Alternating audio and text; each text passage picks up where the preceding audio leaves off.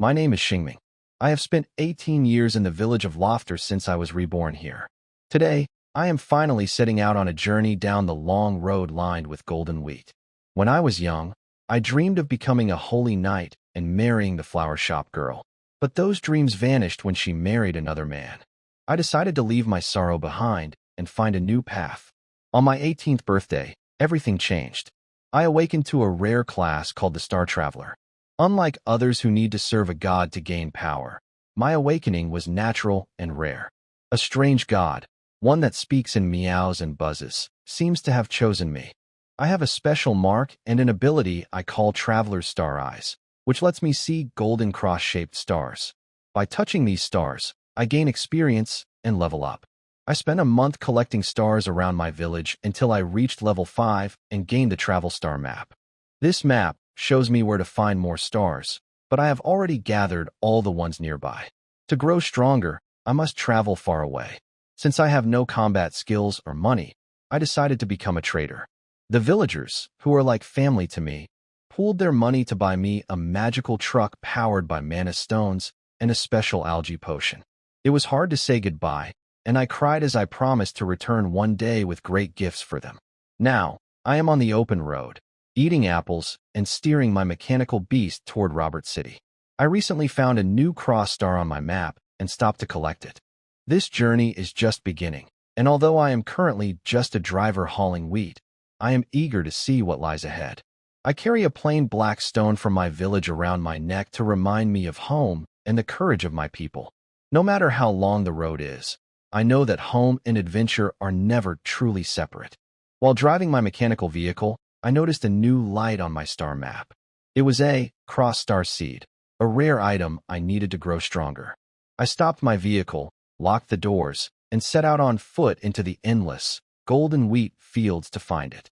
The map showed it was about 2 kilometers away. As I ran through the quiet fields, I enjoyed the fresh air and the peaceful scenery. However, my peace was suddenly broken when I heard a loud rustling nearby. A villager in the distance began waving frantically and screaming at me to run. I realized then that I wasn't alone. A large shadow was moving through the wheat like a shark in the water. A massive, muscular wild boar was chasing me. I sprinted as fast as I could back toward the path, but the beast was much quicker. It leapt out of the wheat and blocked my way. Strangely, the boar had a red ribbon tied to one ear, but its sharp tusks and fierce eyes told me it was a deadly threat. I remembered the advice of my village elders and tried to stay calm. I drew my iron sword, gripping it with both hands. The boar was clever. It disappeared into the wheat only to launch a surprise attack from my side. I used my Star Eyes ability to track its movement through a golden mist, allowing me to block its initial charge. The impact was incredibly powerful. The force threw me backward into the wheat, knocking the breath out of me and causing me to lose my grip on my sword. Unarmed and hurt, I watched as the boar prepared to charge again. I managed to dive out of the way just in time, rolling through the dirt. Luckily, the boar's movement flattened enough wheat for me to spot my sword. I scrambled to grab it, realizing that I couldn't keep running. To survive this adventure, I had to stand my ground and fight. With my sword finally back in my hand, I realized I couldn't outrun the boar. I decided to strike first, lunging forward to drive my blade into its head. The hit was strong, but the beast was tough. The sword got stuck in its skull, and the force of its movement threw me to the ground again. Just as I prepared to retreat from the now frenzied sword boar, a sudden whistle cut through the air, followed by a dull thud. The boar fell dead instantly, pierced by an arrow. I sat in the wheat field, shaking with relief, as a limping man in leather armor approached me. He was the hunter who had saved me. He offered me his water pouch, but I wasn't prepared for the taste. It was filled with a spicy mint liquid that made me choke and cough while he laughed. He explained that the drink helped him focus despite his age. Although he claimed to be 58 and felt slow, I thought he looked much younger and stayed very sharp. We sat together and talked. He praised my courage, and I lied slightly, telling him I was just a simple wagon driver looking for something I had lost. He told me the boar was a notorious pest called the Princess, and it actually had a large bounty on its head. To my surprise, he offered to share the reward with me. When he pulled out a slime pouch containing valuable metal slime, I realized he was a real adventurer. Since I had no way to carry slime, I asked for a few silver coins instead. He gave me 7 silver coins, but then insisted I join him for dinner. I was worried about my delivery schedule, but he reminded me that life is about more than just hauling wheat. He told me that sharing a meal and listening to stories is also a part of a true adventure. His kindness and wisdom won me over, and I realized that learning from an experienced traveler like him was an opportunity one couldn't miss. I went back into the wheat field and found the cross star. It merged into my arm, but I still need one more to reach the next level. I thought about the fight with the boar and how I need more strength to be a true divine child. Meanwhile, the villagers in Lauren were celebrating their feast, but I chose to return to my truck. Soon, the old hunter joined me, carrying a boar's leg. We sat by a campfire, and he taught me how to cook in the wild and how to use spices. He told me that good food helps a person stay strong and focused when they are lost or in trouble. I even copied his secret spice recipe to keep for my own future travels. As we ate, we shared many stories. He told me about his dangerous adventures, fighting bandits, escaping dark cults, and meeting different groups of druids. He also told me a sad story about losing his partner, a wolf, during a battle with a legendary beast. I promised to help him find the wolf if I ever saw it on my journey. When it was my turn, I told him the legend of my home, Lofter. I explained how an old swordsman and the stubborn villagers worked together to carve a road through the mountains because they never give up. The stone charm around my neck represents that courage.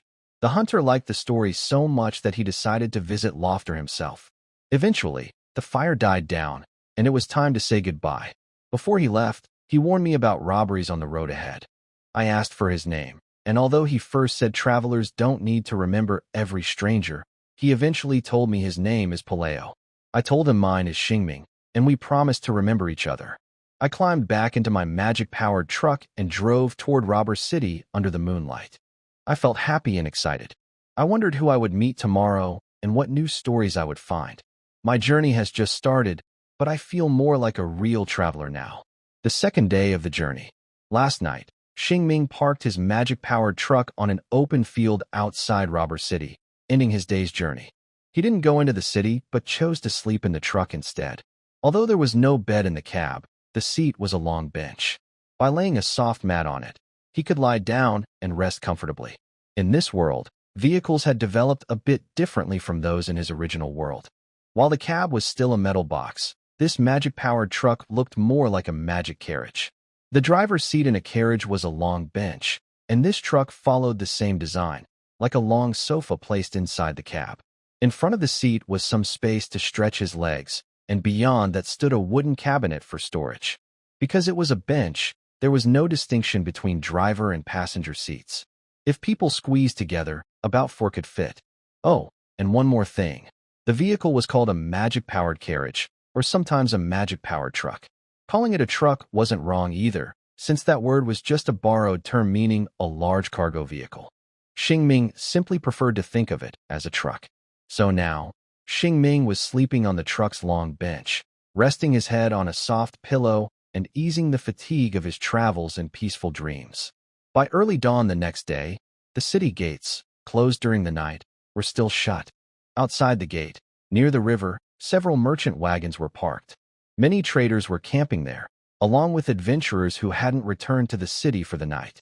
Since they planned to enter the city early, they woke up before sunrise.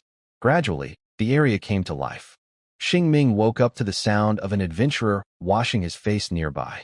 He rubbed his eyes, looked around, first checking the city gate, then glancing toward the river. By the small river and stone bridge, people were fetching water, drinking, and washing up. Thin trails of smoke rose from the open field as adventurers who had camped there started cooking breakfast, chatting and laughing beside their travel spoils. Some merchants were promoting their goods, while others exchanged information and traded items. A new day had begun on this lively continent. Xingming sat up and stretched lazily. Watching others eat made him feel a bit hungry too. Because he had brought too much food from his hometown, he didn't bother to start a fire to cook. Instead, he took a loaf of bread from the cupboard and began to eat. While chewing, he opened the car door and jumped out. The handsome blonde young man looked especially striking as he appeared. In this area, such mechanical vehicles were not very common, So even before Xingming was fully awake, people had already noticed him. Standing in the open space, Xingming stretched his body to ease the stiffness, then walked a few steps to the river to wash his face. He and a nearby middle-aged man both made the same refreshing sounds as they washed. Finally, with a satisfied awe, the young man and the man lifted their heads, brushed their hair back, and squinted as they enjoyed the breeze carrying the scent of grass. The cool, gentle wind felt pleasant and woke up his senses. They exchanged a friendly smile. "Good morning, handsome blonde fellow." The voice didn't come from the man beside him, who had already turned back to his group. It came from behind, a deep, pleasant male voice. Xingming turned around and saw a man in a white robe. The man's smile was kind and friendly. Since Xingming didn't know him, he asked, "Good morning. May I ask what you need from me?" The man slightly lifted his black felt hat as a polite gesture and introduced himself. "My name is Maken, leader of the Maken caravan. I'd like to invite you to have breakfast with us." Xingming was surprised. He had heard of the Maken caravan before. They had once visited his village, and the village chief had even bought him a small toy from them. Although the caravan wasn't large, it was well known among the locals because it only traded within this region. Then Xingming felt puzzled. Why would someone as important as Maken invite him to breakfast? It was hard not to be curious. Maken seemed to notice his confusion and continued with a smile. "Lately, I've been very interested in magic-powered machines. I'd like to talk with you about this truck. Of course, you can also ask me anything you're curious about. As the leader of the Maken caravan, I should be able to answer many of your questions." Xingming suddenly understood. Perhaps the Maken caravan wanted to find a more efficient means of transportation. So he reached out his hand and happily agreed. "With pleasure. Your caravan passed through my village, Lofter, and I even bought a toy from you." Maken shook his hand and smiled. "It's a nice little thing, isn't it? I think it won't break easily, so if it did, you probably wouldn't accept my invitation." It was clear he was confident in his goods, and indeed, Maken's caravan had a very good reputation locally. Because of this, they could keep wandering in one area. Xingming smiled and said, "It has kept me company for a long time." Maken exaggeratedly patted his chest and laughed. "Haha, hearing that, I really feel relieved. Honestly, I was quite nervous just now." He was very witty when he spoke. Xingming walked over to him and introduced himself. "My name is Xingming. I am a driver just starting to do business." Maken walked beside him without any airs. "Future caravan leader, nice to meet you, Xingming." Xingming smiled and said, "Nice to meet you too." He could save his bread for later. Xingming and Maken went together to the front of a wagon train. There were people cooking over a fire. As he approached, a group of people greeted him, and some handed him stew and bread. But only Maken sat with him to eat. They sat by a small campfire and started chatting. Maken asked him about magic energy vehicles. Xingming could tell he knew a bit about them, probably from talking to other vehicle owners or reading about them. Xingming shared many things that interested Maken. As for what Xingming was curious about, he didn't quite know how to ask. Maken was a good person. He asked Xingming what he wanted to do, and Xingming said he wanted to become a trader who travels between regions. Maken explained which cities in the Lorne area offered opportunities, which cities had large trade flows, and where it was easier to find goods for the next stop. He also mentioned what to watch out for, like expiration dates and fragile items. All of this was very useful information. Maken treated him very well. He also showed great respect for Xingming, especially when other traders came to talk to Maken. Ming refused them, saying he would visit later, and did not abandon Xingming after not getting the information he wanted. Honestly, being respected by such a team leader made Xingming feel a little proud. After breakfast, they talked about everything they needed to. Another merchant came to see Maken, apparently to sell some goods. Xingming didn't delay him and stood up to say goodbye. "Thank you for sharing so much with me." "Really, thank you." Maken waved and smiled. "I got the information I wanted, so no need to thank me." To say something a bit sentimental, I hope the children who play with my toys will become even better than me. Goodbye, Mr. Maken. Xingming waved with a smile and turned to leave. Just as he turned his head, he saw a dark shadow rise in the early morning sky. It was a signal, a sign of time. He clicked his tongue and said, "It's been a while. It's time to open the gates." The shadow was the old knight's old cat eagle, flying leisurely out of the city and slowly approaching the wall. Then, This large cat with white wings and sharp claws, just like a normal cat, stretched lazily on top of the wall. Next moment, the sun peeked over the city wall. The first rays of sunlight broke through the plains and rivers, illuminating the young man's golden hair and the cat eagle's fur. The lazy cat eagle kicked its head with its hind legs toward the sun, as if calling the sun itself. It really loved basking in the sun. Every day, it would greet the dawn early, settle on the city wall, and become the city's adorable guardian. Curling up, a big fluffy ball. No one knew when it appeared. It had become the signal for soldiers to open the city gates. Open the gates! Bang! Bang! Bang! As the great iron bell was struck. The city gates, closed at night, slowly opened with a creak, sounding like the city was yawning. Xingming withdrew his gaze and trotted toward his cart. He passed by a nearby carriage, ran forward, and suddenly noticed a pair of bright vertical pupils watching him from the curtain of the carriage ahead. Xingming responded to the gaze and looked at her. A faintly visible girl with silver hair and cocoa-colored skin. Although her features are delicate, like those of a beautiful local girl from Rob City, her skin and hair color suggest she is not from here. Their eyes meet in the first light of dawn, and they gradually draw closer. Soon, he notices her wearing a white cloth dress and sees the tail she holds close to her chest. Gradually, his steps slow down. Then, a merchant who had just visited Loren passes by, blocking his view. Starming's steps slowly pick up again as he leaves the scene. Amid the lively crowd of adventurers and merchants, Starming drives his magic energy truck into the city. He travels along Rob City's main road, which is made of hard graystone bricks. The road is very tough. Over the years, only lazy footprints remain from people and giant beasts that have stepped on it. The main street is wide enough for large beasts to walk side by side, leaving footprints on the stones. Shops on both sides set up stalls and tents outside. As the wheels roll over the hard stone bricks, they make a clear, rhythmic sound. The road stretches straight ahead, lined with 3- or 4-story buildings. They are simple in style, but look nice. Sunlight slants down, adding warmth and brightness. A gentle breeze carries the distant noise of the city. Adventurers hurriedly pass by, heading to the guild to deliver their loot.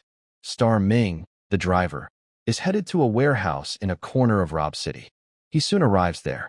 In front of the warehouse, a girl with a good figure, wearing a pale yellow long dress, is looking down at a notebook. As Star Ming and his vehicle approach, she shifts her gaze to his face and smiles.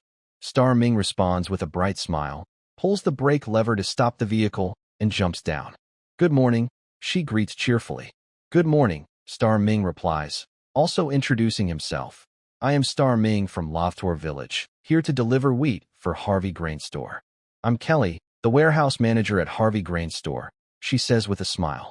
After saying that, she looked through her notebook again to confirm the order from Harvey Grain Store to Lovetor Village. Then she continued, I found it. Please wait a moment. The guy unloading the grain is still having breakfast. If they didn't drink alcohol this morning, they should arrive soon. Okay, I hope their drinking habit doesn't make them late, Xingming casually said. Kelly smiled and said, if they're late, I'll go find them. Xingming smiled and said, I can help. This city has a slow pace of life.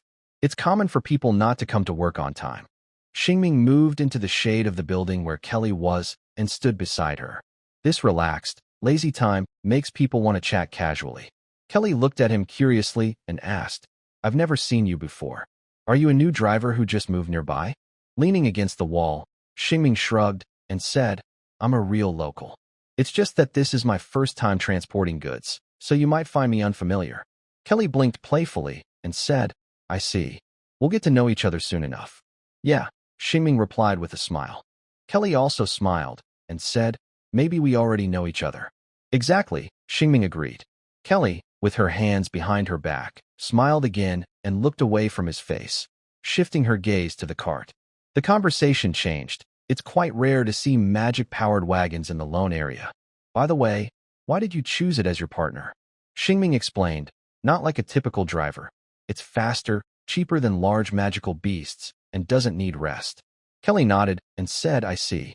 But those weren't the main reasons Xingming chose it. He added, the main reason is that I'm not good at dealing with large magical beasts. Huh. Kelly was surprised and asked, "As a driver, you're not good at dealing with large magical beasts?" Xingming, not a typical driver, said, "Yeah, I'm not good at it, so I chose this. There are always strange people in this world.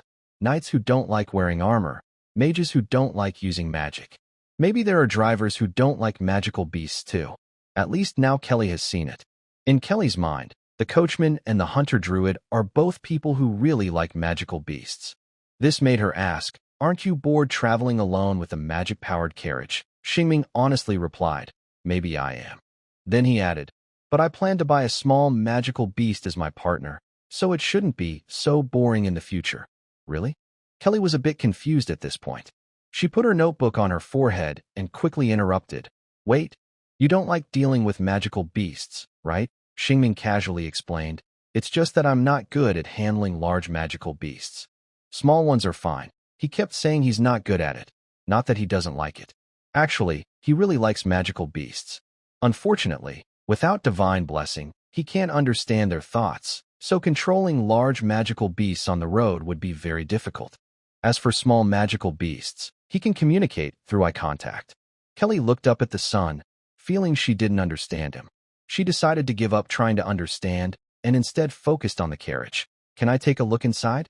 I'm curious about how it's built." Xingming happily agreed. "Of course. I can even teach you how to drive it." "Really? I can do that." Kelly got excited.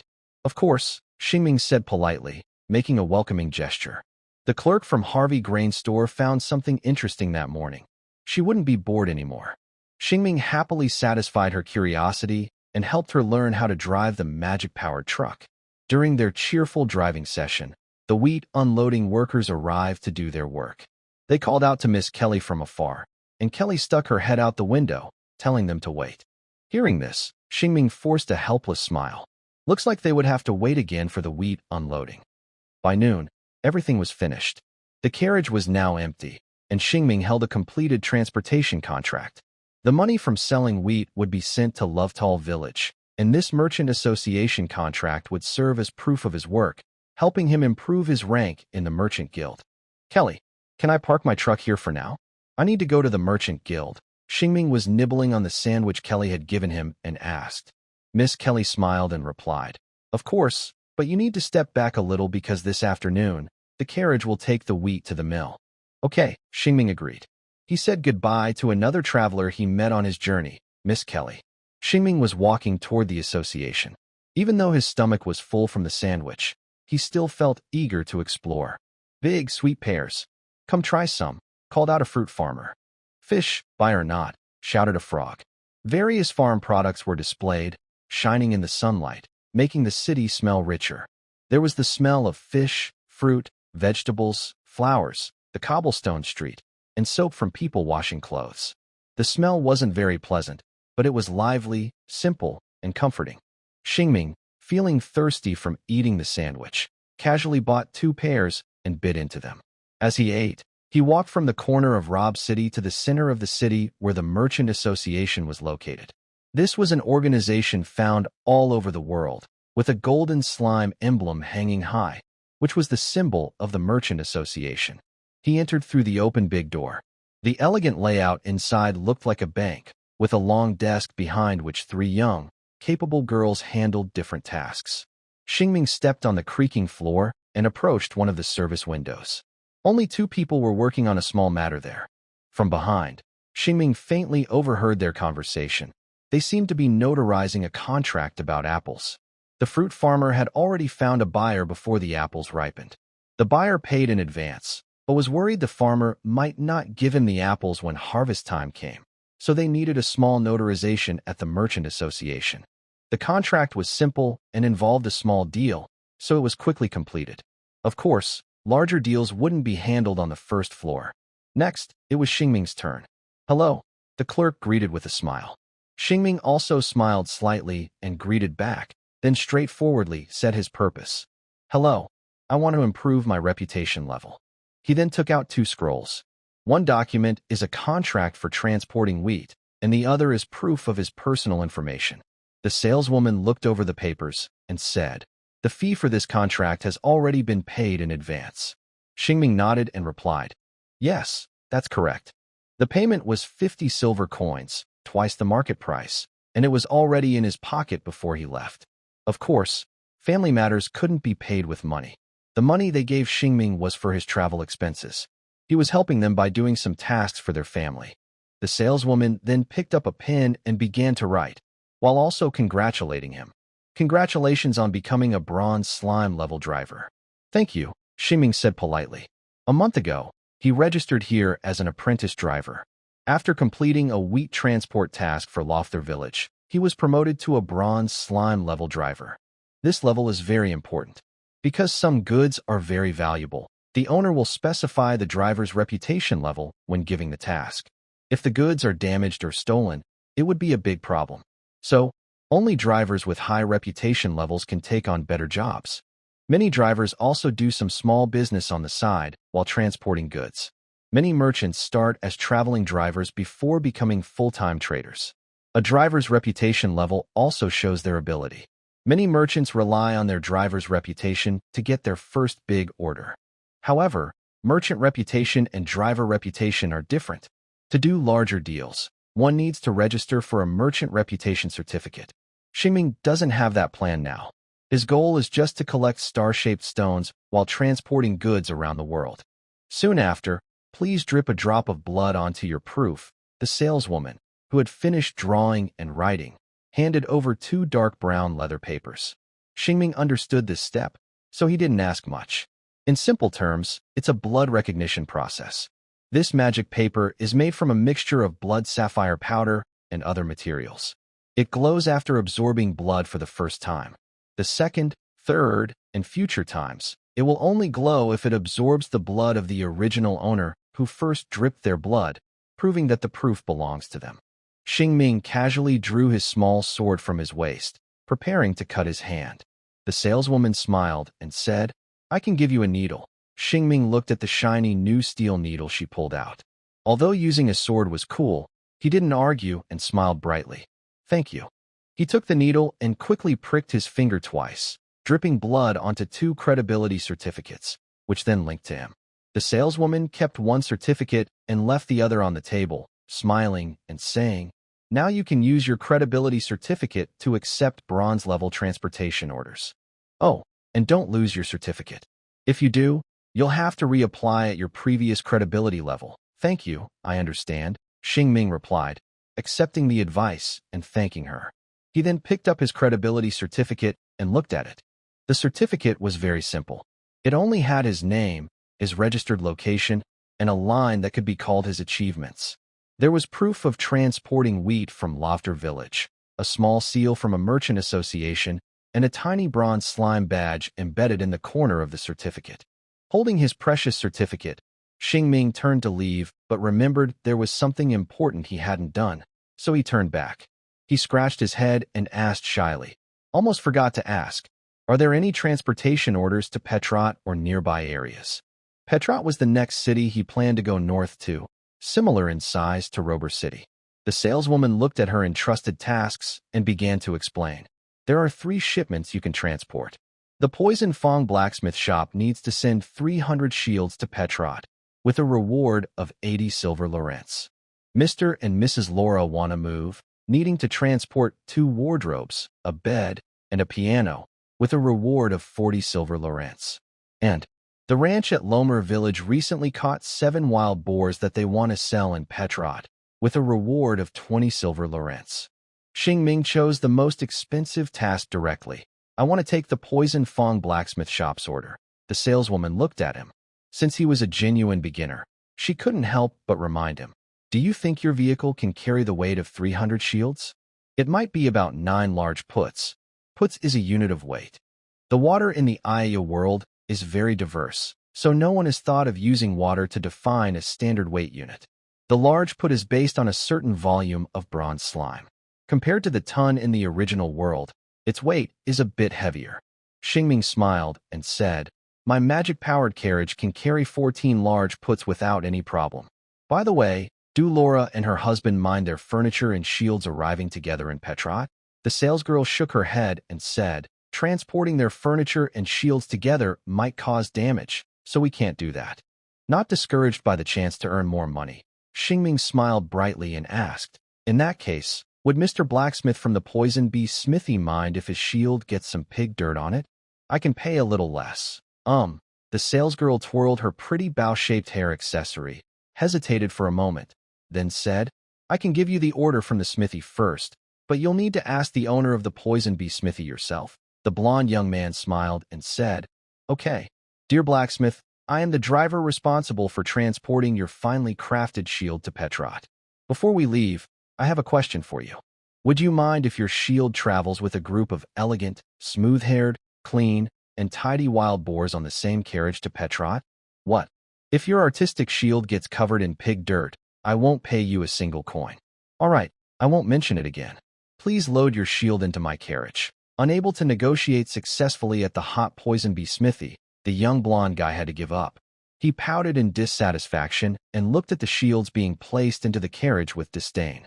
He thought to himself, "Are these shiny silver things really so noble?" Xingming asked the smithy owner, "What kind of shield is this?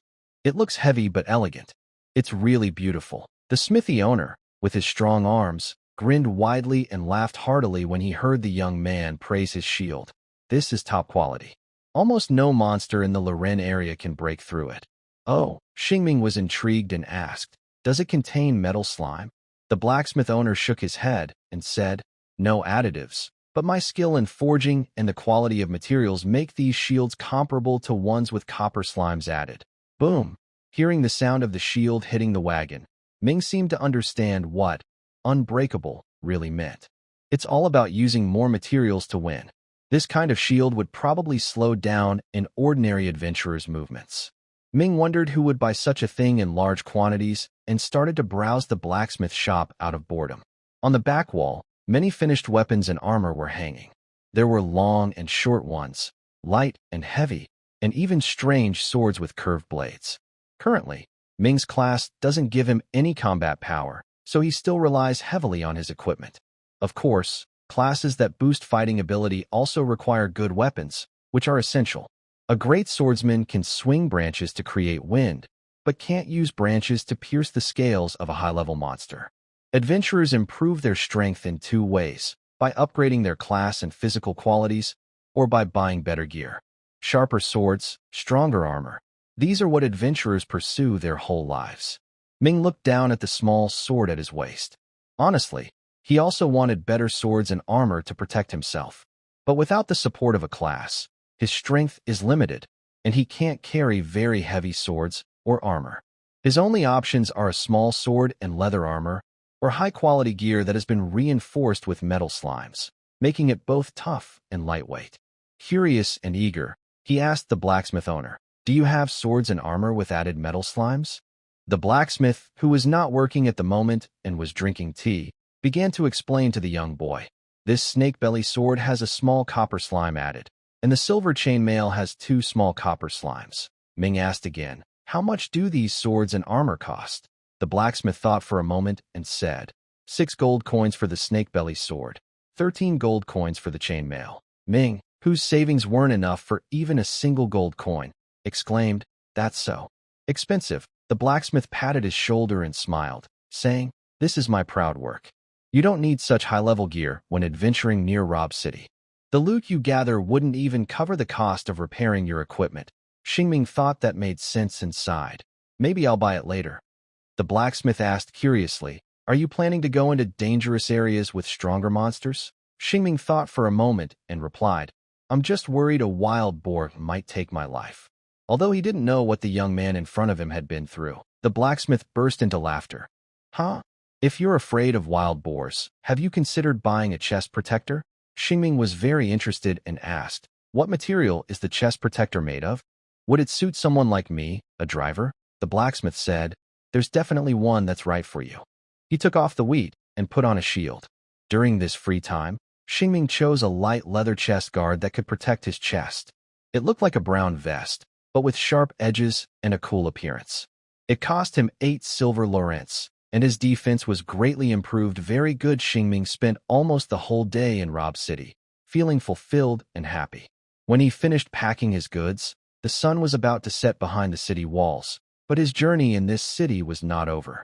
He left his magic energy truck at the blacksmith shop and went alone to the magic stone shop. He spent 20 silver lorents to buy 20 small magic stones. He carefully selected a few stones that seemed to contain a lot of magic energy inside. He borrowed a cart from the shop owner and carried the stones to his magic energy truck. He opened the steel container that stored the green, floating algae potion. Inside, there was a box of clear light blue liquid and several dull black stones that had absorbed all their magic energy. The liquid was harmless to people. Xingming rolled up his sleeve, reached in, and carefully took out each black stone, shook off the remaining liquid, and threw them aside. Shaking was an important step. As one of the greatest inventions of this century, the green floating algae potion was not cheap. One of its raw materials, the horns of the Kuno tribe, was very expensive. The potion was mainly used because it didn't degrade much, so every household bought it to make magic energy lamps. This lamp uses less magic energy compared to the original magic energy lamp, because the solution can absorb the magic energy from the magic stones more completely. In the past, some people would crush used magic stones into powder and reuse them, but now that's no longer necessary. Sorry for going off topic. Xingming was collecting stones, cleaning them, and repeating this process several times. Finally, he threw half of the purchased stones into a container and stored the other half in a storage box. The magic stones he threw in were enough for him to travel to the next city. The extra stones were just in case of emergencies. Xingming finished his magic energy refilling task, which meant he had completed all his work in Rober City. But there was one more place he wanted to visit. If he didn't go now, he would be off work soon. Xingming pushed the small cart borrowed from the magic stone shop owner, rushing along the main street of Rober City. The wheels clattered, and his footsteps echoed as he ran, calling out, "Excuse me," along the way. The sunset glow shone on his blonde hair, making it sparkle like bright points of light. The sweat on his forehead and his smile were the most beautiful sights in the city. After returning the small cart and saying thank you from afar, regardless of whether the shop owner heard him, he headed toward a wooden building outside the shop filled with various plants. As he got closer, Xingming increasingly felt that the strong man outside the shop looked familiar. Gradually, he recognized the silver hair, silver beard, and finally identified the man by his muscular biceps. That strong man was actually an old man, but he still looked healthy and vigorous. When Xingming reached nearby, he greeted him. "Good afternoon, Uncle Bernard." Uncle Bernard tilted his head to look at the young boy running toward him, smiled kindly, and took out his gentlemanly cane, striking it into the ground. Xingming. Uncle Bernard chuckled heartily. "Good afternoon, little knight of Loftor." The collar of his shirt hung on the cane, and Xingming, hanging in midair, showed a look of disdain. Humph. In his mind, he secretly thought, "One day when you can't walk anymore, I will push your wheelchair to join the carriage racing competition." By the way, Bernard was a retired old knight who used to like hanging young Xingming on the tip of his knight's spear. Although he was old and Xingming had grown up, it didn't stop him from still hanging Xingming on his spear. "Can you put me down now?" Xingming asked, his limbs hanging in the air. Uncle Bernard cheerfully put down his cane, patted his head, and asked, "Why is the young knight in town today?" Xingming tidied his clothes and explained, "Uncle, you remember the magic carriage the village bought for me? I've now become a driver. Today, I delivered the wheat from Lofter to the city." "Oh, time flies. The young knight has grown up and can now the village's wheat into the city," the old knight sighed. Xingming, often seen as just a child, helplessly agreed, "Time really flies. The young knight has become a special driver." Uncle Bernard knew about Xingming's situation and was present during the ceremony to communicate with the gods. He patted Xingming's shoulder and smiled, saying, "As long as your heart holds justice and peace, you are a knight. Where are you headed now? Would you like to visit my home?" They were standing in front of a shop with a sign that read, "Sprout's Place." Xingming pointed at the shop with his thumb and said, "I want to buy a small beast cub." "Uncle Bernard, are you on your way home?" Uncle Bernard explained, "My old friend hasn't had much appetite lately. I want to bring him in for a checkup." Xingming looked around and asked, "Where is it?"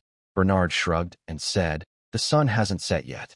I was just about to chat with Dr. Charles for a while." Since they were heading the same way, Xingming suggested, "Then let's go see Dr. Charles together." "Sounds good." Bernard happily agreed. So an old man and a young boy walked side by side into Sprout's place. From the outside, it looked small, but inside it was surprisingly spacious. There were many flower pots filled with fragrant plants, some with unknown names. These were herbs beneficial for magical beasts. At that moment, a kind-faced, silver-haired old man in a black robe was crouched beside the herbs, trimming and pruning. "Charles," Bernard called out warmly. Charles didn't look up but greeted back. "Good afternoon, Uncle Bernard. What brings you here? Is my old friend feeling unwell?" The old knight walking ahead spoke about his purpose. "My old friend hasn't had much appetite lately." Charles stopped tending the flowers, stood up with a smile, and said, "Let's go see it." Old Bernard waved his hand and said, "It's still sunbathing. First, let's talk about this young lad." Behind them, Xingming greeted, "Good afternoon, Dr. Charles." "Good afternoon," Charles replied with a smile. "Young blonde guy, what brings you here?" Xingming said. "I want to buy a baby magical beast." Suddenly, a girl's voice came from the back of the room, scolding, "Don't tease little Lely. Naughty kid." Through the window in the wall, they could see a courtyard where a girl in an apron was chasing something, probably a baby magical beast. Charles thought for a moment and asked, "What kind of magical beast are you looking for?" Xingming briefly explained his idea, an adult one that can carry people, not too strong in fighting, and preferably cheaper. Charles searched his mind for suitable magical beast cubs and recommended, "You could buy a swift wind pony." Xingming asked, "Can horses be kept in a carriage?" His unusual question made Charles scratch his sparse Mediterranean-style hair and say, "Of course not. Horses need wide open plains and freedom."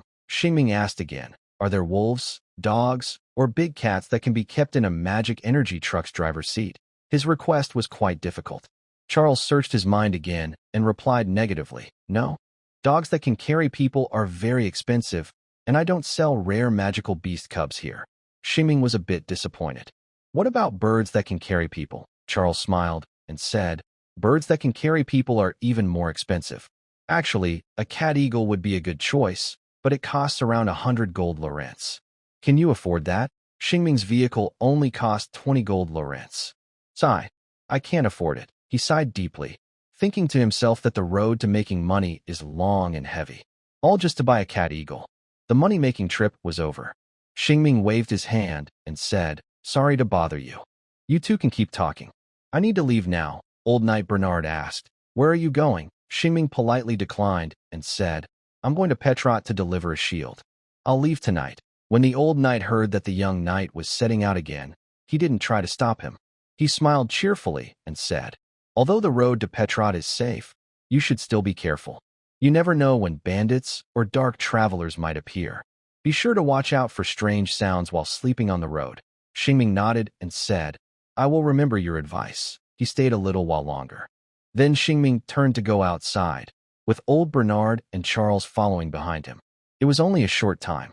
Outside, the sky was painted a lazy orange-red by the setting sun.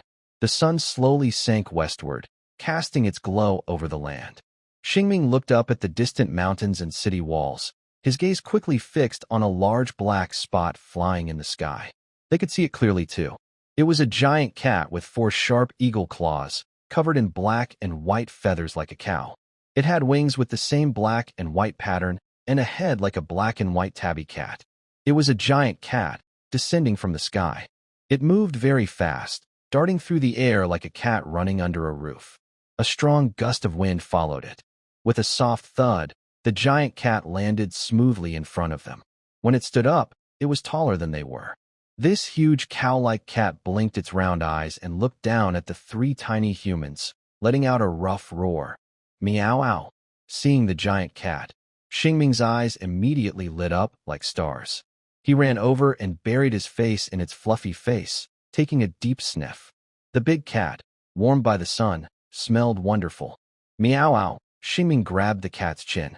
The cat quickly closed its eyes comfortably, curled up into a fluffy ball, and purred. He knew he probably wouldn't get to pet this big cat for a long time.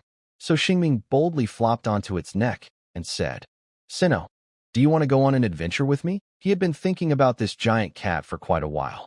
Grandpa Bernard laughed heartily and said, "It's no longer curious about the world and doesn't want to go on adventures anymore." Starming also spoke casually. Finally, he took a sip from the soft belly of the big cat and said goodbye. All right, Sinuo. Stay in the city and enjoy the sun. Next time I see you, I'll bring a huge ball of yarn. Seeing the playtime end so quickly, Sinuo, the cat eagle, stretched its wings, stood up, and pawed at its chin, making a meow-like sound as if saying farewell. Grandpa Bernard looked around and asked, Star Ming, where is your mechanical carriage? Star Ming replied, at the Poison Bee blacksmith shop. It's a bit far, and Grandpa Bernard chuckled. Let Sinuo take you there. If the young knight still likes riding on a cat's back, flying feels amazing. Star Ming really wanted to experience it again. But then he thought better of it and said casually, Sinuo needs to see a doctor. I can walk there myself. Goodbye. Charles laughed and said, Haha, little Star Ming has become a real knight now. You've learned to protect your friends and family. Grandpa Bernard smiled and said, in that case, go on your journey. Little knight from Loftor, the holy light will guide your way. If you face danger, Uncle Bernard and Sinuo will help you fight evil. Sinuo let out a harmless meow and then curled its tail around Star Ming, tossing him onto its back. Star Ming wasn't afraid. He simply asked, Sinuo, what are you doing? In the next moment, the black and white spotted cowcat flapped its wings and took off into the sky. After a long time, Star Ming was once again carried into the air by the big cat, and he saw the sunset falling behind the city walls. Sinuo knew this young boy loved playing on its back. Usually, it was reluctant, but today it seemed to realize the young boy was about to leave. It made an exception and flew around the city with him, circling again and again. The joy of flying made Star Ming shout with excitement. The old folks in the city watched and smiled happily. On the surface, their lives seemed to have lost purpose, and time no longer mattered. But in truth, it was still meaningful to see the young boy laugh so freely. The young man with golden hair, holding onto cat fur, had the courage to lift his head against the rushing wind and look toward the unknown road and distant future. Feeling that he had played enough, he said to Sinuo, you should see a doctor, and we landed there. Meow? Xingming returned to his truck, gave a final hug to the big cat's neck, said goodbye, and set off alone again at another evening. On the other side, at the Sprout house, old Mr. Bernard asked, how is Sinuo? Charles patted the cat's belly and said, too much inside, which makes it lose its appetite. What have you been feeding it lately? Old Mr. Bernard replied, it really likes the bread my son-in-law makes. While the city gate was still open, Xingming entered through the south gate and left through the north gate. The straight stone brick road inside the city stretched forward on firm ground until it reached a small river flowing gently. Across the river was a simple but practical stone bridge. After crossing it, the road suddenly widened, changing from hard stone bricks to packed dirt, flanked by apple orchards and wheat fields. A gentle evening breeze swept through, making the wheat waves roll and filling the air with the scent of fruit. On the hillside, a small mill could be seen. It was Harvey Grain Store. If it was your first time visiting Rabar City, you might think the scenery from the south and north city gates looked quite similar, both showing peaceful countryside views. But Xingming, who always entered and exited through the south gate, could feel a big difference. Because he knew this road led to the unvisited city of Petrod, a path toward freedom. The scenery was unknown, and the people unfamiliar. Everything on this road was new and fresh. Since awakening his class, Xingming had been searching for the cross star on the roads between Rabar City and Lofter Village. This meant that on the way to Petrod, treasures were hidden everywhere. Nothing excited travelers more than the adventure of finding treasures. The wheels rolled on the dirt road. Breathing in the fresh evening breeze, Xingming gradually left Rabar City behind. The small river behind him was lit by stars and fireflies, and the distant road grew dim but peaceful. Facing the unknown, Xingming felt no fear. The young man in the carriage hummed a song, stared at his star map, and a passionate fire burned in his chest, matching the calm night around him. Surrounded by apple trees and wheat fields on both sides, he enjoyed the journey and felt excited to move forward. After traveling about 2 miles, the star map started to flicker. Already the first one, just one more star to reach the next level. Ming eagerly pointed around the star map to confirm the direction. He continued driving for about 10 more minutes. On the main road, Ming and the cross star stopped at roughly the shortest distance. There were no more wheat fields along the road, only a hillside with low plants, and in the distance, a light could be seen on the hill. Looking carefully, it was his cross star waiting for him on the hillside. Ming smiled as he searched inside the car, the sound of metal clinking. Soon, he found a magic lamp that emitted white light, used for walking at night. Before getting out, he also took his small iron sword to defend against wild boars. Locking the car with his key, he held his sword in one hand and the lamp in the other, wearing the chest armor he bought in Robber City, and began his short journey to find the star. Remembering the wild boar incident, Ming was very careful when stepping into the low grass. He walked while sweeping his sword through the grass, not because of fear of boars, but to guard against a sudden attack from a poisonous snake. He moved forward through the grass, and the evening breeze carried the rich scent of grass as he passed.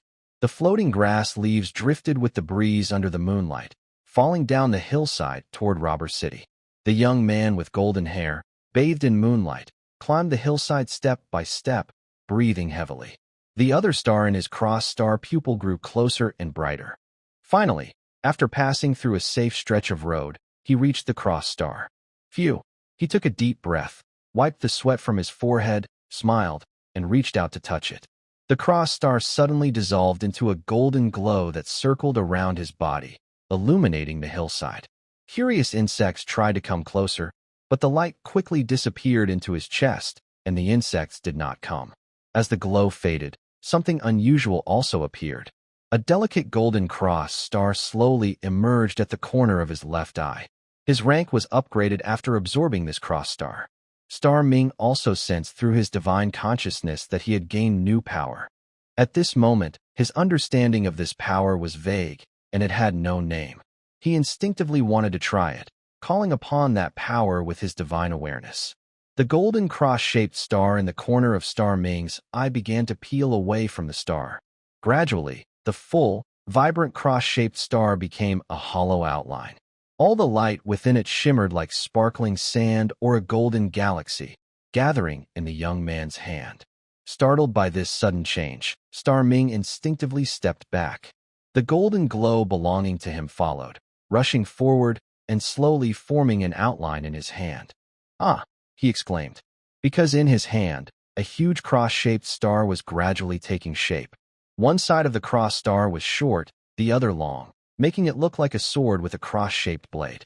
The cross star reflected in Star Ming's pupils, showing a beautiful sword.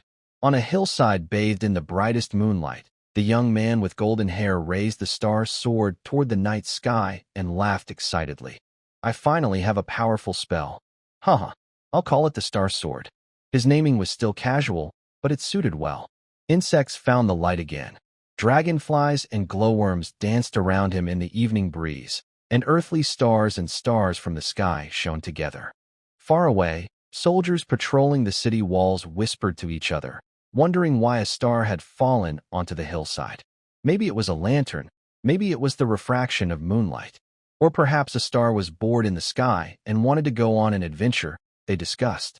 Whoosh, whoosh, with the star sword in hand, Star Ming swung the star on the hillside, slicing out 2 brilliant streaks of light. Feeling it wasn't enough, he swung it a couple more times. Whoosh, whoosh, the star sword had no weight, like swinging a giant glow stick. He had just said he now had a powerful spell, but he wasn't really sure. Star Ming swung the star sword left and right, trying to see what power it held. So he looked around and finally found a big, black stone on the hillside, so big and dark that even jumping and kicking couldn't flip it over. Standing in front of the stone, he raised his star sword high and aimed at the large rock, swinging it down in a single strike. At the moment the star sword made contact with the big stone, bang, his sword turned into a dense golden mist. After a brief pause, it dissipated into the air with a gentle evening breeze.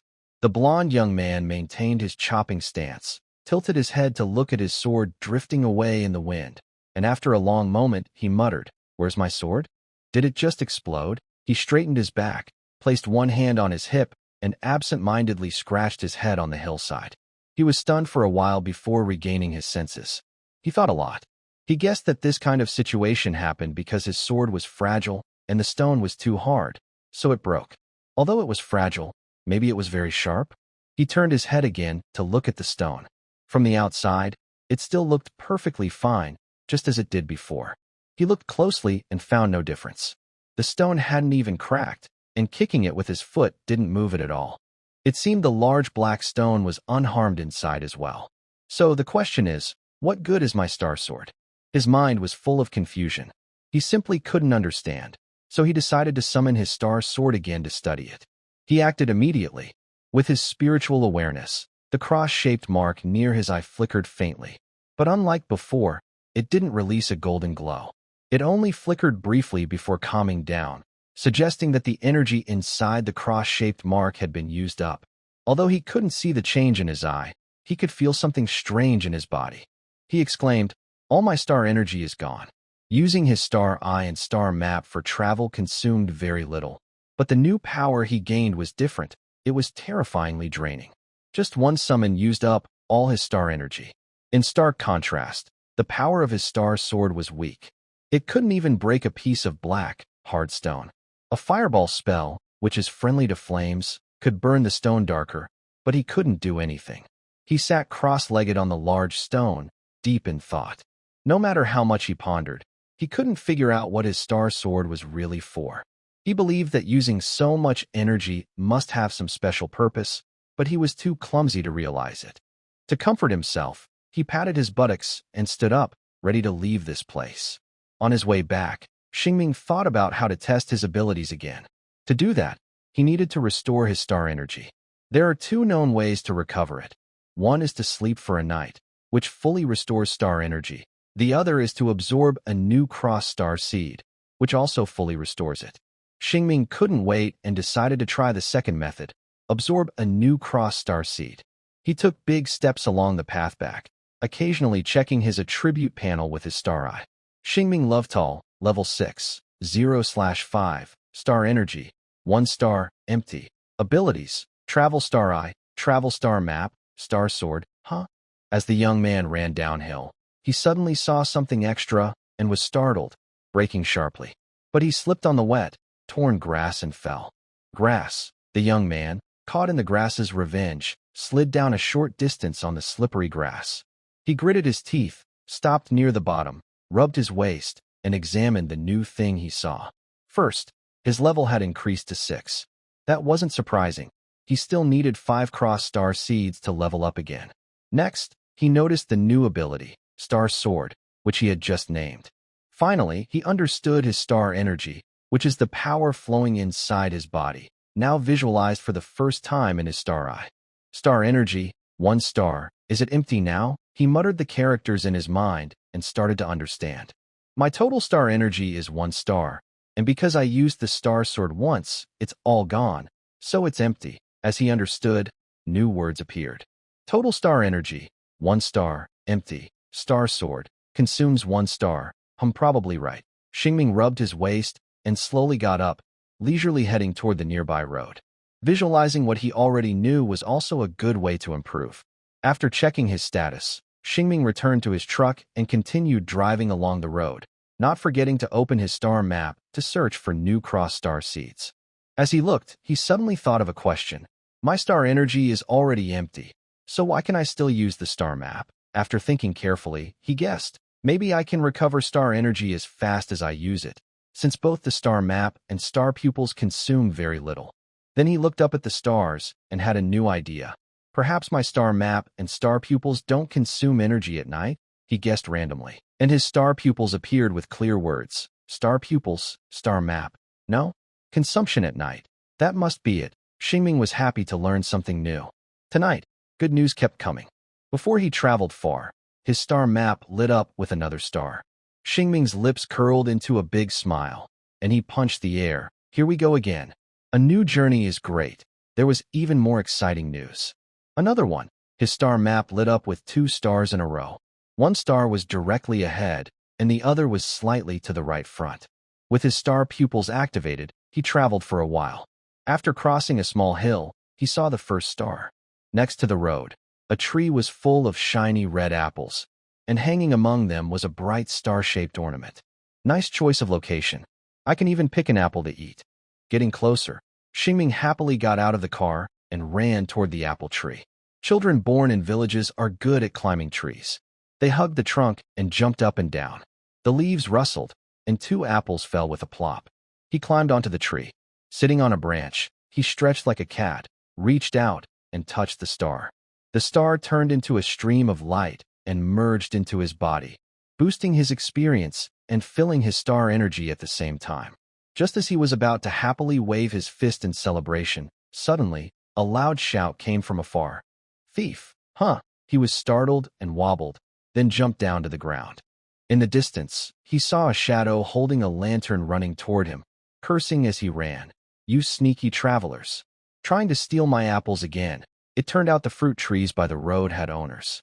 And because the apples were often stolen, someone built a small wooden house nearby to guard them. Ming-Xing wanted to explain, but felt he couldn't find the right words. He grabbed an apple that had just fallen from a tree and ran toward the car. Since there was already a misunderstanding and the apple was on the ground, he thought, might as well eat it. He quickly jumped into the car, and driving away was like escaping. He stuck his head out the window, and the person holding the lantern was no longer chasing him, shouting that he would beat him next time. Ming-Xing thought to himself, they didn't see who I am, and they won't recognize me next time. Maybe I can pay them back with a couple of coins. He drove a little further. He looked at the star map and suddenly realized an important thing. That star is also in the apple orchard. Sweating, Ming-Xing put on his armor and turned the car around to go back. Not long after, a loud shout came from the orchard. "Wow, you dare to come back? Huh?" Ming-Xing was chased and yelled loudly. Even those who couldn't beat him made him stronger. In the end, he safely got the star and, while munching on the apple and driving, managed to escape smoothly. Adventures are really exciting. Ming-Xing wiped his forehead in the night breeze. His journey to Petrot was not yet halfway done, and he wondered if he could level up again. Apples are really delicious. Next to the road from Rob City to Petrot, there was a farm. It was a vast grassland with neatly arranged wooden fences like guards. A winding road ran through it, with cows resting quietly in the moonlight. The grass was lush and swayed under the moon, creating a peaceful and beautiful scene. Tonight, a carriage was traveling along this scenic route, a guest of the farm. Inside the carriage's shelter, a girl sat holding her tail, bored, watching the scenery change behind her. She hoped this was the last stop of her journey with the carriage, but she didn't want it to be the last stop of her life. Sigh.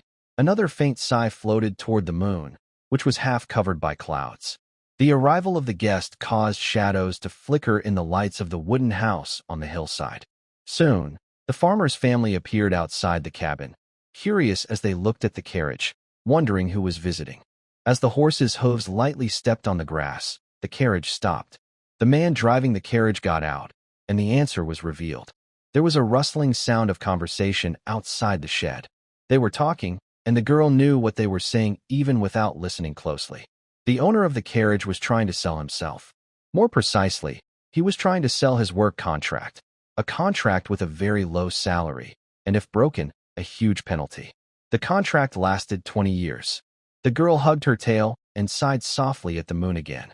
She wondered how she ended up in such a situation. She blamed the remote hometown, which was very poor and closed off, and she blamed the cunning merchants. It's a long story, but I'll keep it short. 6 months ago, the Sinclair tribe, which was her hometown, survived by hunting and taking on adventure jobs. A group of merchants came. They helped rebuild many basic facilities for the tribe, greatly improving their living conditions, and bought many crafts made from monster bones. For a while, the tribe thought these merchants were good people, but it didn't last long. The merchants started tricking young people from the tribe into becoming adventurers outside, signing work contracts with adventurer guilds. Having seen the outside world and heard stories from the merchants, the young people wanted to see it for themselves. The pay was very good, much better than hunting near home, so they agreed. A group of young people, including the girl, signed contracts with the merchants. She was the youngest and the weakest among them. When they crossed the ocean and arrived in another continent in the Aya realm, the merchants revealed their true nature. They sent well-equipped mercenaries to watch over the young people, put shackles on them, and then sold them off in different regions.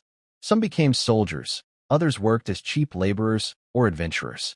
Only then did they realize the contracts they signed were a problem. They weren't good contracts. They were slavery contracts. The young people of the Sinclair tribe want to escape, but once they do, they become wanted criminals in this area. Still, some manage to escape, though no one knows what happens to them afterward. The tribe members who sold her were not wealthy and lived near Robur City, which had no wars. Only she remains now, and the trader who accompanied her is gone, leaving only the last person. She is the youngest and the weakest among them. She is not very good at fighting and not very strong. That's why she was kept until today, under the moonlight, in this area where slavery has been abolished, and on this farm where she is sold as forced labor. 20 years have passed. Who would want to spend their best time here? If she hadn't been sold in the Lorne region, she wouldn't know who her contract would end up with. Right now, the trader and the farm owner are still talking. Maybe the trader is very good at talking. Suddenly, someone calls out, "Raphael, get off the carriage." The girl, holding her tail, sighs softly again. She releases her silver tail and clumsily jumps down, dragging her shackles step by step toward the front of the carriage. She is very short, even shorter than the farm owner's 14-year-old daughter. Feeling uncomfortable under their gaze, she avoids looking at the farm owner's family. But she doesn't lower her head. She lifts her face high and glances at the bright moon with the corner of her eye. It seems her spirit moved them. At the same time, because this farm bought more land and livestock this year, they indeed need more workers. In the end, the farm owner's family decides to buy this very affordable girl. The trader is also happy, secretly thinking he finally got rid of the last item. They go into a wooden house to exchange the contract, then happily shake hands and chat about trivial things. It's already late, and the trader decides not to bother anymore. He leaves, giving one instruction: don't unlock her shackles, and then departs, leaving the girl alone on the farm. The farm owner's family notices that her delicate ankles, shackled, have inflamed wounds. The farm owner's daughter feels sorry for the girl her age and asks her father to unlock the shackles, wanting to help treat her wounds. Actually, the farm owner's family intends to treat this girl kindly, despite her strange arrival in their land. But the girl thought this was a chance. She was tricked into coming here and believed that everyone outside was bad. Before the merchant could cross the grassland, there was noise behind him. Chickens flapping, pots and pans clattering, and a door slamming. The girl, who was not chained, ran so lightly and quickly under the moonlight. The farm owner's family didn't expect her small body to have such strength. She was so agile and graceful. A silver tail followed behind her. It looked like a free sail in the wind. Then, the merchant who hadn't yet left the door was unlucky. He was captured along with many awakened workers by the farm owner. It seemed the money he just earned would be taken away under the threat of many rakes. He secretly cursed these people for being so foolish. A new adventure was very exciting. That night, because of the excitement, he didn't have a good dream to end the day. Puff! A young man's face peeked out from the bushes. His blonde hair was covered with grass, small twigs, and a caterpillar eating dinner. He didn't mind these. His eyes were full of the pattern of a cross star hiding behind the grass. Good, another one. After the chase in the apple orchard, Xingming had collected his 4th star tonight. He was 2 cross stars away from reaching the next level. Before absorbing it, he called out his star sword to test it. During the apple orchard adventure, his star energy had already been replenished. He moved his mind, and the cross star pattern on the corner of his eye lit up again. Gold dust separated and wove into a star sword in his hand. This time, instead of using a dark, hard stone, he chose a sturdy tree. He prepared himself and swung his sword. Bang! The star sword, which had just formed, turned back into gold dust. His sword exploded again. Xingming scratched his head, confused. He still didn't understand what his star sword was for. He quickly absorbed the stars in the bushes to refill his star energy and gain some experience for leveling up. The experiment failed again, but he wasn't discouraged. He comforted himself internally, thinking maybe his current rank was too weak, so the sword was fragile. He just needed to improve himself. After absorbing 2 more stars, he could level up again. Maybe after a promotion, his sword will become harder. At this moment, he has no sleepiness. He plans to collect 2 more stars and see what changes happen before he sleeps. He turns his head and dives into the bushes onto the main road. casually brushing off leaves and small twigs from his hair. Just as he is about to return to his magic energy truck, he feels an itch on his back. He reaches out and scratches. The fuzzy feeling on his fingertips makes him shout in surprise. Ah! Soon after, he continues on his way. His view suddenly opens up after passing a small hill, with no trees on either side, just endless grassland. Through the fence, the herd of cattle, and the figures holding lanterns moving across the grassland. He can tell this is probably a ranch. Tonight, it's quite lively here.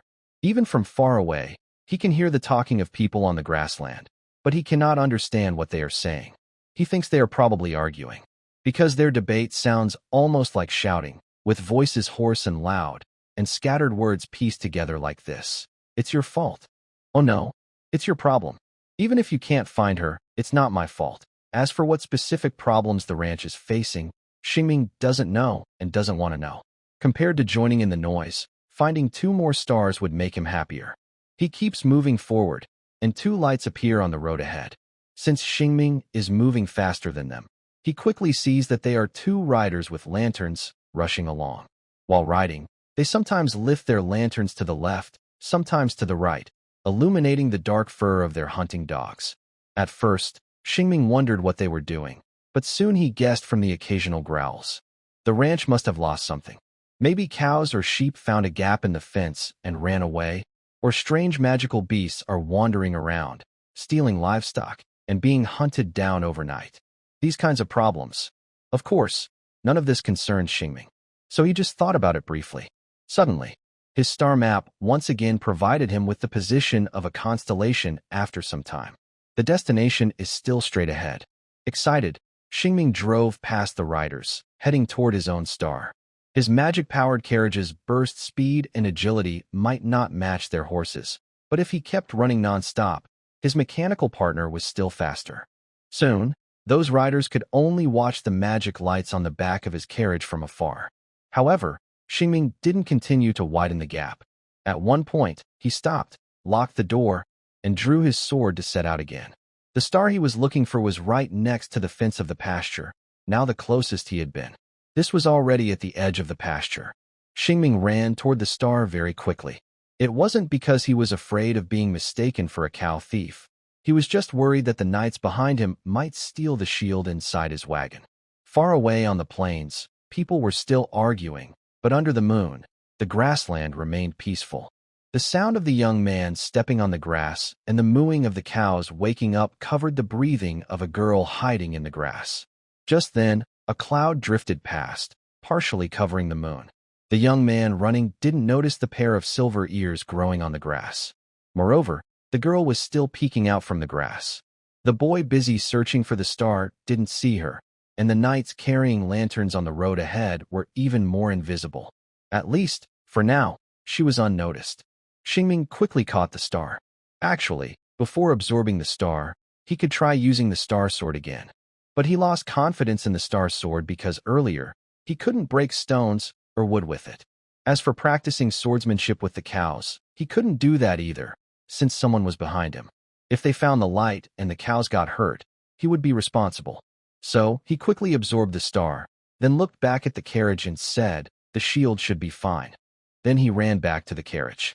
When he sat on the bench inside the driver's cabin, clang. The young man froze.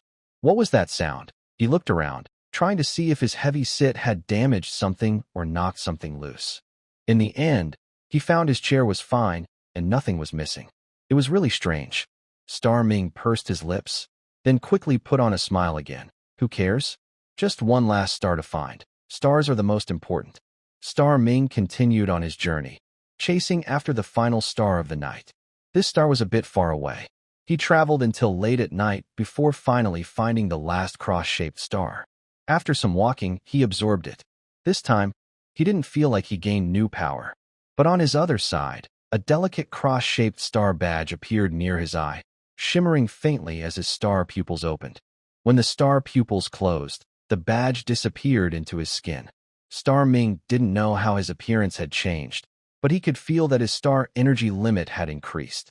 It seemed to have doubled. He opened his star pupils again to check himself. Sure enough, star energy. 2 stars, from 1 star to 2. Such a big change made Star Ming smile again, perhaps for the many times that night. His star energy had doubled, and he could now use his star sword twice. Although I don't know what this star sword is for, who cares? That night, his star-chasing journey was very enjoyable. His power had grown a lot. He ran back to his carriage and continued forward for a while until he found a flat open space, where he parked his big vehicle. He stopped, took out a pillow, and went to sleep. That night, the young man, busy all day, snored peacefully, and a shield with a small tail was breathing evenly. They both rested peacefully on this peaceful land. Morning. On the open ground, the first rays of sunlight slowly spread from the east, covering the grass, the forest, a small unknown village on this continent, and the road. The sunlight made the dew on the roadside grass sparkle like tiny jewels. Birds that had woken up early chirped in succession, urging the start of a new adventure. In this way, amid the pleasant alarm clock and sunlight, Star Ming in the carriage was awakened. He straightened up, rubbed his hair, looked at the sun for a moment. Then, after a brief daze, filled with energy, patted his face and said, "Get up." He was shouting this to himself. A person's vocal cords can get damaged if they don't use them enough, so talking to oneself is good for health. The first thing to do is fill the stomach. Eat something. I really don't want to bite into this tight bread. He searches through his storage cabinet and finds some seasonings, dried meat, bread, butter, and a bit of vanilla. Starting the day with a good meal is important to recharge energy for the busy day of searching for stars. Xingming decides to make a proper breakfast. He rummages through the cabinet again and finds the cooking tools needed to start a fire. Carrying a bunch of supplies, he opens the car door and steps back into nature. The air is filled with the fresh scent of grass and flowers, typical of the morning. He takes a deep breath, feeling refreshed. He is near a steep mountain wall, with birds singing in the forest above and the gentle sound of the breeze rustling the leaves. Sometimes, distant animal sounds can be heard. There is no city noise or crowds here, only lively nature, beautiful and full of life. The young man happily moves around on the flat ground. He takes some dry wood and hay from his toolbox, placing them under an iron stand. Then he takes out a box of matches, strikes one, and starts a fire. Next, Xingming places a pot on the metal stand. Now he can start cooking, but he forgets to take a knife and fork from the car.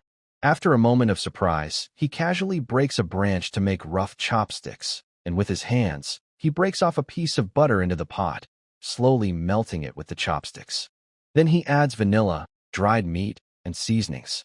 The rich smell of milk and pepper spreads as he stirs with the branch, blending with the rising smoke. Suddenly, a rustling sound comes from the hillside. Soon, a line of fluffy little ferrets appears on the mountain wall. They stand still, paws on their chests, mouths wide open, clearly craving the food.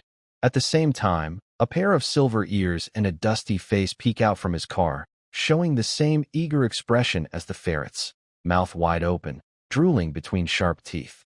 These little creatures are very greedy and quite timid, so they don't dare to come and steal food.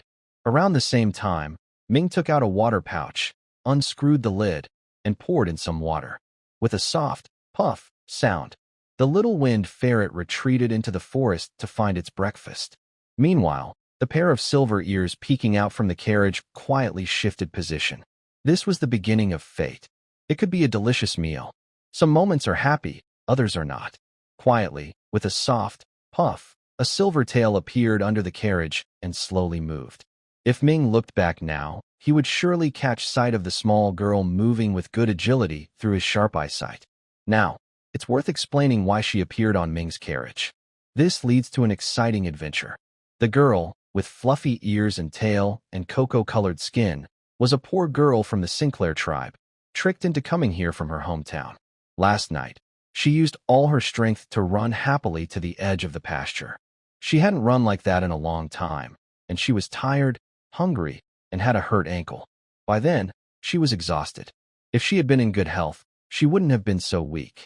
At that moment, she should have kept running forward, no matter what, and definitely not let herself be caught, because that would be the end.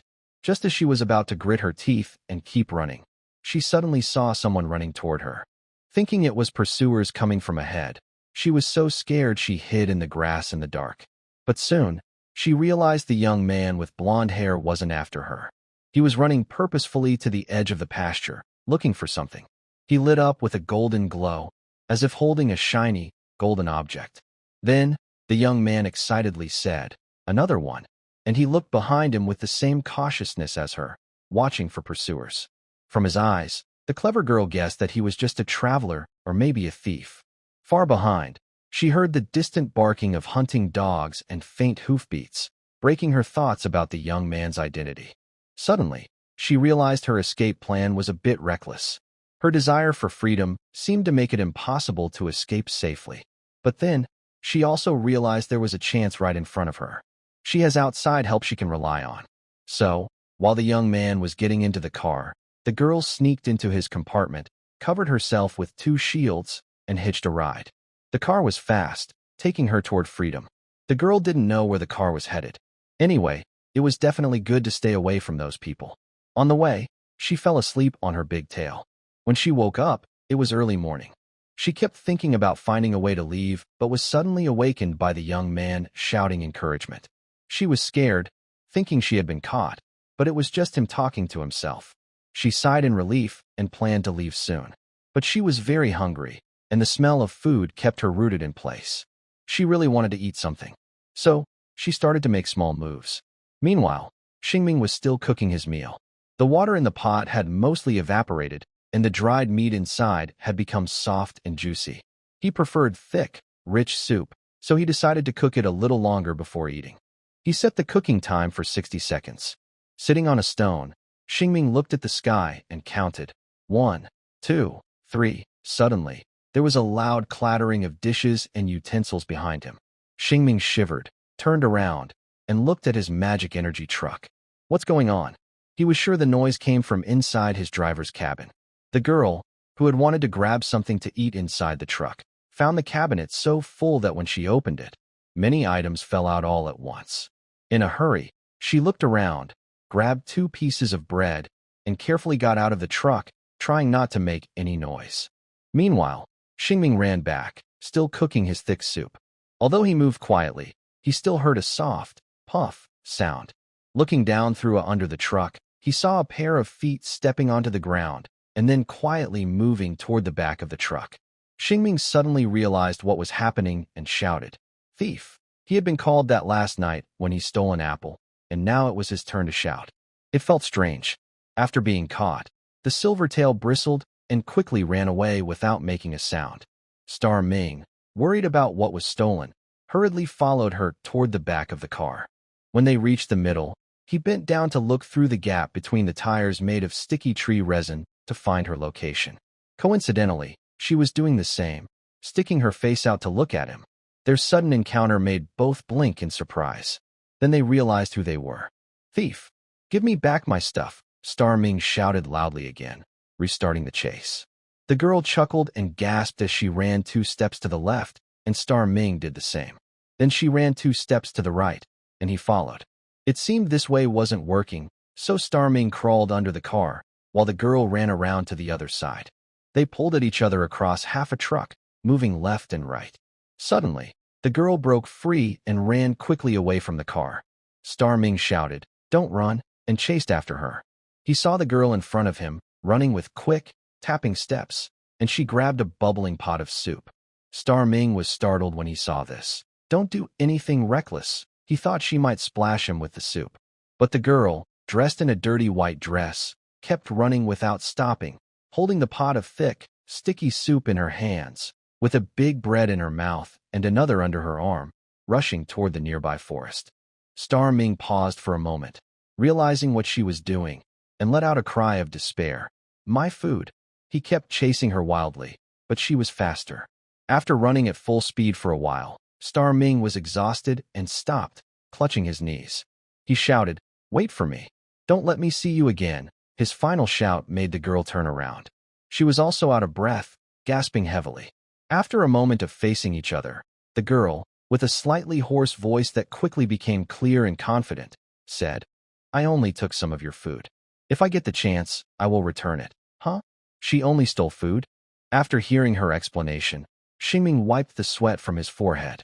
Feeling a bit more relaxed, He looked at the girl in front of him. He saw that she was dirty and looked very pitiful, as if she had been through something difficult. Could she be a homeless girl? A stranger in a strange land? Suddenly, Xingming remembered where he had seen her before. If he remembered correctly, it was outside Robber City. But that didn't seem to be related to today's events, so it wasn't important.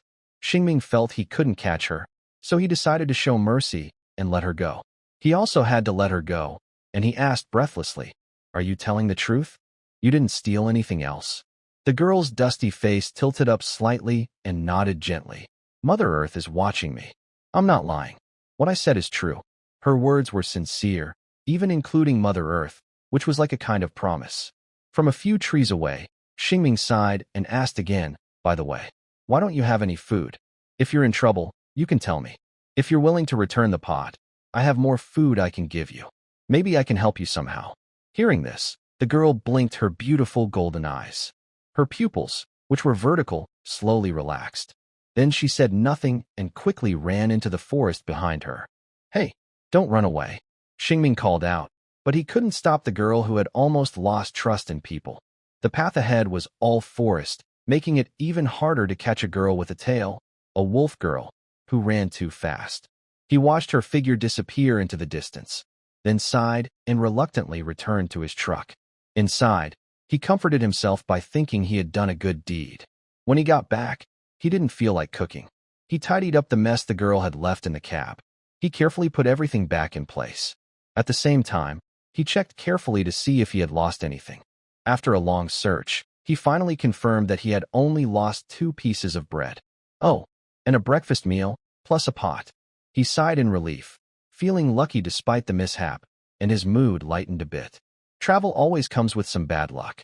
If every little thing made you upset, there would be no point in traveling, just drinking and sighing every day. Star Ming, who still feels somewhat open-minded, considers this just a small part of the journey. After adjusting, he finds a tight piece of bread and takes a bite of clean water, choking a little. He hasn't eaten much yet. Suddenly, a large creature emerges from the forest. Star Ming widens his eyes as he watches the silver tail sway and notices the other person holding his pot. Unlike before, the girl's mouth is stained with soup, and the pot is now empty. She only steps 2 steps onto the open ground, then puts down the pot and quickly runs back into the forest. Seeing this, Star Ming smiles helplessly and teases himself inwardly. "Thank you for returning the pot." Not wanting to ask her for breakfast again, Star Ming simply gnaws on his bread. After a while, those silver-gray ears peek out from the forest again. This time, they hold a long wooden stick. Star Ming is a bit confused. What is she trying to do this time? She quickly runs to the truck. Confused, Star Ming opens the door and jumps out, and the girl is waiting for him nearby.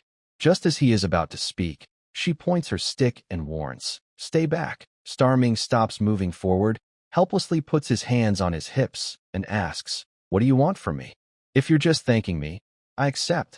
The girl's sudden return was part of her well-thought-out plan, while she was hurriedly eating the delicious thick soup Star Ming made.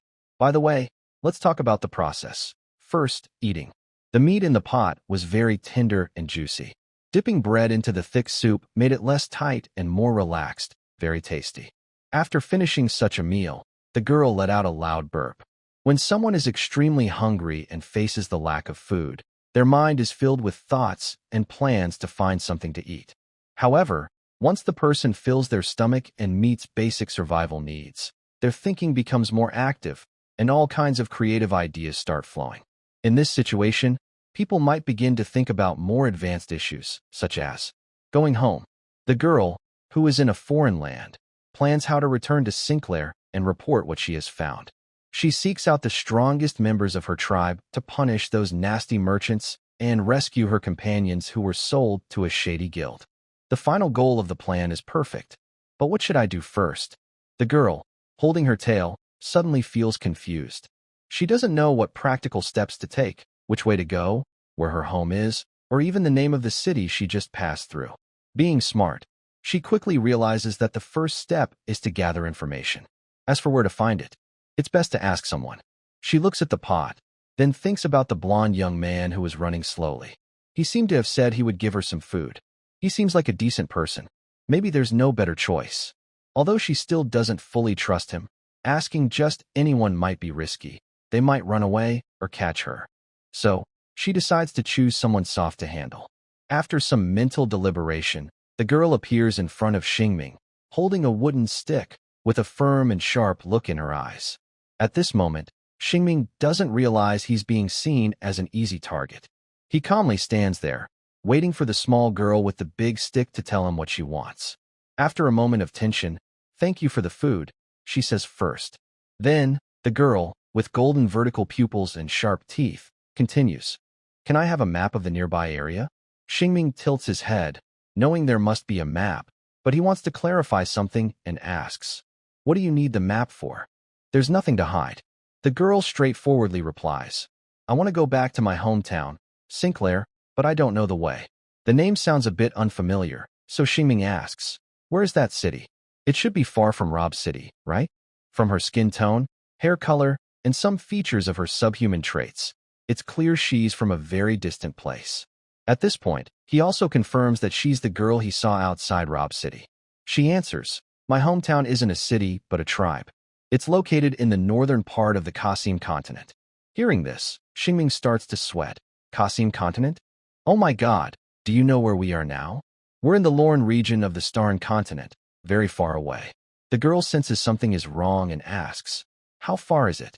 Star Ming touched his forehead and thought, "Basically, it's very far away, across other continents. If I try to walk there, I would never reach it in a lifetime because there's also an ocean in between." The girl had traveled by boat before and now remembered she needed to take a boat to go home. Her plan became more detailed after hearing the young man's words. She continued to ask, "Please give me a map. I want to know where I should go to catch a boat. Also, please give me some food and the fare for the boat." Wait a moment. These requests made Star Ming feel overwhelmed. Although he was kind, the girl was asking for too much. "Is this a robbery?" Star Ming spread his hands and said with a very helpless tone, "I will give you my map, money, and food.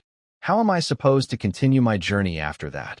In the peaceful open space filled with birds and flowers, they faced each other. The girl bit her lip after hearing this and thought for a moment before saying, "My name is Raphael. Please tell me your name and where you live. When I return to my hometown and finish everything, I will send someone to give you the money." Knowing her name was nice, but not important, Star Ming pursed his lips and looked even more helpless. "That's not the point. Miss Raphael, I mean, if I run out of money, I can't continue my adventure. So I can't lend you money. I hope you understand. By the way, why are you wandering here?" At this moment, a contradiction arose. The girl in front of him was being caught. She was afraid to speak because she worried that if she said something, the person in front of her would send someone to catch her. She didn't know anyone here and thought anyone could take her back. She didn't want to be caught. And Star Ming didn't know anything. How could he help her? Star Ming wasn't stupid. If she needed money, he would give it. Raphael paused silently for a moment, going through many thoughts and feelings. Finally, she swung her stick upward, pointing it at Star Ming's face, and threatened, "Give me everything I want." When she felt she had no other choice and couldn't win the argument, the girl decided to take things by force. Imagine being scammed and taken to a foreign country. In such an unfamiliar place, the fastest way to get money and escape might only be this. No one would choose to stay here working or begging if they were being chased. Maybe she was tired of life. Star Ming was stunned. I quickly realized what was happening. So, it was polite first, then force. Xingming stepped back in fear, pressed against his truck, and pointed at her, shouting, "Are you really robbing me?" Faced with Xingming's question, Raphael didn't reply. She knew what she was doing was wrong. Life had pushed her into this situation. She was desperate and had no choice but to take back her supplies. But no matter what, she was still making mistakes. "Give me what I want," the small wolf girl growled fiercely. Staring with hostile vertical pupils, Xingming felt like he was facing a real little she-wolf. His hometown, Loft Hall, had taught him, when facing a beast, don't back down, don't be afraid. You carve your own path. Xingming thought the girl in front of him was being a bit mean. He grabbed one end of a stick and gritted his teeth. "No way. Don't think you can take my money. Let's talk." Next, the wolf girl let go of the other end of the stick. Before Xingming could react, the small, agile figure stepped forward, and her beautiful dress with embroidered flowers from her hometown spun and danced. In Xingming's eyes, her graceful pose and a dirty little foot reflected a scene full of beauty and battle. His bright blue eyes suddenly shrank, then closed tightly. Oh no, I can't win. It seemed she had a very strong combat skill, which was normal considering her physical traits, clearly indicating she was from a race with powerful fighting abilities. Sometimes, when you can't win, running away is an option. After a gust of wind. With a clink, the stick hit the ground, and everything fell silent again. Xingming lowered his hands, shielding his face, and peeked through his eyes. He saw her foot hanging in midair. Then she slowly retracted her foot and said, "You can't beat me, and I don't want to hurt you. So, please give me what I want. I will still keep my promise. When I return to my hometown, Sinzer, I will return the money." Xingming lowered his arms and stared at her. "But the problem is, you didn't tell me anything and just took my money. Isn't that too much? And I am not rich. I am really short of money." Raphael still insisted on her story. "I told you. I will pay you back. I have to go back now." The other person didn't want to talk to him. Ming Xing had no choice. At the moment when the money was about to be taken away, he suddenly had an idea. His small iron sword was right on the edge of the cockpit above his head, just under the bench. It turns out that only with force can you speak well. So he pretended to surrender by stretching out his hand. Okay. This move didn't make the girl suspicious. With a quick instinct, he felt a cold touch that made his heart jump, and he backed suddenly. But Ming Xing underestimated the girl with a fighting spirit. Her natural sense of danger made her move instantly. Before he could bring the sword to his face, the well-fed girl took a step forward and gracefully kicked. It was natural and wild, full of beauty, and her foot hit his hand, knocking the sword to the side. At this moment, the girl was a little anxious. "If you make any more small moves, I will really kick your head. I don't want to hit you." Ming Xing was also angry. "You say nothing. How do I know if you will really pay back?" The girl was anxious. "I can't say, but I will pay back." The conflict continued. Ming Xing didn't know what to do. He didn't want to be robbed of his money for no reason, so he had to think of a way. What kind of trouble was this? Suddenly, he remembered he still had a secret move, even if it wasn't very strong. With no other weapons, he decided to try it. He thought to himself. The blond young man called upon his inner strength. His eyes turned into a golden cross star after blinking once. At the same time, a small cross star at the corner of his eye quickly detached into golden dust.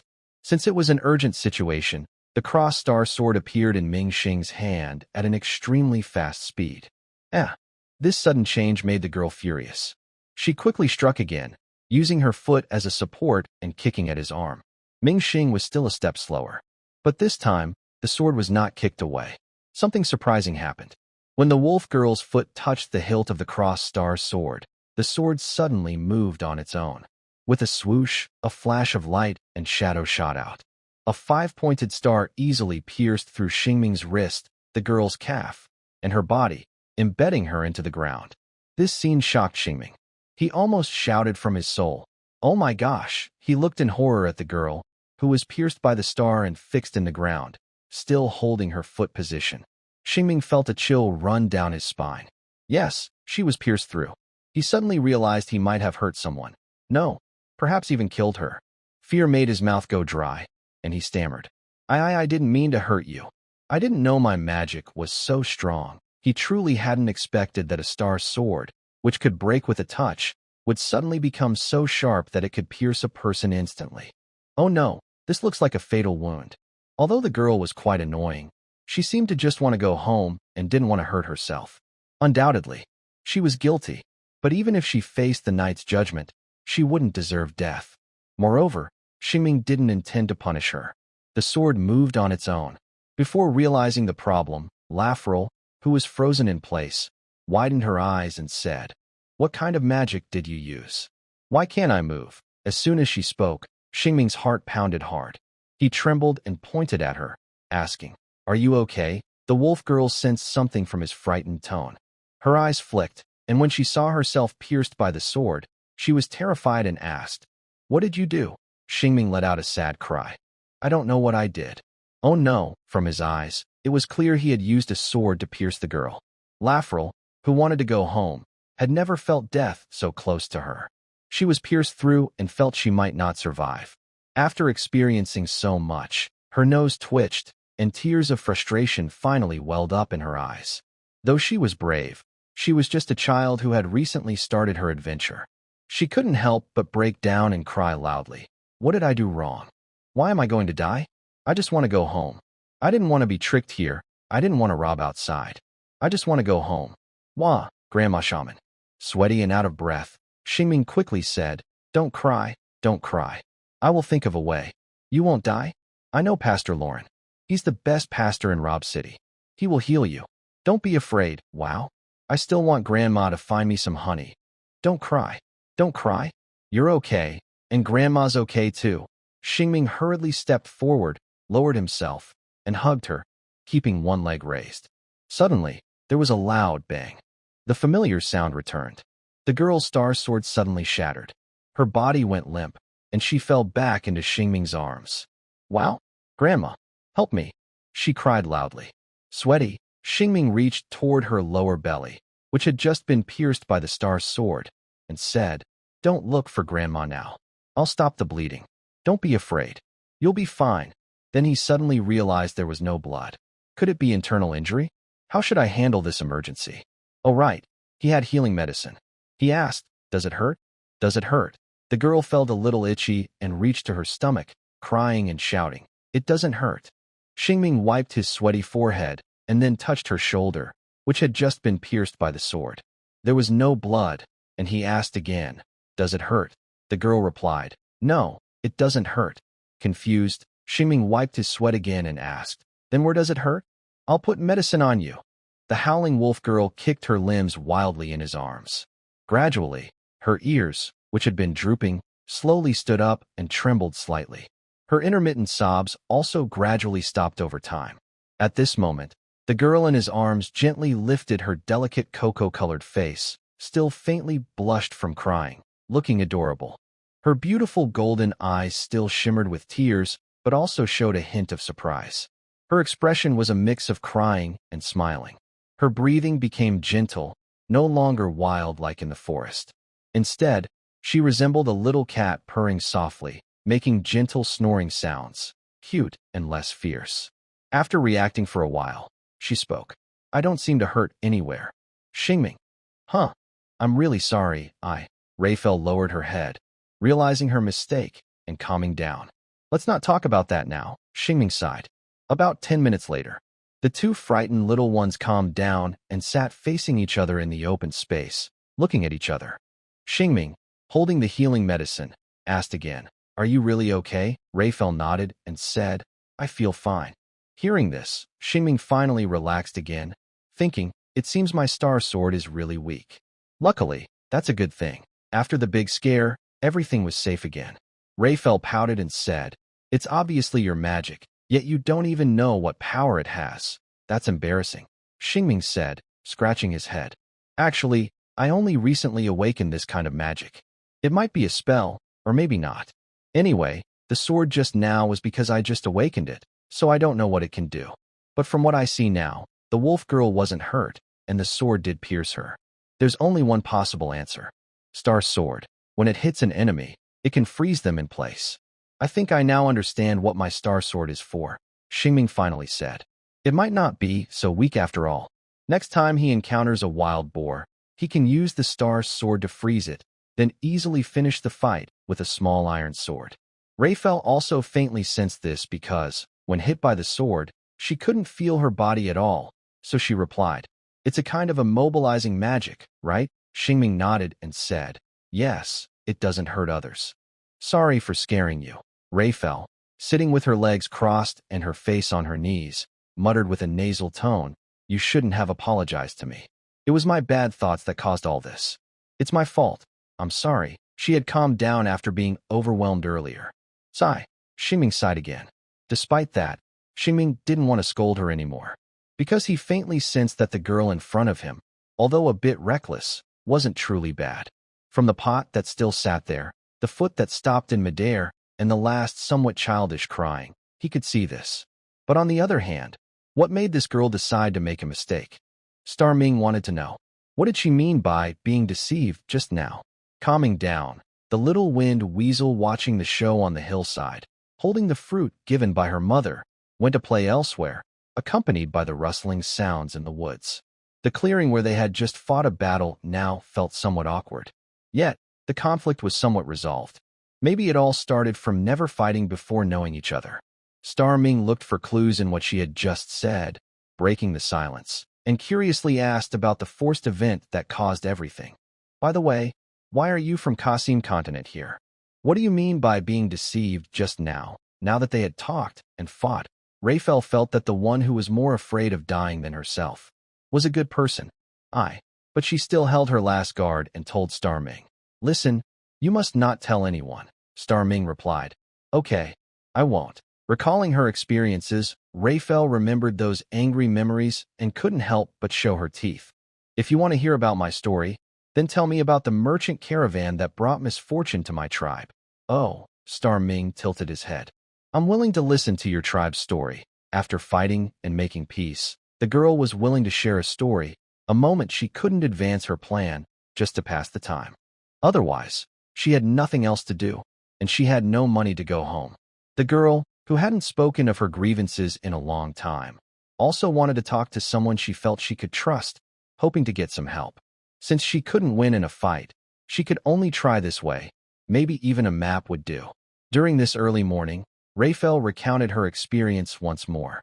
From her confident plans to explore the outside world, to being deceived onto a ship with her companions. Their hometown was a bit too closed off. They had never seen such tricks before. At first, everything was fine, but once they entered someone else's territory, they were forced to sign a different contract from the one they initially agreed upon. They were sold around the world as forced laborers. In the end, she was on a farm where she met Xingming.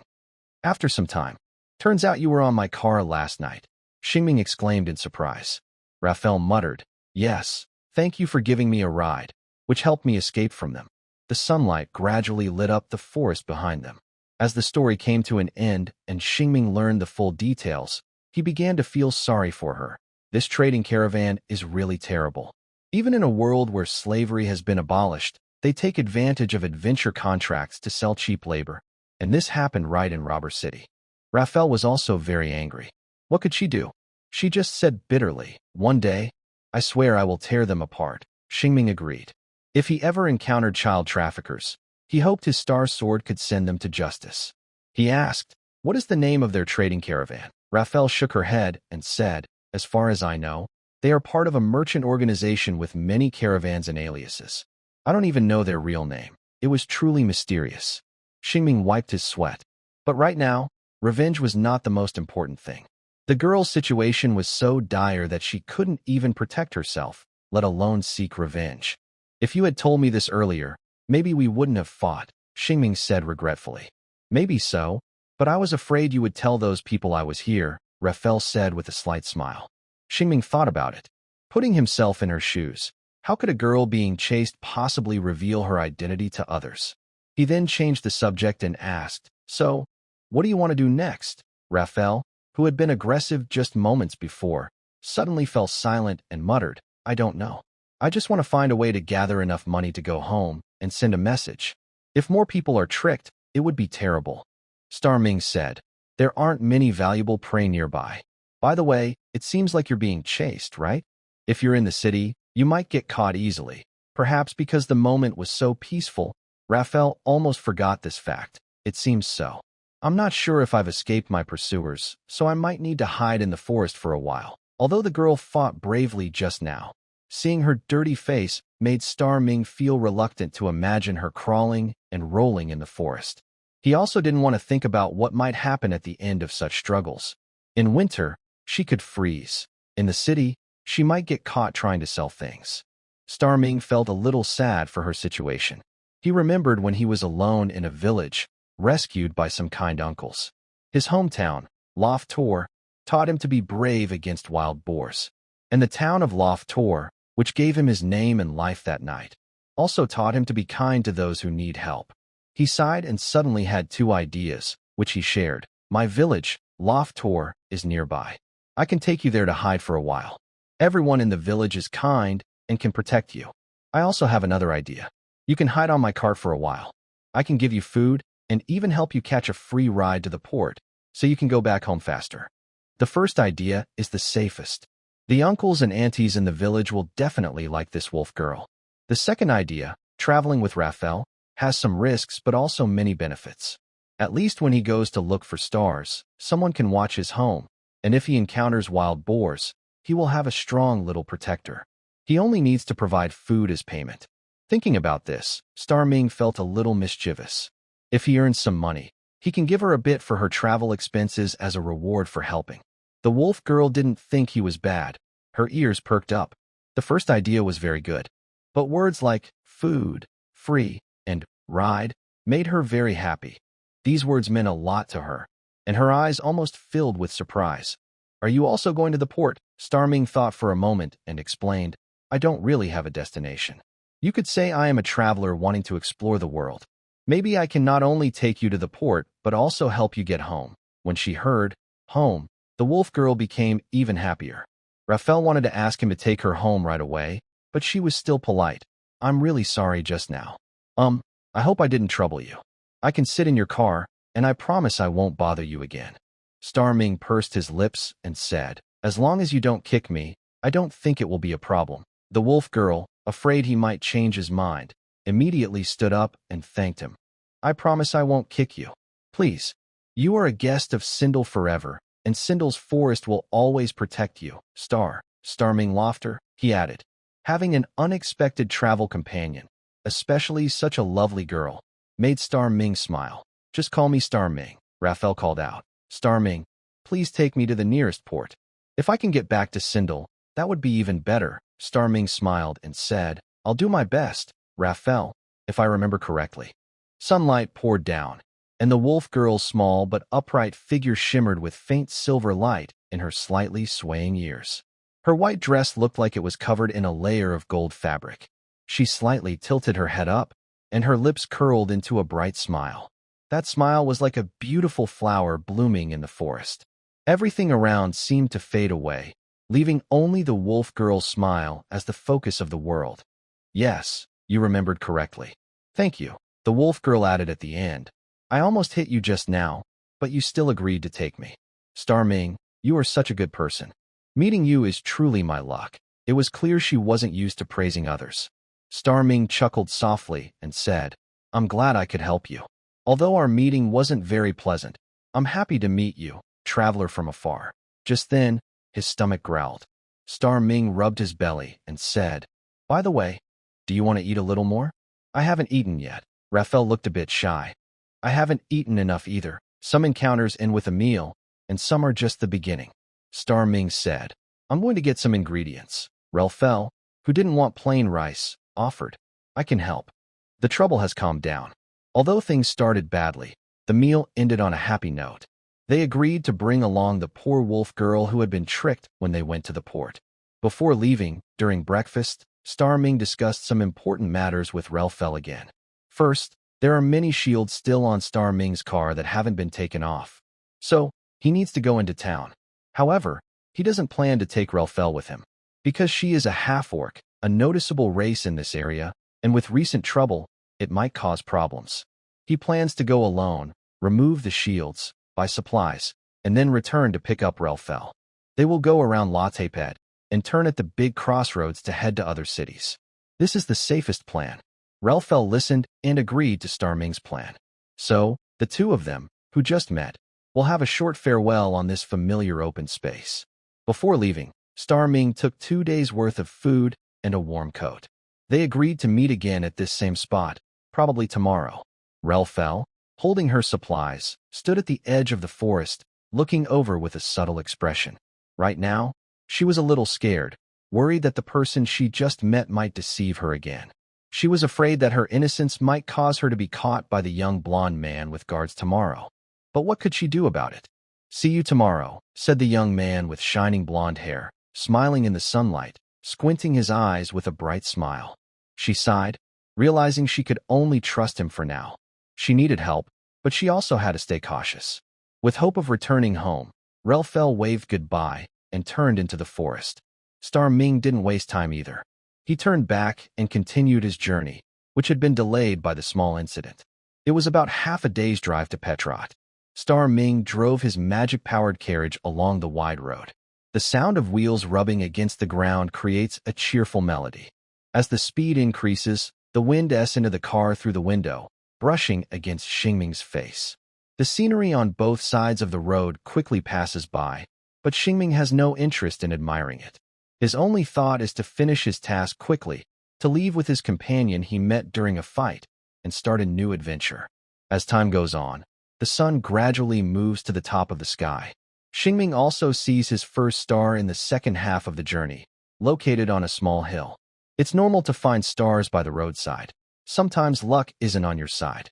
He stops the car at the foot of the hill, puts on his armor, and climbs up with his sword, reaching out to touch the star. As usual, he needs to collect 5 cross-shaped stars to level up. He has 1 already, so he still needs 4. Although he's in a hurry, Xingming is exhausted from the climb and rests on a large rock for a while, drinking water from his bottle to avoid falling when he descends. At the same time, he looks at the distant scenery. Finally, the wide road comes to an end, and Petrot City stands under the sunlight. It belongs to the Lone region, just like Rob City, and is similarly prosperous. Behind the not-so-grand but sturdy city walls, a bustling scene unfolds. Shops line the streets, and various adventurers walk through, some with long swords on their backs, others holding magic wands, or wearing heavy armor, all gathering at the Adventurers Guild. Vendors shout enthusiastically, their voices echoing from the hilltop. There is no shadow of war here, only love for life and hope for the future. It should be a city similar to Rob City. But today, something feels unusual. At the city gate, many guards stand in line, with carriages and adventurers waiting to enter. If it weren't for some suspicious, sneaky-looking people passing by, the guards in Rob City wouldn't bother to check or search. But this city seems to be screening everyone trying to enter, which is why there's a line. It feels a bit serious and makes people uncomfortable. Xingming finishes his water and turns to leave the mountain. On the way down, he thinks to himself, it probably isn't because of Rayfleal that this strange situation happened. Although she escaped his contract, it shouldn't cause such a serious search, right? At most, it's just a financial dispute. We returned to the carriage and continued on our way. Along the road, we met a group of adventurers sitting in a wagon. Xingming rode alongside their wagon and started talking. The guards at Petrot seemed to be doing a big check at the city gate. Does this happen every day? A man sitting on a boar carcass with a sword on his back smiled and replied, no. Petrot has only recently become more cautious. Xingming's eyebrows raised, and he asked, did something happen in Petrot recently? The adventurer answered, a few days ago, there was a big robbery at the main crossroads. It's said to be done by a very strong band of robbers, and no one has figured out who they are yet. Hearing that the trouble wasn't caused by Rayfell, Xingming relaxed a little. He remembered that the old hunter had also mentioned this. The Ron area hasn't been very peaceful lately. The adventurers comforted him. Even peaceful places can have small problems. If you're not very good at fighting, I suggest you find some people to travel with when you leave the city. It was quite a coincidence. He had actually found a travel companion. But with him and Rayfell, they probably couldn't fight a strong band of robbers. So, the advice was useful. Thank you. That's very helpful, no problem.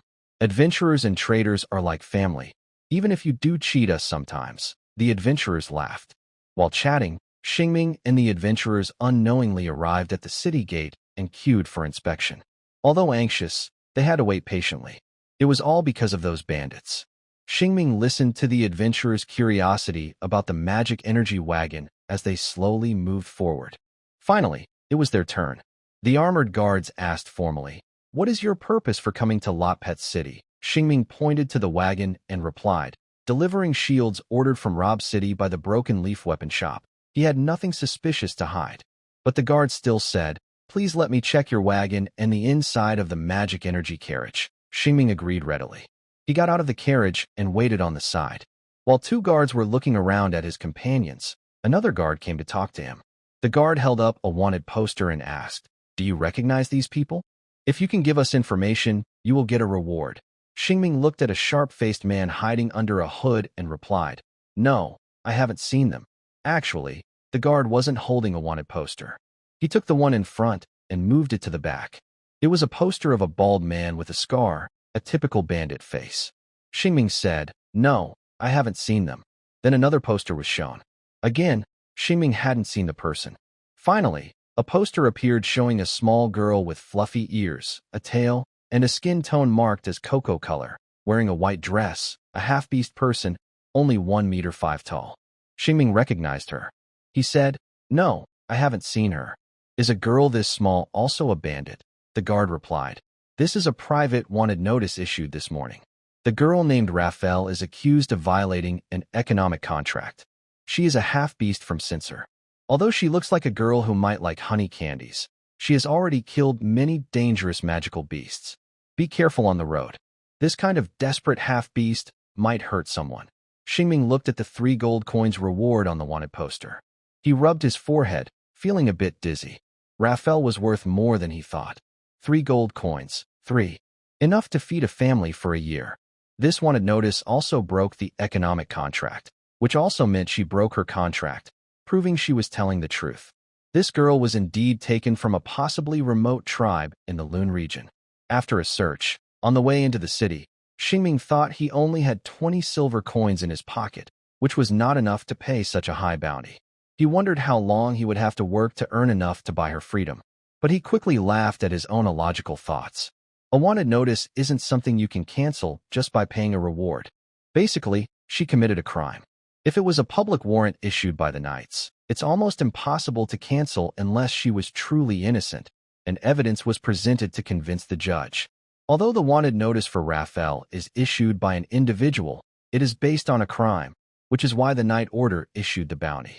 Unlike a public prosecution warrant, this kind of bounty related to economic agreements and money can be canceled if the issuer agrees, rather than being impossible to revoke. However, obtaining that agreement usually comes at a cost. In simple terms, it means paying a huge penalty for breaking Raphael's contract or negotiating with the other party to buy her out at her true value. The latter option is also expensive, since the reward for capturing her alone is 3 gold coins. Xingming definitely cannot afford that. Thinking of this, he finds it quite funny. Even though Raphael hasn't done anything wrong, the law and the Knight Order side with the traffickers who kidnap women and children. Meanwhile, he can only run away with Raphael. Where is justice in all this? By the way, the wanted notice came very quickly. The unscrupulous merchant probably hurried overnight, and after speaking at the Knight Order. His was a dangerous wolf from Cincel. This made the Knight Order think Raphael was a dangerous person, possibly hiding in the forest to ambush travelers when she was desperate. That's why the bounty was issued so fast. Xingming didn't know what to think at that moment. Although Raphael is very capable, she wouldn't hurt anyone, and she's not bad. She's even a girl shorter than him. She had the chance to kick him unconscious and take all his belongings, but chose not to. She cried loudly like a child. This is not the cold, ruthless beast they talk about. Back to the wanted notice. It came quickly and was very eye-catching, so her news will probably spread fast. Xingming must act quickly, or Raphael will be in danger. If she gets caught by the traitors, the consequences could be terrible, and he won't be able to help her then. So he hurried to the Broken Leaf weapon shop. This place is much busier than the weapon shop in Rob City because, at the big crossroads, besides wild boars, there are also some dangerous monsters from the more forest wandering here. Beasts are animals with intelligence close to or exceeding that of humans, or they are as strong as adventurers with combat roles. Because they are very powerful, adventurers here also need better equipment. Xingming squeezed into the shop despite the unhappy looks from some adventurers, shouting that he was here to deliver shields. Those adventurers' displeased looks turned into anticipation, and they even made way for Xingming. Recently, there have been many problems, and shields are sold out. The shop owner quickly came out to greet Xingming and arrange for assistance to unload the goods.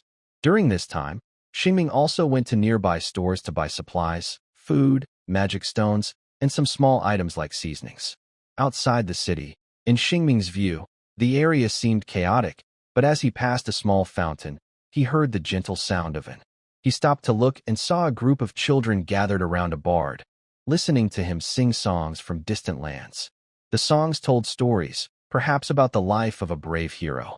Birds circled in the sky, sometimes landing on the shoulder of an old man who liked birds. All of this looked very peaceful. The person whose travel plans were disrupted was actually him. Xingming sighed, carrying various supplies, busy with chores, and refilling energy into his magic energy truck. All of this cost him 10 silver coins. He was left with only 10 silver lorents in his pocket, but after unloading the shield, he received 80 silver coins from the weapon shop owner. This deal was quite profitable, but such a big task wasn't something he could find often. If the weapon shop hadn't run out of stock, and considering the heavy weight of the shield, he wouldn't have earned so much. Now with money in his pocket again, Xingming had the means to continue his journey. Next, he took the completed transportation proof to the Merchant Guild to record his achievements and boost his reputation. Then, Xingming wanted to take some goods to other cities and travel with Raphael. But unexpectedly, he encountered trouble again. The response he received from the Merchant Guild was, "There are no suitable transportation orders for a bronze-level coachman." Xingming asked, puzzled, "Why is that?" The staff replied, "Recently, there have been issues at the Great Crossroads. The cargo owners are worried about their goods, so they prefer to pay extra to get orders for silver slime-level transports." Xingming was speechless. There were no more goods to transport.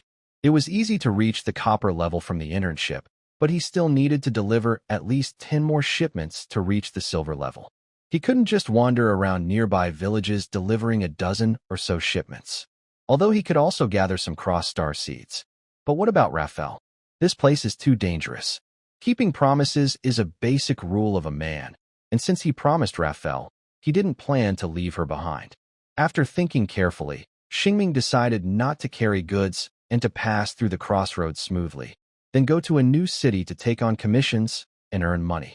90 silver loon coins would definitely cover his travel expenses for this period, maybe even more. But there was another problem. Xingming asked, after crossing the crossroads and reaching Wit Town, "Are there any suitable commissions for me?" Wit Town is a stop along the way toward the port. The staff thought for a moment and said, "There might not be any suitable commissions there either. The big robbery and wanted notices have already spread to towns near the Great Crossroads. If you go further north, there might be some commissions for you, but I'm not sure if the new wanted notices will cause trouble there." Xingming scratched his head, thinking about what kind of robbery had happened at the crossroads recently. Such a big problem. If Wit Town can't get any commissions, it's not a big deal. He can keep heading north. He should be able to find some commissions, right? He decided to go ahead and leave. While thinking, he turned to walk outside. But after a few steps, he suddenly remembered something important. He quickly turned around and asked, "Will the wanted notices reach towns further north?" The man, who was about to handle some business, nodded and said, "Of course. The wanted notices will reach every town in the Loon area where a night order is stationed." "Oh, thank goodness." Xingming clutched his tingling scalp and left the Merchant Association. This was something he should have known, but he hadn't thought about it today. The answer he just received was very serious.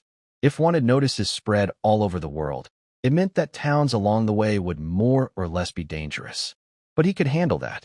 As long as Raphael hid before reaching each town, it would be fine. Even in some relaxed towns, she could wear a hat and go for a walk. The most important question is, how can we get Raphael onto the ship? Raphael's destination is the Qasim continent. Normally, the port is heavily guarded, and it's said that there are magical beasts that can detect living beings. Raphael cannot pass through inspection easily.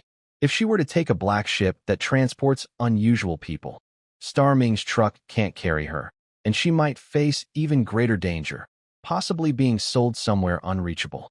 To be honest, black ships are too expensive, and it's also hard to contact the ship owners. In short, there are many problems. Star Ming, just starting his journey, feels very powerless. What should I do? Is that the only way?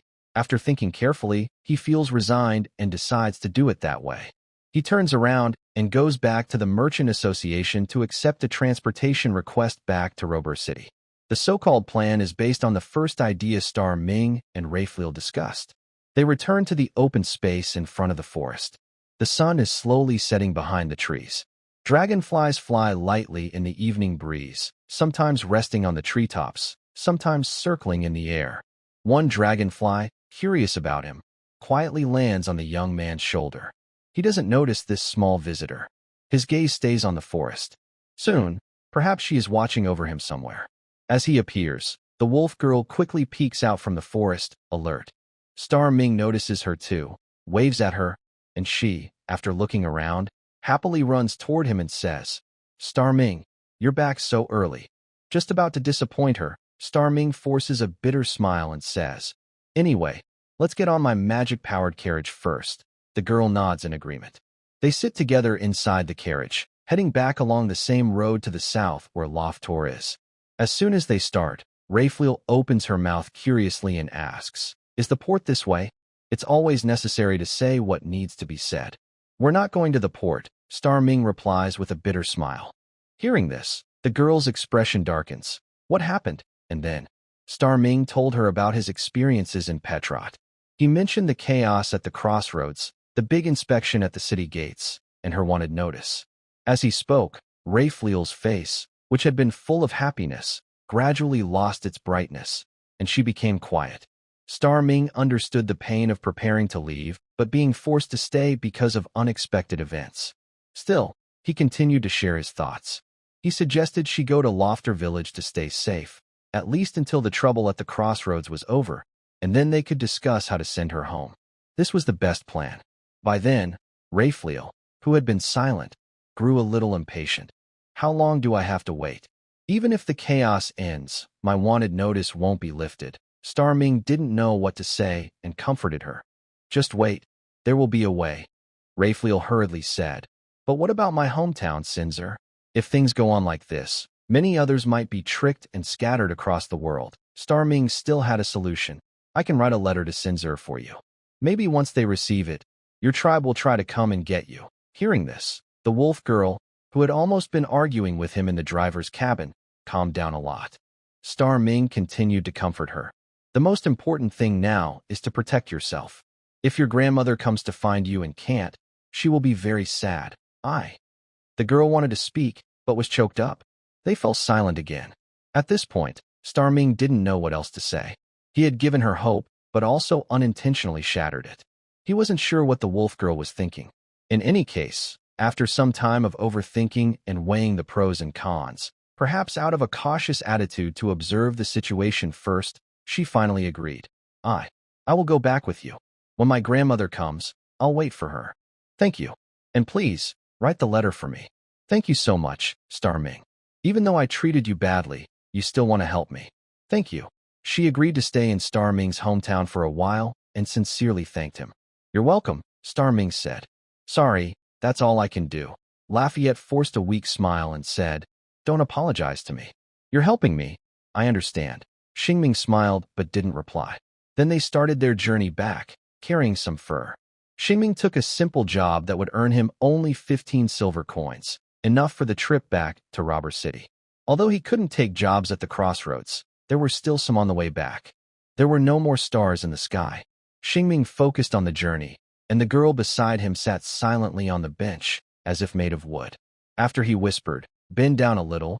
Don't let anyone see," the girl curled up under her tail in the space under the bench. She didn't speak a word all along the way, from the sunset on the horizon to the dark night covering the sky. Until very late at night, Xingming finally stopped. They were still some distance from Robber City. They stopped by the roadside. He hadn't eaten properly all day and felt a little hungry, so he asked, "Do you want to eat something?" Lafayette was not asleep, just lost in thought, curled up in her position, and quickly replied, "I don't have much appetite, thank you." Xingming was worried about her and continued, "Just a little. You need a good body to wait for your grandmother to come and pick you up." Lafayette still refused with the same excuse. "I really don't have an appetite." "Thank you, Xingming. Don't worry about me." Xingming looked at her, hesitating to speak. The wheat fields under the moonlight were still peaceful and beautiful. But what kind of scenery would it be in the girl's eyes? Maybe it was the same as when children listened to bards singing. She might still feel the beauty of this land. But in her eyes, it was a cold, indifferent land, where she couldn't find a place to feel safe. She carried her dreams and headed toward the distance. But she was chained, drifting like cargo on the sea. Eventually, she landed on this land, escaped from pursuit, but was still wanted and seen as a villain. No one could understand her feelings of helplessness and confusion about the future. The letter to Sinsel, hoping it might bring hope to her heart, was uncertain. Xingming didn't eat anything either and lay on the chair, falling asleep. He felt sorry for her and tried to connect her with the land, but it seemed he couldn't succeed. At first, he thought too simply. The next morning, as soon as it was light, Xingming continued heading south. By midday, he returned to the city gates of Rob. This area was far from the busy crossroads where trouble had occurred, so there was no strict security like in Petrot. However, he didn't know if the wanted notice had reached the Rob Knights Guild. To be safe, Xingming didn't drive the carriage carrying Raphael into the city. Instead, he borrowed a small cart from a magic stone shop near the gate. He ran back, stacked the few furs onto the cart, and went alone to deliver them, leaving Raphael behind. His destination was a cloak shop. He pushed the cart into the shop, unloaded the goods, received payment and proof, then hurried to the Merchants Association. There, he used a transportation contract to gain some reputation that could upgrade him to a silver slime-level driver. Rob was busy as usual, everyone working hard. But there was one creature that was usually very relaxed. Today, it was forced to exercise because of indigestion. That was Rob's city alarm clock, the cat eagle Sinuo. The black and white spotted big cat was soaring in the sky, circling aimlessly. An old knight riding a cat saddle was reliving some of his adventurous youth, performing daring flying maneuvers with Sinuo. Sometimes diving, sometimes flipping, looking very cool. The children on the street couldn't help but applaud this lazy big cat and marvel at how impressive Sinuo was. Sinuo's little fans increased, just like when Xingming first saw Sinuo soaring in the sky years ago. During these post-meal exercises, the old knight suddenly noticed something very noticeable outside the city, Xingming's magic carriage. He wondered if that young knight had gone to Petrot. Soon after, he saw a striking blonde boy walking out of the Merchants Association, shining in the sunlight. Curious, the old knight Bernard descended from the sky. As the wind from Sinuo's wings reached him, the handsome young man looked up and saw who was approaching. The other person greeted first. "Look who I've met, the little knight Xingming who just went on an adventure." Hearing this, Xingming forced a smile and said, "Good afternoon, Uncle Bernard and Sinu. Nice to see you again." "Good afternoon," the old knight cheerfully responded. From his deep voice, it's clear he's healthy and will live many more years, enjoying a comfortable retirement. Bernard leaned down from his cat-shaped mount. The strong, silver-haired old man smiled and said, "Why did you come back so soon? I thought you'd be delivering goods to the north at Latte Petra." When he mentioned this, Xingming sighed and said, "I also wanted to go north, but there's been trouble at the Great Crossroads. I can't get any copper-level transport jobs in Petrot." "Oh, I see," Bernard nodded, then suddenly remembered and hit his head. "I heard about what happened at the Great Crossroads. I thought it wasn't serious, but I didn't expect it to affect your journey."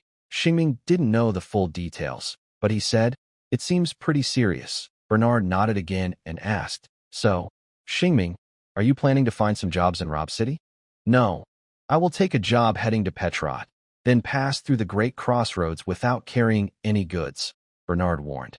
"In that case, be careful of those troublemakers, the black travelers. Try to find trustworthy people to travel with. The so-called black travelers are actually bandits disguised as different people, but most of the time, they are just doing honest work." He talked a bit too much. Lafayette was still on the carriage, and Xingming, eager to return, said, "I'll be careful. Well, I have to go now. Goodbye, Uncle Sinu." Sinu meowed loudly. Old Bernard waved and said, "Goodbye, young knight." Xingming didn't really like knights and muttered casually, "I'm not a knight, and I don't want to be one." "Huh." The old knight, being experienced, was momentarily stunned by this statement. When Xingming was a child, he really wanted to become a knight. Until recently, he still felt that way. So why did he suddenly say this? Old Uncle Bernard noticed something strange from the other person's unhappy face. "Xingming, did you encounter anything on the way to Latte Pet?" Xingming was surprised and a little confused about why he was being seen through. "Does my face show my thoughts?" He replied, "No, I didn't encounter anything." Uncle Bernard couldn't understand and asked, "Why do you dislike becoming a knight?" Xingming, often called the little knight, muttered, "Because I found that justice isn't always on the knight's side. Even though Raphael was innocent, she was wanted by the Knight Order. Doesn't that prove my point?" Uncle Bernard was still confused, but sensed something was wrong. He trusted his 15 years of knowing this young boy. He continued to ask, "Why do you think that? Did a knight from Latte Pet trouble you during your journey? Tell me, your Uncle Bernard can speak up for you in the Lorne Knight Order." Xingming honestly answered, "No knight bothered me." Uncle Bernard asked again, "Then why did you say that?" Xingming didn't want to argue anymore and said casually, "I really have nothing to say, Uncle Bernard. I need to go now." He was about to turn and leave.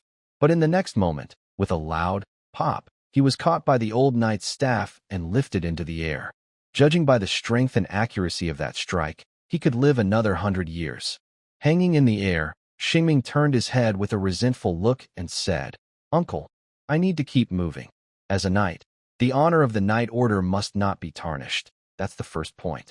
Secondly, Uncle Bernard was sure that the boy he watched grow up had worries. He asked again, "Tell me, what happened?" Xingming stubbornly replied, "I really didn't encounter anything." Uncle Bernard asked once more, then explained, "The idea that justice isn't always on the knight's side didn't come out of nowhere. Your Uncle Bernard has always led by example to teach you these things. Indeed, Uncle Bernard had taught him many principles of how to be a good person. He must be a good knight and a mentor in life. However, regarding Raphael, the old knight is definitely not in the right. Star Ming is clear about that. On the other hand, the old knight must be a good knight and has influence in the knight's order. So, is it possible that Uncle Bernard could become a messenger of justice to help Raphael?" Star Ming thought about it and decided to try telling him. If he alone cannot connect Raphael to this land, he wants to include his family in the effort. What if it works? But he must not tell everyone, to avoid harming Raphael. He said, "Uncle, I have indeed encountered some issues, but promise me you won't spread this around." Uncle Bernard replied, "Don't worry, I've kept your bedwetting secret at the monastery all this time." Star Ming rubbed his forehead and said, "This matter is much more serious than that." Hearing this, Uncle Bernard burst into laughter. "Huh? I just don't want you to look so worried all the time. Just smile more." Not long after, Star Ming shared some information about Raphael. He didn't tell everything, only her experience, how she was tricked from afar, escaped from her pursuers recently, and is now wanted. He kept her name and current location secret. After sharing this, the usually cheerful old knight looked worried and said to Star Ming, "Let's find a good place to talk about your friend." Star Ming nodded gently, and they left the alley near the merchant guild together, then mounted Sinor. Soon, they arrived at a 2-story house with a large balcony. This is the old knight's home. Star Ming had been here many times before. They entered the house, went up the spacious stairs, and followed the old knight into an elegant living room. On the walls, there are badges, his armor and shield, and some picture frames, his honors. In the center of the room, there is a fine wooden table surrounded by several chairs. They pulled out the chairs and sat down. On the table, there was a vase with bright pink flowers. But, despite their beautiful appearance, the flowers emitted a bitter smell that made people frown. Smelling the bitterness, they discussed some painful topics. Old Mr. Bernard asked first, "Can you trust what your friend said? Are you sure her story about her experiences is true? Especially about her features and age. Are they accurate?" Since they had only known each other for a day, Xingming hadn't witnessed everything that happened. Old Sir Bernard knew this, so he asked carefully. Xingming believed he hadn't mistaken the person, so he answered confidently, "What I said is true. I believe her story is true. Please trust me." Old Mr. Bernard crossed his arms and sighed. "It's not that I don't trust your judgment. If what she said is true, then it's a difficult problem. This kind of thing is quite common. I also believe she went through this. She's not at fault." Xingming was surprised. "Very common? So, what happened to Raphael isn't an isolated case." Old Mr. Bernard continued, "This kind of thing happened many times during the time when slavery was abolished in the Lone area. Owners used forceful methods to turn slaves into cheap labor. Those slaves, aside from having some basic rights and not being beaten, didn't see much change. The friend you mentioned probably experienced something like this." Xingming felt a bit headache and asked, "Is there no way to get the knight's order to lift the wanted notice on her?" Old Mr. Bernard explained, "If she was wrongly accused and the knight's order is after her, I could help clear her name. But for contract disputes like this, I can't solve them." "All right." Xingming sighed deeply, feeling there was no need to continue talking. Since that's the case, let's pretend I never mentioned this. Please don't tell others about it. Old Mr. Bernard clicked his tongue and suddenly changed the subject. However, although I can't help with this matter, a kid I really dislike might be able to help your friend. Xingming's mood was like riding a roller coaster. He didn't know whether to sigh or laugh. He asked, can he solve such trouble? How? Who is he? Well, old Mr. Bernard also didn't know how to describe him. So he said, recently, his appearance has made Judge Edison lose hair in clumps. All the knights hate him, calling him the enemy of justice, a bad kid. Ming, feeling confused, asked, can he help my friend? Old Bernard smiled and said, I believe he has a way. This little guy is very clever. If he can't help your friend, then I might seriously consider putting him in jail. Ming wiped his sweat and, eager to find a solution, asked, where is he? Should we go see him now? The old knight stood up and said, no time to waste. Let's go now. He should still be here today. Before they even sat down, they headed back to the balcony. The cat-eagle, Sinner, hadn't enjoyed much sun before being called to wake up.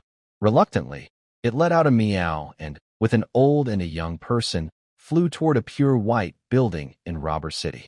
This was one of the few buildings Ming hadn't visited in Robber City. On the gate hung a crest of a sword and a balance scale, symbolizing the night court.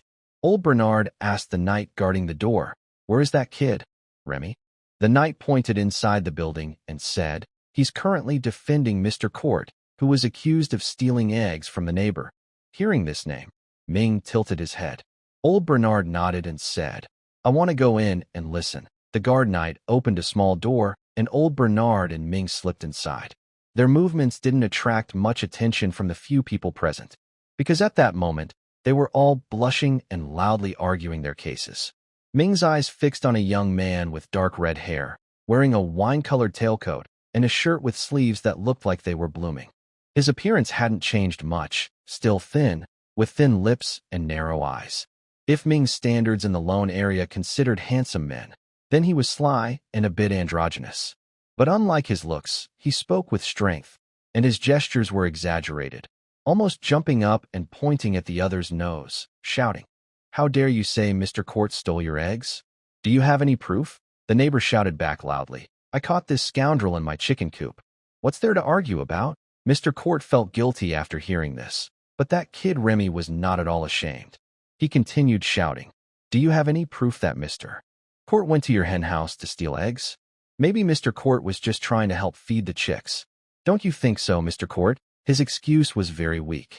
The neighbor angrily shouted, you're talking nonsense. Starming felt a bit overwhelmed. Judge Addison struck the gavel and pointed at Remy, saying, I don't think your reason proves Mr. Court is innocent.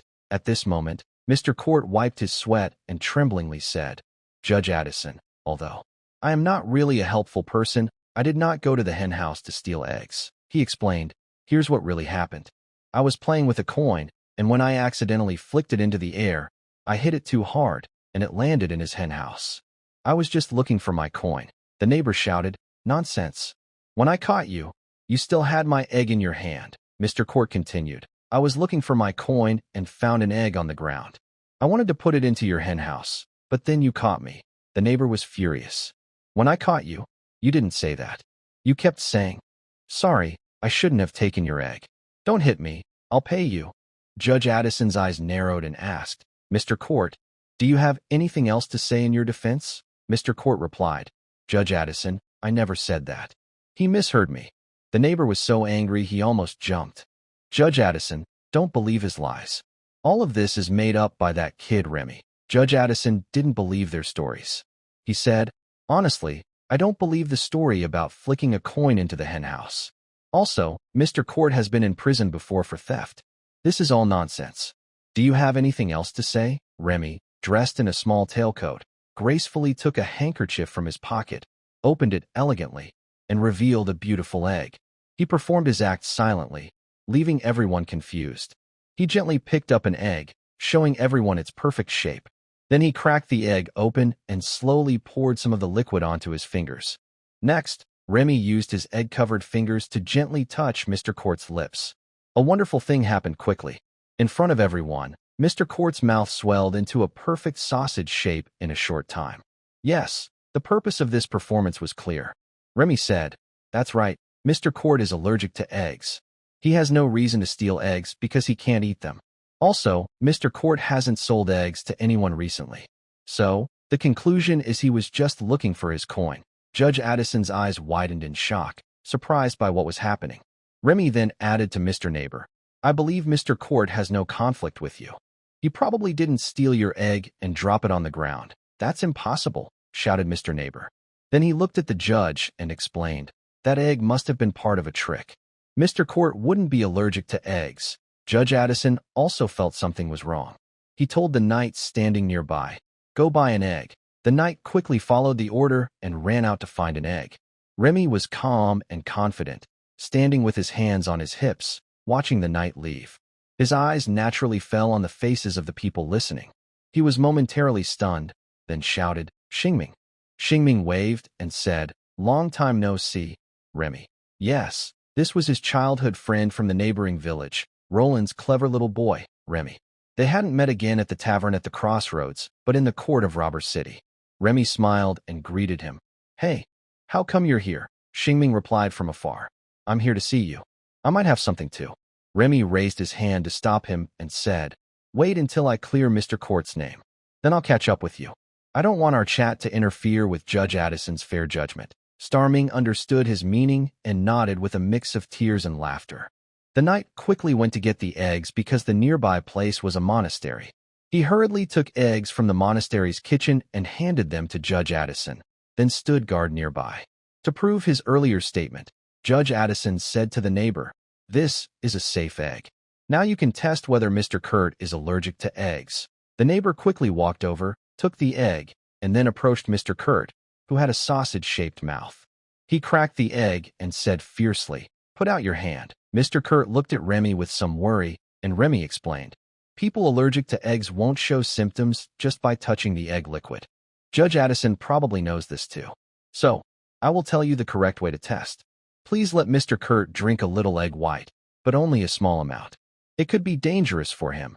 And before that, halfway through, Remy, prepared in advance, took out a contract and a pen and handed them to the neighbor. "Please sign this contract. If your actions cause Mr. Kurt harm, you will pay for his medical expenses. After all, you are falsely accusing him of theft. And if Mr. Kurt dies, you will pay 50 gold coins in compensation, plus extra funeral costs, including a choir, praying priests, and these costs could buy eggs for a lifetime." The angry neighbor was about to open Mr. Kurt's mouth and pour in the egg to see if he would die. But the singing and the huge costs he would have to bear interrupted his plan. The neighbor stared at the contract, slowly took it, and read the long list of conditions. Wow, the words on it were really frightening. Knowing this might be a threat, the neighbor hesitated and didn't sign immediately. Instead, he thought, "Forget it, just a few eggs. I'll take the risk. Even if I stole eggs before, it wasn't worth much. No need to take such a big risk. If I get caught, losing money isn't worth it." Especially when he saw Mr. Kurt's sausage-shaped mouth. Clearly hearing Kurt say, "Don't hold me. I will return the money for the eggs," the neighbor began to wonder if there was a mistake. Was he really allergic to eggs? In the end, the neighbor noticed a sneaky little boy staring at him with strange eyes. It was as if a poisonous snake had locked onto him. It seemed that the other person not only wanted to clear Mr. Kurt's name, but also intended to extort him. After a long mental struggle, the neighbor gave in and angrily said, "Even if I invite you, He placed the eggs on the table in front of Kurt and Remy, then turned back to his seat. Remy licked his lips, seeming a bit regretful as he put away the contract, then gave him a polite, gentlemanly tip of his hat, delivering the final, "You can find Mr. Kent's lost coin in your chicken coop." Seeing all this, Judge Addison understood the neighbor's meaning and asked, "Do you want to withdraw your accusation of theft against Mr. Kurt?" The neighbor said bitterly, "I withdraw." Judge Addison struck his gavel. This meant the trial was over. Everyone's expressions varied. Judge Addison looked helpless. Kurt was secretly happy. The neighbor was angry. Remy was proud, and old Bernard was half smiling. Amid all these different faces, Star Ming remained expressionless, but his eyes shone brightly. "Oh, Remy is really impressive. It seems there is indeed a solution, and things are turning around." One by one, people left the scene. Remy whispered a few words to Mr. Kurt, then walked toward Xing Ming, who was waiting at the door. Judge Addison watched their backs and quickly realized he would see them again soon, only to be tortured once more.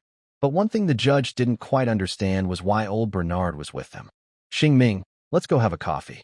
I know you have a lot to tell me, Remy said, putting his arm around Xing Ming's shoulders as they headed outside. The ignored old knight smiled and said, "Come sit at my house.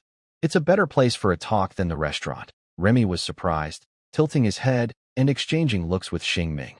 "Did you come with Sir Bernard?" Remy immediately pulled him aside, took off his black bowler hat, and protected them in front.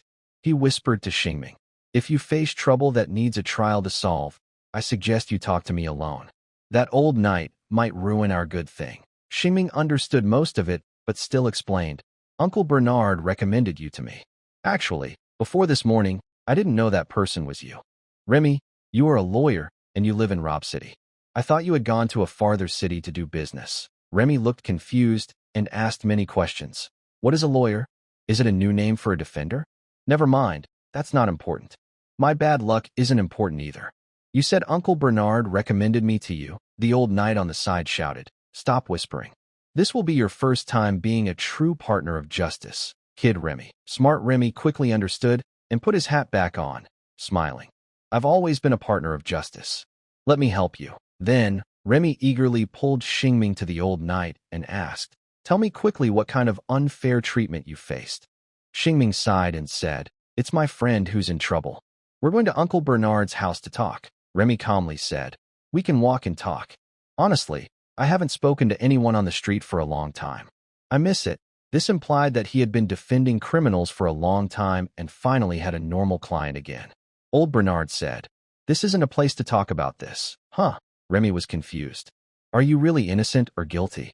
Back at the old knight's house, they sat on the sofa in front of the fireplace and started talking. Xing Ming repeated the story about Raphael. It was about being sold from the distant Qasim continent, escaping from the ranch, and then being wanted. After telling these, Remy suddenly understood why these things shouldn't be mentioned on the street. He also realized he could be a true partner of justice now. If what he said was true, justice was on the other side, but fairness was not. After some time, Remy peeled a honey candy, put it in his mouth, and said, "Things are a bit more complicated than I thought, but I like the hero saving the damsel scene. I'm willing to be Xing Ming's supporting role to help that girl." Xing Ming asked happily, "Are you sure it's a little complicated? Is it really that simple for you?" Remy confidently replied, "Just a little. It's only a contract dispute." Xing Ming's eyes lit up. "So, does that mean you already have a plan, Remy?" Remy said no. The old knight, who was making tea, almost threw his back out hearing that and couldn't help but comment, "Then why do you say it's only a little complicated?" "Because," Remy drawled, pulling out a tattered notebook from his pocket, then continued, "Let's look at the core through the contract and the wanted notice. This is actually about a running away and trying to escape from the owner's control. Similar things have happened in history. We just need to copy their solutions." Honestly, after Remy explained, it seemed not so complicated after all. As mentioned before, although slavery in the Lorraine area has been abolished, the contracts that still appear are actually written by owners to control their slaves. Tracing back to the origin can help find a solution. Xing Ming curiously looked at Remy's notebook. The other was flipping through it, the writing dense on the pages. He asked out of curiosity, "What kind of book is this?" Remy casually answered, "It's a notebook I bought at the Great Crossroads, about historical court records and judgments." It seemed that Remy didn't leave Lorland Village just to come to Robber City as a defender, but had gone on a long trip and returned. Xing Ming still remembered that Remy's dream was to become a traveling merchant. As for the other friend from the neighboring village, Oriel, he wanted to be a swordsman. They probably traveled together. Thinking of this, Xing Ming couldn't help but ask an off-topic question. "Did Oriel also come back to Robber City with you?" Remy was focused on his book, but when he heard this, he paused slightly in flipping the pages. He didn't come back. I don't know where he went. We parted ways in Pala, each of us looking for our own path. That's how it is, Xing Ming said. Remy suddenly had an idea and brought the topic back. "Oh, I found it. It's about a trial for slaves to gain freedom." Xing Ming also focused on the book again and asked, "What does it say?" Remy explained. "Many years ago, a wealthy female merchant liked working at the dock. She wanted to make him her companion. However, the owner and the merchant didn't get along well, so the owner tried to charge her a high price. The solution was that the merchant bought a seriously ill man and asked to kill him. During the trial, they exchanged a life for a life, and was brought back. The story in the book was much more exciting than expected, not the serious kind I imagined. Also, the cases seemed kind of useless. Remy licked his honey candy and said, "We probably can't afford to buy a person." Old Bernard said, "I won't just watch you kill innocent people." Xingming sighed, "I don't think this will work." "It's okay. I'll look for more," Remy said, flipping through the strange notebook again. Soon, he found another story. Xingming asked, "What's this one about?" Remy explained, "This time, I wanted to break free from the control of the master. During an outing, he damaged the knight's emblem. The master was worried this would cause trouble for him and make the knights think he disrespects the king. So, he handed the over to the knights. In the end, the spent 10 years in prison and then became a free person." Xingming rubbed his forehead and said, "I don't think this helps us either." "Yeah, spending 10 years in prison is too long," Remy said, and kept flipping through the book. After a long search, he finally found another story and said, "This one is about the trial after slavery was abolished." Again, I wanted to escape his master. You could also say an employee wanted to leave his employer. To keep it simple, they still used slaves as an example. This was framed by others to anger his master. The master beat him up, and finally, the contract was terminated based on the work agreement. Among all the stories, this one seemed the most reliable. But it was the most absurdly plausible story. Remy said, "Do you want her to try this method?" Starming covered his face and said, "I'm worried that if she is caught and taken back, she might be sold somewhere we don't know, and no one would judge her fairly." Remy thought that made sense. "What should we do then?" Starming said. "Let's wait and see." Remy threw his notebook onto the table, crossed his legs, and said while tasting honey candy, "There are no more records. Slaves, who have no rights, rarely become the main focus of trials. They are usually just bargaining chips.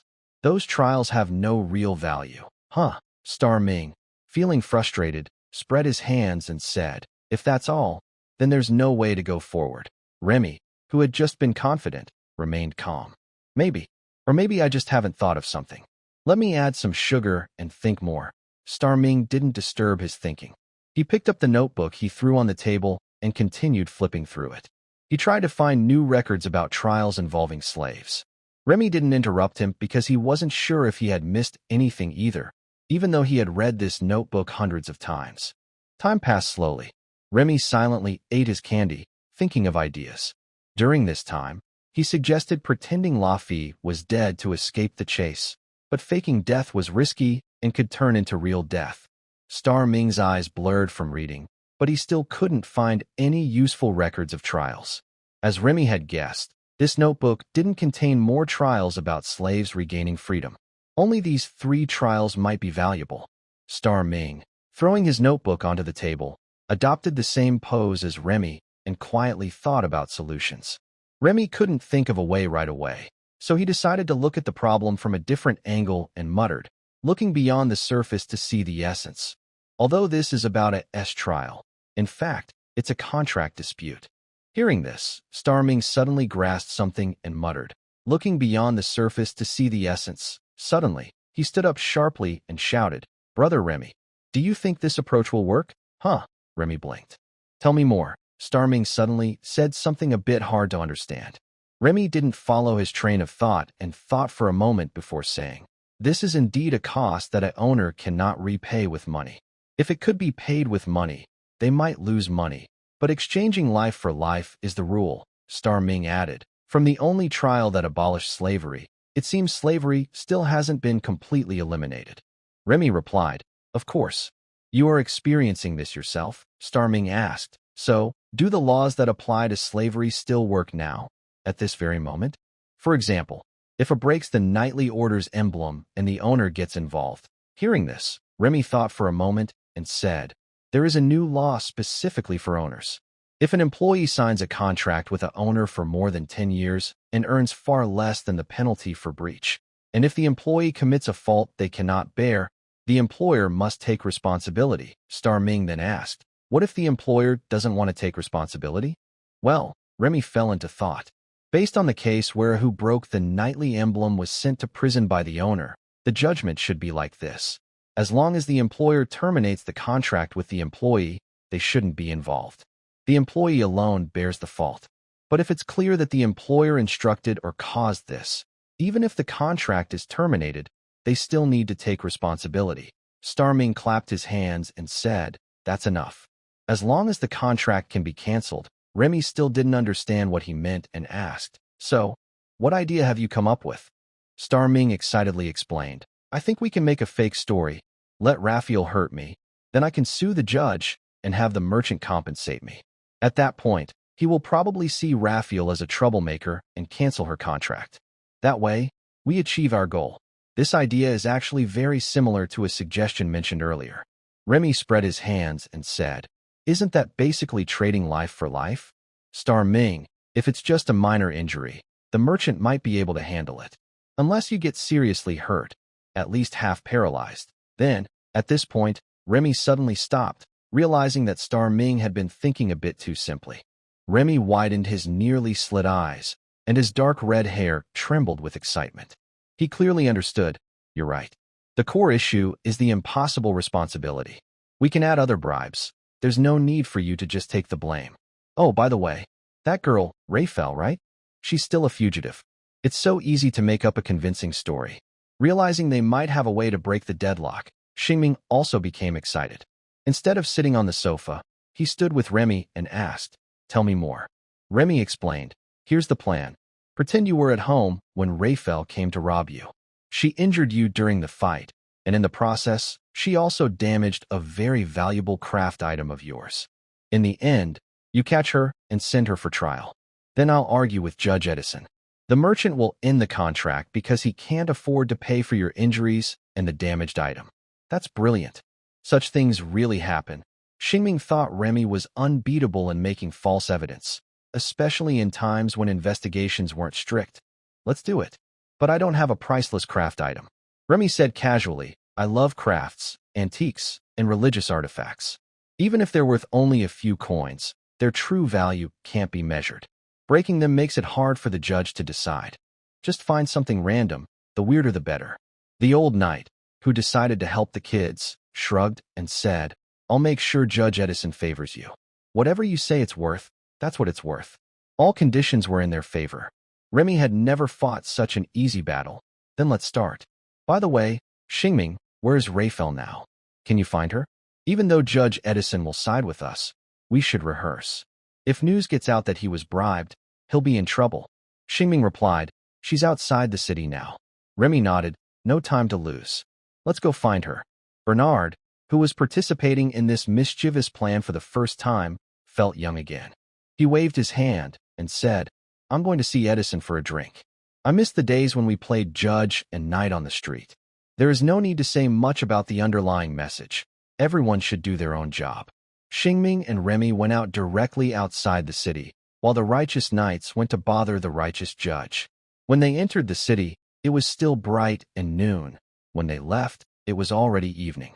Maybe they relaxed after finding a solution, so Xingming, busy as he was, finally felt how time was passing. The day was almost over. He and Remy walked quickly along the stone-paved street in the city. It was similar to some days before. Although young, with experience, one still feels nostalgic. Remy stretched his body, his burgundy tailcoat creaking as he twisted his waist. He said, "The last time we met was in Lorland Village. Back then, we were also taking a walk at dusk, talking about our future plans. Yeah, it's been a long time. 2 years, or maybe 3. It feels like 4, Xingming casually replied. Remy smiled and said, "Have you become the person you wanted to be back then?" As for me, I haven't. Xingming didn't know much about Remy's past. Anyway, his life was quite extraordinary. He laughed and said, "You could say it's completely different." Remy lazily put his hands behind his head and asked casually, "Do you feel any regrets?" Xingming, just starting his journey, answered without hesitation, "No regrets. Although it's just beginning, I like my current life." Hearing this, Remy, during a stretch, put his arm on Xingming's shoulder, who was half a head taller, and smiled. "That's good. As long as your life makes you smile, forget about plans and regrets. Haha. Xingming chuckled softly, then turned his head and asked, Remy, what about you? How do you feel about your life lately? Remy's expression was not as simple as Xingming's. He looked half smiling and said, At least I can still smile. Xingming asked, Is that a good thing or a bad thing? Remy immediately changed the subject with a mischievous smile. Let's not talk about me. Tell me, that girl from Qasim continent. What is it about her that attracts you so much that you're willing to do all this? Hearing this question, Xingming was momentarily stunned. He even asked himself inwardly, Why am I doing so much for her? They had just met. But after thinking carefully, he found many answers, simple ones like compassion, or that having a travel companion was wonderful. There are also complicated ones. Xingming touched the warm stone on his chest and said to the faintly visible stars in the sky, I asked them once why they did so much for me. They said, Who wouldn't like a child born in Loft Hall? Back then, he was connected to this land by the stars that night and Loft Hall. Now, he's just doing the same thing again. Xingming wants this poor girl to stop resenting his hometown, so she won't become a thief or cause trouble at the big crossroads, ending up in a sad situation. He also plans to send her to find her shaman grandmother, so she can taste the honey from her homeland again. Someone has to do these things. If everyone prefers to stay isolated on their own little island, then who will connect the world? How was this city built? Remy knew Xingming was taken back by Loft Hall from the roadside and started to understand him a bit more. I agree with your idea, but I also hope you don't trust someone too easily. It might cause you trouble. Xingming smiled slightly and said, I'm not stupid. I know all that, but this time I choose to believe. Remy didn't say anything more, just replied, That's why Uncle Bernard helps us. By the way, is she pretty? Xingming sighed. Am I someone who only cares about looks? Remy asked back. Aren't you? You've wanted to marry the flower shop girl since you were young. Xingming then went off topic. Let's focus on the main thing. We're almost there. Is this your big machine? The magic-powered carriage from the City of Magic? Remy asked curiously, inspecting the magic truck. Outside the city, Remy was led straight to an open area where vehicles were parked, so he sensed their destination. Xingming nodded confidently. Yes, this is a gift from the village. Remy sighed. You've become a carriage driver. Many things are complicated, so during busy times, Xingming could only reply, It's a long story. Remy's own experiences were also complicated, so he didn't continue the conversation. After this is over, let's catch up properly. Is Miss Raphael over there? He asked. Xingming replied, Yes. Walking the last stretch of the road, Xingming stood by the car door, worried about startling the other person. He gently called her name and softly knocked on the door. Raphael, knock, knock. There was no response inside. Thinking she might be bored and asleep, Xingming repeated, Raphael, I'm back. Knock, knock. Are you sleeping? Still, no answer. He stepped onto a small stool and tried to turn the doorknob. The door opened easily without any resistance. Xingming peeked inside and saw an empty driver's cabin. He froze for a moment. Then his heart tightened in his throat. Remy looked at his stiff expression and asked, What happened? Xingming stepped back to the ground, swallowed hard, and said, She's gone. Huh? Remy's eyes widened. Where did she go? He finally thought of a solution, but the person was missing. Xingming's mind was a mess, and he didn't answer right away. He first wondered where she might have gone. The answer immediately pointed to the forest with no people. The wolf girl might have changed her mind, decided not to accept her proposal, and hidden in the Loftor village, waiting for peace to come someday, or for her wanted notice to be lifted. Maybe she wanted to try finding her own freedom. Xingming, Remy's voice brought Xingming back to reality. He said, I don't know where she went either. Remy wiped his forehead and muttered to himself, What should I do? Outside Robe City, on an open space, Xingming really wanted to shout out loud, Where are you? I found a way to save you. But he couldn't. There were others outside the open space, including guards. If he shouted, it wouldn't be a solution. If others found out, Judge Edison would never be able to cover for him. Standing in the evening breeze, Xingming felt helpless, looking around blankly. Gazing at the distant forest, he felt a sense of powerlessness, like searching for a needle in a haystack. For a moment, he felt he had missed many things, and some things, once missed, could never be recovered. The traveler he met at the start of his journey would forever be a regret in his life. After thinking for a while, Xingming felt a sudden emptiness inside. He had been busy for some time, but it was all useless effort. He stood for a moment, shook his head, and wanted to change his mood. What should I do? I can't figure out what to do next. Where should I go now? What should I do tomorrow?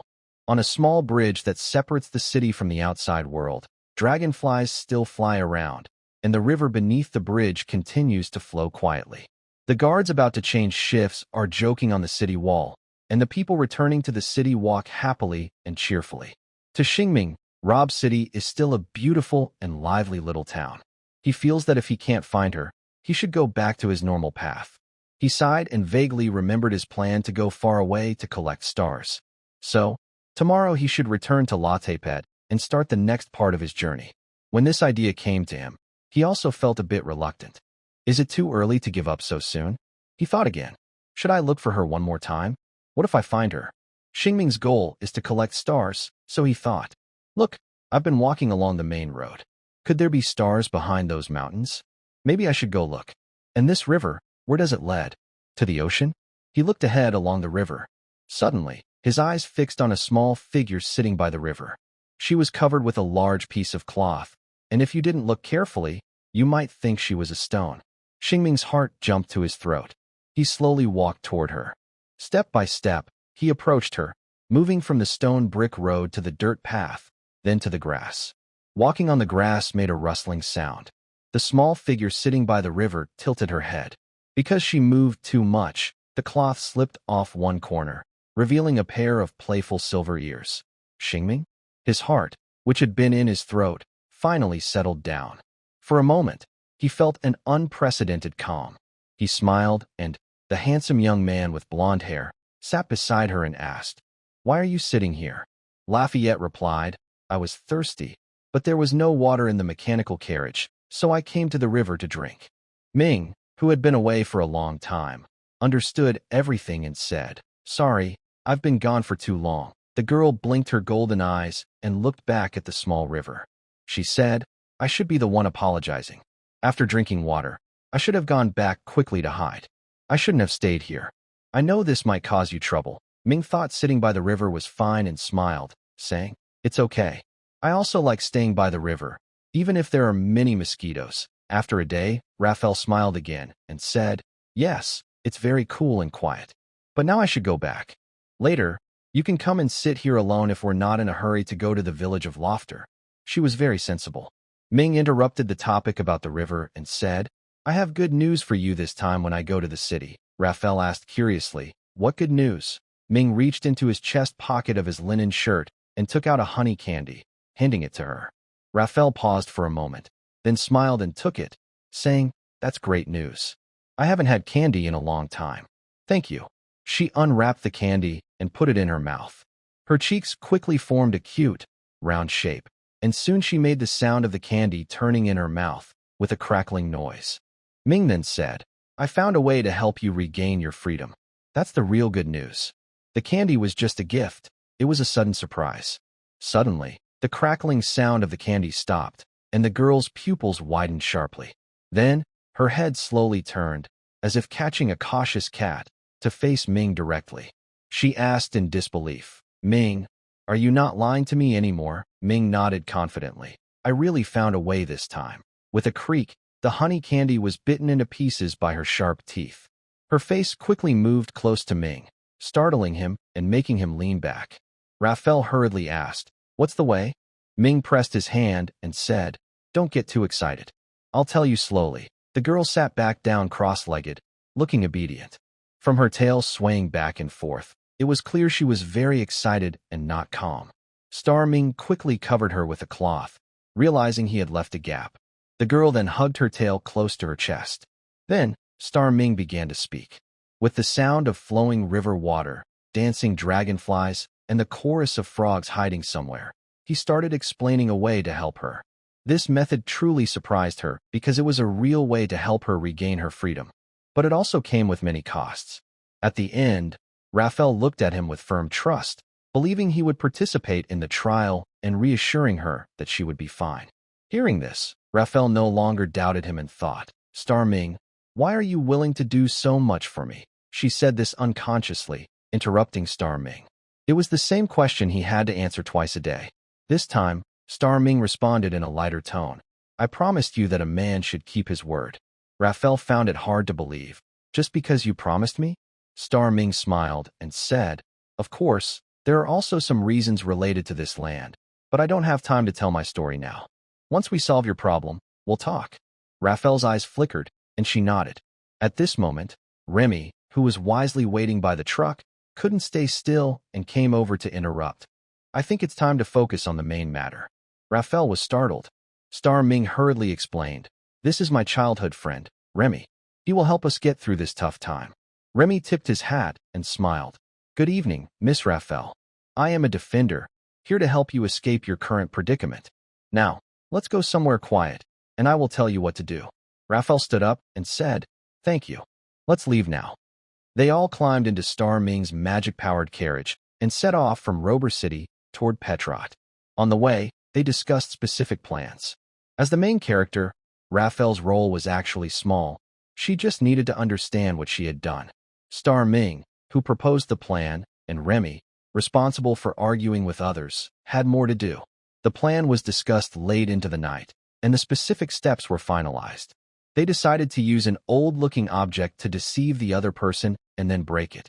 The last step was to choose the right time to carry out the plan. Star Ming suggested that instead of waiting for a lucky day, they should act when the sky is about to brighten. Since the plan was to start soon, the disguise should begin now. Star Ming had to pretend to fight Raphael fiercely. The messier he looked, the less the other person would doubt the truth of the situation, making everything go smoothly. They arrived by car next to a quiet forest. Star Ming pointed to his head and said, come on, kick this place. Don't hold back. Raphael, standing opposite him, looked a bit unsure. She was on a clear patch in the forest, and even when she was really fighting him, she couldn't bring herself to hit him hard. Now, pretending to fight, it was even harder. Nearby, Rami watched and joked, I think Miss Raphael might not be able to hurt little Star Ming who wants to protect her. Maybe I should do it instead. Star Ming thought it didn't matter who hit him. He looked at Rami calmly and said, then, Rami, you go ahead. Rami silently took out a small glass bottle from his pocket, unscrewed the lid, and poured out a black, pointed needle. He walked over to Star Ming, admired his handsome face, then chose a dramatic spot after casting a spell, and moved his hand. This is a bee sting with a drop of bee venom. A quick poke will feel like a heavy punch. Star Ming raised an eyebrow. If you have such a good thing that doesn't require hitting, why didn't you bring it out earlier? Rami grabbed his face and pricked his eyelids, cheekbones, and one side of his face with the needle. At first, there was no reaction. But soon, Star Ming felt something was wrong and gasped, ow. Why does this hurt so much? Oh, ow. Rami calmly explained. I said it feels like a heavy punch, but that doesn't mean it doesn't hurt. This young and strong guy was now on the ground, clutching his head and groaning. I feel like this hurts way more than a punch. Rami nodded. Exactly. Star Ming was in so much pain, he almost rolled on the ground, shouting, just hit me twice instead. This will protect your white teeth. After Remy explained, he ordered Lefel to bite his arm with her sharp teeth. Lefel hesitated and pointed at Xingming, saying, his face is almost swollen like a pig's head. That should be enough, Remy calmly replied. Trust me, without blood, that heartless merchant won't be scared. This, Lefel hesitated a bit. Xingming, in terrible pain, hissed, bite me. I think the pain in my arm can distract from the pain in my face. Hurry. He still scratched his head with one hand and stretched out the other arm. Under the moonlight, standing out from the lively scene, the wolf girl finally sat beside him. She held his arm and bit into his flesh. The flowing blood shimmered with a silver glow in the moonlight. Xingming covered his face and said, did you bite? Why is there no strength? Lefel, feeling guilty, raised her blood-stained face and looked nervous, saying, I already bit him. There was a lot of blood. Sorry, Xingming wailed. It doesn't hurt at all. This bee sting is really strong. Lefel anxiously asked, is Xingming okay? Remy calmly waited for the blood to soak through his sleeve, then used medicine to stop the bleeding and said, it's not a big problem. Lefel, go roll on the ground a couple of times, get a little dirty, then give yourself a shot on your pretty face. Soon after, another person was squatting on the ground, hissing and laughing. Xingming, Why does it hurt so much? Lafell, this hurts more than a wild bee sting from Sindel. But maybe it wasn't that painful after all. Remy, who was in charge of everything, looked at the two clumsy little ones and nodded with satisfaction. Good. Keep your current state. We're leaving now. After enduring the darkest pain, they traveled through the forest at dawn. Xingming, driving, and Lafell beside him were very alert, occasionally hissing and laughing. Remy, who hadn't slept all night, yawned and muttered to himself about what he needed to say soon. They returned to Robber City before the city gates opened. In the final moments, Xingming found a rope and Lafell. Remy looked again at Xingming's face, which was swollen and bruised, and felt unsatisfied. He dipped his finger into the blood seeping from the wound and wiped it on Xingming's lips. This marked the end of their preparations. Today, the cat vulture Sinnoh did not come out to greet the morning. The guards only rang the doorbell after the sun had risen. The three of them, having stayed up all night, got off the carriage. As soon as they appeared, they drew the attention and whispers of travelers outside the city gate who wanted to enter. Xingming and the others ignored these looks and headed straight to the Knights Guild office. When they arrived at the door, their presence surprised the young knights inside, who asked, "What happened?" Remy explained, "My friend Xingming and I were robbed on our way to Petrod, and we caught the thief. She is also a wanted criminal." The young knights immediately went to report the incident. Soon after, a senior knight in a red cloak came out to greet them. Seeing their condition, he was also surprised. "Oh my goodness, leave the wanted criminal to me. You probably need some treatment now," Remy firmly said. "We won't let her go until we see the merchant who issued the wanted notice." The knight in the red cloak thought they might be afraid the merchant wouldn't pay, so he said, "Hand her over to me. The bounty you receive will be paid by the Knights Guild." Remy grimaced and said, "We're after more than just the bounty. Look at what happened to my brother. He's badly beaten and swollen like a pig's head. We want more compensation. If we don't get it, we won't return his goods." The word, goods, was delicate. After hearing their explanation, the knight in the red cloak looked at the private wanted notice, which resembled a contract, and hesitated. He quickly understood the situation. It was about a traders who had run away. During the escape, they robbed them and injured them. Without the S involvement, this would be easy to handle. But because it involved a contract, things got complicated. Although officially, it was just a case of a worker breaking a contract. Unlike cases where people ran off with a lot of money, this was fundamentally a dispute. It required the owner to step in and resolve it. The Red Tent Knight had no obligation or reason to handle money matters and said, "I will go to the address on the wanted notice to find Mr. Moss. When he arrives in Robber City, I will send someone to contact you for a meeting. Please tell me your address beforehand." One eye of Xingming, who was covered with a bandage, mumbled, "I will rest at Uncle Bernard's house for a few days." Hearing the name of the elder, the Red Tent Knight paused, looked repeatedly at the golden-haired, pig-headed person, and asked cautiously, "Xingming?" Xingming, who often hung out with Uncle Bernard at the Knights Guild and was somewhat familiar, replied, "It's me." The Red Tent Knight chuckled and said, "It's tough for you to deal with this. Go to the monastery to heal. If I get any news, I will notify you at Uncle Bernard's house." Xingming muttered vaguely, "Who?" The Red Tent Knight thought he probably meant, "Okay." Remy, with a hint of anger, asked, "When will that useless merchant under our control arrive? He won't run away, right?" The Red Tent Knight thought for a moment and said, "If we can't contact him within a week, you can sue him. But no matter what, as long as you hand him over to the Knights Guild, you will receive the reward." Remy firmly said, "We won't let him go." The Red Tent Knight shrugged and said, "That's your right." After finishing these talks, Remy and Xingming, along with the similarly swollen-faced Raphael, turned and left. Before they took more than a few steps, Uncle Bernard, riding a cat-eagle named Sinor, who was out for a walk at this time, landed in front of them and shouted loudly, "Xingming, what's wrong?" Xingming pointed at Raphael and said, "Woo-woo." Watching the four and the cat disappear around the corner, the Red Tent Knight sent someone to the latte pet in to find Moss. The event was temporarily over. Everyone gathered at Uncle Bernard's house, chatting about random things and eating delicious food.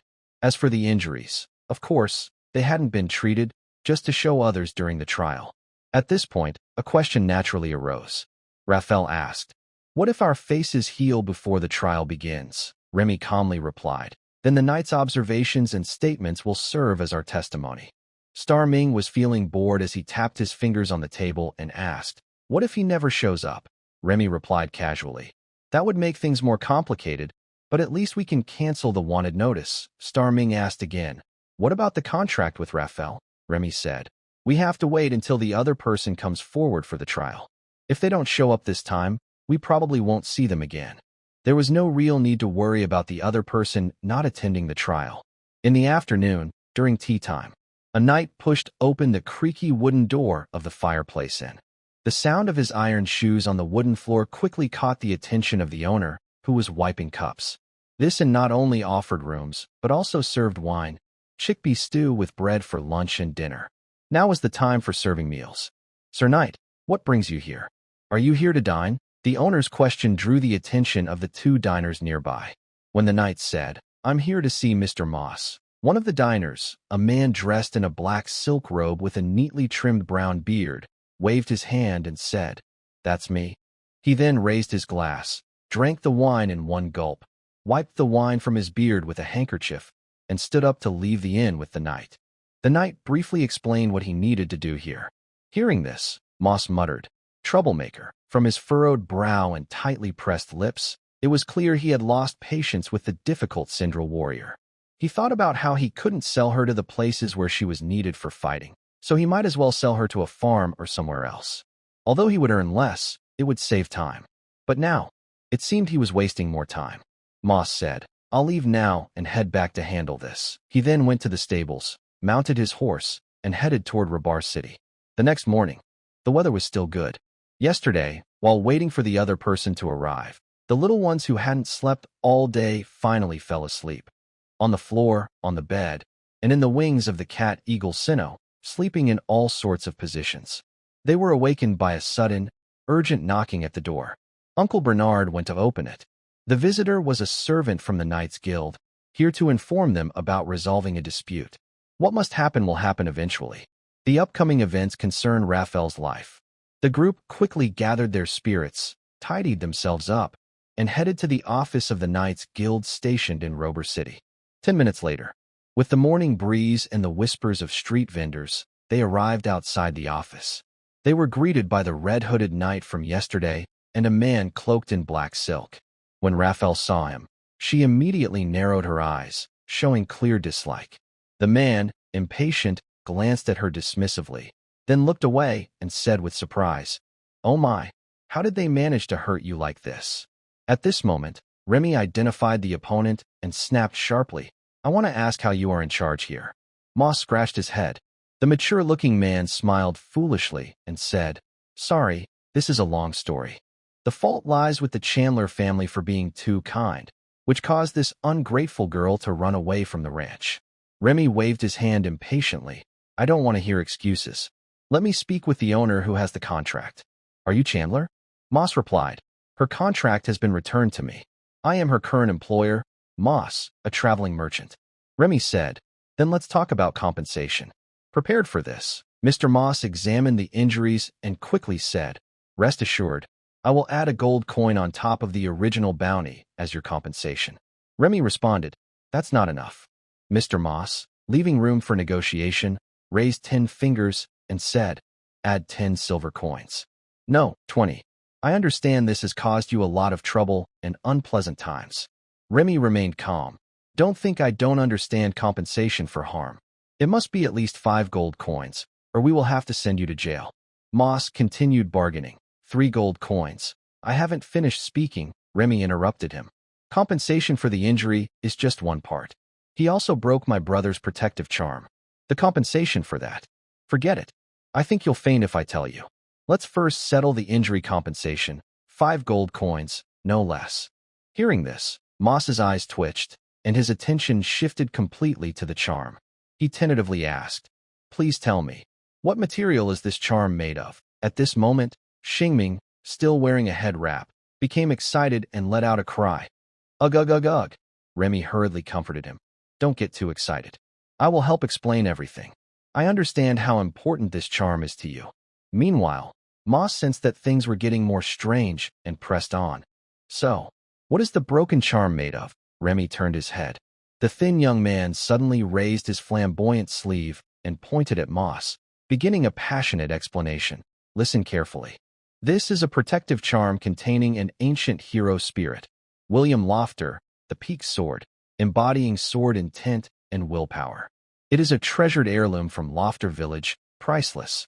My brother Xingming, a young adventurer just starting out, was given this charm by the village chief, who was worried about his safety.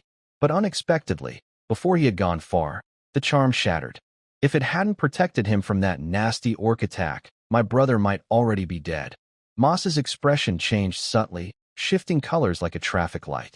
What a load of nonsense. He had heard of ancient relics, but only in stories. He had never seen one. Could such a thing really exist in this small place? He felt like he was being extorted. Though he thought this, he didn't show any anger. Instead, he looked guilty and asked, "Sorry, could I see the broken charm?" Remy took the shattered stone wrapped in a handkerchief from his pocket and showed it. Now, it has no magic left. It's just like a stone. Moss stepped forward, wide-eyed, staring at the broken black stone. Carefully, he picked up a piece and examined it closely. After a long look, he thought it was just an ordinary broken flat stone, good for skipping stones, nothing special. He wondered if it had any magic power. No, maybe ancient heroes' sword energy or willpower. But it didn't matter. Moss didn't believe it. He thought it was definitely a scam. Still, he asked cautiously this amulet, how much is it worth? Remy held up 5 fingers. Knowing it was a scam, Moss still had to negotiate. His brow furrowed tighter. 5 gold coins. No, that's too much. Remy sneered. 55 gold coins. Not a single coin less. Haha, Moss laughed bitterly. This was clearly a scam. He forced himself to stay calm and said, "This is indeed my fault. So, including the damage and the compensation for the amulet, I can pay you 5 gold coins. With the reward, that's 8. Sorry, I can't afford your price. The amulet is valuable, but not worth that much. I hope you'll accept my offer." His hidden meaning was clear. "I admit you're scamming me. That should be enough." Remy reached out with a big hand. 55 gold coins. Not a single coin less. Moss finally lost his patience. "If you won't accept my offer, then don't expect to get a single copper coin." Moss wanted to show them his bottom line, to tell them that if they kept pushing, they wouldn't get more from him. But this wasn't really a typical bargaining between merchants. This situation suited their plan perfectly. Remy said, 55 gold coins. "If you can't pay, then forget it. We won't let her go." Moss sneered. "You don't think this half-beast is worth 55 gold coins, do you?" Remy snorted. "How much she's worth doesn't matter to us. I only want my compensation." At this point, things were about to get ugly. Moss waved his arm and sneered. "Let her pay you. This has nothing to do with me anymore." Everyone heard this and felt a bit of relief. Remy controlled his emotions, still very angry. "Don't try to avoid responsibility. It was you who brought this little troublemaker here, and you also have a contract with her. If I'm right, your contract must include a clause from the revised code about employers being responsible for unacceptable damages." Remy had already brought up this topic, trying to force Moss to break the contract. Hearing this, Moss suddenly realized that the other side was prepared and was not just a reckless trying to extort him suddenly. Just as Moss was about to get angry and turn away, preventing them from getting even a penny, he suddenly became clear. The other side's goal was to get compensation equal to his value or his contract. So, 20 gold coins might be their target for extortion. But Moss wouldn't give them that money. He doesn't do bad deals, and he wouldn't give up his goods. They want me to lose everything? Dream on, Moss thought to himself, then finally said, "If you refuse to accept 5 gold coins as compensation, we will go to court for a trial. I want to see if the judge will believe your lies." Hearing this, Remy almost couldn't hold it anymore. He forced a smile and shouted, "Then let's go to trial. Right now? Come with me." Moss snorted coldly, said nothing more, and silently followed them to the court. The trial was still presided over by Pastor Edison, who is known for his fairness in Robber City. The goddess of light, Sophia, watches over my heart's balance. Now, the trial begins. The first part was of course Remy explaining what happened, then presenting various evidence. First was Xingming, with his pig head, then Raphael, who had hurt someone and was remorseful, and finally the broken amulet. Regarding the amulet, he used many words, passionately arguing with Xingming in front of Judge Edison. Meanwhile, Moss watched coldly from the side and silently prayed that the local judge was not a fool who mistook stones for treasures. However, recent events always surprised him. Judge Edison paused and said, "I know the story of Lofter. The legend of that hero is still spread across this land, and Xingming Lofter is indeed a villager from Lofter Village." Moss immediately became anxious upon hearing this. "Honorable Judge, perhaps this land truly gave birth to a great person, but you cannot be sure that this stone is related to that hero. How can we prove that this stone still holds a fragment of the hero's will before it was broken?" Judge Edison tilted his head and asked, "But you also can't prove that it's just an ordinary stone." At this moment, Remy spoke up. "But we have witnesses who can prove it's not just an ordinary stone." Moss was surprised. Who else could be involved in extortion? Judge Edison asked, "Who can prove that?" Remy pointed to Alarafel, standing in the center of the courtroom. "She almost killed my good friend Xingming." At a critical moment, the amulet showed its power and froze her in place. Facing an ancient hero spirit, she can testify to this. So, she was his employee. No, her. Moss felt really troubled. Judge Edison asked, "Alarafel, tell us what you saw and heard." Alarafel pouted and muttered, "That stone definitely has some strange power. When it glowed, I suddenly couldn't control my body until they tied me up." At this point, Moss didn't know what to say anymore. That could be some kind of magic or spell, not the power of the stone itself. Pig-headed Xingming whimpered. "Woo." Remy spoke for him. "The power remaining in the stone isn't some magic or spell. It's the will of an ancient hero spirit that can intimidate all strong beings. Now, that will has already faded. No matter what, this is a wondrous world." Judge Edison is a fair judge. He firmly believed in the magical power of this stone and said, "Moss, this amulet has historical value for Lofter and practical value as a protective charm. As Lafrel's long-term employer, you need to compensate them for their loss." Moss stared and asked, "Honorable Judge, how much do you think this amulet is worth?" Edison looked at Remy, who immediately stretched out his hand. 50 gold Lorentz. Edison then looked back at Moss and asked, "Are you willing to accept this price?" Moss, whose money combined still wasn't enough, thought to with that. He said, "I refuse. I believe this amulet is definitely not worth that much money." Judge Addison replied, "If you refuse, we will have to detain you. Tomorrow, you and your long-term employee will face a trial for your crimes." Guards, "Wait, buddy. Hold on." Moss was stunned and quickly waved his hands. "Honorable Judge, I am just discussing the price. I didn't mean to refuse compensation." Judge Addison said, "There's no room for negotiation. This trial isn't about bargaining. It's essentially about serious theft, and so the victim has a higher right to explain." Hearing this, Moss felt confused and helpless. He thought the other side was extorting him, but everyone else believed that the stone was truly a protective amulet. Could this really be a treasure? He even doubted his own judgment. Star Ming sincerely held the stone given by Lofter, muttering, "Aminos, a traitor." As he spoke, a faint golden glow appeared in his hand. Moss's eyes widened in amazement. "What's going on?" At this moment, Judge Addison asked again, "Moss, are you willing to accept the monetary compensation demanded by the victim?" Feeling that today might be his downfall, Moss wiped the sweat from his forehead. Every second under everyone's scrutiny was very stressful. "I request a retrial at a higher court." This surprised Star Ming. How could he forget about this move? If the new judge doesn't favor them, what will happen? Judge Addison said, "That is your right. Guards, take Mr. Moss and this half-beast lady to the dungeon." "Wait." Moss, sweating nervously, quickly wiped his forehead again. "Why do you want to detain me?" Judge Addison explained again. "This is clearly a case of serious theft and the evidence is solid. If you haven't obtained the victim's forgiveness, you will be detained." Guards, "Wait a moment." He was about to be taken away, feeling overwhelmed by the pressure. Moss begged, "Can't we go to the higher court for a trial now? Do I really have to be locked up?"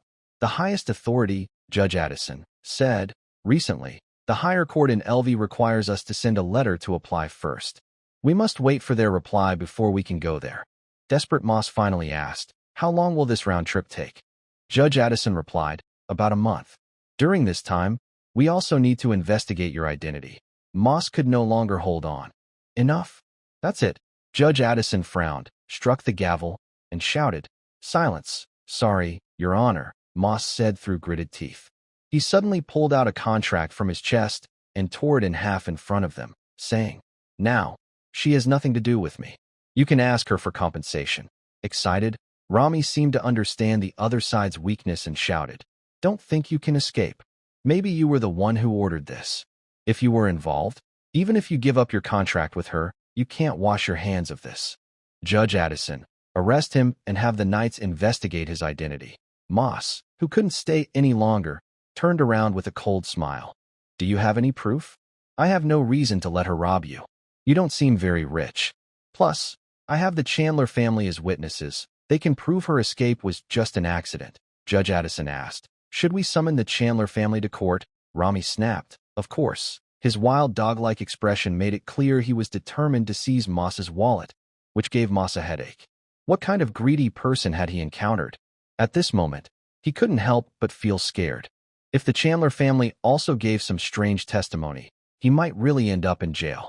The court was temporarily adjourned because the Knights went to find the Chandler family, but Moss could only sit on the wooden bench in the courtroom, feeling uneasy. The man in the dark red tailcoat still wore a strange smile, staring at him like a hunting dog. The feeling that the Chandler family might give strange testimony grew stronger. He felt like he was caught in a trap that could bleed him dry. At this moment, he was already thinking about which bank in his area had enough money to buy his freedom. Half a day had passed, and the foolish ranch owner appeared in court. It can only be said that their eagle-taming strategy was very successful. After hearing Chandler describe a very ordinary event, Moss took a deep breath of relief, then inhaled the fresh air and said, "Dear Judge, you should understand the reason behind this. She is no longer involved with me. Goodbye. Now it's your turn. Coward who refuses to take responsibility. Coward." Amid the angry shouts of Rami, who was like a mad dog, Moss put on his black hood and left the courtroom.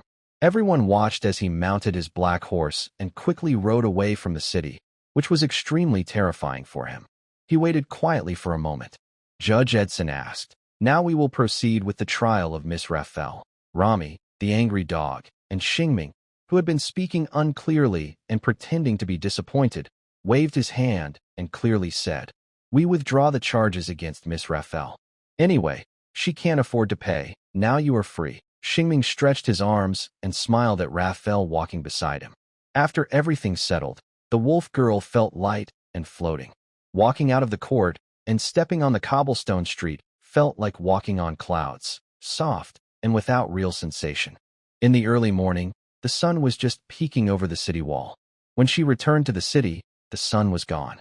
The sky was filled with complex, peaceful-looking clouds that blocked the sun and moved with the wind. The wind blew Raphael, making her feel lifted and as if she was floating freely. "Thank you. Thank you all." She looked at the sky, speaking somewhat absent-mindedly. Xingming said easily, "Don't mention it. This is the freedom you deserve. There's definitely going to be a heavy rain soon," Rami said, making a sound of disapproval at the clouds, then asked, "Where are you going next?" That was a good question.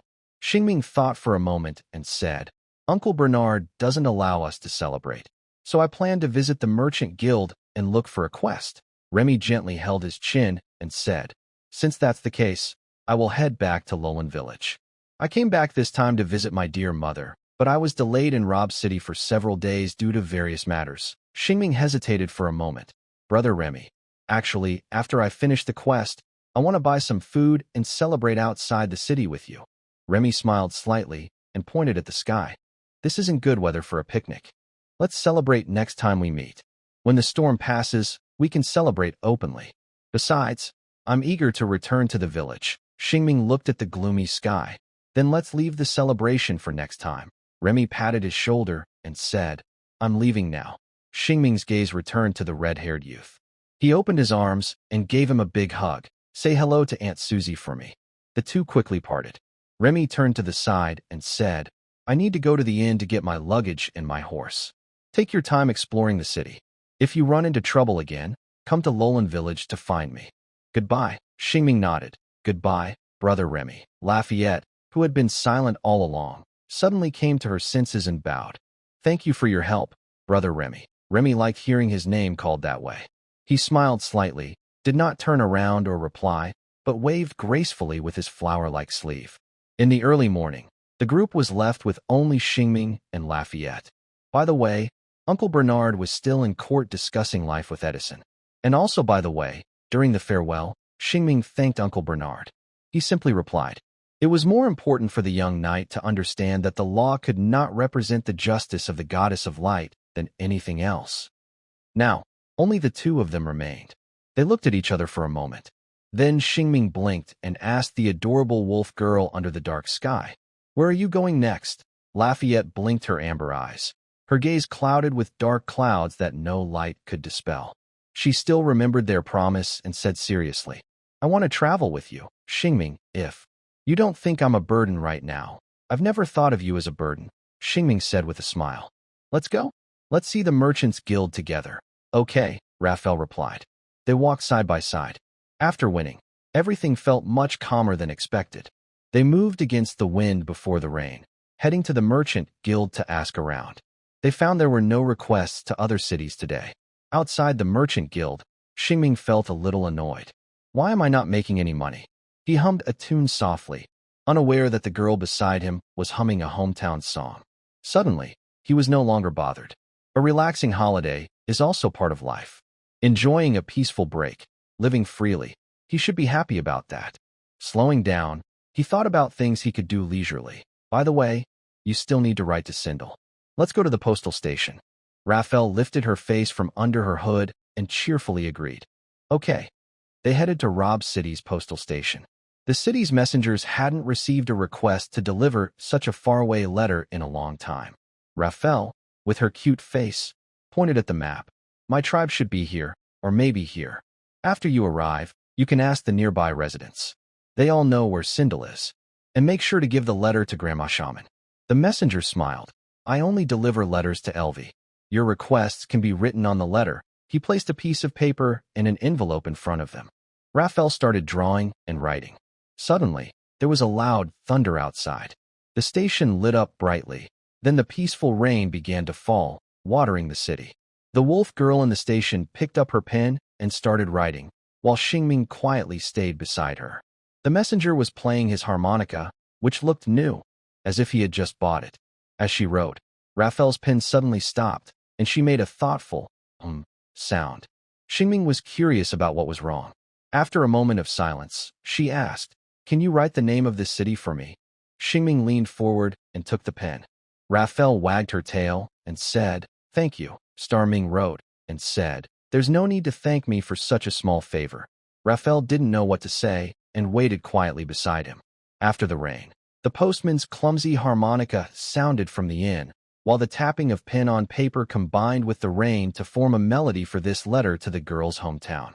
In the end, Starming paid 22 silver Lorentz as his fee. Raphael watched carefully and said sincerely, "When I earn some money, I will pay you back." Starming waved his hand and said, "I need your help on the way, and this is part of the job, so you don't owe me anything. It's just an advance on your salary." Raphael still shook her head and said, "No, helping you is my travel reward. The rest of the money I will earn and pay you back later." Starming didn't really want her to be so polite, but he was curious and asked, "How do you plan to make money?" Raphael had already thought about it. "I can hunt some animals along the way and sell them." If Starming was a traveling merchant, the girl wanted to become an adventurer, just like that old hunter. Her original reason for leaving the tribe was for this. Starming found it interesting and asked, "Do you want to register with the Adventurers Guild to become a real adventurer? That way, you can take on quests and earn money." Raphael's ears immediately perked up. "Can I become a real adventurer?" Starming confidently said, "Of course you can. You are free," Raphael quickly said. "Then I want to become an adventurer. Can you take me to the Adventurers Guild?" Starming looked at the rain outside and said, "We'll leave once the rain stops." Raphael wagged her tail and happily agreed. "Okay, once the rain stops, we'll go. But when will the rain stop?" "Oh, in 10 minutes. The rain came with a loud storm, but passed quickly. Raindrops fell from the eaves onto Raphael's ears, which peeked out from her hood. Standing at the door, she reached out her small hand and said, "It seems to have stopped raining." Even a light drizzle was fine.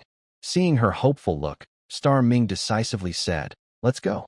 We should register before the Adventurers Guild closes. Let's go," Raphael shouted just as loudly as he did. Star Ming thought the Adventurers Guild would close early. In fact, the guild stayed open quite late, with loud cheers and toasts that echoed louder than the taverns in Robber City. Their boots stomped on the damp stone streets, making a series of sounds in the quiet night. Soon, they pushed open the guild's door, where most of the patrons were old friends drinking together. "Such a short little guy wants to be an adventurer too?" LaForelle heard them talking about her without showing fear.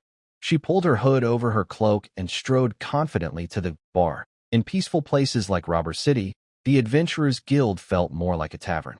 They explained their purpose: to register as free adventurers. Free means adventurers without a guild. LaForelle started filling out the form, her pretty face showing a look of confusion as she wrote. "Favorite drinks and foods? Why do I have to write that?" Star Ming, leaning on the bar with his arms crossed, couldn't help but laugh. "Maybe it's for safety reasons." LaForelle pretended to understand, and then wrote honey water and cooked lizard tails on the form. She continued filling out other required information. Watching from the side, Star Ming felt curious and asked, "Can I also become an adventurer?" The clerk, maintaining a professional smile, said with a teasing tone, "Can you fight wild boars?" Star Ming almost hurt his back. "What do you mean, can I fight wild boars? Do I look like I can't?" The clerk examined his face and smiled as she handed him a form. "Actually, you could do some small jobs like helping find cats. As a new adventurer, don't try to be too brave," Star Ming asked. "So, do I really look like I can't fight wild boars?" LaForelle looked at his face and also couldn't help but laugh. Feeling a bit annoyed, Star Ming filled out his form and registered as an adventurer. He was confident he could do this job. He now had a spell that could defeat enemies. With his poor swordsmanship, fighting weak monsters was no problem. He wanted to become an adventurer and believed he could do the job well. After some time, the Adventurers Guild gained 2 new trainee adventurers. They immediately asked if there were any quests they could take. Currently, Robe City only has 1 seasonal quest issued by the Night Order. Hunt wild boars. Bring back a pair of wild boar ears as proof. 1 pair earns 3 silver coins. These quests don't need to be officially accepted. Xingming and Raphael noted that wild boars could be sold, so that was enough to fulfill their purpose here. Just as they turned to leave, adventurers who came here to enjoy drinks on rainy days raised their glasses. "Let's toast to our 2 new trainee adventurers. Cheers." They had never seen such a scene and froze in place, unsure of what to say. Should they also join in for a drink? Should they invite them? They didn't have much money in their pockets. Until the bartender, who also served as a clerk, sighed helplessly after putting away the 2 certificates and started wiping glasses. "Ignore these guys. They just see you as entertainment for drinking." That was exactly the case. Soon, everyone burst into laughter because of the awkwardness of the 2. Uncomfortable and unable to join in, they covered their faces and left. Xingming then suggested they buy some supplies, and Raphael was happy to browse. They bought food and spices along the way. Xingming also bought pants and a short shirt for Raphael, whose skirt was getting dirty. The day was filled with laughter until the rain started again. Oh no, it's a sudden shower. No wonder the rain stopped so quickly earlier. They ran wildly in the rain, from Robe City to an open field outside the city, and climbed onto a steam-powered truck. Xingming found a clean cloth to wipe the water off his head. Just as he was about to hand it to Raphael, she took off her cloak and shook her hair inside the truck, splashing water all over Xingming, who had just dried himself. Suddenly sensing something was wrong, Raphael awkwardly scratched her head. "Sorry, Xingming, I keep causing you trouble." Xingming smiled and said, "It's okay. Can you teach me how to do that?" "I think it's pretty handy." Raphael felt a bit embarrassed, realizing he was joking. "Your hair is too short. I can't do that." Xingming wiped his face again. "That's a shame." They sat in the truck for a while. Lafayette asked curiously, "What should we do next?" Xingming replied, In Robber City, they hadn't received any transport orders, so they had no specific goal at the moment. They also wouldn't go out to trouble wild boars in the rain. Suddenly, they fell silent, quietly watching the rain outside. The rain came quickly and went just as fast. Before long, the rain stopped. Xingming sighed. "I wish we had stayed longer in the clothing shop," Lafayette agreed. Yes, I think the rain is deliberately causing us trouble. Xingming smiled. Yeah. He rubbed his stomach and turned his head, asking, do you think it will rain again? Lafayette said, I think so. They looked up at the sky again. After a while, the clouds dispersed, the city gate creaked shut, and the moon peeked out from the sky. Xingming asked again, do you think it will rain again this time? Lafayette replied, maybe. Xingming decided to wait a little longer for the rain and looked toward the road to Petrot. Although they couldn't move now, he wanted to talk with Lafayette about what to do next. Our goal is the port, but it might take some time to get there. We need to save enough travel money. Lafayette understood. I can help with that now. Xingming added, I also need to improve my reputation, or I might not get any more orders. Lafayette sighed. I also need to upgrade my gear and skills to stay safe on the road. Xingming said again, thinking carefully, reaching your hometown might be very difficult, and it could take much longer than you expect. You should be prepared. Lafayette was silent for a moment, then smiled and said, it's okay. Taking it slow is fine. Actually, going back to my hometown won't solve many problems, and I'm not in a rush to go back. Xingming asked, don't you want to see your shaman grandmother sooner? Lafayette shook her head. I wanted to a few days ago, but now. The letter I wrote can do what I can do right now. I don't really want to go back. Starming looked at her, but didn't quite understand the girl's feelings. He asked, where do you want to go now? Lafayette suddenly seemed lost and replied, I don't know either. Seeing her confused look, Starming felt this topic was too heavy. He looked at the sky, which was no longer raining, and opened the car door, saying, I'm sure the rain won't come back. Let's go. Lafayette snapped out of her thoughts and asked, where to? Starming waved towards the open space. Bring the food we just bought. Let's have a picnic by the river. Talking about food, Lafayette brightened up. Okay. The hunter uncle had told Starming that when faced with such feelings, it's best to enjoy a good meal. What's the use of feeling lost? Starming learned this and put it into practice.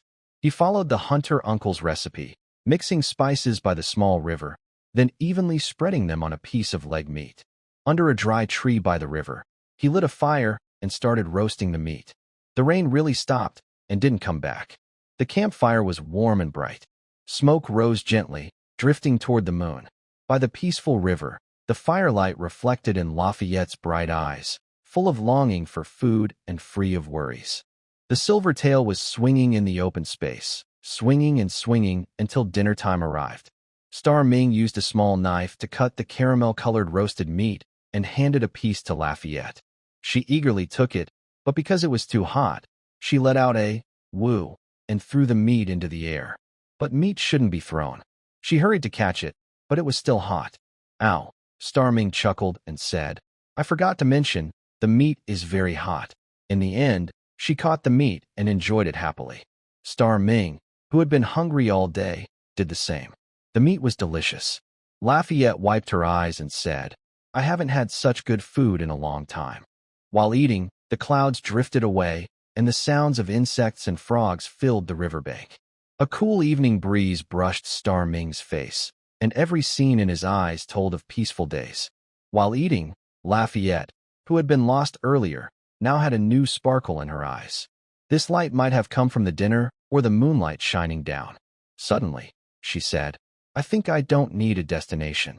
Leaning back on his arms, Xingming sat in the open space and asked, no need for a destination?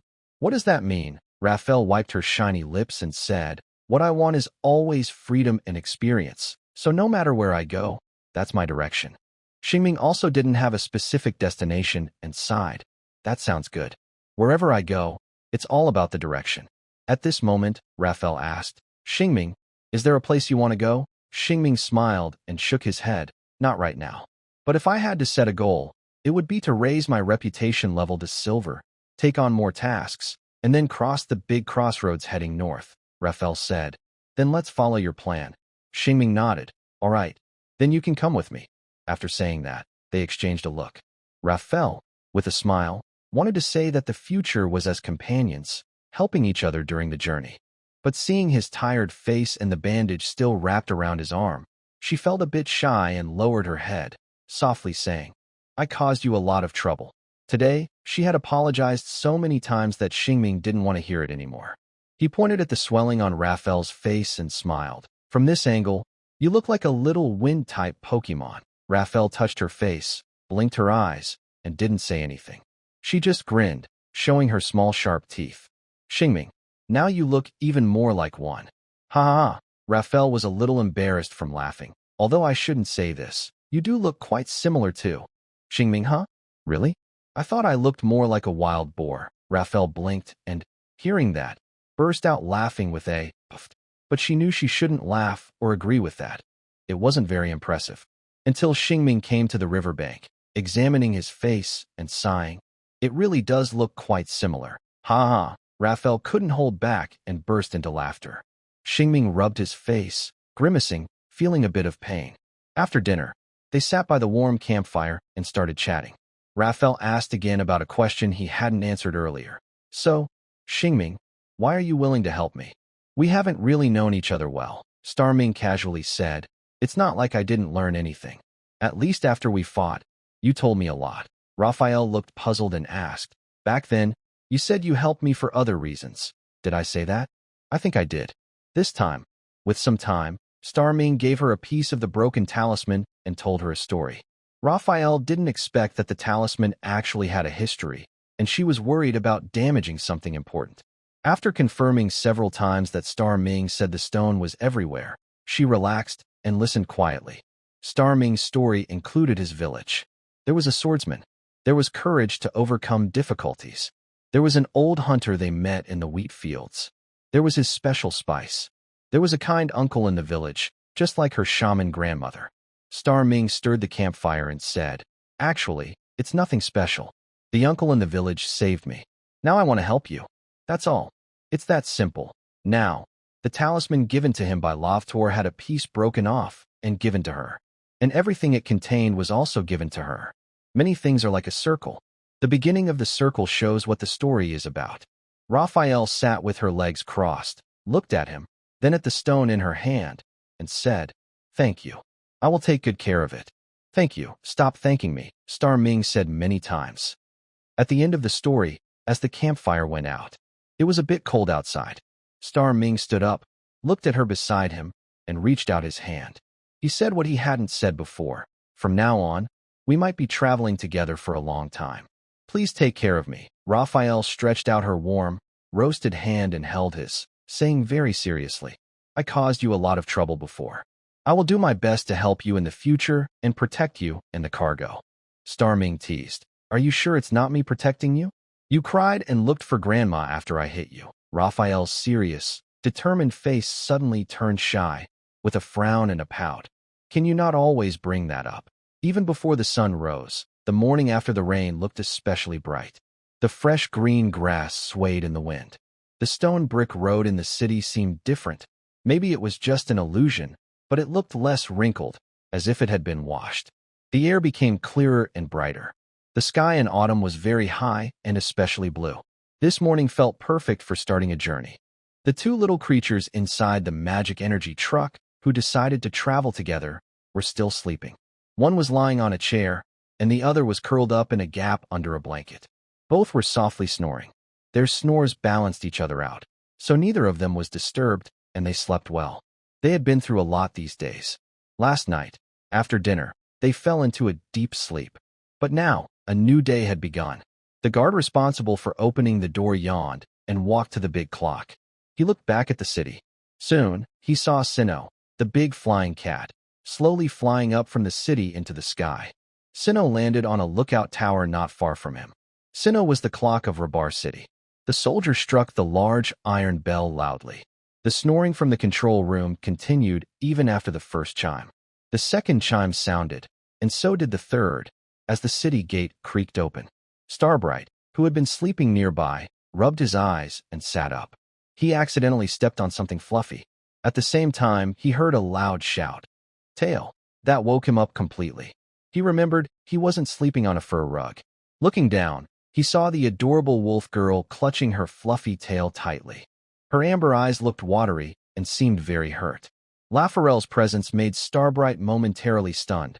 Then he quickly realized he had made a mistake and hurriedly apologized. Sorry. I'm not used to having someone else here. Are you okay, Lafarelle? Lafarelle, still holding her tail, sat on a bench and soon smiled softly. It's okay. Anyway, I'm really sorry, Starbright said awkwardly, scratching his head. Good morning. Did you sleep well last night? Lafarelle looked up at the shelter and thought about last night. She replied, I slept very well. It was a night without dreams. Starming cares a lot about his new companion's sleeping environment. He looks at her small bed, which has a few strands of silver hair on it. There is no control panel here, and the space is quite wide. The soft mattress is laid out on a flat area. He asks, is this okay? The space seems a bit small. If you're uncomfortable, we can set up a tent outside at night. Raphael, with her cute face, replies, I sleep very well here. When I was in Sinclair, I liked sleeping in my little hammock, which is similar to this, Starming says. We have plenty of time ahead. If you feel uncomfortable, please don't force yourself. Raphael nods and says, I won't force myself. It's really fine. Don't worry. As new travel companions, they are very polite and keep saying, please, to each other. Although it might not be the most appropriate way to speak, they treat each other with respect. After greeting each other in the morning, they naturally start talking about the new day. Starming rubs his stomach and suggests, let's go get something to eat. After eating last night's meal that Starming prepared, Raphael suggests, do we have any ingredients? I can make breakfast today. Starming casually opens the cabinet above and looks through the items, saying, bread, apples, butter, jam, eggs, sausages, and canned beans. Actually, we might not need to cook. Raphael, curious, asks, if we don't cook, what will we eat? Starming points to the nearby city and says, it's better to eat these foods on the road. Since we're so close to the city, we can go in and eat there. We can also see if there are any jobs we can do today. When she hears about looking for work, Raphael's eyes light up. Let's go to the Adventurers Guild and see. Seeing her enthusiasm, Starming smiles and says, okay, maybe we can get a quest today. They put on their shoes, jump onto solid ground, and head into the city as the morning sun rises. The first thing they do in the city is find a restaurant and that serves breakfast. They enjoy a hearty breakfast of fried eggs, bacon, bread, and beetroot soup. After paying 17 copper coins, they gather their spirits and go to the Merchants Guild. Today, there are no transportation quests available. Maybe no one has posted requests yet. This situation is quite normal. Carters don't have work every day. People with double roles go somewhere else to find work. The Adventurers Guild. Luckily, they arrived early and received the latest mission. There are reports of spider webs that might belong to the bird-eating silk spider near the Firelight Town forest, and adventurers are needed to investigate. The bird-eating silk spider is a giant spider about 2 meters long. It can spit very sticky silk, has strong legs that support its large body and help it move quickly, and sharp fangs that can easily bite through prey's throats. It is considered a monster. While the area around Rob City is generally safe, monsters sometimes wander in from the northern forests. The reward for this mission is 5 silver coins. This is a scouting fee, and adventurers are not required to kill the spider. Just report what they find nearby. Of course, if they do kill the spider, there is extra pay. One bird-eating silk spider is worth 5 silver coins. Seeing this, Xingming asked, why is it only 2 silver coins more than a wild boar? The bartender, who had just woken up and stretched her graceful body, replied, because wild boars are a big threat to crops. They run fast, and spiders don't like to run around randomly, so they are easier to handle. Considering the pros and cons, the prices are about the same. Raphael wasn't picky and said to the receptionist, I want to take this mission. Here's my adventurer ID. Xingming also handed over a scroll. Here's mine. The bartender remembered them and smiled. Just a reminder, as trainee adventurers, don't act rashly if you see the bird-eating silk spider. Report back to the guild and let higher-level adventurers handle it. Raphael nodded and replied, got it. They successfully accepted the investigation mission. After securing their adventurer IDs, they turned to leave the guild. Raphael tilted her head and asked, Xingming, can you help me buy a weapon? Xingming readily agreed. Of course. Are we going to fight? The clerk said we should be careful. Raphael confidently said, leave it to me. I can handle the spiders and Sinzer. And with your magic that can trap monsters, we're well prepared. Seeing her confidence, Xingming decided to trust his partner. My protective power can only be used twice. If I've used both times, and we still haven't won, we should retreat. What do you think? I believe we need to be careful. Raphael clapped her hands, took a few playful steps back, and then turned around, making a fist to her chest as a sign of greeting. Okay, Captain. Xingming was amused by her lively attitude and said, if we're going on an adventure, it should be someone experienced like you leading. Raphael thought for a moment, then stood with her hands behind her back, adopting a serious look like a hunting team leader, and said with a frown, Soldier Xingming, I think. Your idea is very good. Xingming nodded politely, mimicking her tone.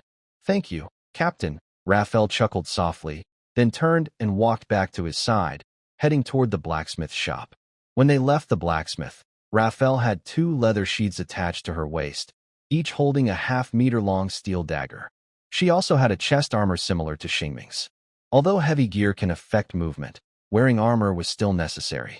After spending some money, Raphael felt a bit embarrassed. Xingming, I owe you even more now, but starting today, that amount won't increase anymore. Xingming didn't like feeling guilty about such things. Since they were partners, he replied casually, we're a team. Buying gear for Captain Raphael isn't a debt. Raphael smiled softly. Anyway, thank you, Soldier Xingming.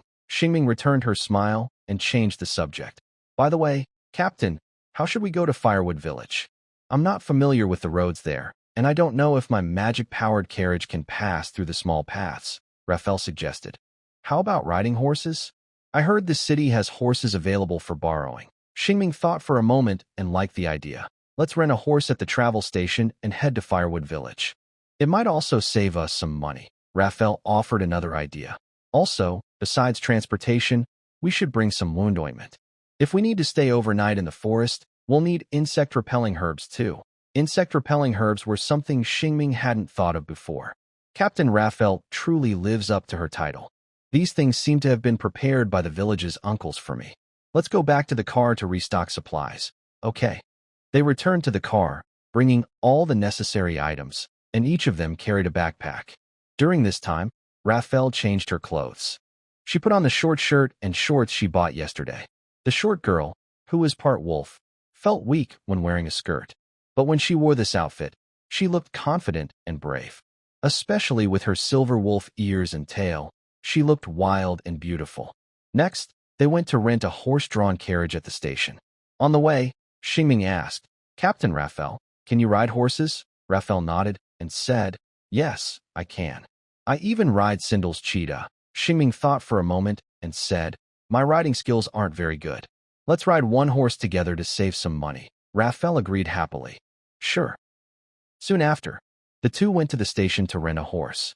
Not long after that, outside Robe City, a loud cry was heard. Slow down. Slow down. I feel dizzy. The road under the sunlight kicked up dust. The horses galloped fast on the road. Their hair was in by the noisy wind. The 2 silver ears swayed with the wind, and the girl holding the reins looked excited. Yeah. In the bumpy ride, Xingming's eyes nearly bulged out. He's not just a buddy. Riding a cheetah must be really amazing. Starting out in such weather, Raphael felt as happy as she did yesterday when she gained her freedom. In the noisy wind, she deeply felt what it meant to be free. She felt her adventure was truly beginning. The other person, who was also starting a new journey, should be very happy too. But he was a little dizzy from the ride. Xingming, holding her waist tightly, looked terrible. When he looked ahead, he felt like he was about to die. A little more, and he thought he would die. Help! He wished he hadn't saved money on one horse. Raphael's riding skills are very fierce. Before leaving, they looked at the map. They quickly reached the 3rd intersection on the main road from south to north and turned toward Firewood Village. At this speed, they should reach their destination soon. But, on the way, Xingming held on, but the horse did not. Go! Raphael shouted sharply. Suddenly, the scene changed. The once galloping horse became like a donkey walking in the village. The small forests on both sides had birds chirping, and ants marched in lines through the grass. In this peaceful moment, as they moved through the shadows of the trees, they were about to be overtaken by ants. Go! Raphael shouted again, but the horse didn't respond. She kicked the horse's belly again. The horse backed up 2 steps. Xingming found it hard to keep going. The wolf girl's cheeks puffed up quickly, showing she was very angry, and she muttered, I feel like the station lent us a sick horse. The The horse looked very disdainful, snorting twice. You're the sick one, only giving me a few carrots, and you expect me to carry you like this? It was clear that in Robber City, where life was slow, the horse was also very slow. Xingming, almost about to turn into a liquid from the bouncing, mumbled on Raphael's back. Let the horse rest. Let me rest too. Raphael, hearing this, let the little black horse go, saying, take a break for a while, then we'll charge again later. Little black horse, humph, dream on. In this relaxed time, Raphael happily looked at the scenery by the roadside and asked, Xingming, can you eat those mushrooms? Xingming struggled to straighten up, squinting to look. Pig-tongue mushrooms, edible. Raphael pulled the reins to stop the horse, then jumped down and said, I'll go pick some. Sitting alone on the horse, Xingming took out a water bottle from his backpack and took a sip, successfully renewing his energy. While Raphael was busy picking mushrooms, he didn't forget to open his star map to check. He found that there were no stars to collect in this area. This is probably because they are still close to the main road that has already been explored. Xingming did not turn off the star map, allowing the star energy within him to slowly fill the gaps. It hardly used any energy. After doing this, he tilted his head to look at the wolf girl picking mushrooms, suddenly wanting to check her thoughts. Although they had known each other for a few days, they mostly talked about judgment matters, so they didn't really understand each other well. With the opening of the traveling star pupils, her blue eyes instantly shrank and changed into golden cross-shaped stars. As her eyesight improved, blood-red patterns floated on the girl's body, twisting and quickly forming into beast-like eyes.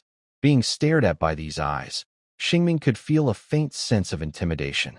In short, the blood-red color represents the power of bloodline. What these eyes symbolize, he didn't know. So, after Raphael returned from picking mushrooms and mounted her horse again, he asked, Captain Raphael, what kind of blessing from the gods do you have? Raphael replied, I am a warrior of Sinzar, blessed with the power given by the wolf spirit. Xingming asked, so you believe in the wolf spirit, right? Raphael nodded confidently. Yes, we believe in our ancestor, the wolf spirit. Xingming could tell she followed the bloodline faith of beast spirits. At this moment, Raphael, curious about him, asked, I've always wondered, Xingming, are you a powerful wizard? Xingming shook his head, no. Raphael asked again, then are you a mage? Xingming explained, I am a chosen child of an unknown god. My ability to immobilize might not count as magic or sorcery. Raphael, with bright amber eyes, blinked and said, that sounds impressive, a messenger of the gods, just like Grandma Shaman, chosen by the wolf spirit. If shamans are messengers chosen by the wolf spirit, he was indeed similar to a shaman, both being messengers. But whether he was powerful or not, Xingming said, I am not very powerful now. I only know that one spell. Sorcery. Raphael confidently said for him, you will become very powerful. Grandma Shaman also gradually gained the ability to summon wind and rain from the wolf spirit. Star Ming received the letter and smiled, saying, hopefully so. They rode slowly on their horses along a cool, shady path lined with trees. At this point, they could see the village at the foot of the mountain. Lafayette tried to make her horse go faster, but the horse refused to listen, making her cheeks puff up with frustration. Your horse would be cooked in our tribe. The horse remained still. Star Ming muttered, if you walk like this, I'll buy you a horse, and Lafayette can ride it every day. Horse, Suddenly, it started to run wildly on the path. Lafayette leaned back in surprise. Clearly, Star Ming understood the horse better. After the bumpy ride, they arrived at the firewood village. The little black horse was taken to the stable to eat grass and drink water, while the adventurers headed toward the mountain behind the village. A nearby witness, the carpenter boy, pointed in a direction and said, I found a spider web of the bird thread spider there. The two apprentice adventurers nodded and said, okay, we'll investigate right away. The carpenter boy nodded back and said, it's up to you. Please stay safe. They both said, don't worry, we will. Then, they carried their backpacks and stepped onto the leaf-covered grass. The path under their feet was firm, probably made by villagers who often went up the mountain to gather firewood, mushrooms, and wild vegetables. After walking a few steps, Star Ming suddenly pointed in a direction and said, let's go that way first. Lafayette tilted her head in confusion. Why go that way? Isn't the bird thread spider there? This involves the star map Lafayette couldn't see. And also Star Ming's eyes. Lafayette suddenly exclaimed in surprise. Star Ming, why are your eyes gold now? Star Ming pointed to his eyes and said, that's part of my ability, called the traveling stargaze. It lets me see stars you can't see. I improve my power by collecting them and gaining strength. Lafayette leaned closer to look. Star Ming, your eyes are so beautiful. Star Ming felt a little shy about being watched. Anyway, just now, when we were near the firewood village, my power guided me toward a star. Now I want to take it. Raphael found this very amazing. Okay, let's go get the star. She didn't understand. Just like she didn't understand why Grandma Shaman always drank a special soup every day. In short, she knew that what Star Ming was doing was similar. He changed his direction. There were paths made by villagers, and even in steeper places, people had set up stone steps. Though easy to climb, it was still tiring. Halfway up the mountain, Star Ming's steps became heavy, but Raphael was still fine. Star Ming wiped sweat from his forehead and asked, by the way, have you ever been an adventurer before? Raphael cheerfully replied, I haven't been an adventurer, but I have been hunting with Sinclair's team since I was young. Star Ming asked, have you hunted many magical beasts? Of course, Raphael said proudly. I've taken part in many hunts, and even helped trap legendary magical beasts that wanted to make our tribe their home. Star Ming was surprised. Wow, you're really impressive, Raphael quietly added. I was responsible for bringing back the spoils, Star Ming chuckled. So, you're part of the logistics team, Raphael pouted. Actually, I could do more, but the leader doesn't allow me to go to the front lines. He laughed softly. Haha, I understand what Sinclair and the elders are thinking. You're still very young, Raphael, but she was very brave. Raphael added, I've participated in many hunts of ordinary magical beasts, so fighting a big spider is no problem. Star Ming grinned. As expected of Captain Raphael, Raphael smiled proudly. While they talked and laughed, they reached the place where the star was. He looked around briefly and saw it behind a tree. Then Star Ming left the path made by villagers, carefully moved to the sloped side, inching closer to the star, and finally reached out to touch it. The power of the stars emerged, allowing Raphael to see a dazzling golden light. This kind of light seemed familiar. Raphael thought for a moment and remembered that when she was running away, she had coincidentally met Xingming. At that time, he was probably also gathering this kind of power. After completing a small treasure hunt during their journey, Xingming smiled happily and went back to meet Raphael. They still needed 3 more stars to reach the next level. Xingming was feeling a bit tired, so he suggested, let's rest here, have something to eat, and then carefully search the mountain. At that moment, Raphael sniffed and said, it seems we chose the right path. I smell something annoying, bugs. Maybe we should deal with them before eating. Xingming was surprised and also sniffed. The only scent was fresh mountain air. Curious, he asked, your nose is really amazing. Raphael turned slightly, her eyes glowing with a reddish hue, and smiled softly. I used the tribe's secret blood magic, Wolf Spirit Sight. It greatly improves my sense of smell and vision. Blood magic is a special ability that consumes blood to activate. Unlike spells that target enemies, blood magic often enhances oneself. Xingming found Raphael's eyes fascinating and praised. That looks so convenient. It's much more useful than my star-finding eyes. With Raphael tracking them, they crossed the mountain peak and reached the back, beginning to descend. The path downhill was harder to walk than uphill. Few people came this way, and the ground was not well trodden. In the shadows, they moved slowly, supporting themselves on passing trees. Suddenly, Raphael stopped and drew 2 small knives from her waist, holding them ready. She said, it's below us. Xingming also drew his small iron sword and looked down. There was a small broken wall on the mountain, forming a hollow. Between the trees inside the hollow, a strange gray color peeked through. As they moved down a little more of the gray color became visible, weaving between the trees. Finally, they saw a complex spider web. Xingming had never seen such a breathtaking sight. The spider had transformed a small patch of open space into its own gray world. Raphael and Xingming stand above the broken wall. One step forward, and they will fall into the spider web. They are above, watching and searching for the enemy's traces. Raphael mutters, big spiders are usually solitary creatures. When we find it, We should attack directly. Xingming nods and looks for the spider's shadow in the web world. Raphael's wolf spirit vision can detect the general area of prey with its sense of smell and excellent motion vision. Xingming's star pupils also have their uses. His eyes turn into cross-shaped star pupils again. He scans the scene, and some blood-colored shadows appear in his sight. Xingming looks carefully, pats Raphael's shoulder, and points at the top of a tree. His star pupils can lock onto enemies at close range. There, a large, furry, brown ball hangs, looking at them with 8 compound eyes, which is quite creepy. Xingming, your eyesight is also very good, Raphael whispers in admiration. Xingming always feels like he's being watched by a spider. He frowns and says, Captain, I found it. It seems to have locked onto us too. Do you think it might suddenly shoot out silk? Raphael shakes her head. Probably not. Spider monsters mainly rely on webs and their antennae for sensing. Their vision isn't that sharp. They can only vaguely see when prey is coming. In this situation, spiders usually wait for us to take the bait and step into their webs. After hearing her explanation, Xingming feels like they've already won half the battle. So, what should we do now? Xingming asks. Draw it over. As for how to do that, Raphael takes action directly, picking up small stones, sticking out her hand, and tossing them one by one, causing vibrations in the web. It seems like a trick, as if prey is approaching its trap. After waiting a moment, Raphael picks up more stones and throws them in.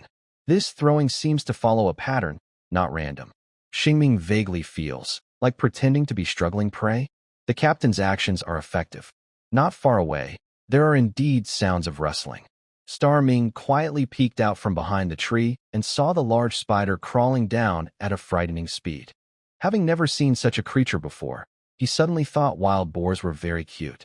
Soon, the spider reached the ground and approached the broken wall. At this moment, Raphael asked, Star Warrior, use your magic to hold it in place. Okay. A faint glow appeared, transforming into a cross-shaped sword in Star Ming's hand. He held a steel sword in one hand and a star sword in the other, whispering, I'm ready. Raphael gave the attack command. Let's go. She then darted out from behind the tree. Her secret magic gave her better vision and more strength.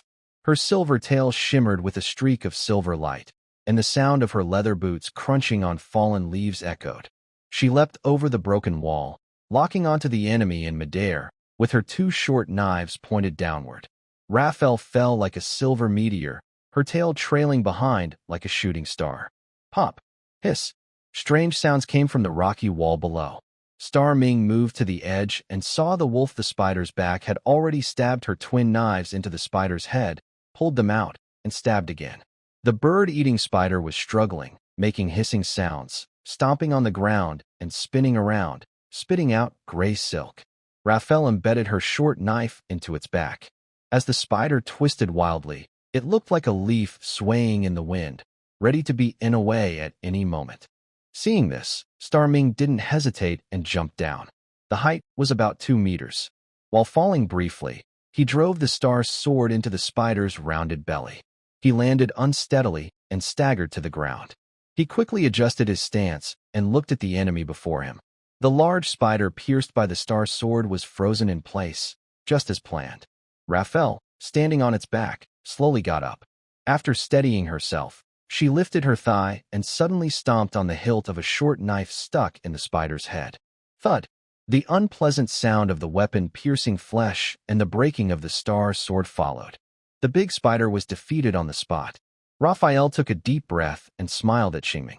Her eyes turned into a warm amber color during the smile, and she looked bright and friendly again, as if a certain state had been lifted. Xingming warrior, we did it. With Raphael's decision and help, the fight was very easy. Xingming stood up and gave a thumbs up. Captain, you're amazing. Raphael jumped down from the spider's back and smiled at him. Xingming, you're also very strong. They both exchanged bright, happy smiles. The first battle was a success. Both of them felt very excited. Then they started to look at their spoils from today. Xingming crossed his arms and said, I didn't expect it to be so easy.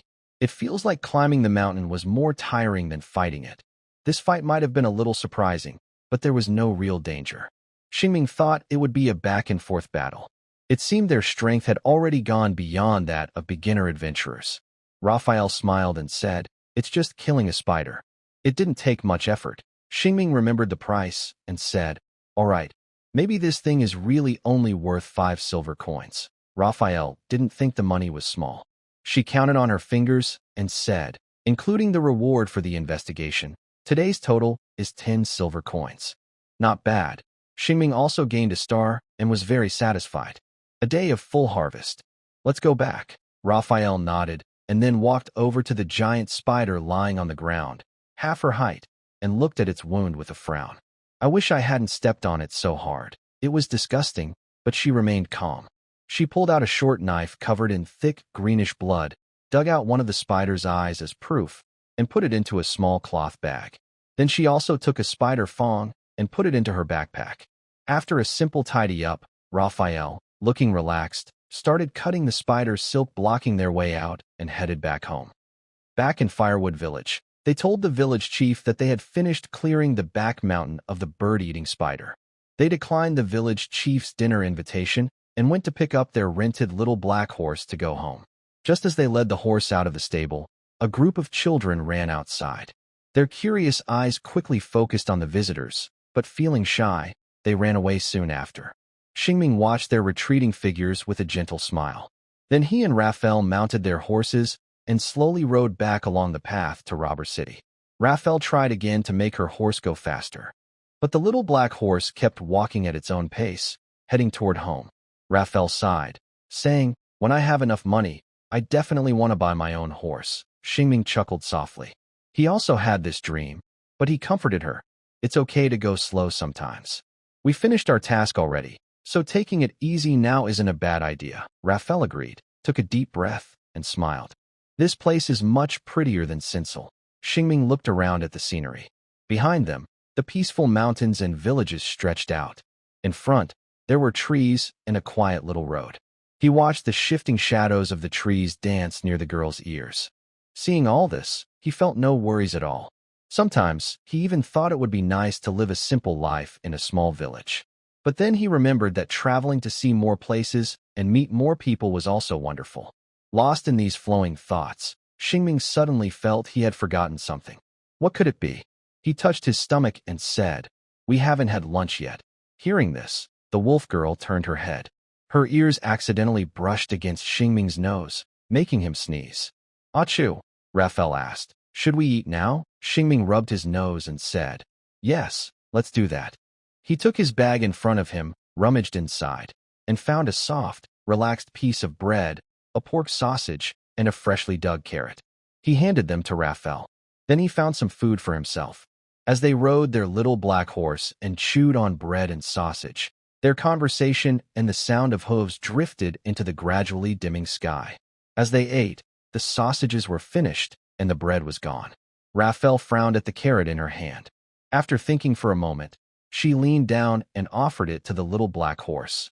"Eat this." The little black horse opened its mouth and took the carrot, chewing happily. It swallowed with a loud gulp. The little black horse let out a satisfied snort and suddenly, as if fueled up, shot forward quickly. "I'll take you for a run." Ming Xing was about to take the last bite of the juicy sausage when he suddenly felt it moving farther away from his mouth. "Huh!" Raphael was very excited. "Charge!" With a splash, they dashed forward. Raphael, who loved riding horses, pulled on the reins and found joy in riding again. However, they ran out quickly, and Ming Xing's sausage slipped from his grasp. "My sausage!" Raphael shouted. "Giddy up!" Ming Xing cried out. "Huh! I didn't want to eat it just now." Together, they rushed back along the main road into Robber City, bathed in the sunset. After some time, they entered the city. The little black horse was taken to the travel inn, then went to the Adventurers Guild to report and handed over a spider's eye. The bartender silently threw the useless, disgusting eye into the trash and then smiled as she paid them. She also helped them upgrade their status. It was similar to when Ming Xing just changed from an apprentice coachman to a bronze, slime-level coachman. They received a new adventurer badge and a bronze insignia. After finishing these, they asked if there were any other quests. The answer was to come back tomorrow. They wandered around the Adventurers Guild. Of course, they also visited the Merchants Guild in the city. Some quests that weren't available in the morning appeared by evening. One client was a familiar face with a big order.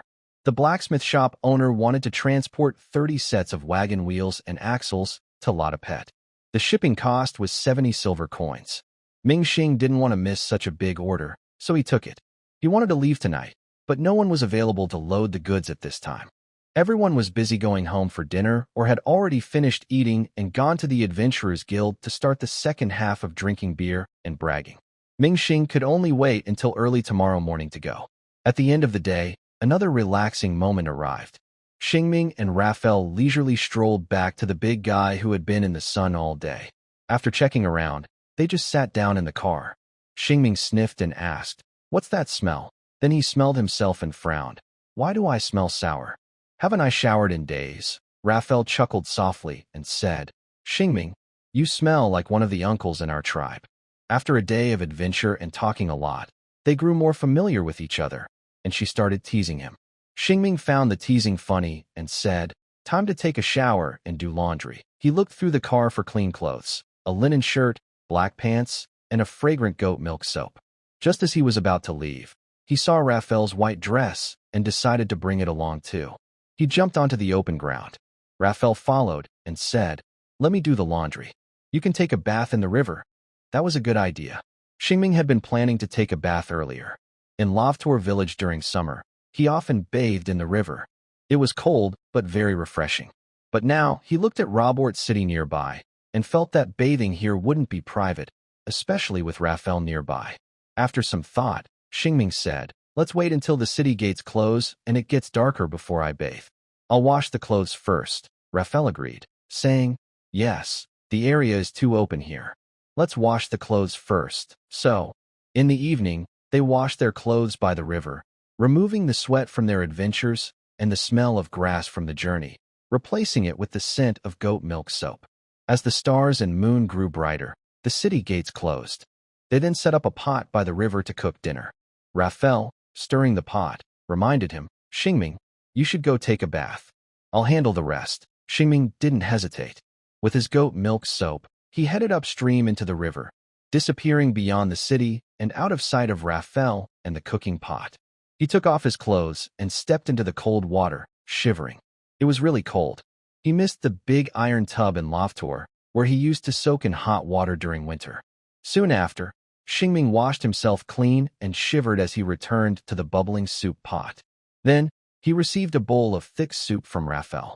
Xingming smiled and thanked her, took a sip of the soup, warmed himself by the fire, and felt alive again as Raphael draped her cloak over his shoulders. Halfway through his soup, Raphael had finished her dinner. She wiped her mouth and thought for a moment before saying, "I think I'll take a bath now." Xingming casually replied, "Go ahead. I'll keep watch here." Raphael smiled and said, "Thank you, warrior Xingming." He nodded politely. "I'll protect your honor, Captain Raphael." Then, the wolf girl took him to a nearby sheep milk soap and ran toward the river, heading upstream. Xingming stayed behind, drinking his soup, and looked at the distant campfire.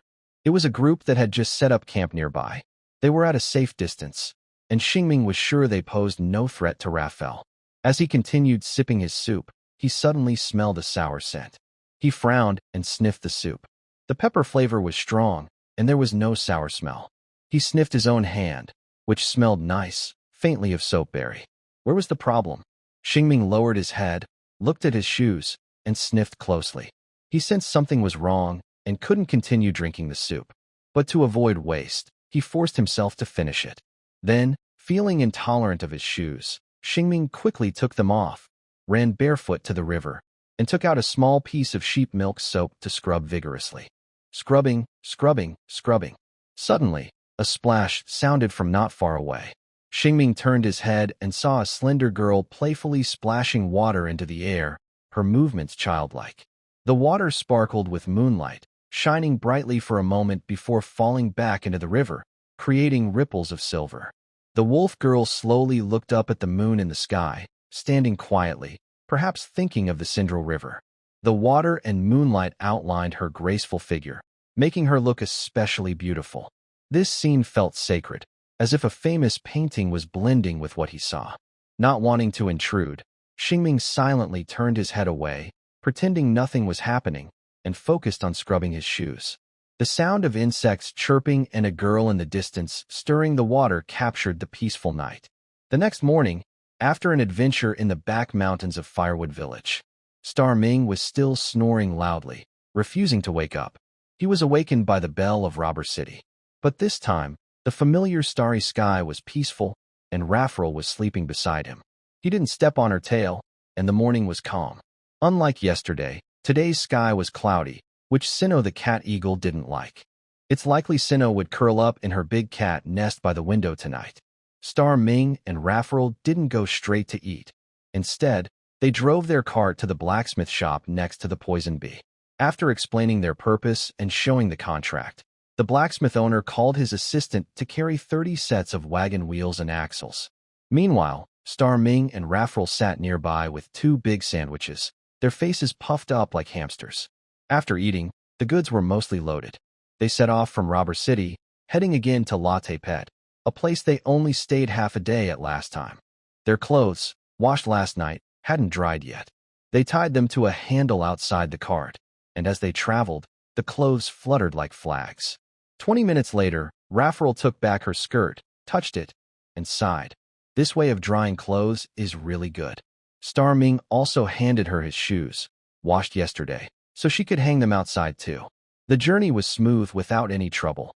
Star Ming and Raphael, who was very interested in the machine, talked about how to operate it, spending the whole afternoon from noon to evening on the road. They passed by the pasture where Raphael used to stay and joked about how they met. As they reached the end of their trip, Raphael was already leaning back in her chair, sleeping and making soft giggling sounds. Star Ming looked at her adorable sleeping face and smiled softly. Having such a girl to keep him company made the boring trip less dull. Finally, they arrived at Latte Pet late at night, and Star Ming took out his pillow, ending this ordinary day. The next day, outside the city, an open space was shrouded in a misty rain. Fine raindrops fell like a curtain of beads, wetting the dry land. Rainwater splashed gently on the city walls and then flowed downward, creating ripples in the puddles below. The city gate of Latte Pet opened, and the scene inside looked especially quiet in the rain, like an empty city. Even the church bells sounded a bit lonely. Xingming, who had just woken up, rubbed his eyes.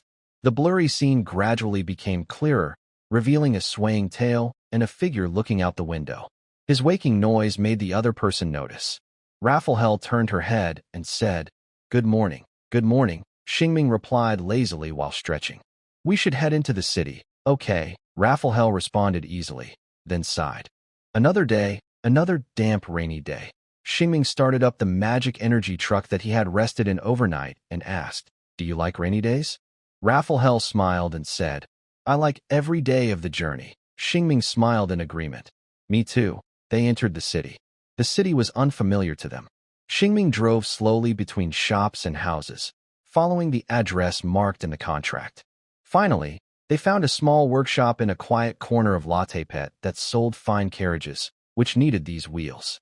After explaining their purpose to the shop owner, someone soon came to unload the goods and paid them for this transport. They earned 70 silver lorents. Xingming opened his purse and counted the silver coins inside. Their total assets now were 105 silver lorents. In total, that was 1 gold and 5 silver. Recently, they had spent and earned a lot of money, and he hadn't had time to settle his finances. Now he looked at his money and felt quite wealthy. After completing this job, he usually went to the merchant guild to report and improve his reputation. Because Xingming had been transporting heavy goods lately, his pay was high, and his reputation was rising quickly. He estimated that after about 5 more transport jobs, he could reach the silver level.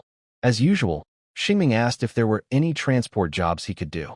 He passed the main crossroads and reached distant assignments, but there were none available. However, there were some nearby jobs. One was delivering 40 steel bars to a nearby town.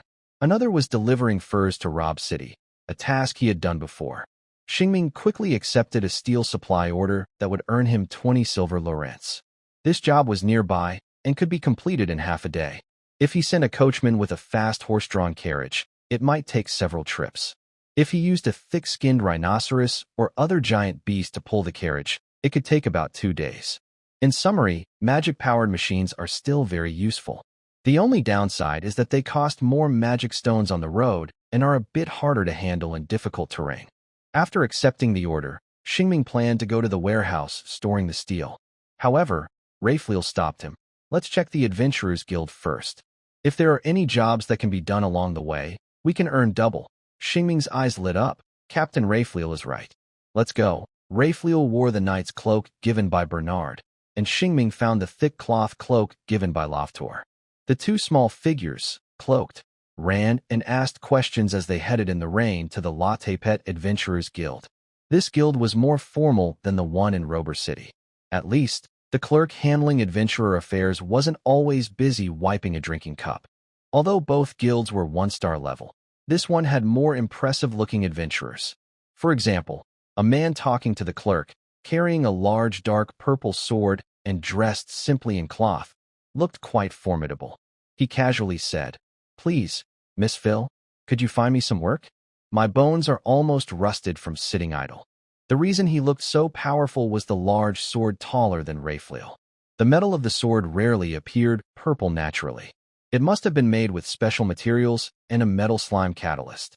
It was definitely a high-quality weapon. Xingming envied his weapon. He was also curious why such a powerful and wealthy adventurer was in this place. Although Petrich's troubles were more than those in Rober City, it probably didn't require such a high-level adventurer to stay here. Xingming was very curious but didn't talk to the man, knowing many adventurers had bad tempers. Miss Phil, a saleswoman, sighed and asked, "We only have a bronze-level quest right now. Are you sure you want to take it?" The man carrying a big sword happily nodded. "Of course, I'm willing. Even if I have to hunt wild boars, I have no problem. Just tell me the exact location of the boars. I don't like chasing pigs around." Miss Phil looked helpless. "In that case, please go clear out the ogre bears wandering near Winter Spring Town." The man gave a thumbs up. "I love bears the most." Xingming's Lefel sat quietly on a nearby chair, waiting. Not long after, the man with the big sword took his quest and left. Then, Xingming approached Miss Phil to talk. Xingming asked directly, "Do you have any quests for a bronze-level adventurer?" Miss Phil sighed again, tapping her fingertips on the table. Her round face, sprinkled with freckles, showed her frustration. "The last one was taken by a gold-level adventurer just now." Xingming touched his face with his fingertips, looking a bit surprised. "Why would a slime-level adventurer be in Latte Pet?" Miss Phil explained helplessly. "He's an adventurer based in Windhowl Town, outside the Windhowl Forest. Recently, he came to Latte Pet for a vacation and plans to rest until the harvest market at the Great Crossroads opens." That was a lot of information. Xingming muttered, "So his vacation is just to take bronze quests to train?" Miss Phil smiled. "Next time, I'll leave a task for you guys to practice. But you have to come early, or I won't be able to handle those folks eager to participate in the harvest market. Adventurers who come just to take a break and steal work are really annoying." If Xingming remembered correctly, the Windhowl Town Adventurers Guild should be a 4-star guild. The star rating indicates how prosperous the guild is. It also indirectly shows how dangerous the area is. Most adventurers choose a guild that matches their strength for long-term residence. Getting familiar with an area can really help an adventurer improve. Of course, there are still adventurers like the old hunter who like to travel around. Next, there was news about the harvest market. Xingming had heard of this event in Loftor Village. It's a big event held every autumn at the Great Crossroads. Many active adventurers and merchants from the Lorne area will come to sell their goods at that time. However, Xingming has never attended before, because he heard from an old man in the village that there are no towns nearby, only dangerous mountains, a big river, and a large crossroads built by various merchants. It can also be called a large rest stop. This place is in a no-man's land. Today, there was nothing gained from visiting the Adventurers Guild. Xingming and Raphael walked side by side out of the guild, heading toward the magic energy truck. On the way, curious Raphael asked, "What is the harvest market? It sounds very lively." "It's definitely a lively place," Xingming replied. He then explained what it actually is. First, the harvest market. It sounds like a warm and friendly name, like a market selling fruits, vegetables, meat, eggs, fish, and shrimp, something families visit before winter. But it's set up at a crossroads near no towns, so anyone can tell that no residents would go out of their way to visit such a place. The so-called harvest market is more like a scam or a money-making event. It's a place where all kinds of strange and unusual things gather. Perhaps unstable explosives recently developed by alchemists, or rare monster trophies never seen before. There might be temporary casinos or strange traveling circuses. In short, it's a place where all sorts of weird things come together. Of course, there are also many good items. It's said that the small sword capable of releasing flames, used by the captain of the Rob City Knights, was confiscated during a raid here. They also sell legendary equipment made from materials taken from legendary monsters. Of course, if such items appear, they would be very expensive. Basically, that's what this event is about. And such events definitely won't stop because of bandit groups lurking near the big crossroads. The strange characters gathering there, their combined strength, could probably repeatedly eliminate bandits several times over. If bandits do appear, they would only be customers buying things. Unless they get tired of living. Star Ming finished explaining about the harvest market. Raphael became more curious about this place. Should we go explore it later? Star Ming asked. Is there anything you want to buy? Raphael thought for a moment. I want to buy better weapons and leather armor to prepare for hunting stronger monsters. Adventurers always seek better weapons and armor. Raphael is the same. Although using the current fine steel short sword to deal with monsters is fine, it's always good to be prepared. Star Ming hesitated and said, if we want to buy these, we might need to save more money. Raphael's pockets are empty now. She awkwardly touched her head. You're right. I probably can't afford it. I haven't even paid back the money I owe you. Star Ming smiled. No rush to pay me back. Even if we can't buy now, exploring is still good. It broadens our view. The harvest market opens in 2 weeks. We may have money by then. Raphael agreed and wagged her tail again. Yes, maybe in 2 weeks, we'll have enough. They climbed onto the cart, ready to start today's earning journey. They headed to the steel warehouse to load the steel. Star Ming took a quick look at the magic energy tank on the magic energy truck. The water inside was almost clear. The truck has no fuel gauge, so to check how much energy is left, you have to look with your eyes. Seeing the energy was low, Star Ming asked Raphael to stay and watch the cart. He went to the magic stone shop and spent 10 silver coins to buy 10 small magic stones. He added 5 stones to the truck and stored the remaining 5 in the magic stone storage box. After finishing everything, the strong, muscular worker, whose muscles shone in the light rain, carefully loaded the steel onto the truck. The work was very efficient. In the old world, without cranes or forklifts, this would have been impossible. With the energy replenished, Star Ming was ready to set off again. He looked at the map, left Latte Pet, and drove westward toward a small town in the light rain. This new road meant more chances to collect stars. Ming Xing spread out his star map, sometimes looking at the map, sometimes at the scenery along the road. There were many farms surrounded by wooden fences nearby, filled with lots of round, orange pumpkins. They were spread across the fields, like an orange sea of stars. In the drizzling rain, those pumpkins looked like hidden monsters, ready to open their mouths at any moment. It wouldn't be surprising if they smiled at you. Raphael sighed. So many pumpkins. Ming Xing nodded and said, they must be soft and sweet when eaten. Raphael blinked and asked, can I pick one? Ming Xing remembered some unpleasant memories and advised, if you try to steal one, believe me, you'll be caught. The farm owners will have people watching the roads. Look, there's definitely someone in that small house. Raphael pouted, what a pity. Ming Xing smiled and said, if you want to eat one, we can buy it. Raphael shrugged. Actually, I don't really want to eat it. I just think they look nice. All right, then let's get something you like to eat, Ming Xing said. After saying that, he thought of a happy memory related to the pumpkin fields. Do you know? Before I met you, he suddenly stopped mid-sentence. Raphael tilted her head and asked, you? What's wrong? Ming Xing pulled the brake lever and slowly stopped the vehicle, calmly saying, wait a moment, I want to show you what I went through before I met you. As he spoke, Ming Xing put on his chest armor and cloak. Raphael looked nervous and looked out the window. Are there any monsters? Ming Xing shrugged calmly and said, no monsters, but soon you'll see someone acting wildly, like a monster. Raphael asked, wait here. I'm going to collect a star. After saying that, Ming Xing got out of the vehicle. He watched as Ming Xing lowered his body and disappeared into the pumpkin field. Raphael stood there, scratching her head in confusion. Not long after, a loud shout came from afar. Thief! Get out! Don't think you can take my carefully grown pumpkins. In the pumpkin field, a young man wearing a cloak was running wildly in the light rain. Behind him, an older man holding a manure fork was chasing, swinging the fork loudly as he ran. Raphael saw this and understood what it meant to be like a beast. This time, the opponent in the chase was more formidable than the guard at the apple orchard. It seemed they were not just an employee but the true owner of the pumpkin field. Otherwise, they wouldn't be running so desperately. So much so that Xingming, who was sprinting, couldn't even put enough distance between himself and the other. He called out from afar, "Raphael, drive the car." Raphael shouted in surprise. Drive the car? She had indeed asked Xingming many questions about driving a magic energy truck on the road from Rob City to Latepet, and she had learned how to drive. But suddenly trying to operate it was a bit nerve-wracking. She sat down heavily in front of the control panel, muttering about the steps, and started the process one by one. First, put down the brake. Then, pull this lever. Wait a few seconds for the solution to contact the magic formation, then press this. With a loud mechanical noise, the magic energy machine slowly started moving.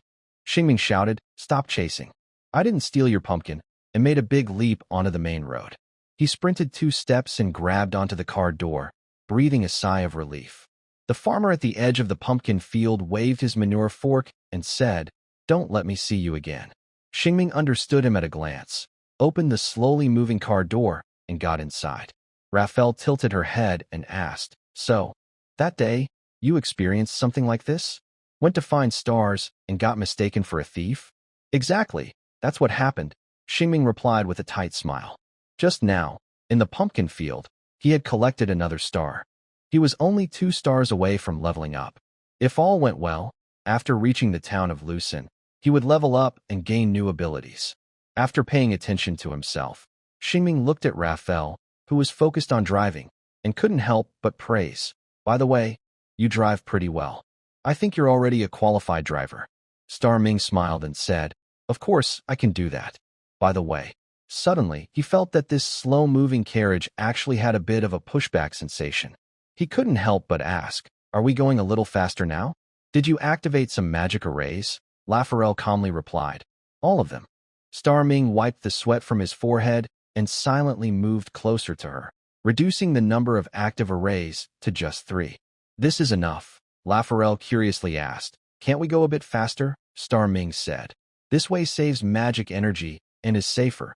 Lafarelle clicked her tongue and, following Star Ming's suggestion, adjusted the power to operate the carriage. When they had traveled 2/3 of the way, Star Ming encountered a new cross-shaped star again. This time, the star was located on a grassy clearing not far from the roadside. Honestly, Star Ming preferred running wildly in pumpkin or apple fields. Even if he was chased, the roads there were easier to run on. While searching for this star, Star Ming's pants got soaked with rainwater mixed with grass and bushes, and some bugs stuck to him. With Lafarelle's help, after removing a caterpillar, he still felt like there were more bugs on him. He twisted and turned on the seat for a long time. While twisting, he noticed that the sky in the distance was clearing up. A few rays of sunlight broke through the dark clouds and shone on a distant small town, making it look very delicate. Diligent Lafarelle, the driver, cheered happily. "We're almost there." Star Ming clapped and said, "Great job." Soon, they entered the town. In an area where people and animals often appeared, Star Ming decided to switch drivers with Lafarelle. It wouldn't be good if they accidentally hit someone. Following the instructions of the contract, they reached the edge of the town. They saw a wide open space filled with stones, wood, and steel, clearly under construction, as if they were building something. There was no one here for now. Star Ming got out of the carriage, knocked on the nearest building, and asked who needed the steel. The answer was the mayor of Luosan town. Recently, a new resident had moved in and wanted to build a house. While digging a well, they accidentally found hot spring water. The town mayor decided to buy the recently sold land and develop tourism there, similar to Winter Spring Town, to boost the local economy. At this time, the natural hot spring bath was under construction and needed many materials. After understanding the situation, Xingming went to the mayor's house, then returned with him to the construction site to find someone to unload the steel he brought. During this process, Xingming once again asked Raphael to watch over him. He borrowed the mayor's horse under the pretense of sightseeing around this beautiful town and set off alone.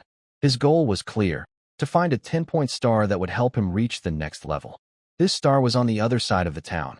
Xingming rode his horse through the town to another small road. According to the map, this road had a fork with 3 branches leading to 3 different villages. The star he was looking for was in the wheat field near Luzon town before reaching the fork. He told his horse to eat grass and wait, then stepped into the wheat field to find the hidden 10-point star. Golden light flowed into his body, and after a few days, Xingming was promoted again. He felt a new power inside him. This new power was merging with an existing one, meaning one of his abilities was being strengthened. But which ability was changing? Standing in the light shining through dark clouds, Xingming slowly opened his eyes and quickly noticed the difference. As he summoned his inner strength, a cross-shaped badge appeared at the corner of his eye. He reached out and drew all the power contained in a star. A cross-shaped sword gradually formed in his hand. His conclusion was that the star in his hand had changed. But what kind of change? What kind of enhancement? The young man holding the cross-shaped star carefully examined the sword, then closed his eyes again to feel the difference. That new power slowly emerged in his mind. Gradually, he learned what to do. He opened his golden cross-shaped eyes, and with his arm holding the star raised, he extended it outward. The star in his hand slowly lifted from his palm, floating in front of him, then moved forward little by little until it stopped about a meter away. This confirmed his answer. Star Ming tried again, making the star sword go farther, and it returned to his hand. He gradually got better at controlling it, becoming more confident and smooth. His slender fingers formed claws, slowly moving, and the star sword began to spin gently. As his fingertips stretched out, the star sword moved forward slowly. When he closed his fingers, the sword returned to his hand, as if connected by a thin thread. He mastered this skill, which is like controlling a sword or even controlling stars. Star Ming looked at the dark clouds sharply and suddenly waved his arm like a claw. The star shot up into the sky, tearing through the clouds. It turned into a beautiful streak of light and finally exploded into golden dust. The young man with golden hair, bathed in the glow of star-like light, looked up at the gap in the clouds, smiled slightly, and said, "Finally, I look a bit like a hero." At the same time, this magic spell started to feel more like real magic. Although it doesn't have much power right now, but at least he no longer awkwardly jumps from high places and stumbles onto big spiders to control them. Now he can at least control things from a distance. After trying out his new skill, Star Ming felt very happy. He took a few steps, jogged, and bounced back to find La Fel, who was watching over the camp. When he was about to get on his horse, he looked back at the 3 villages pointed out by the fork in the road and suddenly felt like exploring them. He might not come to this kind of place again, so it's a good chance to explore, collect stars, and it's a real gain. The rest of the day could be spent chatting with La Fel while traveling, which would be even better. Having decided what to do next, Star Ming rode his horse toward the town. Meanwhile, La Fel at the construction site looked up at the sky amid many exclamations. Was that a shooting star just now? Is it still okay to make a wish now? The horse neighed. The young man riding the fine horse stopped in front of the large bathhouse construction site and dismounted casually. La Fel, sitting on a piece of wood, stood up and walked over, asking, "Was that a shooting star just now?" Star Ming nodded confidently. "Yes, I used my binding magic. It's stronger now, and I can throw it far and change its direction with my mind." Lafayette heard this and couldn't help but click her tongue. "It sounds impressive. If only my short sword could fly in the air, that would be amazing." Xingming smiled and said, "You might consider practicing throwing knives." Lafayette replied, "That's a sneaky trick meant for killing, and it's hard to cause fatal damage to monsters. What I want is a flying knife that can stay in the air and keep leaving wounds on monsters so they bleed to death." Xingming shrugged without arguing. After all, he had never seen an adventurer skilled in throwing knives. Nearby, the mayor of Luzon town, who was directing the unloading of steel, was almost done with his work. When Xingming and his horse returned, the mayor's square face lit up with a friendly smile, and he stepped forward to talk with them. "How do you find our town, Xingming?" He had just borrowed a horse to take a walk around the town, so now was the time to share his thoughts about this small place. He spread his hands, indicating he was just giving his honest opinion, and based on what he saw on the road, he started improvising. I think Luzon Town is a great place, but if you want it to develop into a relaxing spot for adventurers, you need to find your own style. His casual words struck a chord with the mayor. The mayor rubbed his chin and said, I also want to know how we can compete with Dongquan Town, which has been developing wellness and vacation services for over 10 years. We've thought about it for a long time, but we still don't have a clear plan. Xingming calmly said, I think you need to first understand what makes you different from them. The mayor honestly replied, Our hot springs are no different from theirs. If there's no difference, that's a big problem. Xingming said, wiping sweat from his brow. Without a unique selling point, how can you compete with a well-established wellness destination? Wanting to explore nearby again, Xingming found another reason to borrow a small horse and said, Can I and my companions go for another walk nearby? She's a clever girl, and maybe she has some ideas. Lafayette turned her face, which was a dull brown color, looking as if she was thinking, Why am I being given such a task? After exchanging glances with her, Xingming added to the mayor, Of course, there's a bigger chance that she won't have any ideas. The town mayor chuckled and said, It's okay. I really appreciate that you're willing to help us think about the town's problems. Finally, Xingming smiled at the mayor and said, We're leaving now. See you later. The mayor replied, See you later. After saying that, Xingming turned his horse around, reached out, and pulled Raphael into his arms. Let's go. The brown horse gracefully moved its legs and once again trotted along the road outside the town. Not far out, probably after turning a corner, Raphael, who was close to the saddle, looked up and asked, Why do you think I can help this town? Xingming teased, Because you're very smart. Raphael sighed and said, But I have no ideas at all.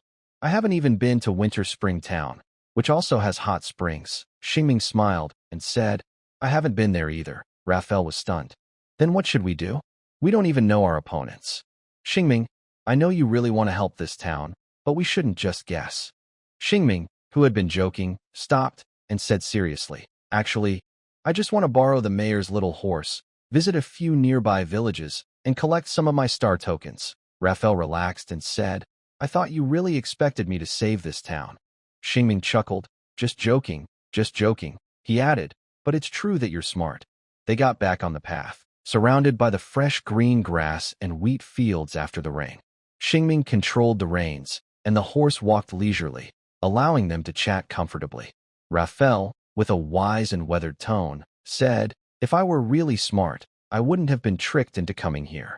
Xingming held the reins in one hand and gently patted her head, saying, You're still young and just don't know their tricks yet. Feeling the pat, Raphael felt a bit annoyed, as if she was being treated like a child.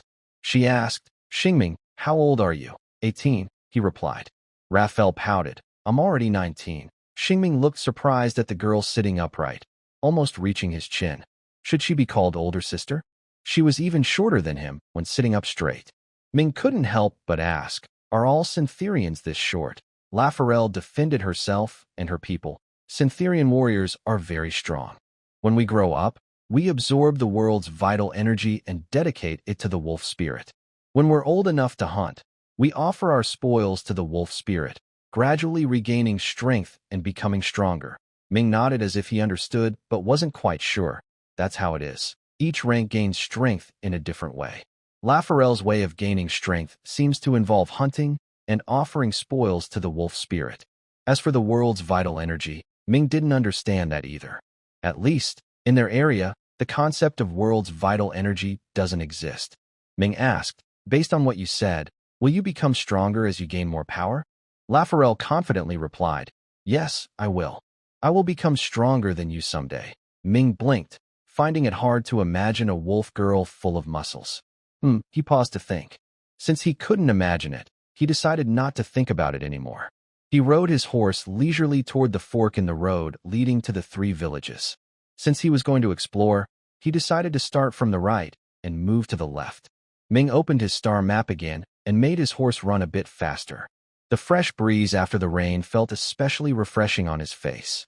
With the sound of hooves clopping, Ming's star map quickly pointed out a very good star coordinate. Got it, the first one. Although Lafarelle couldn't see anything, she still cheered for him. You're getting stronger again, Ming explained. To upgrade, I need 5 stars worth of power. Right now, I only have 1/5 of that. Running toward the star gave him more motivation. He urged his horse to run even faster. Suddenly, Lafarelle pointed ahead and shouted, "Something seems to be by the roadside." Ming, who was very relaxed earlier, tensed up slightly at her words, but he only squinted to look. However, the large black creature moving in the wheat field beside the road quickly made him sense something was wrong. That feeling of unease spread rapidly, to the point where his pupils suddenly dilated. He suddenly pulled on the reins. The horse let out a loud neigh. Xingming stared at the tall creature. It stood and moved like a human, but it was taller than a person, about 2 meters high. It also hunched its back, still looking strong and powerful. It had dark fur with some brownish mud stains, and its 2 thick arms held sharp claws. The only way to be sure of what it was are its round, cute-looking ears and its long mouth full of sharp teeth. Monster, why is there something like this by the road? This is a type of omnivorous beast. It hibernates in winter, so in autumn, it eats a lot more. At this time, they might appear near villages and towns with plenty of food. The chance of meeting such a beast near the town is low, but it's not impossible. Just like the chance of seeing bears in the mountains around the countryside is low, but it can happen. The path to the stars was blocked by the monster. Unexpected dangers can happen anytime during an adventure. Xingming licked his lips and asked Lafell, "Should we report this to the Adventurers Guild, or should we kill it? By the way, the monster's fur and bear bile can sell for a good price." Lafell showed her decision by getting off her horse. She said, "Of course we should kill it. If we let it wander around tonight, someone might get hurt. Isn't this the monster's usual area near Winter Spring Town?" Xingming also got off his horse. He patted its back, and the horse ran toward home. He took out his small iron sword and said, "It might be a monster from Winter Spring Town that came here, or it could be another one." Lafell drew 2 short knives, and her golden eyes instantly turned fierce red. "Good, I will use its heart to honor the wolf spirit." Xingming wiped his forehead and said, "Wait, let's discuss our plan. This monster seems very strong. I heard it takes a team of bronze-level adventurers to defeat it. Its claws can easily pierce a knight's armor. Can we really beat it? Captain Lafell, are you confident?" Lafayette glanced to the side and said, "If I were alone, I might not be confident, but now I have your support. Warrior Xingming, your magic can freeze it in place, and I just need to quickly pierce its heart to defeat it. Sounds reasonable. Let's try it." After weighing the options, Xingming decided to challenge the bear monster. The road of adventure is never smooth. His eyes turned into a cross shape, and a dazzling star sword appeared in his hand, just the right time to test my strength. Lafayette slightly bowed and said, "It's up to you to control it, Warrior Xingming." Xingming replied, "Be careful. If anything goes wrong, we retreat immediately." Lafayette nodded and said, "I understand. While it's not yet alert, I'll go now." As she spoke, Lafayette's firm, cocoa-colored thighs suddenly relaxed. She took a few quick steps on the dirt road, her speed soaring, her figure blurring. Meanwhile, Xingming loosened his grip on the star sword and leaned back slightly, his eyes fixed on the bear monster, which had sensed movement nearby. Then, with claws transforming, his arm controlling the star sword suddenly shot forward. His star sword accelerated sharply, faster than Lafayette's, leaving a streak of light. The battle among magical beasts in the forest is always intense, not a fair night duel. Now, they are the same. The bear monster is an uninvited guest invading their territory. After a brief discussion, Xingming and Lafayette launched a swift attack on the bear. For the bear, it was like a leisurely walk in the forest, suddenly interrupted by a hungry wolf rushing out from the shadows. The fight broke out unexpectedly in the peaceful sunshine. But bears are not afraid of wolves. The sensing bear roared a warning, opening its mouth full of sharp teeth, its face ferocious beyond Xingming's understanding of this simple creature. Roar, however, that roar and its fierce expression were quickly frozen in place by the swiftly approaching cross-shaped star sword. The star sword effortlessly pierced through its body. Just like a frozen giant spider, nothing unexpected happened. When fighting the swallowbird silk spider, Xingming didn't feel very powerful. But when the loud roar that could shake the heart and cause fear exploded in his ears, Xingming realized his ability was really strong. He could freeze the creature that made that roar in place, which might be more powerful than spells that deal damage. Next, he just needed to end its life. It was very simple. Shu, the wolf girl, with her blood-red eyes, had already come close. She charged with 2 short knives, stabbing toward the monster's throat with force. In her eyes, she could see the fur covering the throat collapsing, and she could feel her knife tip pushing into the skin. But the knife soon met great resistance. Maybe the monster's fur had become tougher during its evolution from a normal beast into a magical creature, or its throat bones had become harder, or perhaps her stabbing angle was wrong. Lafarelle, feeling she had used all her sprinting strength and still couldn't succeed, immediately drew another short knife, gripping it in reverse, and struck the embedded knife handle in the monster's throat. Clang, clang, she had given her all, but it still didn't seem enough.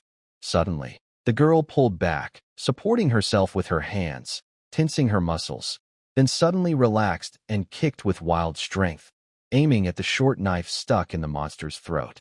This caused the enormous creature, which was like a giant to Lafarelle, to topple backward. Thud! It hit the ground. Lafarelle didn't know if her attack had cut its windpipe or ended its life. She flipped the remaining short knife in her hand, gripping both knives tightly, then jumped onto its stiff body.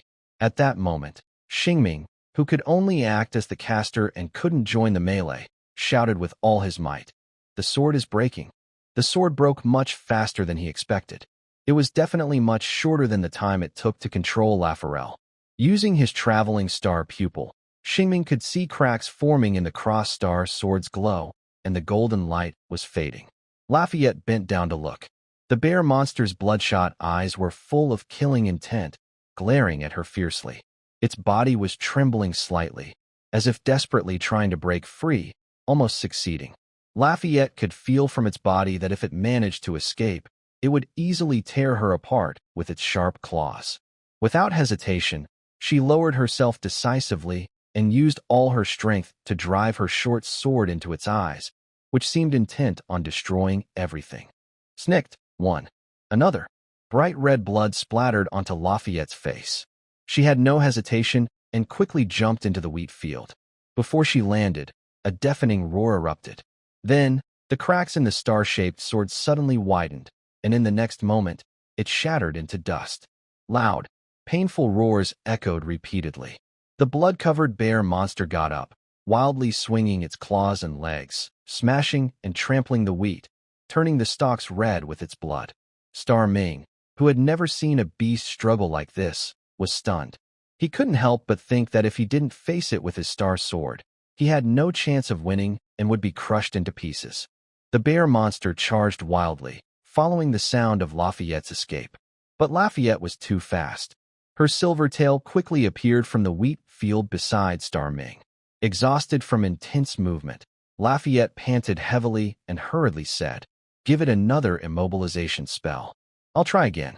"I couldn't kill it just now." Star Ming was anxious and scratched his head. "My energy is gone. I can't use the star sword again." He had just tried using his skill, so he could only use it once. Lafayette looked at the still raging bear monster with a troubled expression. "What should we do?" Star Ming calmly said, "We can only go back to the village to call for help. If we leave it like this, there will definitely be injuries." Realizing how tough the fight was, Lafayette nodded. "Star Ming, you go. I'll stay and follow it." Star Ming immediately turned around and ran back to Luzerne Town. The roar of the ogre and its painful growls were very loud at this moment. The place where they fought was not far from the town. Maybe someone heard it, or maybe there were residents nearby on this road when the fight happened. Halfway there, Star Ming saw a few men running out of the town's exit, holding long swords and pitchforks. When they saw Star Ming running, they shouted from afar. What happened outside the town? Star Ming slowed down a bit, caught his breath, and shouted while holding his knees, "There's an ogre outside." The men immediately became nervous, looking around and talking quietly among themselves. After a short discussion, 2 of the men turned back to run, while the others continued forward to meet Star Ming. Star Ming briefly explained the situation. "I just saw an ogre wandering on the road. My companions and I fought it hard, but didn't kill it. Now it's going crazy in the field." The men nodded and said, "We'll go see it." After that, Star Ming and 7 or 8 strong men hurried back to the wheat field to set a trap for the ogre. There were many people. At first, everyone felt safe. Star Ming, who had seen the ogre, even believed that with teamwork, they could definitely catch it. But when they arrived at the scene, listening to the terrifying roar and seeing the huge dark shadow over 2 meters tall pounding the ground and wildly swinging its claws trying to tear apart the tiny humans who dared to get close, the men all wiped their sweat on the roadside and dared not go forward. What should we do? Star Ming also wiped his sweat. Their swords and pitchforks in front of the ogre looked a bit silly. It was probably an exaggeration to call the weapons toothpicks, but using these to fight the ogre was like hitting it with small sticks. Raphael, who was guarding the wheat field, turned back upon hearing the noise, looked at the men present, and asked, "Are there any warriors in the town who are better at hunting monsters?" The sweating men answered, "There's a skilled archer in the village. When he was young, he could draw a heavy bow strong enough to pierce iron plates. Someone has gone to call him." Raphael nodded lightly and continued to watch the ogre causing chaos in the wheat field. At this moment, she dared not make a move. If Cynthia's hunting team had handled this mad beast, they would likely have used arrows to slowly drain its life, rather than attacking it directly in close combat. For the hunting team, victory means all members remain unharmed and they defeat the prey. Charging in recklessly would definitely cause problems. If someone gets seriously hurt, it would be considered a narrow victory, and a warning meeting would be held afterward. Many strong men, including Xingming and the short wolf girl, quietly wait on the side for reinforcements. Xingming and Raphael don't have any particular thoughts, but one of the strong men is already sweating heavily. "If we go any further, we'll reach my farm. Can we change direction?" Another strong man slaps his head. "That side is my farm. Every second here causes economic loss." At this moment, their conversation attracts the attention of the bear monster, which suddenly turns its head and roars as it runs toward them. Everyone is startled, huh? Whoever runs slowest will end up inside the bear monster's belly. Everyone is so scared they back away quickly, knowing that accidents caused by bear monsters are quite common. Smart enough, Xingming throws a stone at the nearby wheat field to distract the monster, easing this small crisis. After pulling and tugging, the bear monster seems to use all its strength and plops down on the ground, panting heavily. Just then, reinforcements arrive. 2 fast horses carry the town mayor and a man with a large reddish-brown bow on his back, followed by a group of men with long swords. When they reach Xingming and the others, Xingming briefly explains the situation. "We found a wandering bear monster. My companion and I blinded its eyes, but it's not dead." The man nods and dismounts. Under his feathered hunter's hat, his sharp eyes lock onto the resting bear monster. He takes down a heavy bow from his back, taller than Raphael's, and pulls out a steel arrow from his quiver, which is thicker than Raphael's thumb. At this moment, Xingming already uses Raphael as a good reference for measuring weapons. Bilofer's weapon must be very powerful. The warrior drew his bow and knocked an arrow. His arm muscles suddenly bulged, making an exaggerated popping sound. Then, a magical scene appeared. It seemed like some kind of power was at work, as faint steam rose from his reddened arm. The way the opponent shot the arrow looked like a fierce tiger searching for food. Unlike the agile arrow skills of hunters, his archery was clearly a destructive, forceful style. The town mayor bit his lip and said, "I'll leave it to you, Alex." The man named Alex didn't seem to like talking much. He stared coldly at the beast. After a brief aim, bang! The loud of the bowstring startled Xingming. Tough people really do speak less and do more.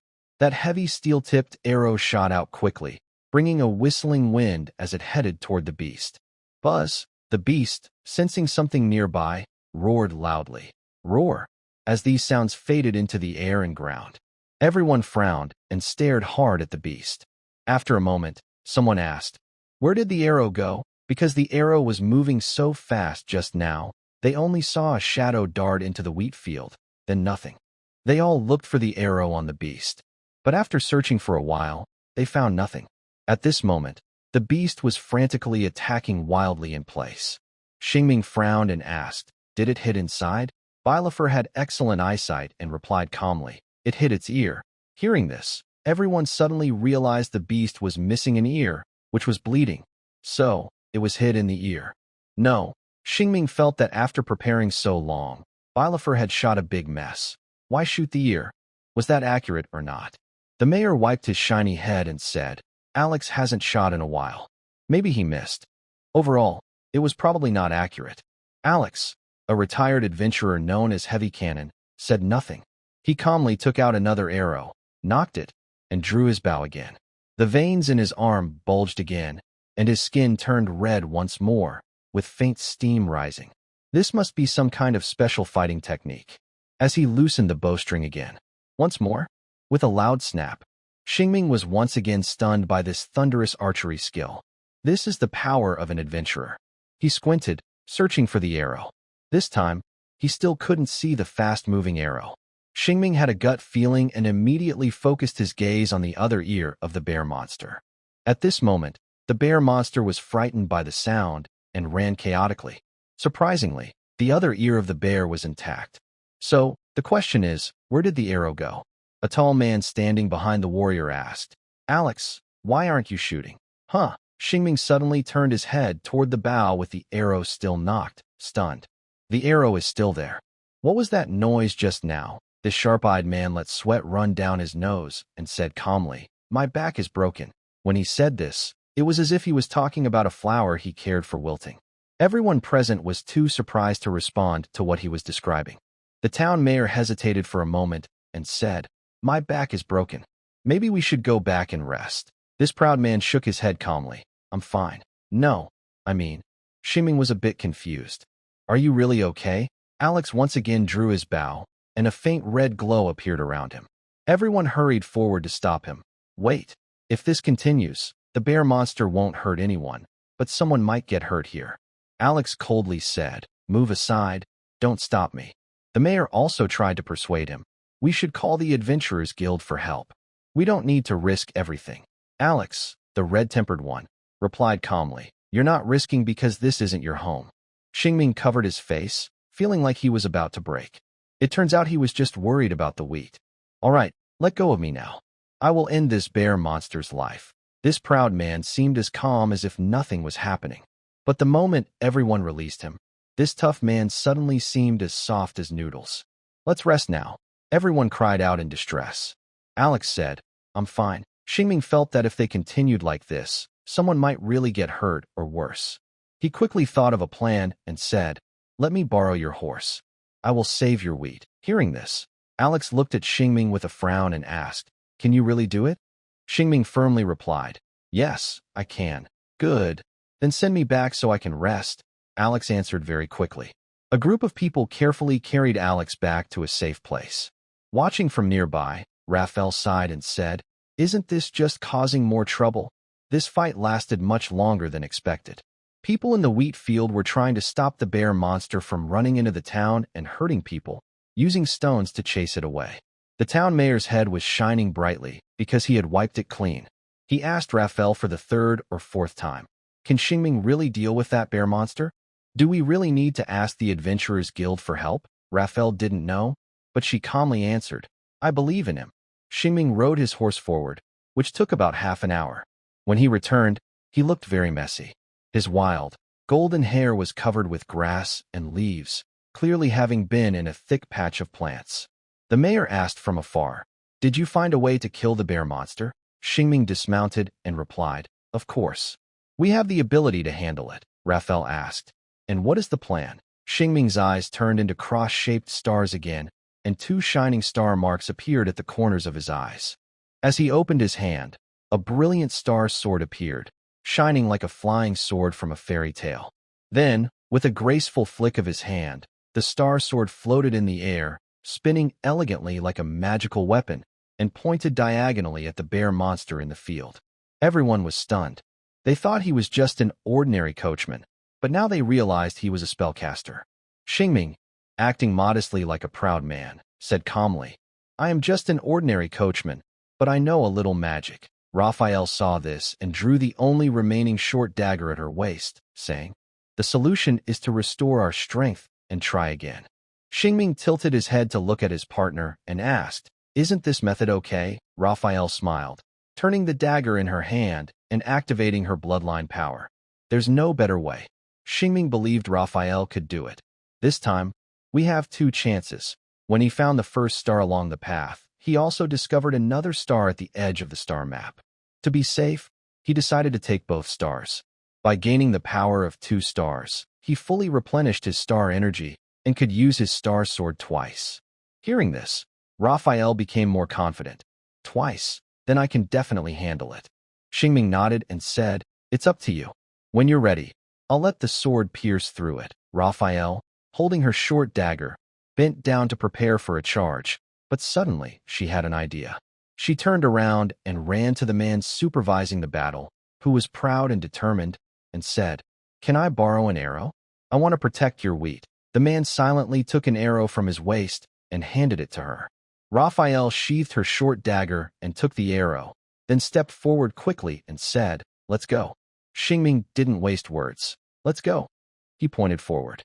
The star sword, now more skilled in control, fell diagonally through the air like a shooting star. Raphael also moved, her silver tail rushing through the wheat field at high speed. The attack came from above and below. The bear monster, losing sight, roared and swung its claws wildly. But it couldn't hit the agile silver shadow. The falling star once again pierced through it, leaving it only able to claw at the field. Raphael, approaching from nearby, used her sprinting force to leap high and landed lightly on the bear monster's shoulder. The small shadow then raised both arms high. She held an arrow given by Alex in her hand. Raphael shouted sharply and suddenly drove the steel arrow into the blurred eye socket of the bear monster. The narrow bones prevented the short dagger from passing through, but the arrow was driven deep inside. The small hand, covered in splattered blood, let go of the arrow and lightly rested on the head of the bear monster. Then, it leapt gracefully into the air again. The silver tail drew a half-moon shape in the sky. The girl curled up in the air suddenly stretched her powerful thighs and kicked precisely at the arrow shaft in the bear monster's eye socket. Using the force of this kick, the girl flew backward, rolled easily on the ground, relaxed her strength, and quickly assumed a crouching stance ready to move again. She then drew a short dagger from her waist. Watching the girl hunt smoothly and naturally, Xingming was momentarily dazed. So cool. Those 2 words were all that filled his mind. He felt that his own star sword didn't seem as impressive anymore. No wonder some merchants risked being thrown into boiling water just to trick Sinclair's warriors. This smooth, agile fighting style was something Xingming had never seen before. He thought even veteran knights who had lived half their lives couldn't match the dazzling skill of Raphael's combat. Xingming felt like he had found a treasure. On his future path, he definitely wouldn't be bullied. Suddenly, the sound of the star sword breaking pulled him back into the battle. Xingming cautiously looked at the unmoving bear monster standing in place. Everyone present held their breath and watched quietly. Raphael, in her fighting stance, also remained still. The rustling sound of the wind through the wheat reminded them that time was still passing. Everything was not frozen. Gradually, the bear monster's stance began to tilt. The soft soil could no longer support its massive body. Boom! The bear monster collapsed to the ground. Raphael still held her short dagger, alert and quietly watching its body. Only after confirming that the creature's chest no longer moved with breath did she breathe a sigh of relief. She turned to the villagers and shouted, "It's dead." Everyone finally exhaled, relieved. "Huh. Finally over." After saying this, Raphael smiled at Xingming who was approaching. "This bear monster's loot now belongs to us. No one can take it away." Xingming also smiled easily. "There's no better way. I see now. That's what you meant." Raphael put away her short dagger and said with a smile, "Exactly. I want to use its entrails to honor the wolf spirit, and I don't want to give it to other adventurers." While Xingming and Raphael were chatting, many residents of Luzhen town gathered around and clapped enthusiastically. "Oh, amazing. Look at them.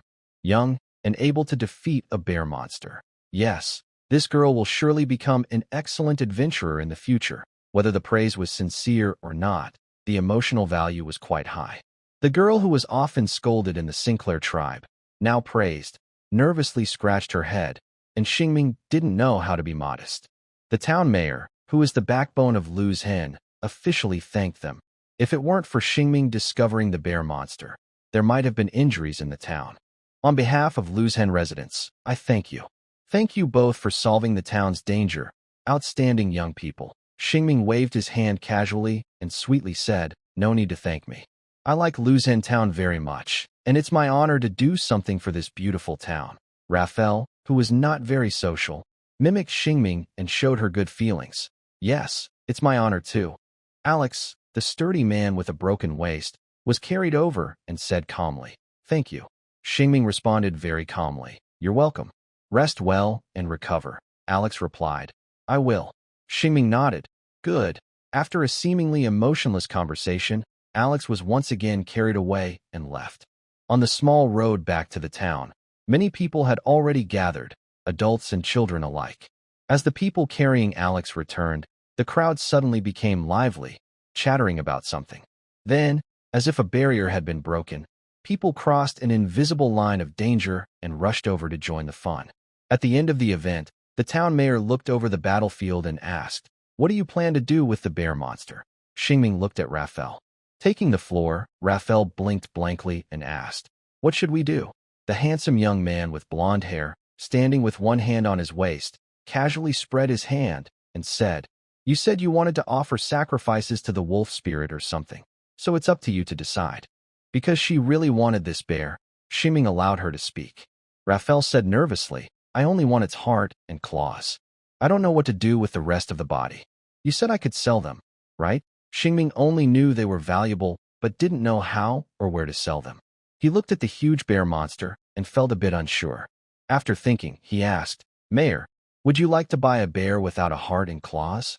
You name the price. The mayor habitually wiped his shiny head and said, my wife doesn't cook bear meat, and our family can't eat such a big bear. Xingming had to give up and said, we'll take it away.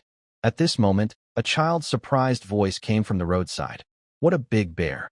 Xingming looked over and saw more residents standing nearby.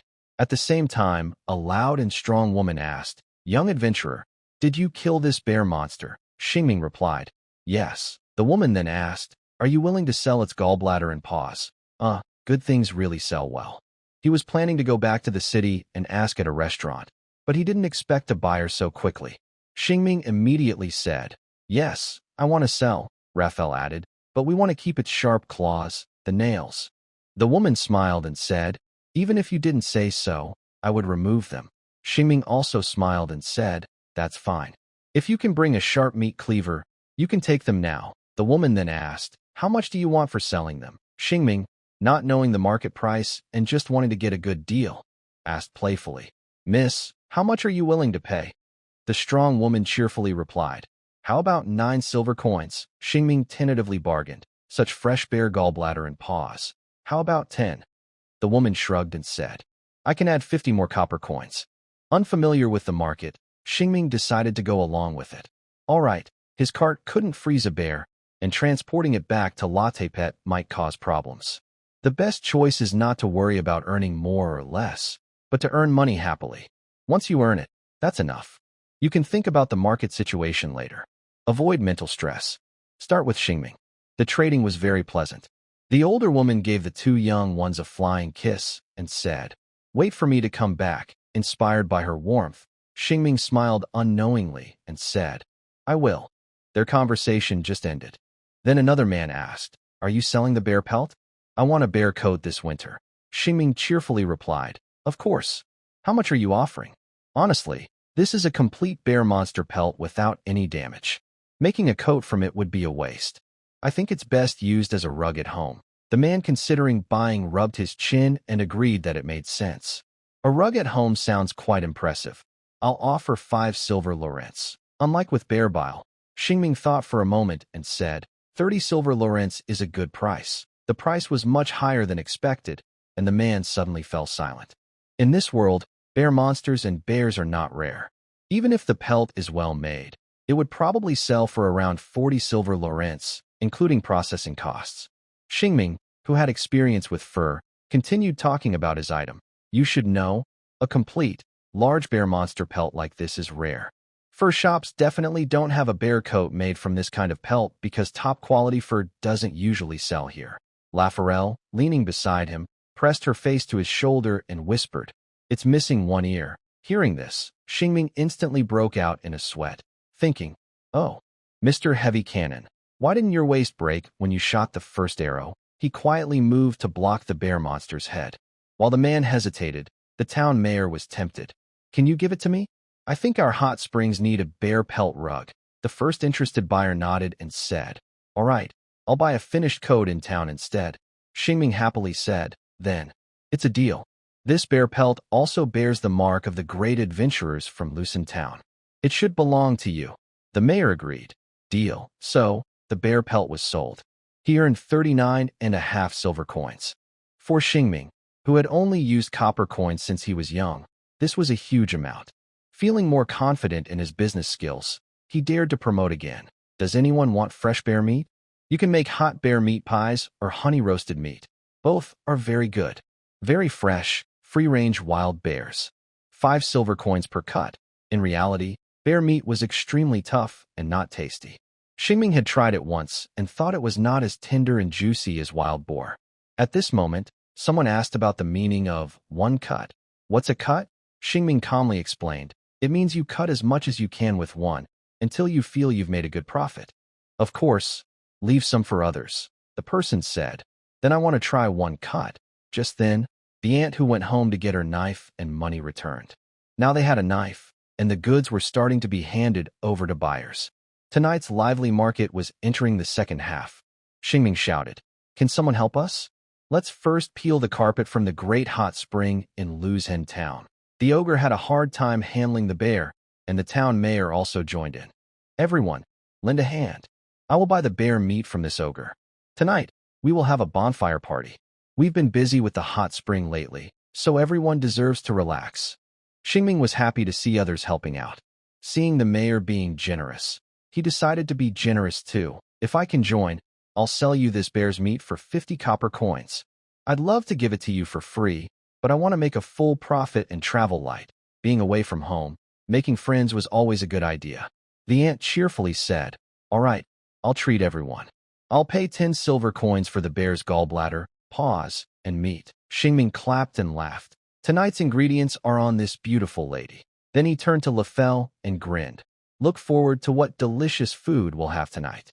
Lefel also smiled sweetly. "I want to try the honey-roasted meat you mentioned," Xingming said. "I advise you not to expect too much." Lefel smiled and said, "I still will." At that moment, someone shouted, "Is there anyone who can peel the skin?" Raphael waved and said, "Leave it to me. By the way, did you see the small dagger I dropped in the field?"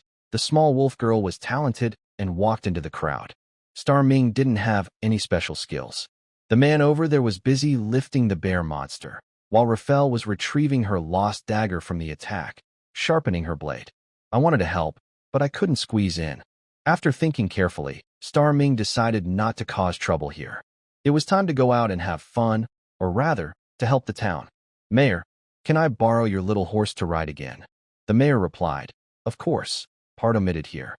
At sunset, the sky turned orange. Riding a swift horse through the countryside, rushing with the wind, blending with nature. This peaceful moment was full of the joy of exploration. Another part omitted here. A quiet wheat field. People watched the smooth peeling technique. As the girl finished a cut and wiped her sweat, suddenly the crowd burst into applause, breaking the silence. The wolf girl looked a bit overwhelmed by the praise, holding her face in her hands, with a slightly helpless but sweet smile, sweeter than honey. Carrying meat, fur, and stars, everyone returned to Lucin Town. As night approached, the town became lively again. The residents were busy, some baking apple pies, others going home to tell their families about tonight's dinner with everyone in town. Some were busy together, setting up bonfires, or figuring out how to cook bear meat deliciously. In short, everyone was busy, including Star Ming, who had just returned. In front of him stood a girl with a pouty face, who scolded him in a coquettish voice. "Why didn't you call me when you left?" Star Ming leaned against the eaves and shrugged, saying, "I thought they needed you," and that was true. Raphael sighed and said, "That's true, but do you know how hard it is for me to face their praise?" "I understand," Star Ming replied, understanding. He also saw the girl's slight smile, despite her sigh, and said softly, "It's tough, but it's also pretty good, being trusted by everyone." The wolf girl looked up at the moon glowing with the color of the sunset and smiled, saying, "Indeed, it was surprisingly calm," and Xingming thought she would be as tough as Alex the Cannon. But the girl in front of him was much softer than he imagined. "Next time you want to run away, please call me," Raphael said. "Next time, I will," Xingming replied with a smile. "By the way, yes? Did you gain anything from your recent trip? I know you went to look for stars," Raphael asked casually. Hearing this, Xingming immediately perked up. "I gained a lot. I explored 2 more paths, found 3 stars, and also got something I've always dreamed of." Raphael became curious. "What did you get?" Since the start of his adventure, Xingming had been chasing something. "Yes," he answered. "Now I have a magic that can cause damage." Raphael's eyes lit up. "Oh, what kind of magic is that? Can you show me?" Xingming had to hold back a little. "Unfortunately," he said, I just tried this new power once, and I used up all my energy. I can't show it now." Not getting an answer, Raphael became even more curious. That magic must be very powerful if it uses so much energy. "Well," Xingming hesitated and explained his new power. "Actually, using it only consumes half my energy, but it's a combo move, so I need to use all my energy for the full set. Xingming's star energy limit is 2 stars. This means the combo move requires 2 stars, but the power gained from it still costs 1 star. Raphael asked, half understanding, "So, is this combo move very powerful?" Xingming thought back to the scene and replied, "I don't know. I was a bit stunned by my new power at the time. It felt like." "It was okay?" Raphael asked. "Stunned by your own attack?" "Stunned," Xingming confirmed. "Anyway, once my energy recovers, we'll go to the Adventurers Guild and take on a quest. I'll give it a try and show you, all right? I look forward to seeing your performance, Warrior Xingming," Raphael said eagerly. Xingming teased, "I hope I can make the captain happy with my performance." They then continued chatting casually. Star Ming maintained this wall-supported pose, feeling a bit of leg fatigue. It was a relaxed, carefree time. He straightened up and said, "Before we start eating, let's go for a walk to help digest our food. We can eat more later." Raphael rubbed her stomach and said, "I'm already very hungry." Star Ming sat down suddenly on the steps in front of a shop, saying, "Actually, I'm starving too. I think I'll stay here." Snicker Raphael was amused by his quick change of words. Haha. After a long period of preparation, the smell of food had spread throughout every corner of the town. At some point, Raphael, who had fallen asleep leaning on Star Ming's shoulder, was awakened by a call. "Hey, little ones. The party is starting." The girl's tiredness and drool instantly disappeared, and her eyes lit up. Seeing she was awake, Star Ming repeated, "Let's go, the party is starting. Let's go eat." Raphael quickly stood up and said, "Let's go eat." They followed a local resident to the gathering place. As night fell, the town square was lit by a bonfire, its bright flames illuminating the entire square. People had started arriving one after another, gathering around the fire, chatting and laughing happily. Next to the bonfire, various delicious foods were laid out. The smell of honey-roasted bear meat was tempting, with a golden, crispy exterior covering tender, juicy meat that made mouths water. Apple pie also emitted a sweet aroma. They each received a piece, biting into it with a crunch. The crispy crust and soft, sweet apple filling complemented each other perfectly. They also had a glass of rich grape wine. It was a bit early to drink now, as the town mayor still wanted to say a few words. Just 2 sentences. One to thank the guests and the little heroes of the night. "You." Everyone cheered together, drinking a glass of wine. The other to thank the residents for working together to build the town. Again, "You." Cheers erupted, and another glass of wine was downed. The mayor finished speaking, then began to sing. Yes, he had only finished speaking, but he hadn't started singing yet. The mayor's voice was loud and clear, singing a song that belonged to the town of Lucin. Everyone joined in singing, making this wonderful night even warmer. People are happily enjoying food, sharing stories and laughter. Xingming is talking with the nearby residents. As they eat, alcohol quickly takes control of their minds. A man with a red face and another man with a red face jump by the campfire and start dancing hand in hand, to the rhythm of clapping, amid loud laughter. More and more people join the dance, adding a touch of romance to this wonderful night. Someone invites Raphael to dance, but she can't handle it, so Xingming says, "I'll go." Raphael watches Xingming dance awkwardly like a crab, laughing nonstop. The warmth of the campfire and the delicious food blend together, making the town's night full of joy. Of course, not everyone is laughing. Alex the heavy cannon lies on a stretcher, looking serious, drinking. Someone asks, "Why are you not happy?" He replies, "I'm quite happy." Someone asks, "Then why are you crying?" "Just because of some weed?"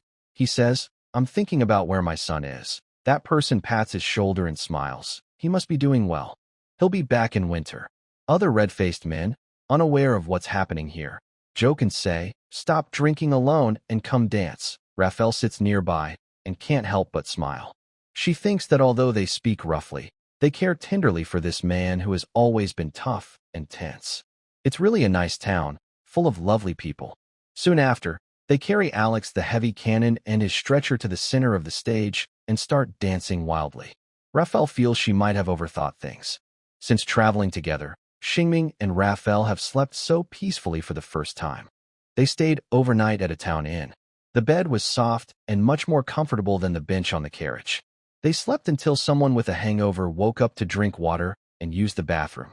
They slept until the children in town received Alex's task to wake up the four men's wives and bring them home. They slept until someone hurriedly came to tidy up the mess. They slept until the innkeeper knocked on the door and said, "Are you awake, little ones? The town mayor is looking for you." They each got out of bed, wiped their eyes, and responded, "We're awake. We'll come down now." After saying that, they yawned and greeted each other from a short distance away. "Good morning, Captain Raphael." "Good morning, Warrior Xingming." Xingming mumbled, "It would be great if I could move this soft bed into the carriage. I wish I could sleep on such a soft place every day." Raphael replied, "You can buy a soft mattress, then you can sleep on it every day." Xingming just said this casually. He didn't really dislike his small bed. It's fine. Sleeping on a hard surface is good for the back. They exchanged a few unimportant words. It was time to go downstairs. They couldn't keep the town mayor waiting too long. They put on their shoes, opened the door, and went down the stairs. The mayor was sitting at a table downstairs. After greeting him in the morning, they quickly got to the main reason for their visit. The mayor wanted to give them something important that they had forgotten in the excitement of yesterday. The contract for the transportation mission. This time, the reward had already been paid in advance to the merchant guild. Xingming needed to take this to collect his favorite silver coins. Besides that, the mayor also gave them 5 signed notes. The notes said, "With this, you can stay free of charge at the Luzhen Town Healing Center." Wow, it was a hot spring spa voucher.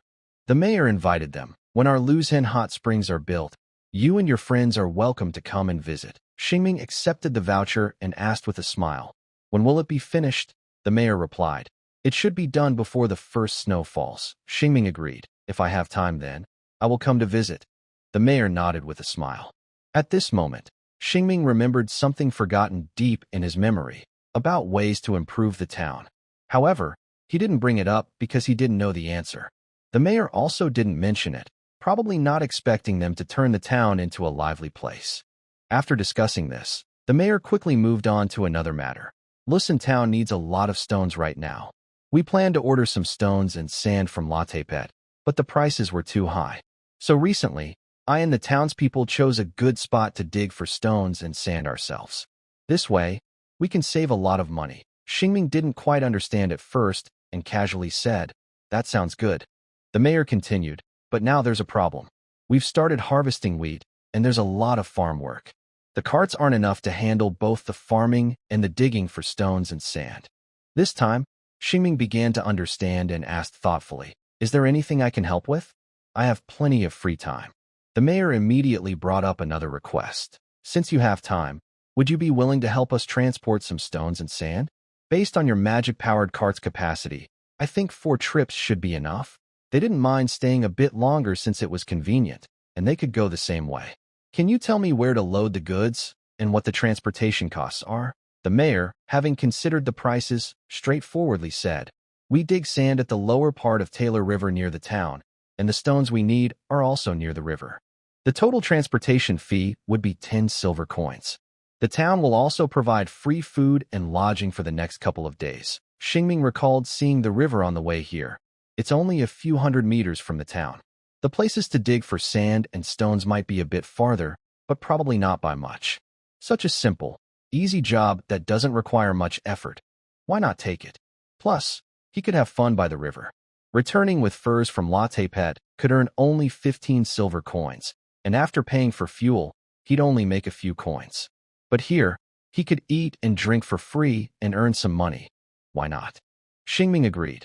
I can help you. The town mayor smiled cheerfully and said, if you don't have a headache from last night's drink, we will leave after lunch. Xingming nodded and asked, okay, but I want to know if my car can reach the place where you're digging sand. The mayor thought for a moment and replied, can your car go along the riverbank? His vehicle performs much better in the wild than the trucks from the old world. Xingming explained, if the river isn't too deep, my car can even cross it. I'm just worried that the road is too narrow for my car to pass or turn around. The mayor said, the road is quite wide. Xingming responded, then there's no problem. I accept this job. They discussed the work happily. Finally, the mayor extended his hand and shook hands with Xingming, symbolically agreeing on the deal. After finishing the talk, the mayor got up to leave, heading to find the residents who had received the town's commission to help build the hot springs. Meanwhile, Xingming and Raphael sat at the inn's dining table, chatting casually. Raphael teased, Xingming, your wish has come true. You get to sleep on a soft bed for 2 more days. Xingming chuckled, haha, yes. By the way, I'm a bit hungry. Maybe we should get something to eat. Raphael turned to talk with the innkeeper. In the end, they learned that there was no breakfast prepared today. However, there were leftover pies and bear meat pies from last night, and they asked if they wanted to eat them. So, they ordered the leftovers from last night, and the innkeeper also made them a creamy mushroom soup. It was a fine meal overall. When paying, Xingming asked the price, and the innkeeper said, it's on the mayor's bill. It was also a free meal, which made the feeling of getting something for nothing even sweeter. After eating, they returned to their room to wait. At that moment, Xingming smelled a strange scent coming from a paper-wrapped object on the cabinet. He asked, what is this? Raphael replied, it's the heart and claws of the bear monster I need. Xingming vaguely remembered what she needed them for and asked, when are you planning to offer them to the wolf spirit? It feels like if you leave them another day, they might rot. Lafayette said, tonight, I really couldn't leave yesterday, and there were clouds blocking the moon. Xingming was still very curious about the ceremony. Can I visit then? Lafayette thought for a moment. Of course, but you won't see much anyway. Xingming turned around and lay on his small bed. He casually said, I have nothing to do anyway. I'll go out with you tonight. Lafayette had no objection and also lay down on another bed to rest. It wasn't until the town mayor called them outside through the window that they got up and headed toward the car. After some preparation, Xingming returned to the familiar driver's seat and stuck his head out the window, shouting, be careful. Don't fall. A man inside the carriage, with dark skin almost matching Lafayette's, showed a bright smile and gave a thumbs up. No problem. Let's go. Xingming retracted his head, grabbed a sand-sifting screen, a small cart, and a shovel, and with a large group of people, they set off together. They traveled from the east side of the town, the same direction Xingming came from. Soon, they turned onto a small road leading north to the riverbank. The road wasn't as wide as the mayor had said. If you rolled down the car window, the branches of the trees along the road could reach into the car. But they still arrived smoothly at the designated riverbank, driving along a stony shoreline for a while until they reached the sand-digging spot. Xingming then opened the car's protective barrier. Workers placed some inclined wooden planks between the car and the riverbank so the small carts could go up and down. The large group of people was safely delivered, and now it was work time. These men, not exploited by merchants but happy to build their hometown, would sweat here. Every drop of their sweat falling onto this simple land would turn into nutrients for prosperity. When the trees grow lush and the fruits ripen, they will share in the harvest. Xingming looked away, gazing along the river into the distance. The flowing water was clear, reflecting the sky's light, shimmering with ripples. A young girl by the river was beating clothes stained with wine, watching the scene nearby. Without paying attention, a lively catfish leapt out of the water, splashing water onto the girl's face. She let out a surprised cry, adding a touch of energy and life to the peaceful scene. On one side was a riverbank made of pebbles, about half the width of the river. On the other side was a lush, green forest. The trees were full of leaves, stretching together like a green wall, protecting the town connected by the river. The river twisted and flowed far into the distance. Since this is a branch of the Ruelio River, it might eventually join the main river that runs through most of the lone area. Following the river, it should lead to a crossroads. Today, Xingming's goal was not very far. His vehicle was much larger than a horse-drawn cart, probably taking a long time to load. He wanted to walk by the river, going wherever he felt like, finding whatever he could. So, Xingming invited his companion, asking if she would like to join him for a walk by the river and maybe splash in the water. Lafarelle happily agreed. Let's go. And so, they set out again. It was another day, a happy day. They walked along the riverbank, their steps uneven and sometimes stumbling over the pebbles. The girl occasionally stood on a large rock, and the young man picked up a flat stone to show off his skill at skipping stones. With a plop, the stone sank straight to the bottom. Lafarelle giggled happily. Are you fishing? Xingming smiled and said, that was an accident. They continued walking, having just found a good flat stone and wanting to show off. Now, Xingming was determined to protect his pride, carefully searching for a smooth, flat stone. Finally, he found one. With careful and swift movement, he threw the stone against the water, making it bounce and skip like a lively grasshopper, creating ripples that looked like tiny boats passing by. Lafarelle watched this with excitement, clapping her hands and saying, wow, amazing. Xingming beamed with pride. Do you want to try? Challenge my skill. Lafarelle thought for a moment and said, I can't skip stones, but I can show you another trick. Xingming, oh, after speaking, Raphael picked up a stone and went to the riverbank. She frowned like Xingming and carefully aimed like him. As she threw the stone, a whistling sound followed, and with a loud splash, ripples spread across the water. Xingming asked confusedly, are you fishing by throwing stones? Raphael took off her leather boots and stepped into the river barefoot. Soon, she held up a large, blurry catfish.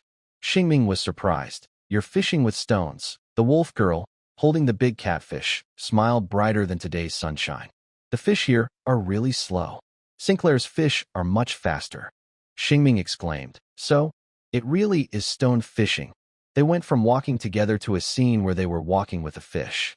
Raphael held her catch, and Xingming discussed how to cook the fish best.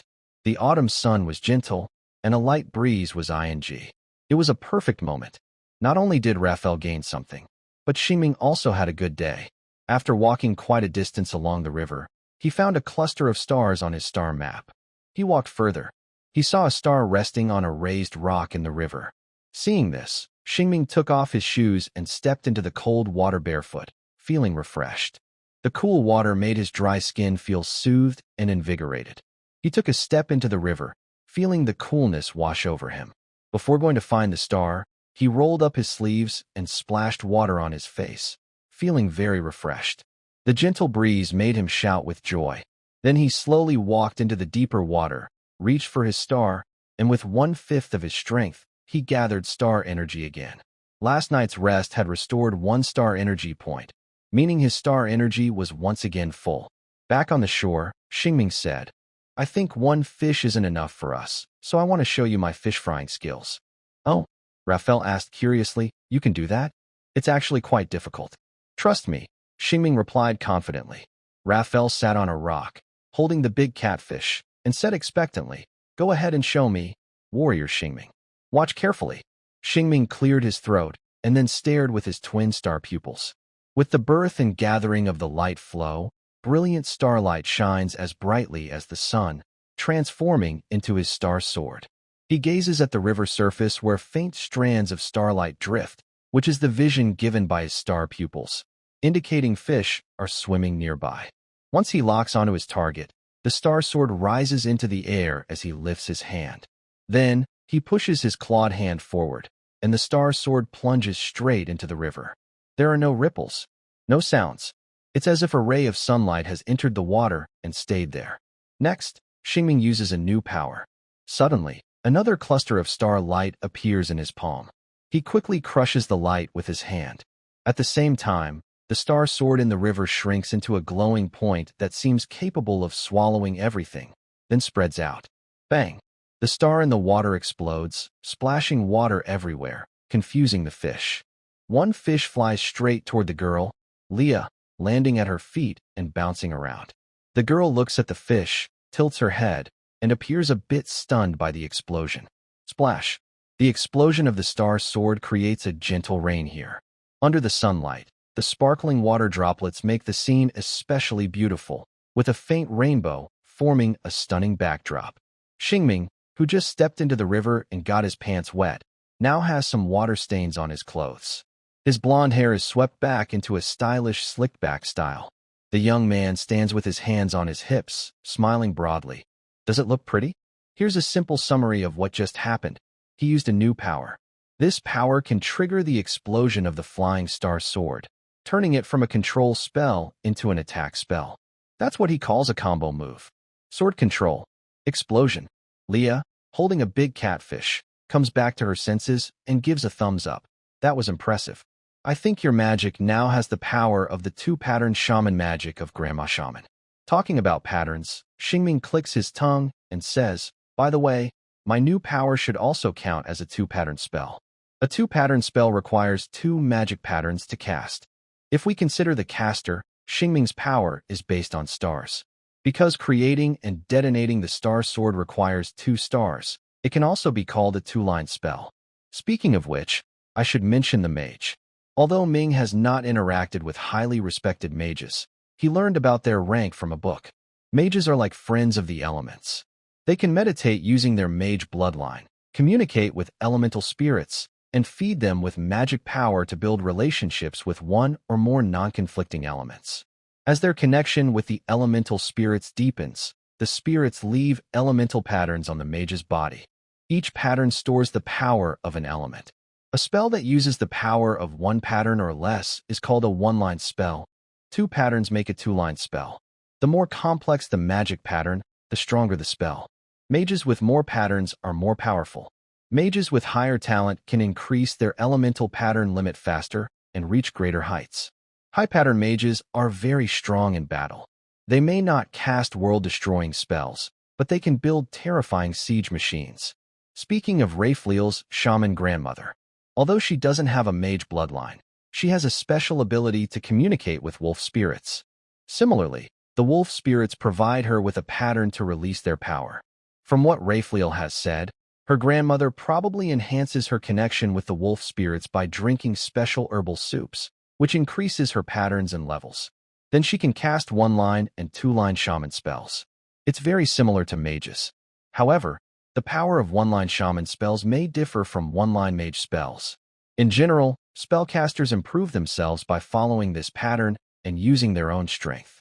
As for Ming, Ming doesn't really know what he's communicating with, but he is gradually gaining some kind of power. Compared to other spellcasters, Ming has an advantage. He was chosen by a divine being, so he doesn't have the high or low talent of a mage. As long as he keeps moving forward, he can keep breaking his limits. Now, back to the present. Anyway, I think my two-line spells should be enough to deal with fish, Ming said as he looked at 3 or 4 fish flipping their white bellies on the river surface. Then she changed the subject. I just don't know if it will work against the monsters. Raphael smiled easily. It will definitely hurt the monsters. Xingming laughed. I hope so. This is a power I can only unleash by using all my energy. If it's too weak, it would be embarrassing. Absolutely no problem, Raphael comforted him. Then she added, even if this move doesn't work, you can still freeze the monsters in place. That's already very strong. Xingming thought it made sense. Yes, if this move isn't useful, I'll keep helping you. Honestly, I think freezing twice is more rewarding than exploding once. The wolf girl, carrying 2 big catfish, bumped his arm with one of them. Stop analyzing everything. Don't think your new power might be useless. We don't have any tasks right now. You're right, Xingming agreed. He gave up on the useless thoughts and decided to take things as they come. He took one of the catfish and continued walking along the riverbank with Raphael. They had been playing for a while, and the return trip would take the same amount of time. Xingming's star map stopped responding. Now, collecting 4 more stars would let him reach the next level.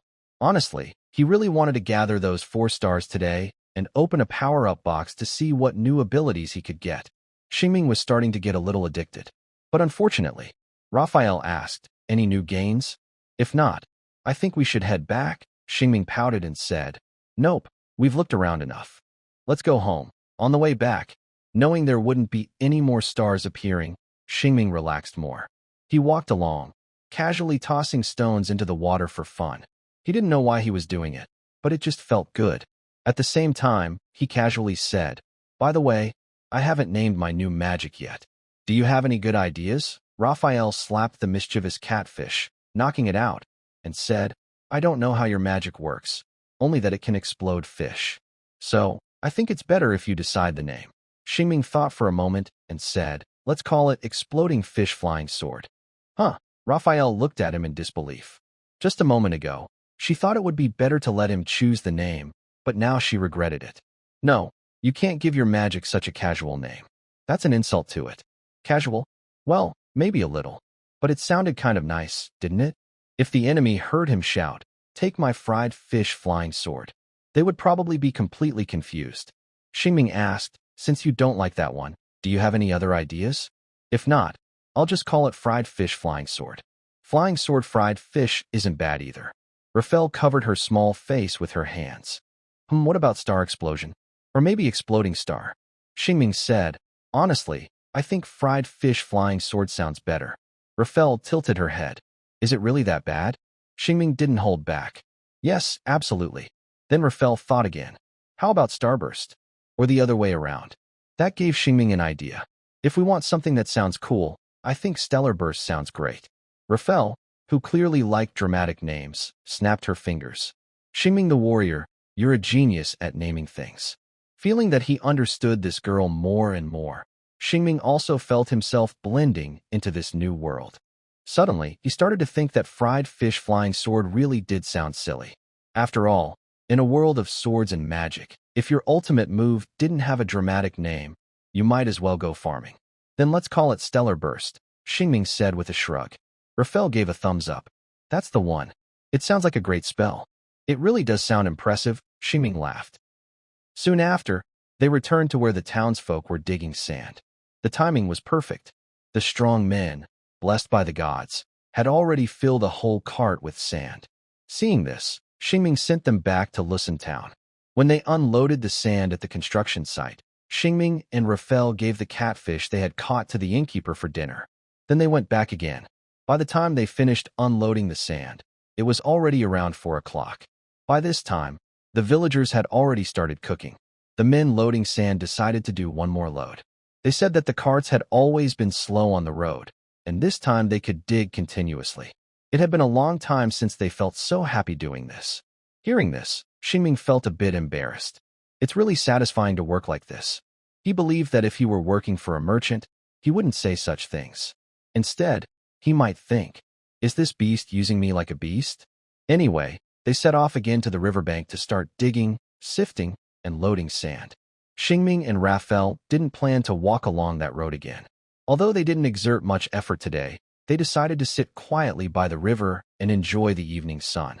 Sometimes, they helped out by picking stones caught in the sieve, passing water, or playing with the children who came here before dinner. But honestly, it felt more like they were here to play. As the sunset turned the river into a golden color, amid laughter and joy, Raphael moved to a new spot and was splashing water with the children. The children shouted out various cool names for their moves, and Raphael did the same. Some called it Broken Water Blade. Others called it Water Dragon Technique. In terms of style, the children seemed to win, but in power, Raphael was better. The slender arms of the wolf girl lifted waves of water each time, as if summoning a wave or throwing a water spear. One after another, a few children were splashed and laughed loudly, wiping their faces. Xingming couldn't stand it anymore and called out with a smile, "Can you please stop splashing water?" Hearing this, Raphael paused and asked the children with a smile, "A battle should be fought with all your might. Give it your best, don't you agree?" The children, soaked from the water, shouted in unison, "Yes. A battle should be fought with all your strength. Did you hear that, warrior Xingming?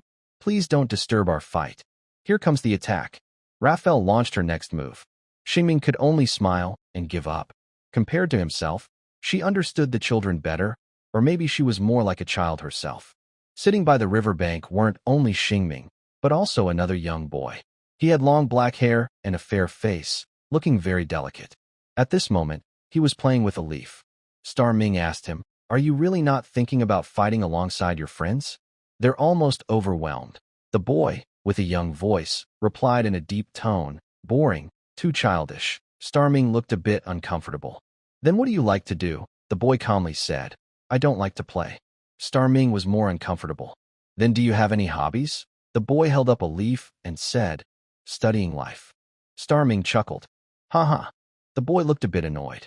What are you laughing at? Sorry. Starming knew he was being rude, so he became serious and asked, can you tell me what you've been studying lately? The boy pursed his lips and said in a wise tone, I'm thinking, since leaves will wither anyway, why do they grow in the first place? Starming looked at the leaf and casually said, because they don't want to stay in the dark forever. They want to enjoy the sunlight of the seasons. The boy was indifferent. Is sunbathing fun? Starming smiled. I don't understand leaves, but right now, I think sunbathing is pretty fun. The boy glanced at him sideways. In his view, there were friends playing in the river and a childish wolf sister. For some reason, he shook his head and picked up a stone to look at it. Just as he looked, suddenly a child shouted, Brother, come help us. We can't beat the wolf sister, the boy muttered, so annoying. The girl shouted again, Brother, help us. The boy threw away the stone and stood up, helplessly shouting, I'm coming. Starming blinked and watched as the other person took off their shoes, rolled up their sleeves, and stepped into the river. Then the boy said something to the children, and they all splashed around in the river, scattering in different directions. They went from a group huddled together to attacking LaFell from all sides. This tactic was very effective. Although the children going in didn't have much strength, the others provided plenty of firepower. A chubby boy was splashing water fiercely from the front. Meanwhile, the boy's sister was accurately splashing water at LaFell's face from the side. LaFell, losing sight, could only attack blindly. Although she was making a lot of noise, she couldn't hit anyone. Raphael kept shouting, Xingming, come help me. These little guys are getting smarter. Many children cheerfully told the boy, You're a great leader. The boy, who thought playing in water was childish, wiped his nose with his fingertip and said calmly, It's just common sense. Xingming believed this group of kids could form a very good team. But now wasn't the time to talk about that. He smiled and said, Okay, I'm coming. Then he rolled up his sleeves and stepped into the river, back to back with Raphael, ready for the fight. Of course, they won easily. Even with tactics, they couldn't match the strength of the two big kids. Raphael proudly said, You're still a long way from being real warriors. Keep practicing. The boy pouted and said, When I grow up, you won't be able to beat me. Raphael smiled and said, Then you should eat more tonight. Suddenly, someone called from behind, Are you finished? Xingming and Raphael turned around at the same time and saw the uncles, who had finished work and were sitting on the bank, watching them play. Faced with their smiling faces, Xingming suddenly felt a bit childish, as if he had become a kid himself. Raphael showed no shame and said, We're done.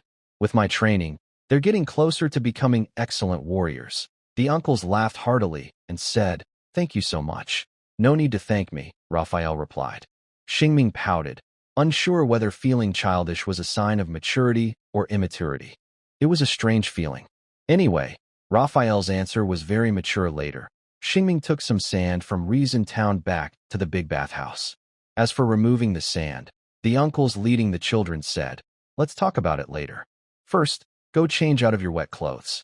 Once you're done, we'll go to the inn together for dinner. Xingming and Raphael nodded politely and went back to the car to change clothes. Raphael put on the same white dress she brought from her hometown. The dress swayed in the evening breeze, like a beautiful flower. Wow, there's really a lot of delicious food. Raphael and Xingming entered the inn, where a group of workers was already gathered, busy digging.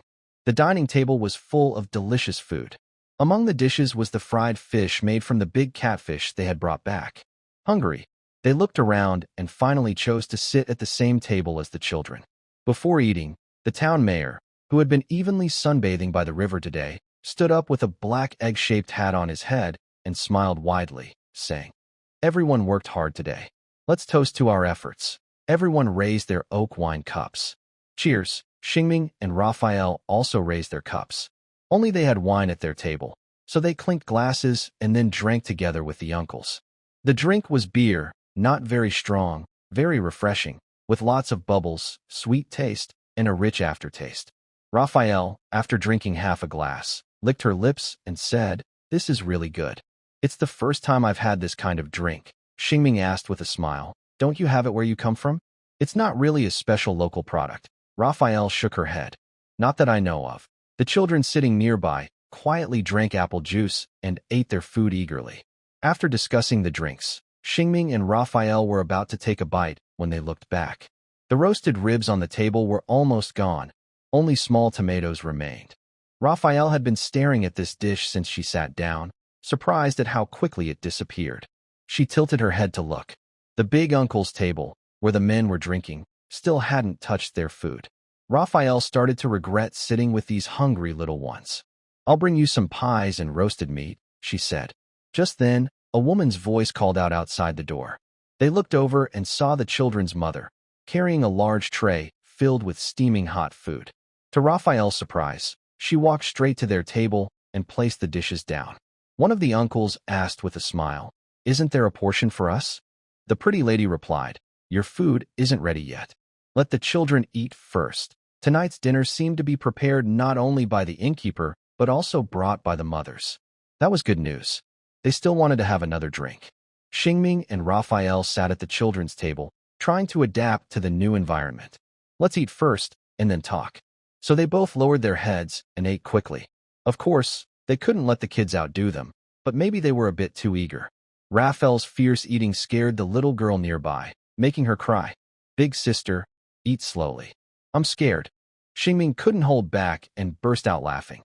"Ha ha, cough cough." "Ugh, Raphael." They kept eating until their bellies were full, and then the children left. The uncles left a message and went to finish unloading sand for the day.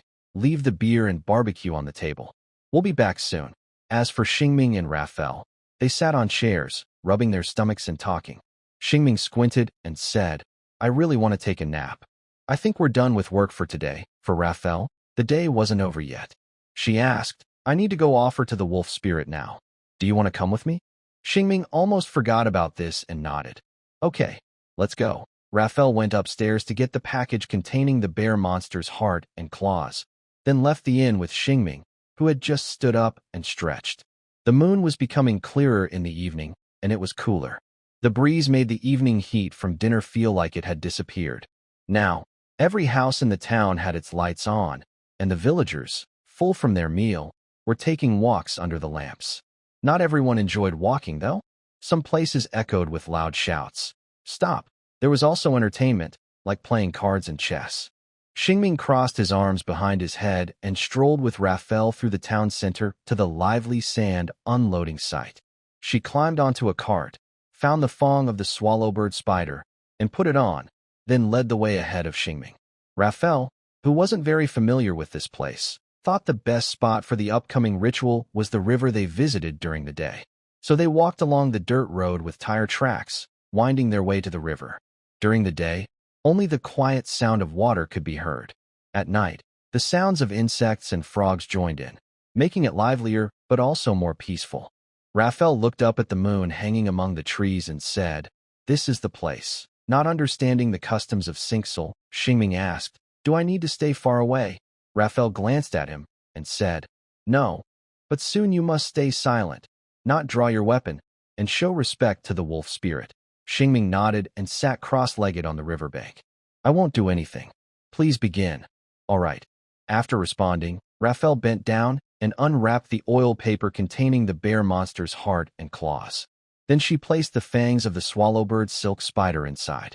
The claws and fangs are weapons used to tear apart prey, containing the essence of the hunted. The heart is the part with the strongest concentration of their own energy. That's why Raphael chose these items. Once the offerings for the wolf spirit were prepared, she found 5 stones on the riverbank and arranged them around the offerings. Then she took out a small knife, making a shallow cut on the back of her neck with the blades back. After completing these steps, she closed her eyes, pressed her hands together, and whispered something to the moon. Xingming, sitting nearby, watched these actions with some nervousness. He was both afraid he might see a big wolf and hopeful to witness something strange. The wind rustled the leaves, making a soft sound. Xingming shivered from the breeze, subconsciously feeling that something was coming. But he saw nothing. Another gust of wind made him shiver again. Yet, all he saw was the small wolf girl. There was no sign of a wolf spirit. Xingming wondered if he had played in the water too hard and caught a cold. He looked around, glancing at the moon in the sky and the scenery on both sides, but still saw nothing. Suddenly, Raphael stood up and said, "It's over. Let's go." Xingming was surprised and looked at the unchanged offerings, asking, "Is it really over? Has the great wolf spirit already come?" Yes, it has. In the blood-red eyes of the wolf girl, reflected in the moonlight, was a giant wolf formed from burning black flames, with shining blue light in its mouth. At the same time, a black flame flickered in the sky, swaying like a dandelion seed. The flames slowly drifted down, landing on the girl's neck and melting into her body. Star Ming waited nearby, not understanding what was happening. But just like the other person didn't understand his Star Ming simply asked, "Did the wolf spirit give you strength?" Raphael could feel the warmth inside her body and nodded. "Yes, I gained some power from the wolf spirit, but I didn't get new abilities like you. I only have some pure strength." Star Ming thought she had gained some attributes. "That sounds good. Our team has become stronger again." Raphael smiled. "Yes, next time we meet a bear monster, we won't run away." "Great," Star Ming said, giving a thumbs up. "Let's go back," he added. Raphael nodded. "Let's go." They started their journey back together. During the walk, Star Ming felt like he was both there and not there, seeing nothing. He and Raphael talked about her some more. "Will you be able to call the wind and rain like your shaman grandmother someday?" Raphael shrugged. "No, as my power grows, I can only gain some secret wolf spirit techniques, like the wolf spirit vision that enhances perception and the wolf spirit strength that boosts power." It seemed that warriors couldn't become shamans, Star Ming thought. Night fell deeper. When they returned to the town, the construction site of the big bathhouse was already finishing up quickly. Compared to yesterday, there were 2 large piles of sand now. The town mayor and the older men had already left, probably heading to the inn or the town's tavern to enjoy the second half of the evening. Star Ming checked his cart simply to make sure there were no problems. Then he and Raphael hurried back to the inn. Their guess was right. "Those 2 kids are back. Want to join us for a drink?" a kind uncle asked warmly. Star Ming smiled and declined. "I think I caught a cold. I'll go rest first." "Have fun." The uncle waved cheerfully. "Good night. Take care." "Thanks," Star Ming replied. They then climbed the stairs to their rooms. The uncles watched their backs disappear. Then someone frowned and asked, "Does that girl look like that during the day too?" The town mayor, feeling the same, said, "Seems a bit different." A tipsy old man said, "Kids change their looks every day, so there's no point in worrying about it. Come, let's drink." Xingming pushed open the door. He returned to the room where he had slept last night and walked over to turn on the light. Only then did he really start to look around, because last night he was too dizzy after coming back from the banquet. The inn in this town has simple decorations.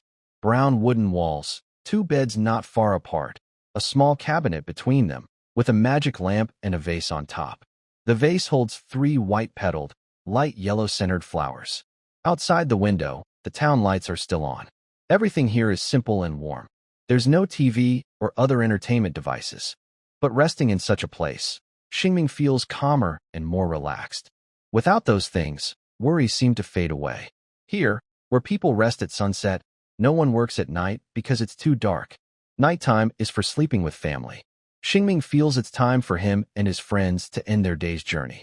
He yawned and turned around, saying, "I feel like I didn't do much today, but I still feel." He hesitated to finish the sentence.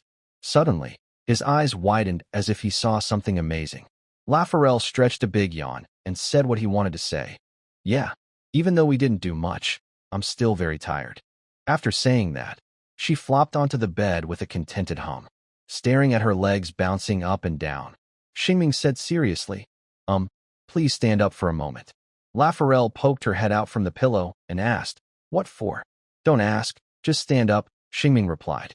Confused, Lafarelle stood up, brushed the wrinkles from her dress, looked around, and asked, "Do I have anything on me?"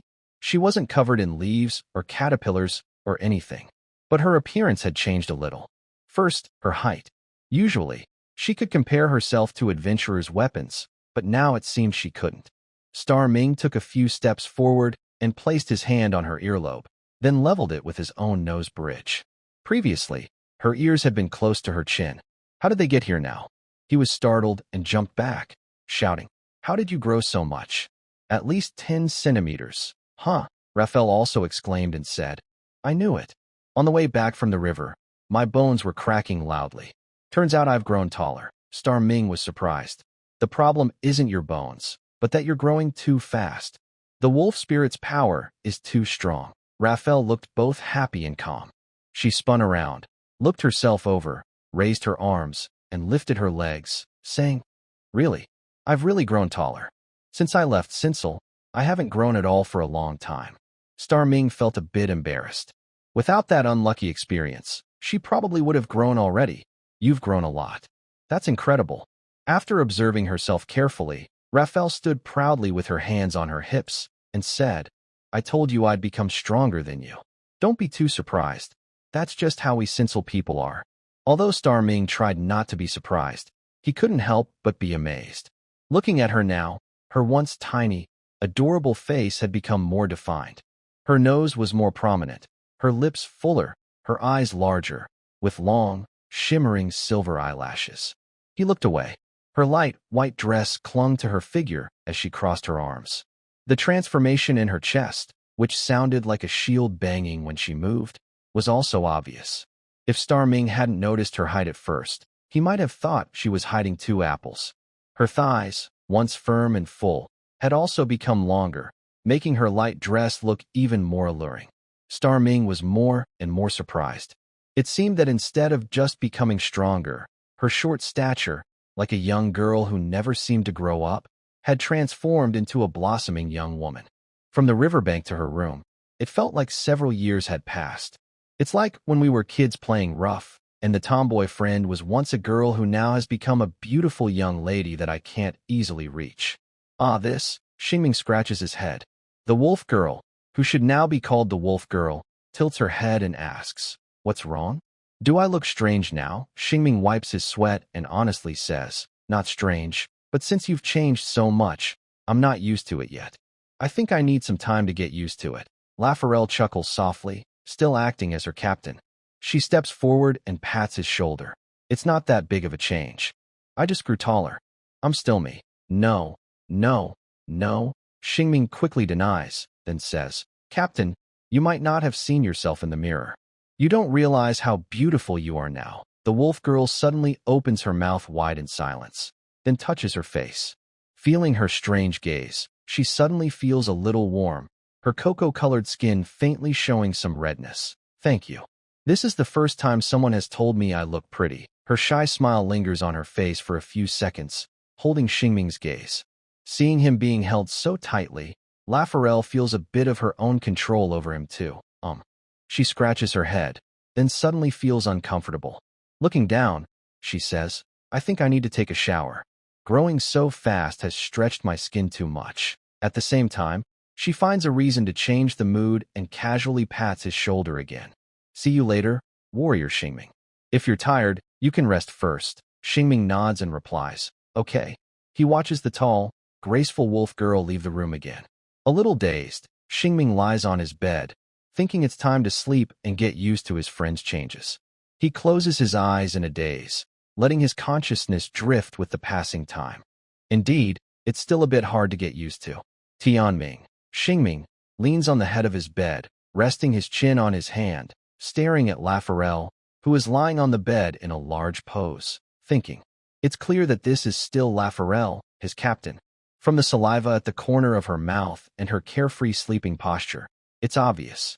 But she has really become much more beautiful. The first rays of sunlight outside shine on her face after her bath and skincare, making it smooth enough to reflect light. She looks even more beautiful than last night. The small white foxflower on the bedside table also seems to shine brighter, serving as a background. Watching this lovely girl in the morning is definitely a pleasant sight. Xingming, feeling refreshed in both body and mind, smiles peacefully and says to the outside sun, "Today looks like a good day." Instead of replying, the energetic uncles respond, "Two little ones. Have you woken up? We're about to leave." Xingming still wears a peaceful smile, walks over, opens the window, and waves. The lively uncles give a thumbs up in return. "We'll put the tools in the car now." See you later. Meanwhile, the wolf girl, awakened by the noise, also gets up and lets out a big yawn. From her rosy lips, two playful sharp teeth are visible. Shiming thinks her wolf teeth seem a bit longer. She mumbles, "Are we going out now?" Shiming replies, "Yes, the uncles are ready to start today's work." Lafayette, with some effort, moves her two big legs to the edge of the bed, then yawns widely. "Huh, let's go." Watching her rub her eyes, Shiming feels she doesn't seem fully awake, so he says, "Actually, you can keep sleeping at the inn. I can go alone." Lafayette squints and waves her hand. "It's okay. I want to go with you." After saying that, she groggily finds her shoes, slips her feet in, and begins tying her shoelaces. "Shiming, you're wearing them backwards." Not long after, they go through the same preparations as yesterday, such as loading tools into the car and gathering a group of people. In short, they arrive once again at the riverbank. But this time, they go a little further, to a place near the foot of a mountain, where the land has been dug up. Two small hills of stones are piled at the mountain's base. Today's task is to carry these stones back. At the same time, I need to find some good stones. Some of these stones might be used to build hot spring pools, some for walls, and others for decoration. After arriving at the destination, some men go digging, some pick stones from the riverbank, and the rest load the stones onto carts. Meanwhile, Xingming and Raphael sit under a large shady tree, resting and relaxing. The big stone looks flat overall, but actually one side is higher than the other. Xingming sits on the higher side, casually picks a fresh-looking, juicy grass blade, chews it, and talks about today's plans. "I just asked the town mayor, and he said the work should be done by this afternoon. Should we stay in Luzerne town for another day, or go straight back to Latte Pet?" "Haha," he has answered with a big yawn. Raphael seems to have completely shut down her brain and casually hands the decision back. "You decide, warrior Xingming." Then she falls silent again. Xingming carefully analyzes. "Going back early means I can get to work sooner, but staying a bit longer means I can sleep on a soft bed for another day. It's a tough choice." His monologue gets no response, not even a yawn. Maybe earning a bit more money is more important. Xingming seems to have made up his mind, turning his head. He sees Raphael dozing in the shade. Xingming feels embarrassed. "Captain Raphael, you really aren't fully awake yet." Ugh. Raphael makes an unclear sound, then lifts her face to look at Xingming and mumbles, "Fine, I'll go with what you said." Xingming can't hold back. "Do you even know what I'm talking about?" Raphael, still groggy, says, "Isn't it about whether we should go back to Sinsel today? I think either way is fine." Xingming sighs helplessly. "I said we should go back to Sinsel earlier, but what I asked just now was whether you're still not fully awake." After saying that, he falls silent again. Xingming clarifies, "And I'm not just talking about going back to Sinsel. We're heading back to Latte Pet." Suddenly, Raphael raises her voice. "Fine. Wise choice." Xingming can only laugh bitterly. He secretly thinks this is how teachers looked at him back in school. At this moment, he was very sure that the other person had not woken up. He reached out and gently shook her shoulder, saying, "Take the sandwich back to the hotel and go to sleep. Don't try to hold on here." Raphael lifted her face and briefly regained her clarity. She yawned for what seemed like the 100th time and said, "I'm so sleepy today, but it's okay. I just need to rest for a little while." Xingming advised, "You don't have to wait here with me. Go get some sleep." Raphael rubbed her stomach and still said, "I feel like I'm already awake. I'm very hungry. Where's the sandwich?" The conversation felt a bit off, but Xingming simply handed her a sandwich he brought from the hotel. Watching her carefully put the sandwich into her mouth instead of her nose, he felt a little relieved and took out his own piece to eat. Under the shade, which was still filled with sleepiness earlier, lively chewing sounds could be heard. Raphael said, "We were just talking about whether to go back to Latte Pet, right? I think I can stay here for one more night." Xingming found it amusing. "You just said you wanted to go back.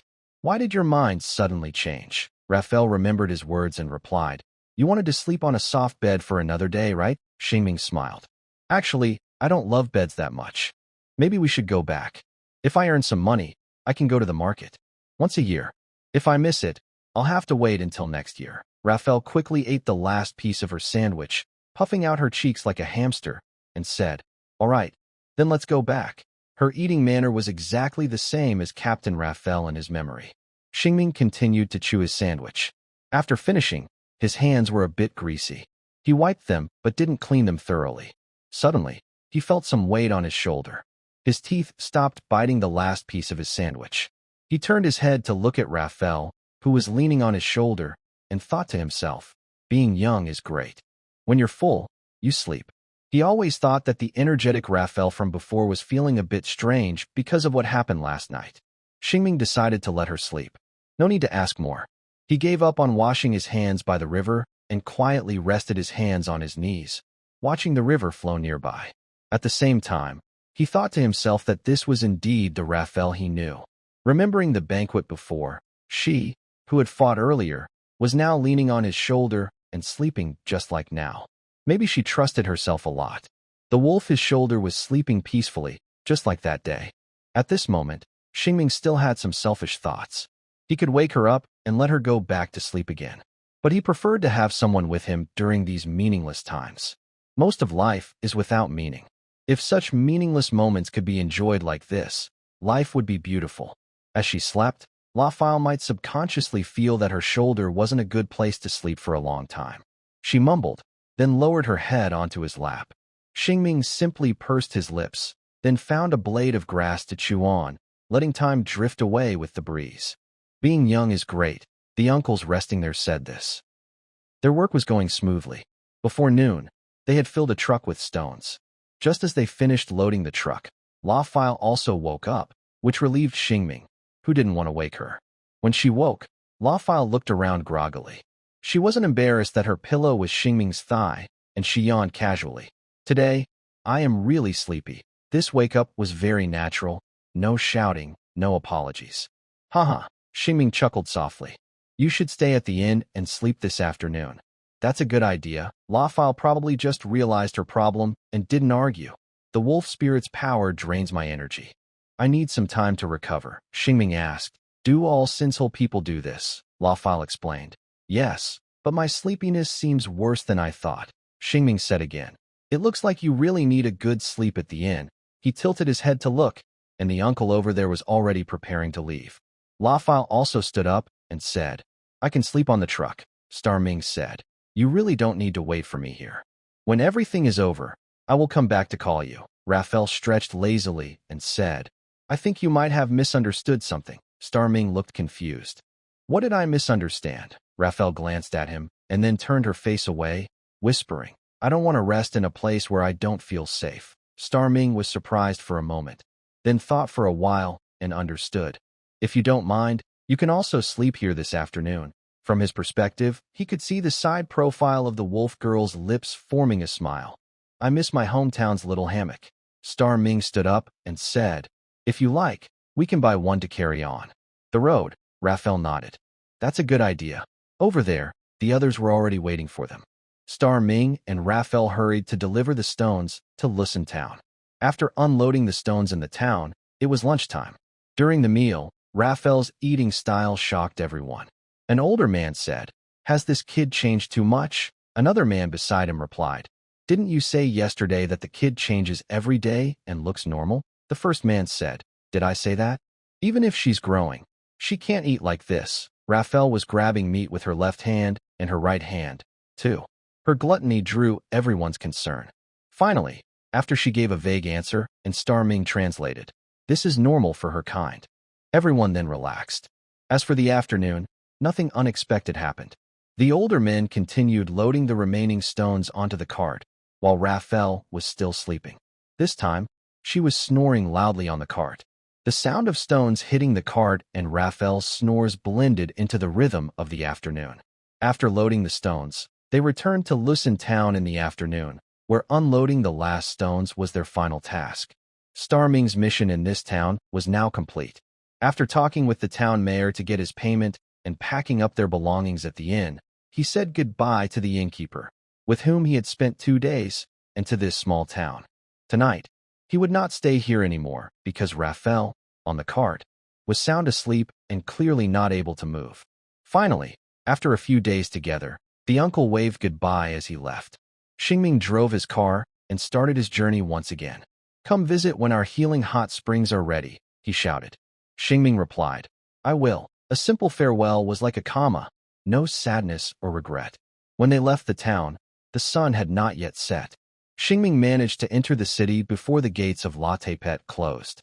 The car occasionally jolted on the dirt road, and Raphael's snoring could be heard, making this a normal, quiet trip.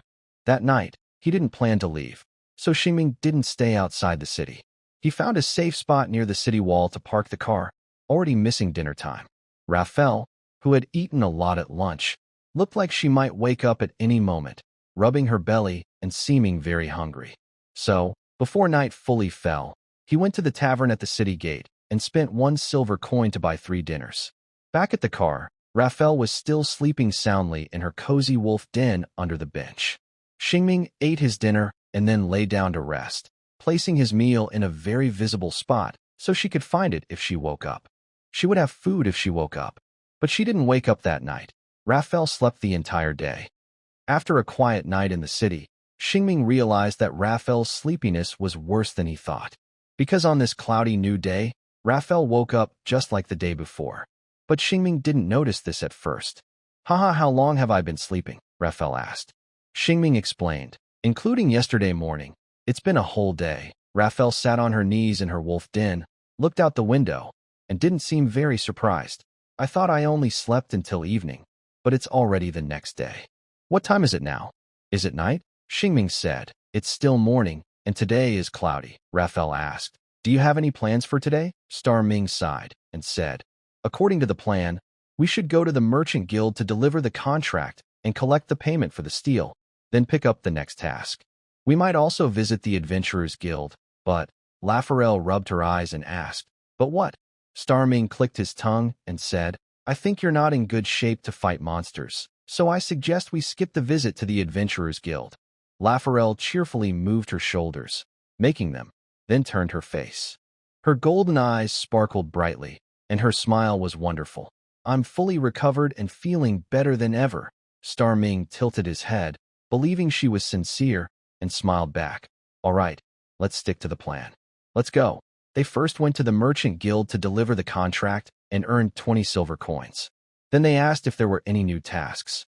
There was a big job back in Robur City, which paid well, but Star Ming didn't want to go because he preferred exploring new places. In the end, he took a task to Winter Spring Town, transporting 10 calves.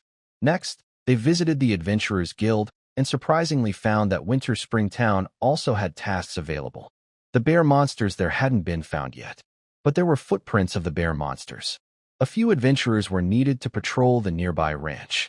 Although the ranch where they buy calves and the one they patrol are not the same, they are close enough to be considered the same destination. That was good news. As for the high-level adventurer, he probably didn't manage to kill the bear monsters and lost patience. This gave them a chance, so they set out toward the well-known hot spring resort nearby. However, when they returned to the carriage, Lafarelle was already asleep again.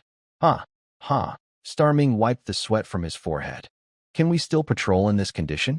Tomorrow is our duty day. There are more than 30 hours until tomorrow night." Although Xingming was a little nervous, he remained calm inside.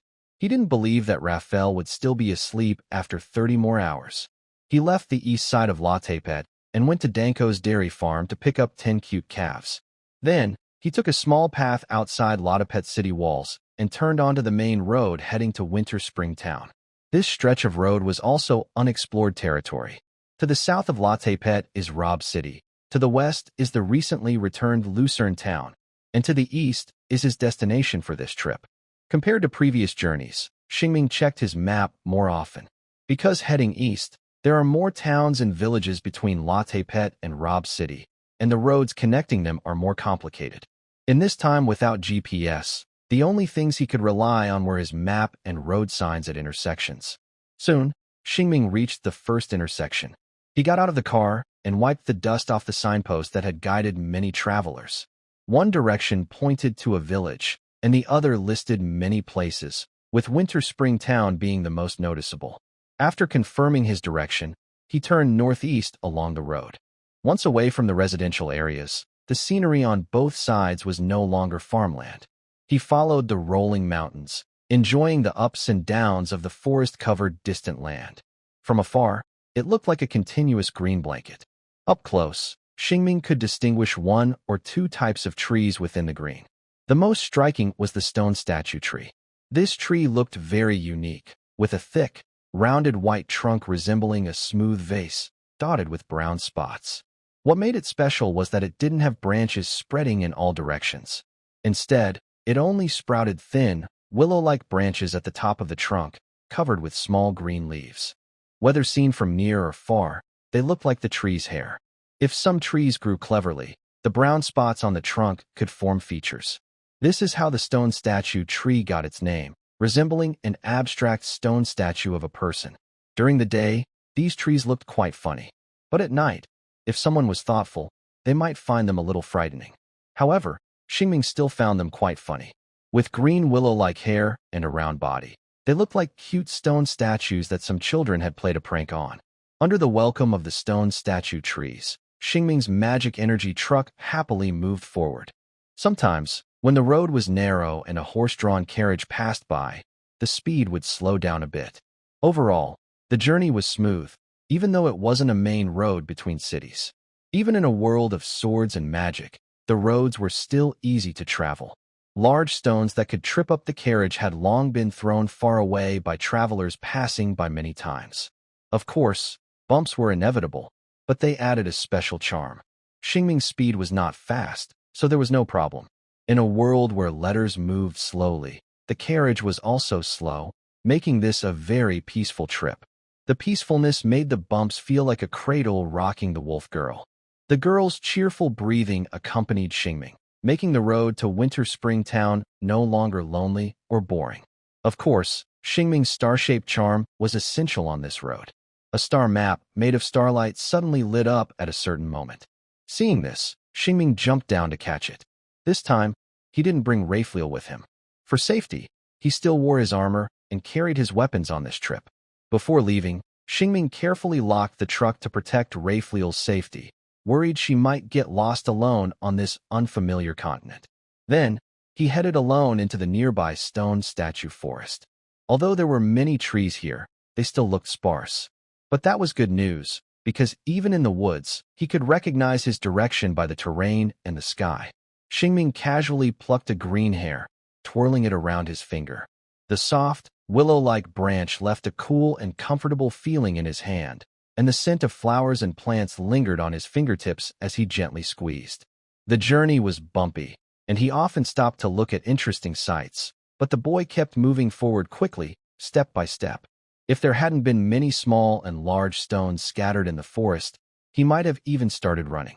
Maybe because he had been walking a lot recently, his stamina had clearly improved. His legs no longer hurt, and his waist no longer ached. Star Ming felt full of strength. Soon after, a shining star appeared from a soft green tangle of hair, sparkling with bright light. His energy was restored again, bringing him closer to the next level. On the way back, Star Ming kept the same pace as before and soon returned near the truck. This round trip only took about 10 minutes. Back in the vehicle, he was surprised to find that Raphael was awake. She had been sleeping soundly during the bumps, but once the vehicle stopped, she seemed unable to fall back asleep. Raphael sat in her seat, chewing on a sausage, and asked, "Did you go to find your star?" Star Ming sat down and smiled. "Yes, I did. Did you sleep well?" Raphael smiled and said, "Very well. I like sleeping during the journey. By the way, where are we now?" Recently, Raphael often lost track of time, so Star Ming always told her where they were when she was awake. He started the vehicle again and explained, "We are on our way to Dongquan Town. We've traveled about a quarter of the distance." Raphael rolled down the window, took a deep breath of fresh, sweet air, and squinted happily. Her expression seemed to say that nothing was more comfortable than sleeping well in nature. "Great, I can sleep a little longer." Their journey resumed. Star Ming asked with a smile, "Not tired of sleeping yet?" Raphael replied, "Actually, I'm quite full from sleep, but I still feel weak. Lying down is so comfortable." Star Ming stretched out a hand and said, "If you like, you can keep sleeping now. I want to sit for a while and enjoy the scenery," Raphael said, biting her sausage and leaning against the window. Star Ming continued driving. Soon, Raphael, attracted by the trees, asked, "These trees look so strange." Star Ming asked, "Those are called stone statues trees. Don't you have them in your hometown?" "My hometown doesn't have these trees, Rayfleer replied, then sighed. But there are quite a few stone statues there, even if not these kinds of trees. Star Ming joked. In that case, seeing these trees must make you feel very familiar. Raphael shook her head. Statues are very serious things. I can't find any warm family feeling in them. Knowing the joke wasn't funny, Xingming said, the trees here shouldn't be so serious. I always feel they look funny. Hearing this, Raphael smiled knowingly. Are you saying the branches on the statue trees look like green hair? Exactly, Xingming replied. Raphael agreed. If the statues over there all had green hair, I probably wouldn't think they are so serious, Xingming laughed. Green is truly a magical color. Raphael nodded without thinking. It is a wonderful color. Makes people feel happier. Suddenly, Xingming looked straight ahead and said, colors that make people feel happier also include the color of stars. Raphael thought about the night sky and agreed. Yes, stars at night can lift people's spirits. But what color are stars? Yellow? Gold? If you can't think of a name, I think we can just call it star color. While answering her, Xingming stopped the car again. Raphael suddenly understood. Oh, so there are more stars, Xingming grinned. Yes, even two. I'll be right back. Wait here for me. Raphael blinked. I can go with you. Xingming opened the car door. No. I need you to watch our little calf.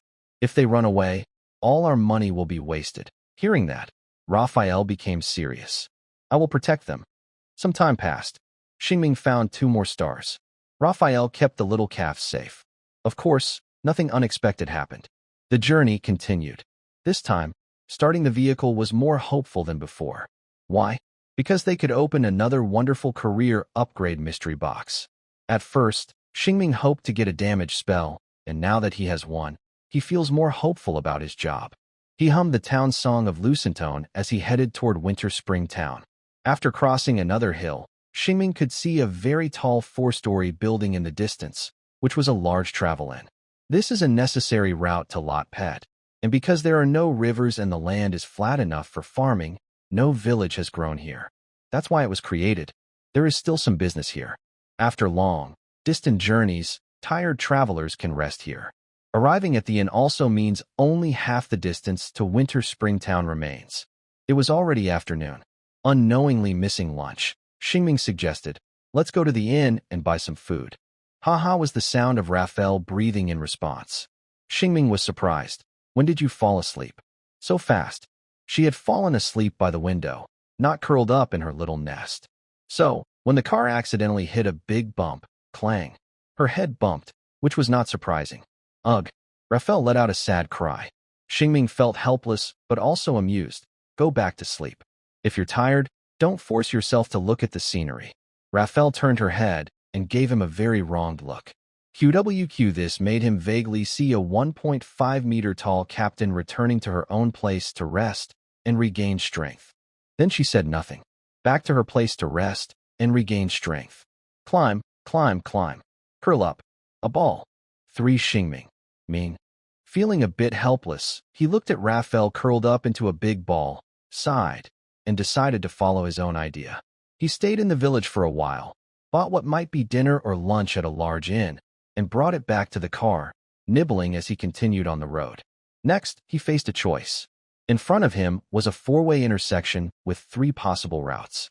From the map, all 3 roads lead to Winter Spring Town. Following the idea of choosing the middle route when unsure, Xingming decided to go through the middle. Not long after he set out, he felt pleased with his choice, because he found the cross star again. This is the last upgrade before the next level. He reached the closest point, carrying his small iron sword, and ran down the hill quickly, grabbing the 10-pointed star. Golden light flowed into his body. He still felt the wonderful sensation of gaining something new. He looked forward to his star sword changing again or gaining new abilities. In fact, a new star pattern appeared on his forehead, a small cross star. The meaning was simple. His star energy limit increased. Star Ming felt the warm sensation on his forehead, and he was not disappointed. The blue bar was what he needed most. If possible, he hoped each upgrade would increase his star energy limit. A few more upgrades. With a wave of his hand, he could summon a large number of star swords to fight for him. A mage who can cast spells continuously is the best kind of mage. After leveling up, Starming took a deep breath and said, "Nice." He happily ran back. By the way, his rank has already risen to level 9, almost reaching double digits. He still has half the journey to Dongchuan town, so reaching level 10 is not impossible. He hurried back to the magic energy truck, added some magic stones, and continued forward. Soon, he realized that going through the middle was a mistake, because suddenly, a narrow path appeared ahead that he couldn't pass. On both sides were cliffs, likely dug out by people. A cart could pass through easily, and from the width, he could also pass, but the protruding rocks would limit the height. Starming looked very troubled. This unlucky map didn't mark the height limit. Oh, Ming, not daring to risk forcing through. Starming turned back and marked a big red cross on the map. He would never take this route again. Wasting some time and magic energy, he returned to the fork in the road. Following the idea that if the middle was blocked, he would go left or right. This time he chose the left, going around the mountain. The journey would be longer, but at least it was passable. Along the way, he found another star and added it to his collection. The 3 roads converged at another travel station, where he faced a new choice. This time, the choice was still among 3 paths. Unlike the last choice, there were only 2 paths to choose from. The other led to other villages. Before making his decision, Xingming suddenly realized he should mark the path he had taken. This way, when returning, he could take the other route and gain new experiences. He marked the path he just traveled with a check on the map, then chose the left path, heading toward Dongquan town. This path gave him 2 star-shaped tokens and also used up the last of today's daylight. This was the final quarter of his journey. From afar, Xingming saw the bright, charming town at the foot of the mountain and relaxed. Safe arrival. The faint glow of the remaining twilight guided Xingming to a small pasture outside the town. Here, many cows were raised, providing fresh milk daily for travelers and residents. The young calves, having spent a day in the wagon, couldn't stay in the always shaking metal box for another night. Unlike other goods, which could be unloaded the next day after dark, these calves needed to be moved. Xingming and the farm owner's family helped the calves off the wagon. The owner's young son carefully checked each calf for any problems. After confirming they were healthy, they led the calves to find fresh grass and warm nests to sleep in. The farm owner then signed a contract with Xingming and paid him 32 silver coins. After saying goodbye to the farm, Xingming stored all the money in his small chest. It was a pile of shiny silver coins. He had accumulated 201 silver coins, which was 2 gold and 1 silver, plus a dozen tiny copper coins about the size of a little finger. Holding this money in his hand made him feel very satisfied. Xingming already imagined what kind of small villa he could buy as his home, just as cozy and beautiful as the old knights. His daydream ended as he played with the silver coins again. It was another peaceful evening. After leaving the farm, Xingming came to a river. In a world where transporting fresh water was still a problem, almost every village and town had a river. Carrying a wooden bucket and a stiff-bristled brush with a long handle, he fetched water from the river and then climbed onto the carriage to clean up the small mess left by the little calf. Under the bright moonlight, the sound of scrubbing and washing paused for a moment after he poured all the water from the bucket onto the carriage. He leaned on the carriage railing, looking at the town of Dongquan in the distance. When looked at closely, this is the most unique town that Ming has ever seen. The town is not flat. Beyond a wooden archway, there is a round platform that looks like a town square. Surrounding the square are buildings like shops, inns, and general stores, places that sell goods. There is a staircase leading upward, dividing the buildings into 2 parts. This staircase also connects the 3-story town. Going up the stairs to the 2nd level, it is a residential area that extends far to both sides. At the top of the stairs is a long wooden corridor, which circles around the town's highlight, a simple, old-fashioned wooden building. This is the healing center of Dongquan town. It's not yet the busy season for healing, which is in winter, but normally, it still has some business. Although farmers are busy with farm work now, other workers come here to rest. Because the building is brightly lit, the town remains lively at night. Ming really wants to visit the town now. The reason is that there is a star-shaped object inside the town, probably in the healing center.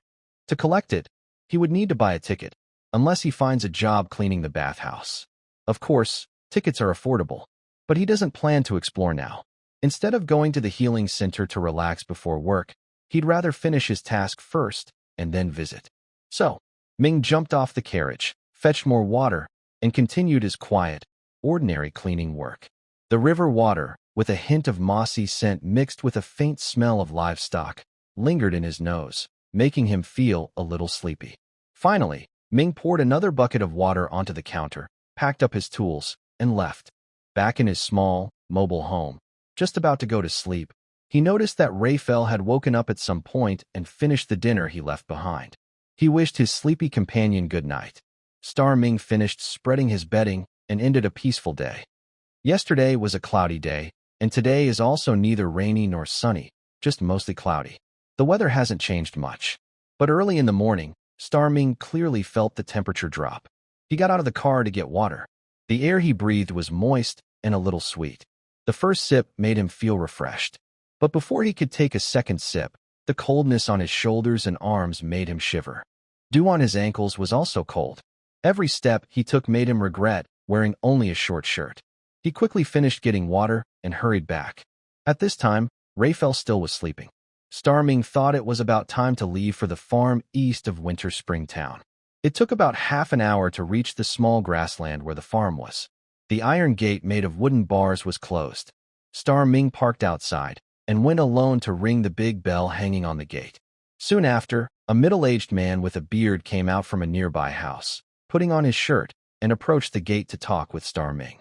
His eyes first looked at the car behind Star Ming. Then he looked at him with some suspicion and asked, "Is there something you want from me?" Star Ming took out the Adventure Guild's commission contract, opened it to show the man, and explained his purpose.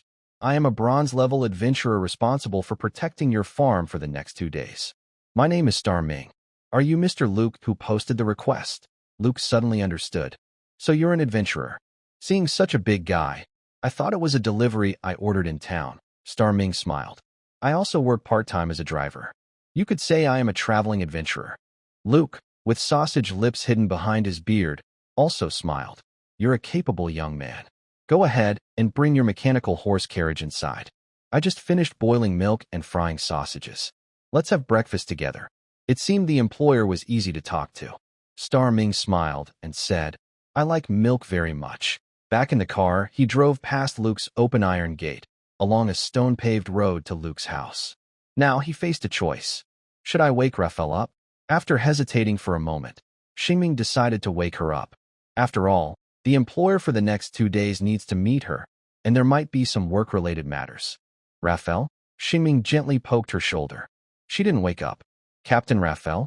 Xingming poked her face again. It was soft, bouncy, and felt nice. Despite being disturbed, she showed no signs of being startled. She just lazily mumbled, "What's wrong?" "Where are we now?" Casually, Xingming explained softly. "We've arrived at the ranch where we're supposed to carry out the adventure task. Mr. Luke invited us to have breakfast." Raphael's ears slowly stood up, but she still sounded like a sleepy cat owl, purring and making a vague sound. "Get up." Xingming waited for a while. As he waited, her ears drooped again. He covered his face, feeling both amused and helpless, and said, "You should get up." Raphael's tail flicked up. Then it seemed her rational mind won over her instincts. She propped herself up with her arms, causing her dress's neckline to slip down. Instead of the usual shiny armor, there was now a deep cleavage. When she fully lifted her head, Xingming was surprised again. Maybe it was just his imagination, but her face seemed to have changed a little, looking slightly larger both horizontally and vertically. The waking Captain Raphael stretched a big yawn and cheerfully said, "Get up. Let's go meet Mr. Luke." Suddenly, she seemed to lose her energy and relaxed, saying, "Why am I still so sleepy?" Xingming kept his amused expression and said, "You can keep sleeping after breakfast. We only start working tonight." "Okay." Raphael didn't tidy up her little space. She found her shoes, put them on, and together they went down to Mr. Luke's house. Mr. Luke peeked out from the kitchen next to the restaurant and, upon seeing new visitors, warmly greeted them. "Is this little girl with ears your friend, Xingming? Come in. There's plenty of hot milk." Encouraged by the warmth, Raphael cheered up a bit, smiled warmly, and responded, "Hello, Mr. Luke. I am also an adventurer here to protect your farm. My name is Raphael." "Hello, Raphael." Nice to meet you. Mr. Luke, carrying a tray, gave a polite, gentlemanly bow. Please, have a seat. Thank you for the milk, Mr. Luke. We won't be rude, Raphael and Xingming said as they entered the restaurant. Ha ha, don't mention it, Mr. Luke said cheerfully. At a dining table big enough for a family, there were also two young people in cloaks, a man and a woman. They looked up at Xingming and Raphael and smiled. Hello, we leave it to you tonight. The meaning of this was simple. Xingming and Raphael recognized them as the adventurers who had guarded the farm last night. Xingming waved and said with a smile, Good job. We're here to take over. As they talked, they sat across from the two adventurers. Both were adventurers too. Xingming casually asked, How was last night?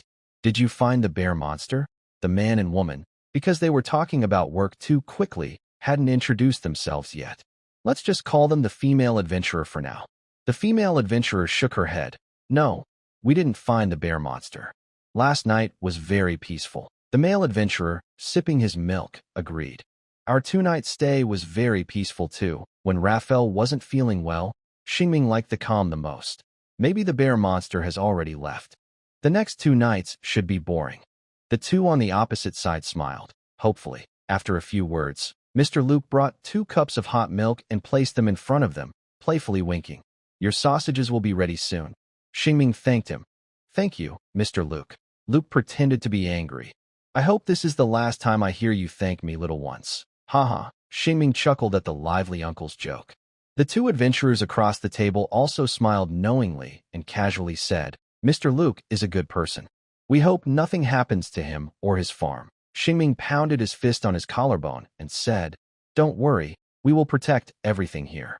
The female adventurer nodded with a smile, then suddenly remembered something and mentioned, Although we didn't encounter any goblin monsters during our 2 nights of guarding, something strange did happen. Really? Xingming didn't like that word and asked, What kind of strange thing? The male adventurer shrugged and explained, After our first night of patrol, we all went back to sleep. Mr. Luke, while working, found fresh goblin footprints. Xingming shivered. So, the goblin monster is still nearby. The male adventurer continued. Maybe, but that's not the strange part. What's odd is that Mr. Luke hurriedly came to tell us. We arrived at the scene immediately and started tracking the footprints, but the two adventurers clearly wanted to kill the goblin monster to prevent future trouble. The strange thing was behind them. This matter was really odd. Thinking back on it, he felt it was inexplicable. He paused for a moment, then said, The goblin footprints suddenly disappeared on the road, as if out of thin air. Xingming wasn't very familiar with tracking and instinctively said, Huh? Disappeared out of nowhere? Raphael, who was experienced in tracking, asked, Did you search carefully? Hard ground might cause misjudgment of the prey's trail. The female adventurer nodded affirmatively. Based on my 2 years of hunting experience, when footprints suddenly vanish like that, it's as if the goblin monster flew away. We can't find any footprints even when expanding the search area.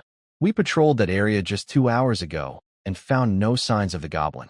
So, weather isn't likely to be the reason for the footprints disappearing. Xingming shivered again, feeling more and more that this was very strange. Even Raphael frowned and asked, Can your goblin monsters climb trees? The male adventurer said, Small goblin monsters can climb trees, but there are no signs of climbing on the bark. Raphael also scratched her head and said, That is indeed strange. Can you take me to see the scene now? The two adventurers happily agreed, saying, Of course, if you're not in a hurry for breakfast, we can go now. Just as Raphael was about to enjoy her breakfast openly, she became very serious and focused.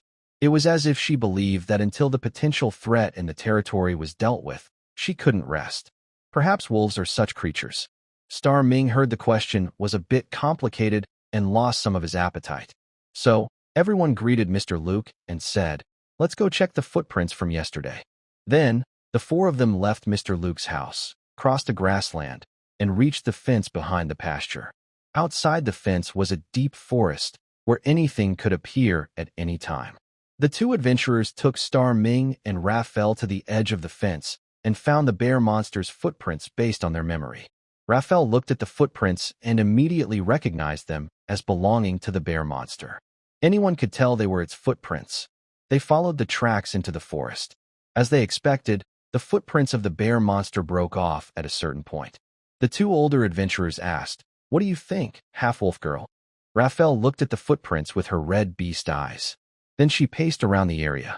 If smells had colors, her vision would be a rainbow. She tried to find the color of the bear monster among these colors. Star Ming, who was not very strong in hunting but was at the apprentice level, looked around aimlessly, pretending to be busy. His expression remained calm. As the investigation continued, Raphael's previously calm face started to wrinkle into a small frown, and she kept muttering, "Strange, really strange. Why is there no sign at all?" Star Ming, "Did it rain last night?" Star Ming replied, "It didn't rain before I went to sleep." The two older adventurers repeated what they had just said. No rain last night, so it can't be the weather that caused the footprints to disappear. Besides, even if we consider the worst case, there are no trees blocking the fence. If it rained, the footprints here should have disappeared too. Frowning, Raphael said, "You're right, but what I want to say is, there is no smell at all, not even a hint of the bear monster's scent." Ah! The two adventurers were first surprised, then quickly realized that the young girl in front of them was a truly talented hunter. Even without a beast companion, she could track prey alone. Following Raphael's line of thought, the two adventurers asked almost to themselves, "Is there no smell at all?" Raphael confirmed, "Yes, there is no scent of any beast around here." As she spoke, she turned around, squatted down, picked up a piece of mud where the beast had stepped, sniffed it, and shook her head. Not even a trace of the beast's smell. "This is very strange.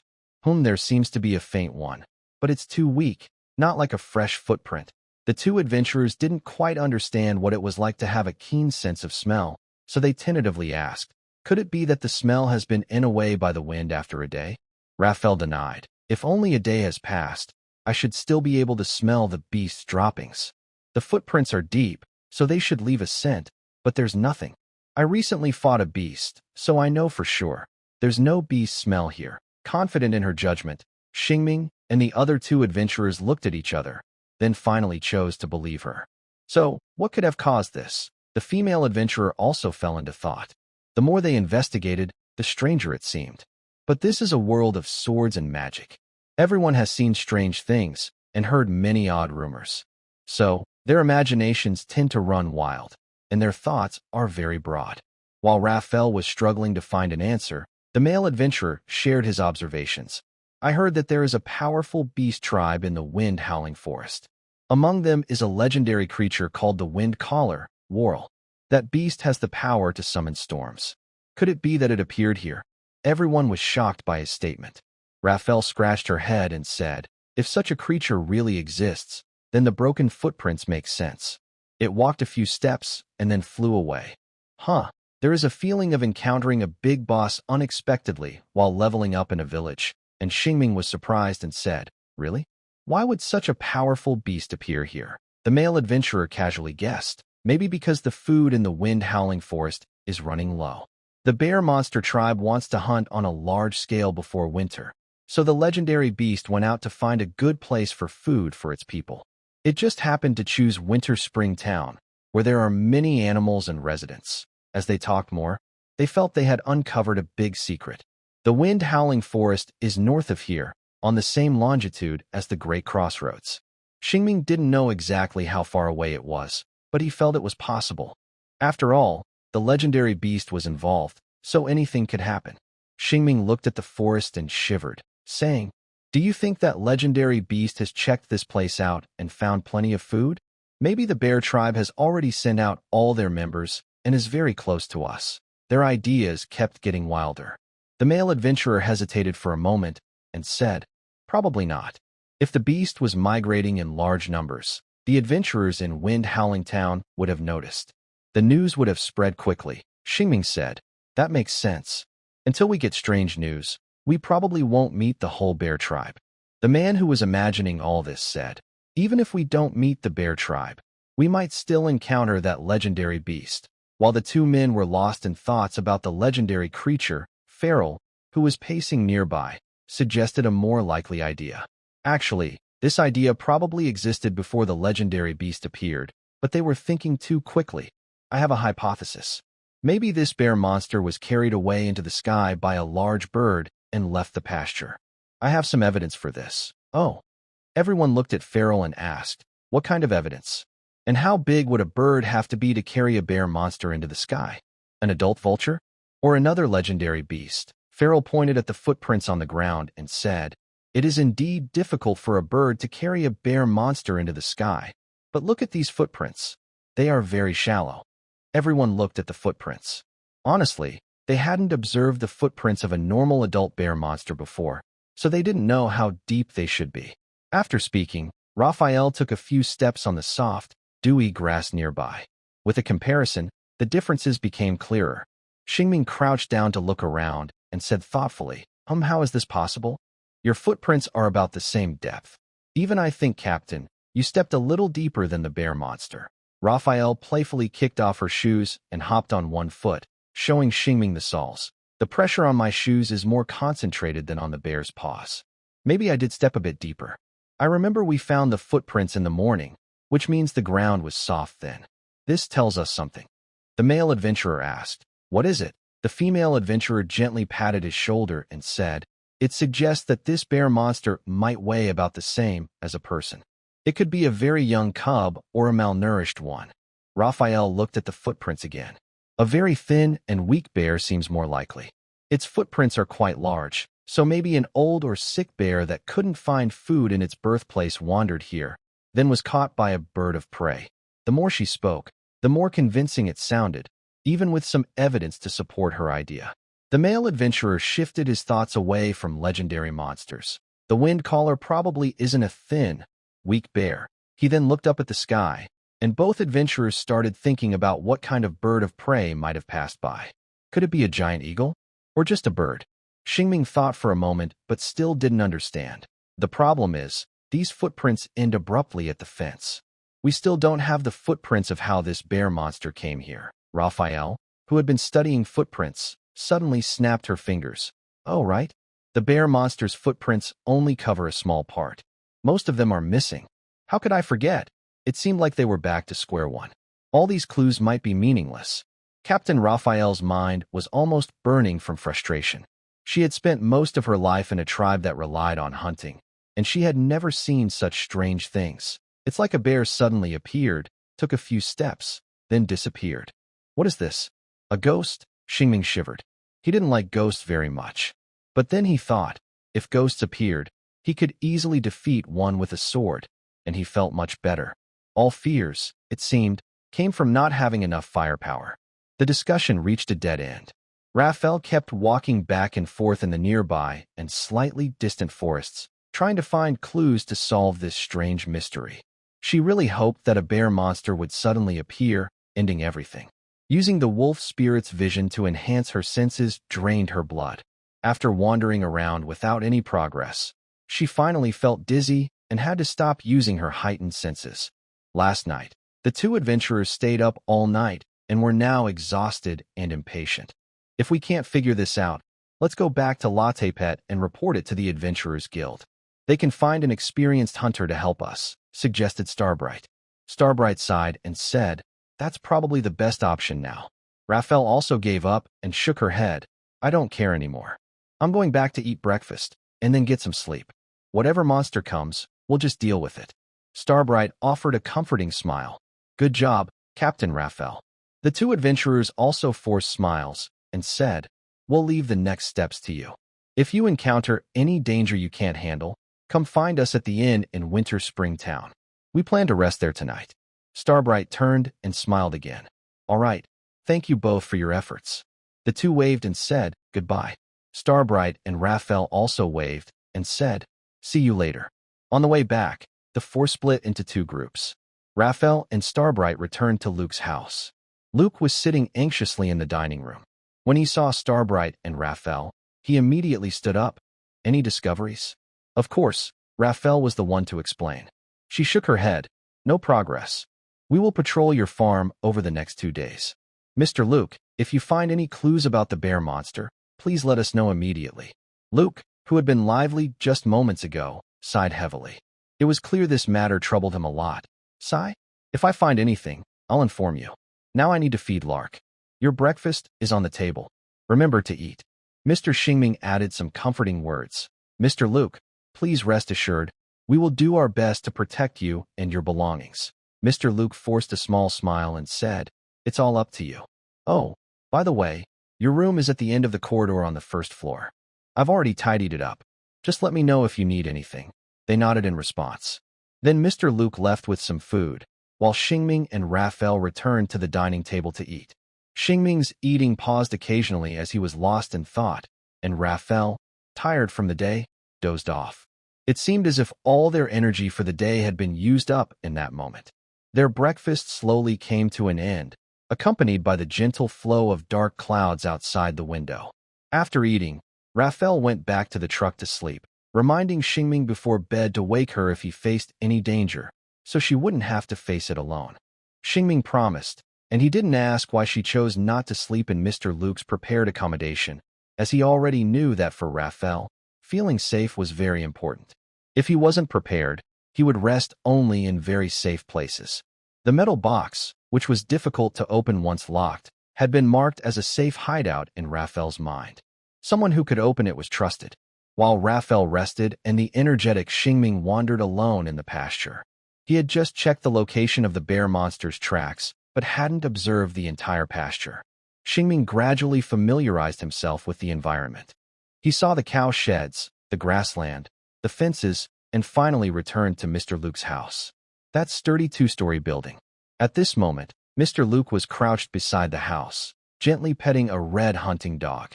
Xingming also learned what Lack was. The red hunting dog named Lack looked at him cautiously, but did not bark. Perhaps, when it arrived in the morning, the clever dog saw its owner inviting them into the house. Xingming's footsteps also caught Mr. Luke's attention. He turned around, smiling as he introduced, "This is my hunting dog, Lack." "Hello, Lack." Starming was not afraid of animals.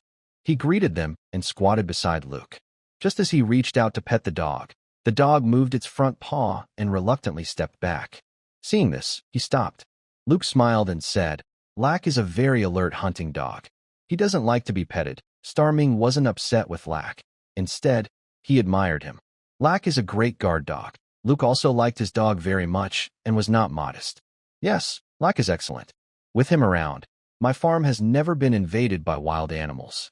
If the opponent hadn't been so strong this time, I probably wouldn't have asked the Adventurers Guild for help." Hearing this, Starming smiled at Lack again. "You're really dependable." After saying that, the two men, one petting the dog and the other watching, continued their chat. They also talked about everyday life. Starming asked, "By the way, I haven't seen anyone else here. Is this small farm managed only by you, Mr. Luke?" Luke replied, "Yes, my farm is small. I do all the work myself." Hearing this, Starming couldn't help but praise, "Mr. Luke, you're really impressive to run a farm alone." "It must be hard work," Luke cheerfully said. "Haha, it's not too bad. It can be a bit lonely and boring to do everything alone, but with Lack here and occasionally my wife and daughter visiting from Elvie, I manage." Starming almost thought Luke was a lonely old bachelor living with just his dog, but he realized he was overthinking. "Elvie? If I remember correctly, Elvie is north of the Great Crossroads. Why are they so far away from you?" Luke smiled and explained, "My wife is a talented tailor. She has her own clothing shop in Elvie. Both places are industries that can't be easily moved." Starming thought to himself that it was no wonder they were separated by such a distance. He then casually asked, "Have you considered having your wife open her shop in Winter Spring Town? Or Mr. Luke, maybe you could find another job in Elvie?" Mr. Luke shook his head. "I've been learning how to take care of animals since I was young with my father.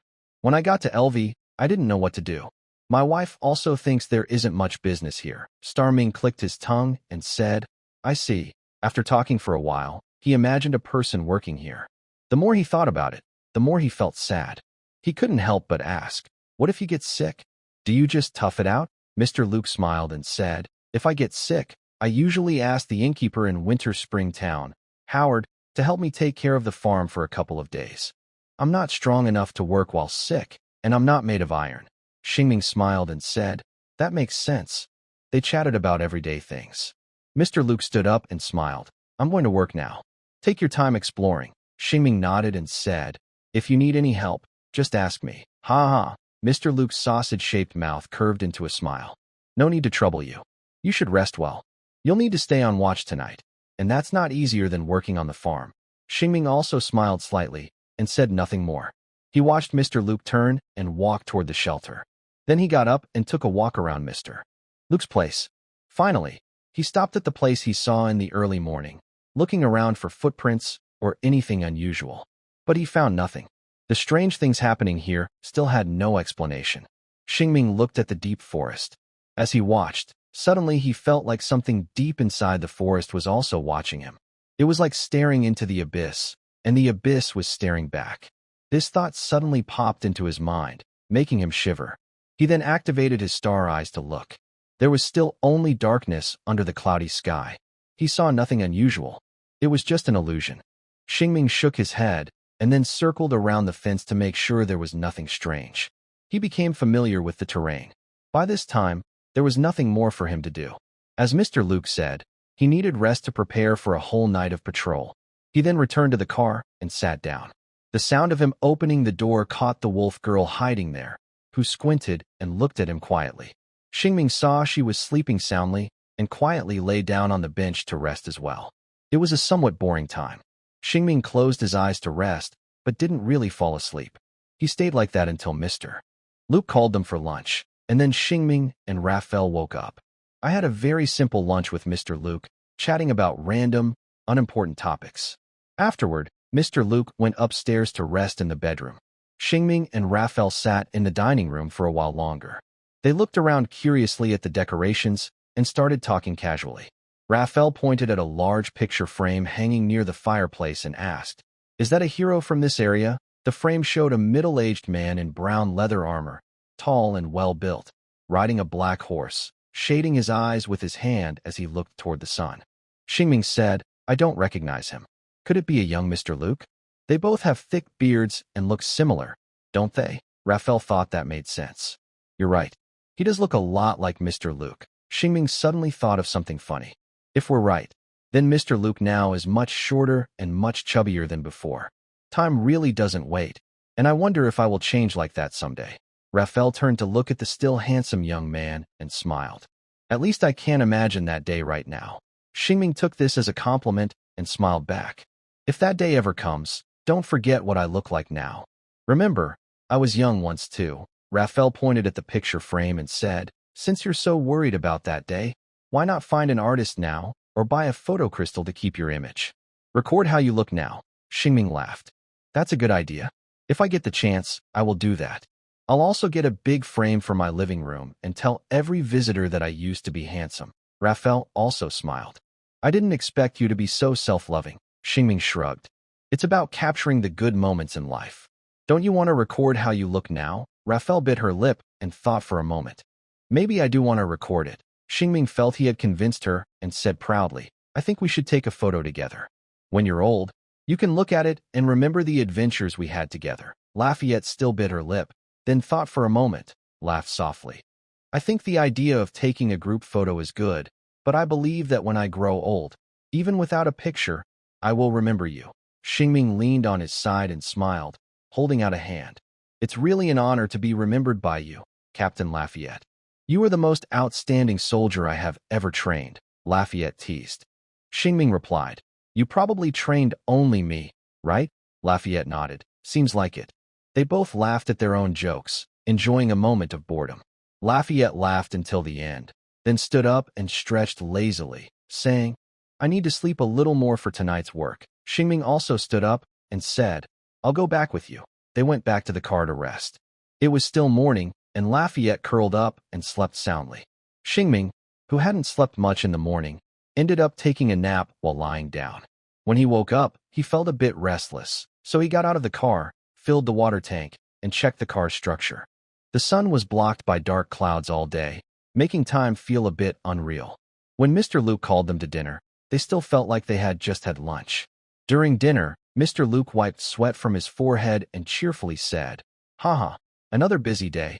They didn't feel very involved because they were quite relaxed. While eating, they also talked about the photo in the big frame. After getting the answer, they realized they had guessed wrong. The photo wasn't of Mr. Luke, but of his father. No wonder he looked so similar. By the way, do beards like that get passed down too? Mr. Luke couldn't help but talk more about his father. He admired his father and grandfather, both impressive people. They started a ranch from nothing. Every brick, blade of grass, and tree was placed by their own hands. By the end of the conversation, Mr. Luke seemed to miss the times he spent with his father. His gaze drifted, and the atmosphere became quietly sentimental. Until Xingming stood up and broke the silence, smiling.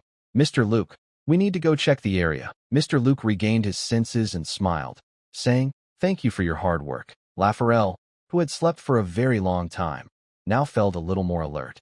After leaving the house, Xingming took her for a walk around the area, familiarizing themselves with the terrain once again.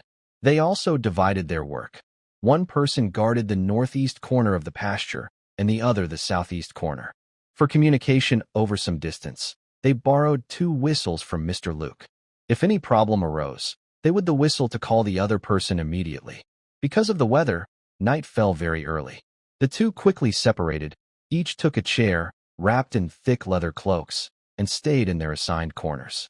The only light at midnight was from the house that Mr. Luke hadn't turned off and the lanterns they held. It was very quiet around them. Sometimes, the wind in the forest rustled the grass, which was quite frightening. Therefore, Xingming kept his star pupil open at all times. If any magical beast approached, he could detect it immediately. Time passed slowly, with a bit of nervousness. Later in the night, Xingming went to chat with Lafarelle for a while, regaining his composure. They persisted like this until dawn. Nothing happened, and it was a very peaceful night. Both Xingming and Lafarelle, whose body temperature was dropping rapidly, felt it was about time. They floated back home through the dew, completing their work for the day.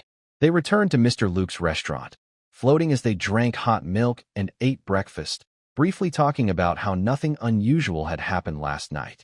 Then, Mr. Luke, who was well rested, started his usual work, and before leaving, he said, "Eat well and rest in your rooms soon. You've worked hard." Both of them smiled silently and didn't say much. After finishing their meal, they went to rest. However, returning to the metal box where they hadn't slept all night, they felt it was damp and cold. Xingming suggested, "Maybe we should go back to our rooms to rest." Lafarelle replied, "Let's go to the living room and build a fire. We'll come back later." Xingming nodded. "Okay." They returned to Mr. Luke's living room and curled up on the sofa by the fireplace. But as they talked about building a fire and then returning, Lafarelle quickly became drowsy and started to doze off. Starming thought for a moment, then went to the guest room to look around. He found a blanket and covered Raphael with it, while he sat quietly nearby, watching. Suddenly, with a loud rustling sound, Raphael suddenly opened her eyes and sat up quickly. Starming was startled. "What's wrong? Did you have a bad dream?" Raphael sniffed the blanket she was holding close to her nose, then widened her eyes and asked, "Who else lives here? Whose blanket is this?" "Huh." Starming was completely confused and didn't understand. "This blanket is from the guest room. It's probably for visitors." Raphael looked puzzled. "Is anyone else living here?" Starming was even more confused. "It's just us and Mr. Luke." "What's going on?" Raphael sniffed the blanket again, certain of herself. "This isn't Mr. Luke's scent. It's someone else's." Starming thought that wasn't strange. There are many blankets in the guest closet. People have used them before. It's normal to smell other people's scents. Maybe the 2 adventurers who came the day before yesterday also used this. Raphael, convinced that her body was blessed by the wolf spirit, said firmly, "It's not their scent. It's someone else's. Or maybe not even human." "Not human?" Starming was stunned and still didn't understand. Maybe someone else used it before them. What's the big deal? Suddenly, the wolf girl entered alert mode, biting her lip. "This scent is very similar to the footprints of that bear monster." Starming was shocked instantly, shouting in his native language, "What the heck? Are you joking?" Raphael replied, "I have no reason to joke about this." Starming couldn't believe it. The bear monster incident was actually progressing here. "What do you mean? Could it be? Is there a bear monster in the house?" After muttering these thoughts to himself, Starming's eyes shrank into crosses, and he almost exploded with shock. From this guess, countless possibilities could arise. Is this farm hiding a bear monster?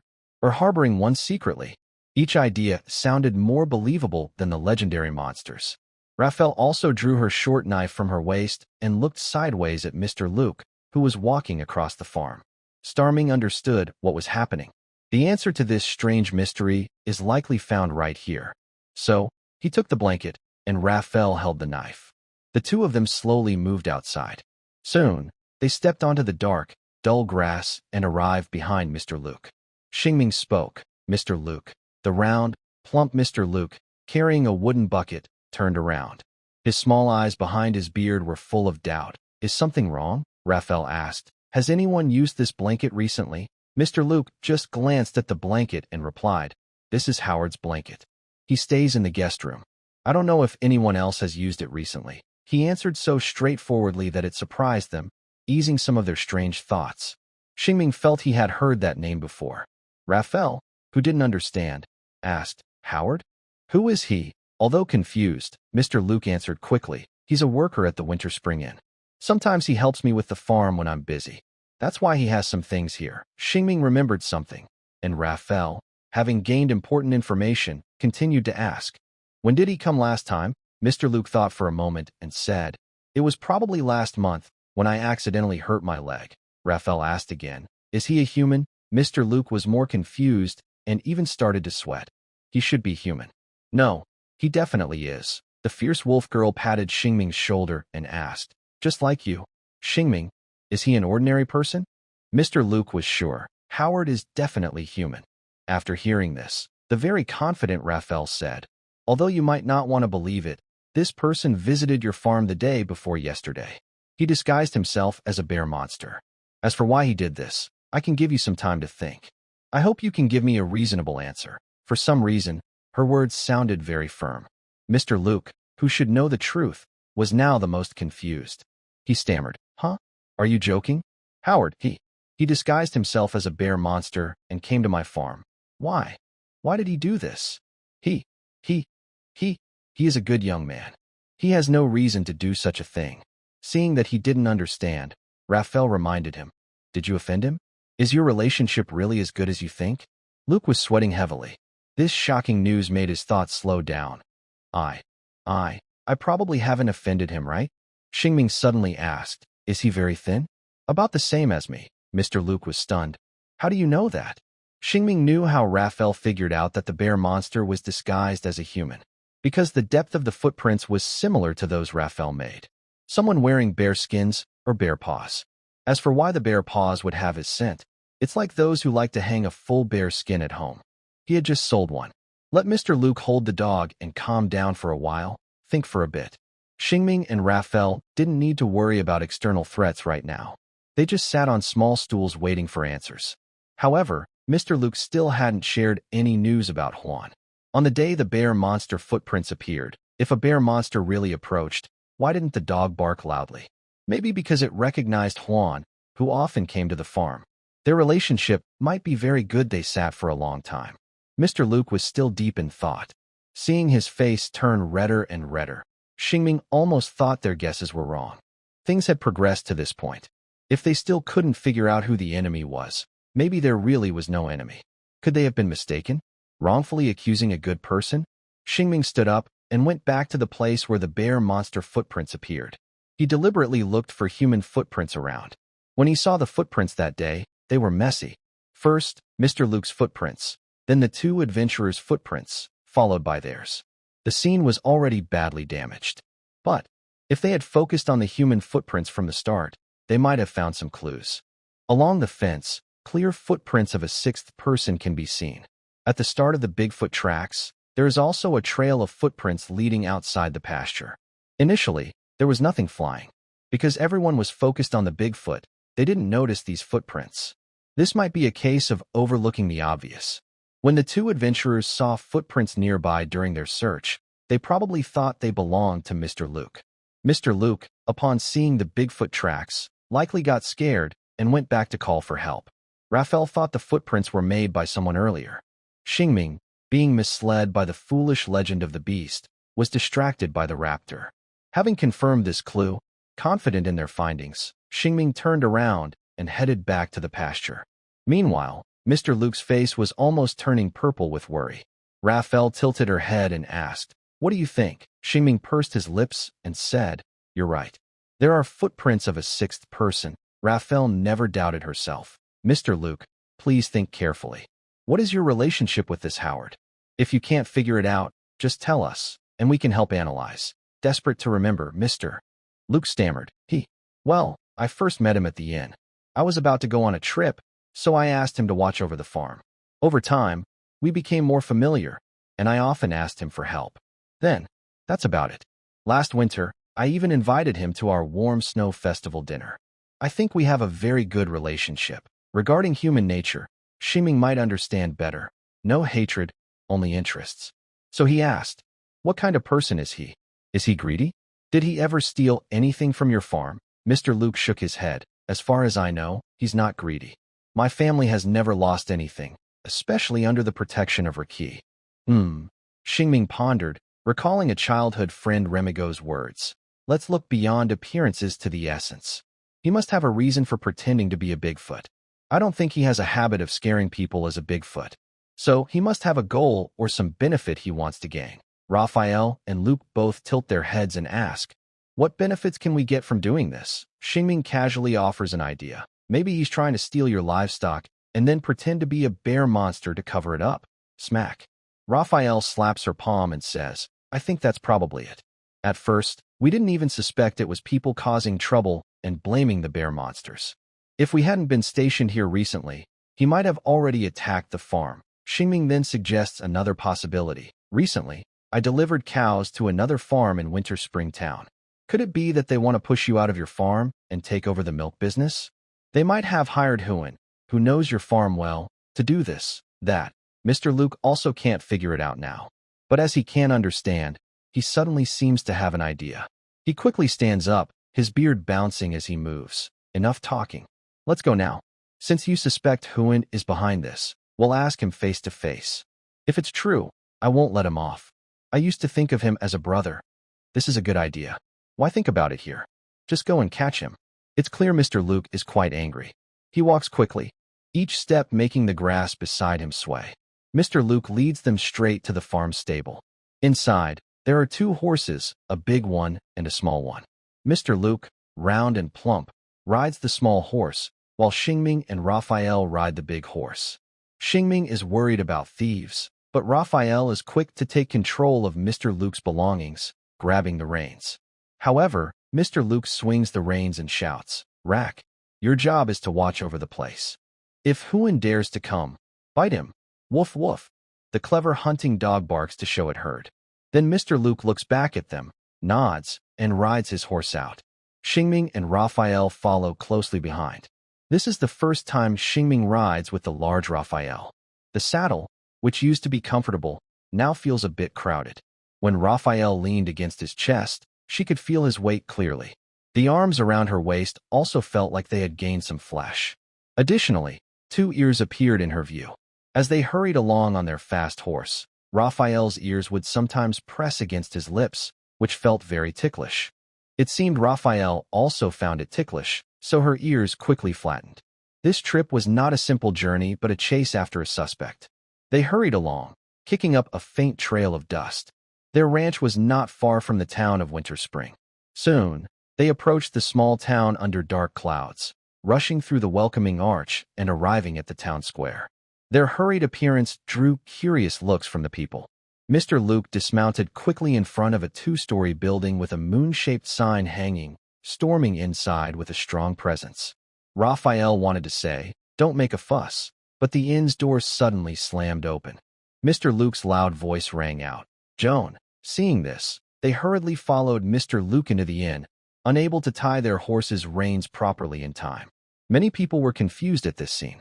First, a little girl and her father, who were standing on the stairs, and a rarely seen white elf man who was dining. From his movements, it was clear he was about to play his lute. Most shocking was a blond man cleaning a window with a cloth. Big brother Luke, is there something you need from me? Clearly, this was Joan. His build matched what Starbright Raphael had guessed, slim and not very tall.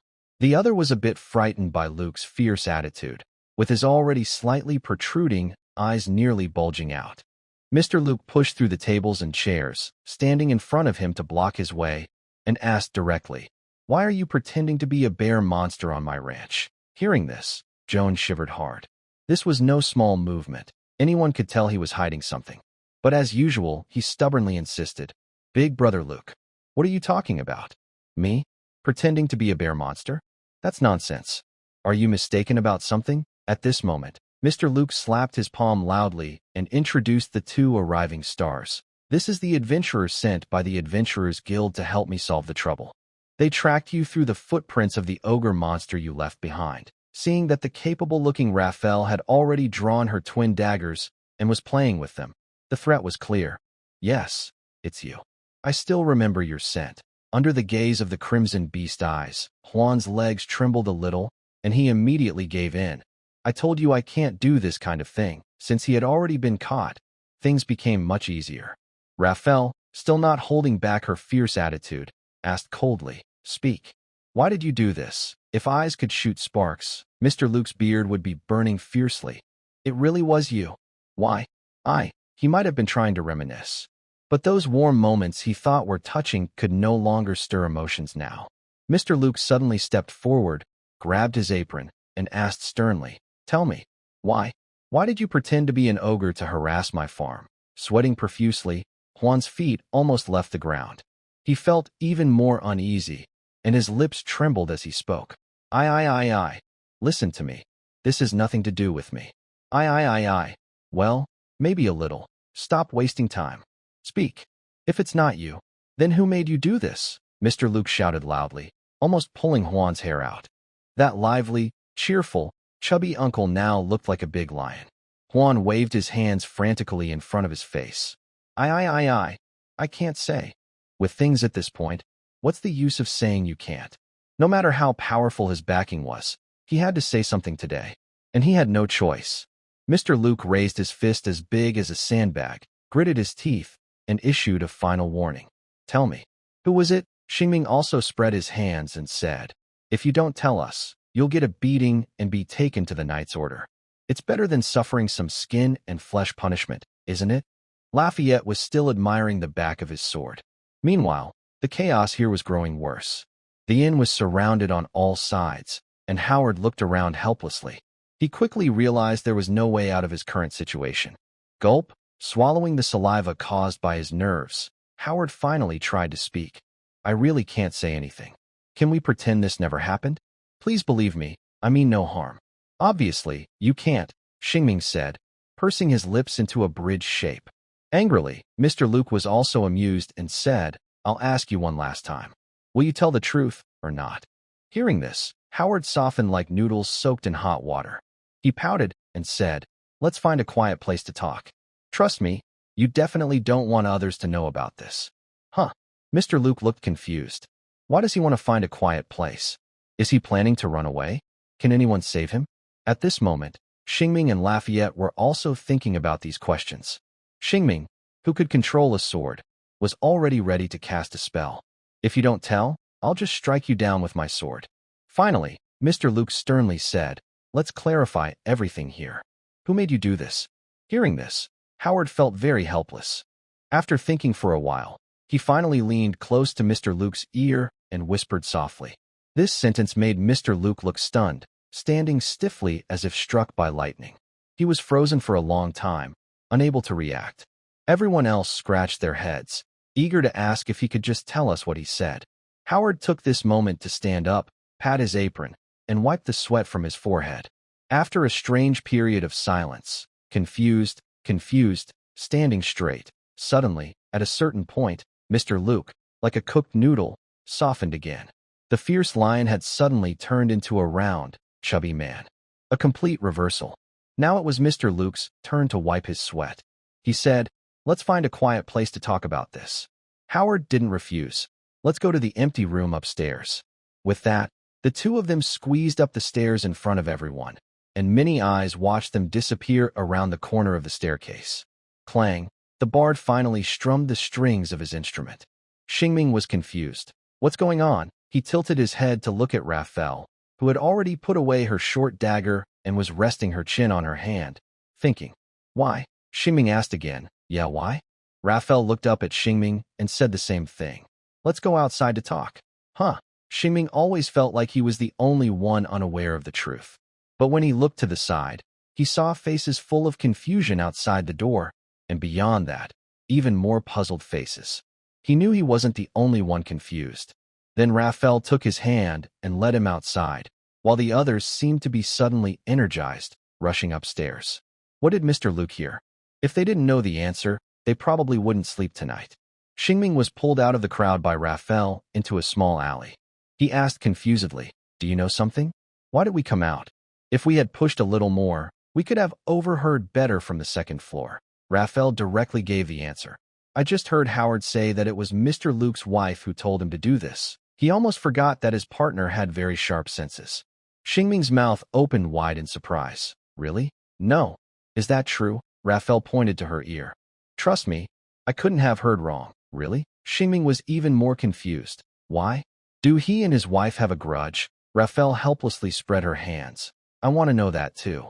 "Since you don't know why we shouldn't eavesdrop either," Xingming exclaimed in the alley.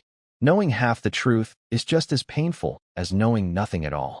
Raphael thought he had a point. "Yeah, why don't we eavesdrop?" "But now it's still possible." Xingming pointed at the crowd pressed against the inn's wall. "We can't get in now." Raphael stepped out of the alley, scanning the wall of the inn, and quickly stopped at it in the wall. She took 2 steps back, then suddenly moved forward with a quick dash, effortlessly jumping into the air, and used the tip of her short dagger to insert into the. After hanging in the air for a moment, she quickly kicked off the wall, jumped again, and reached out with both hands to grab the windowsill of a room.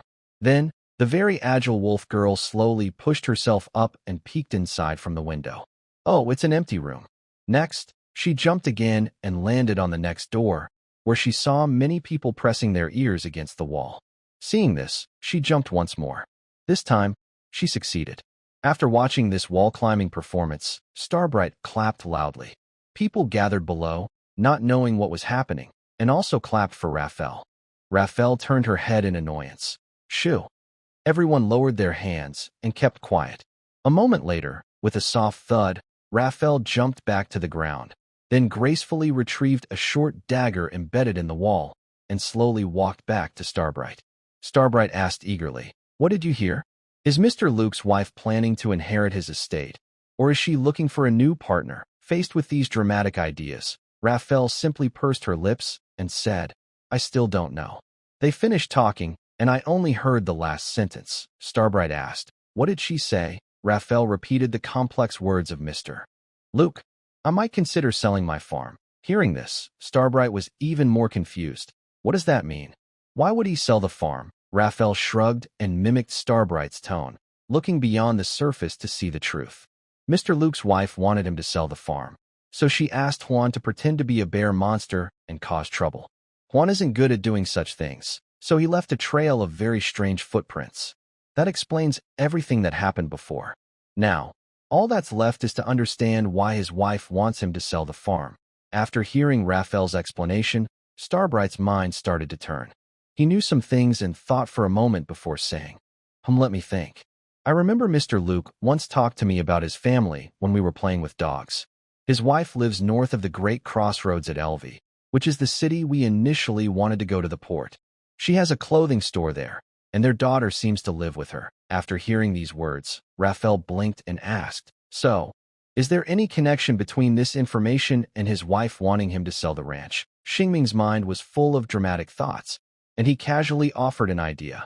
Maybe his wife wants to expand her business and needs money, so she asked Mr. Luke to sell the ranch to support her clothing shop. Lacking other ideas, Raphael thought this guess sounded reasonable. That could be it. At that moment, loud footsteps came from nearby. They looked over and saw the main characters, Mr. Luke and Juan, leaving the inn. Juan seemed to be safe now, waving cheerfully and saying, "If you need my help, just ask." Mr. Luke smiled slightly and said, "Thanks, and sorry about earlier, Juan." Juan didn't mind and replied, "No worries. Anyone would be upset in such a situation. Don't worry about it." Mr. Luke chuckled and said, "Anyway, sorry, I need to go now." "Goodbye," Juan responded. The others, still unsure of what had happened, fixated their eager, wolfish eyes on Juan, who was about to continue working at the inn. They thought that soon, the inn would be packed, and lemon water might sell out. Meanwhile, Xingming and Raphael didn't think much about it. They just needed to follow Mr. Luke to understand the full story. Mr. Luke, riding his small horse, looked around and finally focused on the mascot and captain of the team, who had distinctive ears. He waved and said, "Good job, little guys. Let's go home." Both of them pursed their lips and then mounted their horses. Raphael asked, "Can I ride too?" Xingming didn't know how to refuse and simply said, "Of course." He then tightly held Raphael's waist, eyes wide as if about to go on a roller coaster. Raphael felt her waist almost being squeezed too tightly and could feel Xingming's stomach growling. She asked, "Are you feeling unwell? You seem to be in pain." The stomach growling was because he hadn't eaten enough. Xingming replied, "I have a feeling it might hurt later." Raphael was confused, thinking there might be some warning signs before a stomach ache. However, Xingming's intuition was wrong. The journey there was full of energy, but on the way back, everything was very calm. Uncle Luke, who was chubby, sat on the small horse, seeming lost in thought. He swayed gently, like a toy on a rocking horse. Behind him, Raphael saw this and couldn't ride too fast. She could only follow behind, swaying along. This slow pace made her feel bored. She kept yawning, once after another. They slowly and lazily returned to the ranch. Facing the puzzled look of the hunting dog Rake, the owner, lost in thought, walked into the house. Following behind, Raphael and Xingming saw Mr. Luke sitting on the sofa by the fireplace. They also sat down, but there was only one sofa. Xingming sat on it, and Raphael sat on the armrest. The quiet atmosphere quickly changed as Mr. Luke spoke, turning naturally into a conversation. Mr. Luke sighed, saying, "I think I am doing the right thing." Xingming calmly asked, "Why are you selling this ranch? Is it because your wife needs money for her business?" Mr. Luke didn't ask how he knew about this. Lost in his tangled thoughts, like his beard, he spoke as if relying only on his small brain, saying whatever came to mind. "It's not that complicated. She just wants me to leave this ranch and go to Elvie to be with her and our daughter." Hearing this, the two exchanged glances and pursed their lips. There was indeed a hidden reason, but it wasn't dramatic, just about family love and a father's responsibility. "So," Xingming said, "it's because both of your businesses are not flexible enough, so she wants you to give up the ranch." Mr. Luke nodded. "Yes, she earns enough from her clothing store in Elvie to support our family, so she wants me to sell the ranch and go to Elvie." Hearing this, Xingming realized things weren't that simple and directly said, "You two have discussed this many times before, but you haven't agreed, right? This time?" He finally got the correct answer. Mr. Luke nodded. "That's right. I don't want to give up this ranch and sell it to someone else." Giving up the ranch he had worked so hard to build was impossible. Very reasonable. But Xingming still asked, "Mr. Luke, why don't you want to give up this farm?" Mr. Luke suddenly looked up. Xingming and Raphael followed his gaze and saw the picture frame they had discussed earlier. They remembered it was Mr. Luke's father. This farm was built by Mr. Luke's grandfather and father, with hard work and sweat. Those reasonable thoughts were now filled with other heavy feelings. This land held his childhood memories and the hopes and emotions his family entrusted to him. Mr. Luke said, "When my father passed away, he told me to take good care of this place. It's the work of 2 generations of our family, so I can't give up this land." Hearing this, Xingming and Raphael understood more clearly that this was a difficult problem, even though it was easy to explain. The man in front of them faced a hard choice. On one side was his family, and on the other was the land handed down from his ancestors. He had to give up one of them. Xingming wondered, if he were in his place, what would he do? Raphael said casually, "Mr. Luke, why don't you find some workers to run the farm for you?" Mr. Luke smiled bitterly. This small farm only makes enough money to pay the workers' wages. Xingming thought the same. If it made a profit, he probably wouldn't manage the farm himself, just to save money. Raphael then fell into the same kind of thinking as Xingming. He could only choose one thing. He couldn't have both. Mr. Luke had already made a decision at the inn. "I think I will sell this farm and go find my family." But his tone was heavy. His expression looked like he would be worried and sad, even if he went to Elvie. Neither Xingming nor Raphael could help him with his decision. Raphael simply said, "I hope you make the right choice." Mr. Luke chuckled. "What is the right choice? Both sides seem right, but both are wrong too." "I really don't know what to do," Raphael said. "At least, you should make a decision you won't regret." Mr. Luke replied, "I hope I can do that." After saying that, he seemed a bit tired or maybe annoyed. He stood up and said, I'm going upstairs to rest. You haven't slept all night, so go to bed now. Xingming and Raphael were both very sleepy and almost ready to fall asleep on the spot. They also stood up and watched the old man, who was hunched over and almost curled into a ball, climb upstairs. Since they had no work to do, they looked at each other and went to the guest rooms they hadn't stayed in for 2 days. Each found a bed and quickly fell asleep. When they woke up, it would be time to finish their work and leave. Late at night, finally, the sky couldn't hold the heavy clouds anymore and started to rain. The sound of rain hitting the window woke Xingming, who had been sleeping for a long time. It was very dark around him. He could faintly hear Raphael breathing heavily in the darkness. He felt a little sleepy, but his dry throat pushed him to get up. He put on his shoes in a daze and walked out of the guest room. The corridor led to the porch, which had a light. Xingming followed the light and walked to the living room. He found some water, drank a big gulp, and took a deep breath. He was about to go back to sleep when he noticed a small light in the dark night. He walked to the window and looked out at the corner of the pasture. Mr. Luke's round figure sat under a tree on a swing, illuminated by a nearby light. The swing moved back and forth. He looked even more funny than when he was riding a horse because the swing was small and he seemed squeezed onto it. Outside, it was still raining. Luke's umbrella was on his head, but he was standing in the rain. Xingming understood what kind of choice this man was facing. He sighed and turned away from the living room. He found a fur cloak on the porch, put it over his head, and walked over quietly. His steps blended into the rain, silent and soft. When Xingming reached Mr. Luke, he saw him, and Luke forced a smile, trying to appear cheerful despite his wet, tired face. But that smile looked much worse than the first time they met. Luke said, "There's no need to patrol tonight. There are no monsters near my pasture." Xingming actually wished a monster would appear instead of having to face this kind of situation. Dealing with monsters is only tough if you can't beat them, and embarrassing if you can. Starming also smiled and said, "Can I stay here for a while?" Mr. Luke understood what he meant and smiled. "Go back quickly.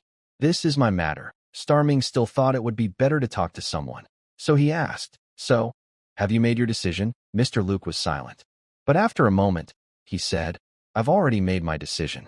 I want to sell this ranch." That silence showed his reluctance to leave, a regret for the past, and his decision was a responsibility for the future. Starming hoped that this cheerful man would not live in this shadow for the rest of his life, so he comforted him. "I think your grandfather and father would also want you to choose this way." Mr. Luke shook his head and said, "Maybe they would, or maybe not. It doesn't matter. Anyway, I will go to Elvie. My daughter misses me every year. She needs her dad. My wife did this, but I know she just didn't want me to stay here alone like a madman.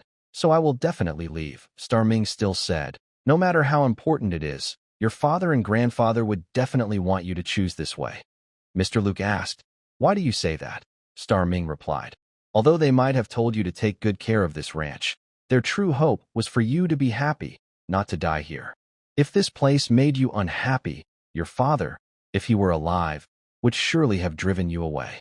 Hearing this, Mr. Luke looked at the sky. Maybe he wanted to find relief from this question. He asked the sky, "Dad, I want to go to Elvie to take care of my wife and daughter. Will you blame me?" Starming also looked at the sky. He believed that if it were the uncles from Lofter Village, they would definitely want him to choose this way, to find his happiness. They would definitely say that. Suddenly, with a puff, the small swing Mr. Luke was sitting on broke. It was made by his dad. Mr. Luke, who fell to the ground, stared blankly at the tree and suddenly cried. The chubby uncle's smile was very cute, like a big bear. Xingming and Raphael liked to see him like this. His lively nature could replace the sun resting behind the clouds. Standing in the corridor, they also smiled brightly. "Good morning. Come and have breakfast, little ones," Mr. Luke called out. "Okay," they replied together. Then Raphael nudged Xingming's waist with her elbow and whispered, "What did you talk about with the uncle last night? Why did he suddenly get better?" Xingming was a bit surprised. "You knew I went out last night," Raphael said. "With all that noise when you opened the door, of course I could hear." Xingming explained, "I was worried about disturbing your sleep, so I opened the door very carefully." "Thank you," Raphael said. Xingming tilted his head. "You're welcome." Raphael felt they were drifting off topic and quickly brought the conversation back. "So, what exactly happened?" They had already reached the living room. Xingming casually pointed with his thumb toward the swing outside and said, "It's not much of my business. It's about a strict father who doesn't want his child to worry." Raphael looked a bit confused but understood. At this moment, Mr. Luke brought more jam and butter. They couldn't stay standing there, so they sat down at the dining table. Today, Mr. Luke wore a bright red checkered shirt. As he sat down, one of the buttons suddenly burst off and shot out. Raphael tilted her head and easily dodged it. The dog, Lucky, sighed and quietly went over to pick up the embarrassing button for his owner. Xingming looked at the dog's expression of helplessness and raised an eyebrow. It seemed that this dog was smarter than expected. Could it be that when Howard first came to the farm and made those scary bear footprints, the clever dog understood everything but chose to stay silent? Maybe it was to ensure its adorable little owner had a father figure to grow up with, and also to prevent its old owner from always wearing a stern face and wandering around the farm like a ghost. Every day, hearing the uncle talk to him, the dog's ears were almost calloused. Xingming thought it would be nice to find a pretty female dog in the city. It turned out the dog had known everything all along. Xingming clicked his tongue and gave a thumbs up to his amusing idea. Mr. Luke looked at his belly with an awkward smile and said, "I haven't worn this outfit in a long time. I didn't expect I would gain so much weight." Xingming laughed and said, "It's time for your wife to make you a few new clothes." Mr. Luke chuckled and replied, "Actually, I have many clothes made by my wife in my wardrobe, but I think those clothes are too flashy." Xingming pointed at his belly and joked, "But now you have to wear those flashy clothes." "You're right," said the uncle, who was dressed inappropriately for a meal. He left a quick remark and stood up to go upstairs to change clothes. "Please start eating first." "Okay," the two little ones agreed. They had been hungry all night and immediately started showing off their food. Recently, they had been eating at different places, enjoying delicious meals everywhere. Raphael had not only grown taller, but also gained a little weight. Xingming, who used to be rough and tough in the village, now had a softer, rounder chin. But they didn't worry much about their looks. If there's good food, why not show it off? They might be hungry again tomorrow. Just as Xingming was showing Raphael how to eat a jam-covered bread with sizzling grilled sausage, Uncle Luke returned. His arrival made Xingming's sausage slide back from the bread onto the plate. At this moment, Mr. Luke was wearing a shiny black vest decorated with mother-of-pearl, checkered black and white pants, and a white shirt with sleeves that looked like they were blooming. Xingming strongly suspected that Remy's white shirt was designed by Mr. Luke's wife. Raphael, dressed in a short top and shorts, was completely shocked. Her sense of beauty and worldview suddenly collapsed. She didn't know if something looked good or bad. Could it be that everyone in the city dressed like this? Having seen many storms, Xingming clapped his hands and said, "Wow, so handsome." Like a young man in his 20s, Raphael thought that Sindel was a bit behind the times. Mr. Luke looked with big round eyes and asked, "Isn't this too flashy?" Xingming, while putting the sausage back on the bread, said, "Of course not." After saying that, he took a bite, chewing while looking at his clothes and then at the silly, adorable wolf girl. Suddenly, he was back in his small village, whispering, maybe a little. Mr. Luke, who hadn't heard those words, smiled and said, "In that case, I think you'll like the gift I have for you." "A gift?" Who wouldn't like to hear those words? The sausage in Xingming's bread slipped out again and landed on the black cloth bag that Mr. Luke was holding. His bright eyes seemed to be saying, "Let me see what treasures you have." "But one shouldn't be so greedy," he said. "We haven't helped you much, Mr. Luke." Mr. Luke brought the bag over and smiled. "I don't like hearing that. You've helped me a lot, and that's the truth." As he spoke, he opened the bag, and the items inside sparkled under the chandelier's light. Of course, they weren't jewelry, but a collection of very well-designed clothes. Mr. Luke explained, "These clothes were made by my wife, but I never wore them. I want to give them to you." Xingming said, "Oh, I feel I can't take the gift your wife gave you." Mr. Luke patted his belly and said, "I can't fit into these clothes anymore. Throwing them away would be a waste. Besides, I get new clothes every year." Being too polite was starting to seem pretentious, so Xingming clicked his tongue and said, "Then thank you, Mr. Luke. We will wear the clothes you gave us and shine all over the world." Mr. Luke joked, "Can you help promote my wife's clothing shop then?" Xingming agreed, "I'd be happy to." "Can you tell me the name of the shop?" Mr. Luke said. "Mashasha Tailor Shop." Xingming replied, "Got it. If one day I get beaten up and look terrible, I won't say my clothes are from Mashasha Tailor Shop. Ha! Mr. Luke laughed. You must come find me. Your Uncle Luke will help you fight off those bullies. Ha ha. Okay, Xingming also smiled. They finished breakfast happily. Finally, it was time to say goodbye. Xingming carried a big bag of clothes on his shoulder, held the certificate of completion from Mr. Luke for the Adventurers Guild in his hand, and stood in front of the carriage, just about to say farewell. Mr. Luke suddenly remembered something and said, "Wait a moment," then hurried back to his room. He took something and quickly returned, saying, "I've given you clothes that are all men's clothes, so this is a gift for you, clever little half-wolf girl." Mr. Luke was holding a pitch-black bow. The bow had smooth, natural lines, tall and strong. Under the dim natural light, the bowstring shimmered faintly with a silver glow. This bow was handed to Raphael. Just holding it, she could feel its heavy weight and comfortable grip, telling her this was a good bow. It was better than the ones given to the soldiers of the Zinsel hunting team. She looked up and asked, "What is this bow made of?" Mr. Luke smiled and said, "The bowstring is made from a type of beast muscle I can't remember, mixed with a little metal slime for refinement. The wood is from the windhowl forest, made from windhowl wood, which can withstand quite a lot of force." Yes, Raphael also sensed that her strength might not be enough to fully use the bow's power. She couldn't help but ask, "Can I accept such a valuable gift?" Mr. Luke laughed and said, "Of course you can, and it's not as expensive as you think, just a little metal slime used in the bowstring. This bow was something I impulsively wanted to learn hunting with, but unfortunately, I never had time to go hunting. I doubt I'll have the chance once I reach Elvi. It should also shine brightly around the world, just like those clothes. You deserve to have it more than I do." After speaking, the uncle patted Raphael on the shoulder. It was clear he truly admired her quick decision-making when handling problems. Raphael liked this gift very much. She bowed slightly and said, "Thank you, Mr. Luke.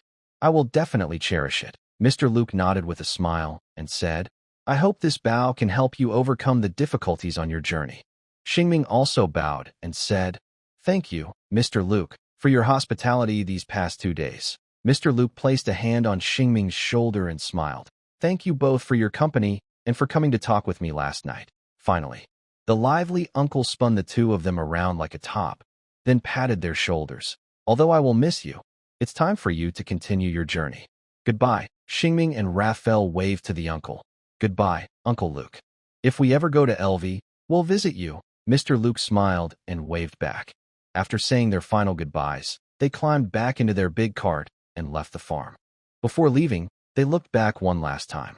They will remember this place, and remember Uncle Luke, lively and full of energy. They will remember Uncle Luke standing outside the farm gate, watching them go. They will remember how Uncle Luke's posture suddenly slumped as he looked away. They will remember how Uncle Luke suddenly straightened up, thinking of something happy.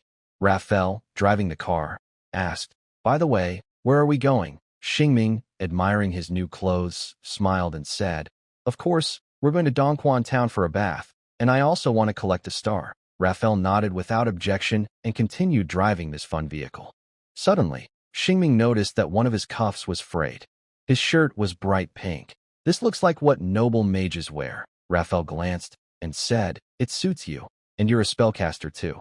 Hearing this, Xingming immediately took off his rough cloth clothes and changed into the soft, beautiful shirt. On the way, Raphael looked at him a couple more times. After changing clothes, Xingming asked, sitting upright, "How do I look? Is it good?" The young man, already handsome, looked even more radiant in the pretty clothes. Raphael was momentarily stunned, then sincerely praised, "Sorry if I don't usually compliment people, but you look very good. This outfit is more beautiful than the poisonous mushrooms from my hometown." Xingming chuckled. "What do you mean, more beautiful than poisonous mushrooms?" Raphael's face turned slightly red. "I told you, I don't know how to compliment people." Starming looked at the cute wolf girl who was a little shy and angry, and suddenly had an idea. "Who says women can't wear men's clothes?" "Captain Raphael, I think this outfit suits you better. It's a bit small for me." "Small?" Raphael paused, then looked over and indeed saw it was a bit tight. "Why is it small?" Starming replied. "I also want to know. Anyway, you try it on, and we'll switch." As he spoke, Starming moved to an empty spot so Raphael could climb over after parking the car. Then he started driving.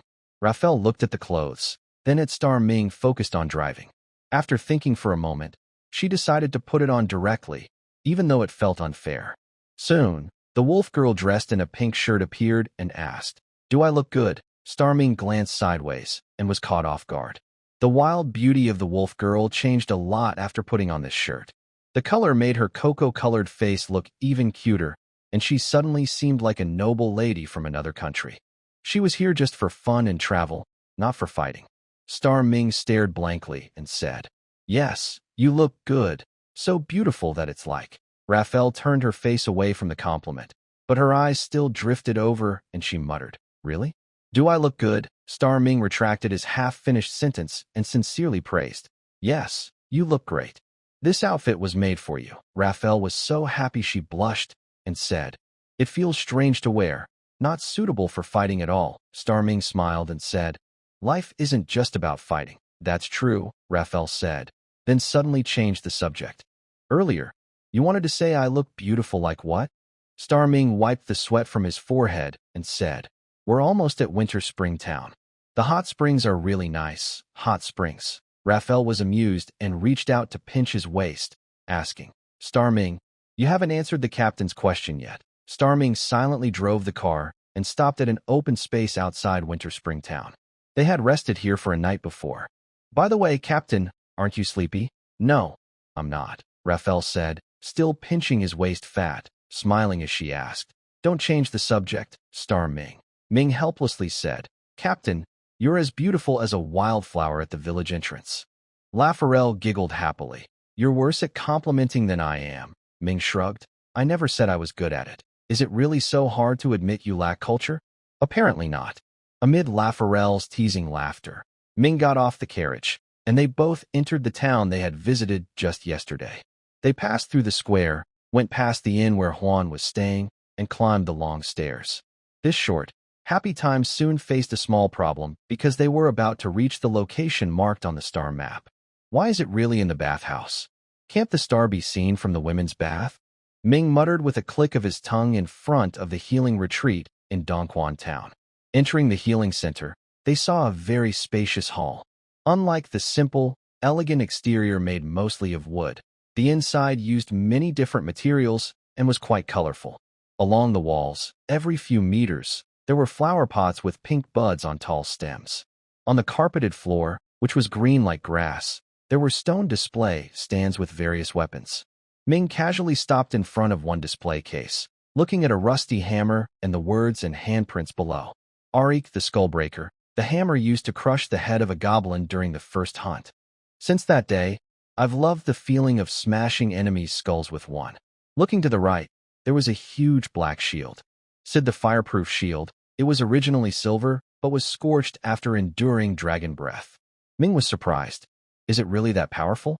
This shield had been used by a dragon. Seeing this, Lafarelle also understood. These were weapons left behind by legendary adventurers, used and kept here. They might not have much practical value, but they definitely hold sentimental meaning, especially in a healing center frequented by adventurers.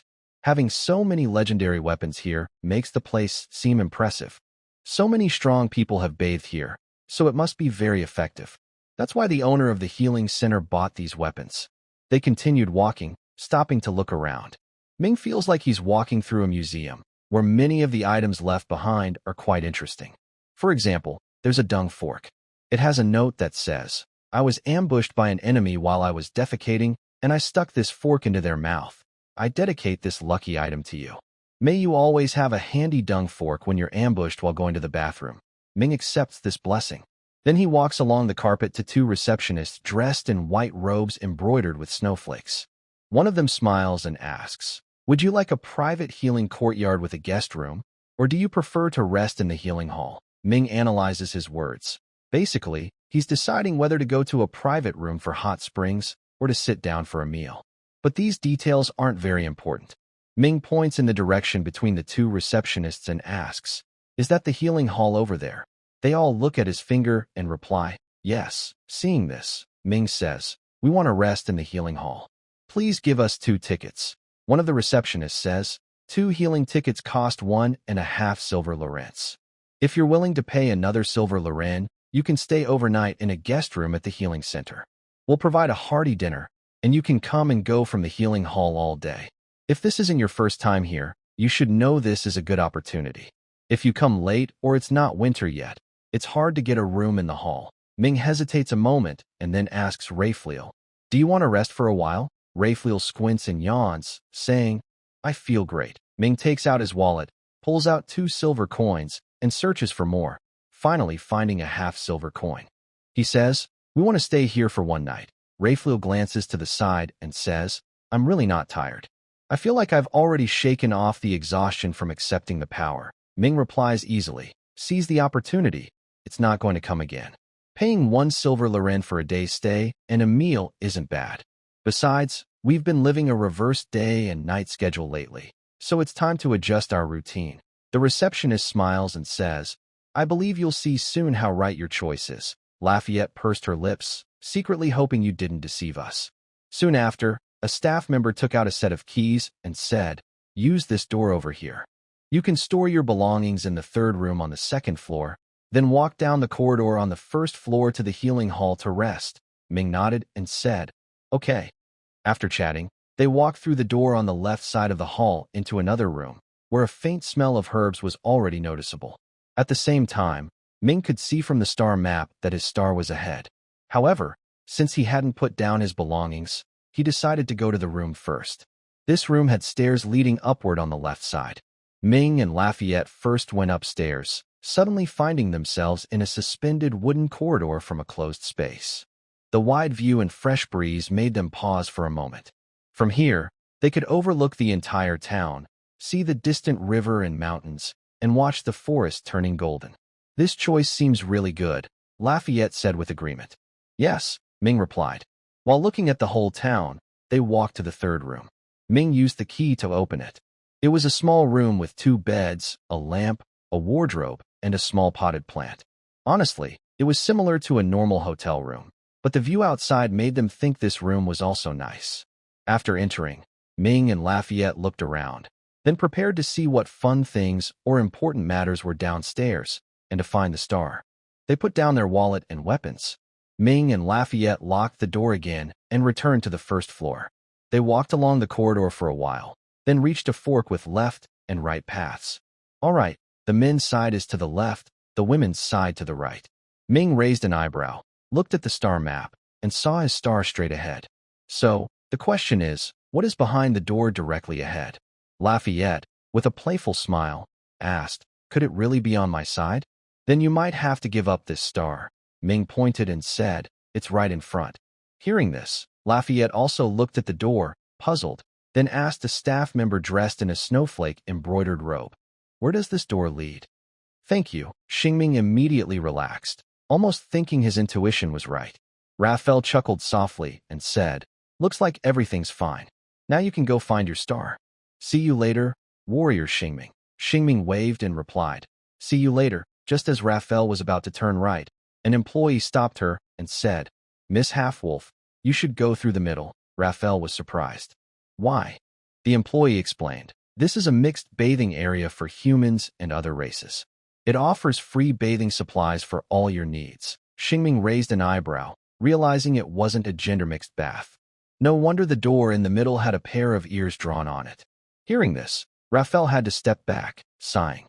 "Looks like we won't see each other soon." Walking side by side toward the middle, Xingming teased, "Want me to give you a back massage later, Captain Raphael?" Red-faced, Raphael replied, "I just want to soak in the hot spring." The two pushed open the door and entered a small room with 2 long benches.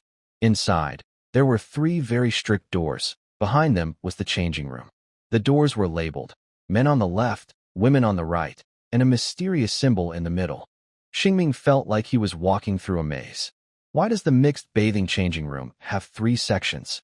He tilted his head and asked an employee nearby, who was selling a green drink. "What's in the middle?" The employee explained, "Men go on the left, women on the right, and in the middle are gender neutral." "Huh." Xingming scratched his head, hearing this.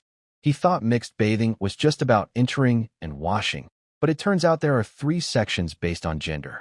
No wonder this is a well-established healing center, thoughtful enough to have a gender-neutral changing room too. Are there really gender-neutral races? But now isn't the time to dwell on that. Xingming's star was still in the middle, so he hesitated but decided to go through the middle. At this moment, the employee advised, "I don't think you're an earthworm person, sir.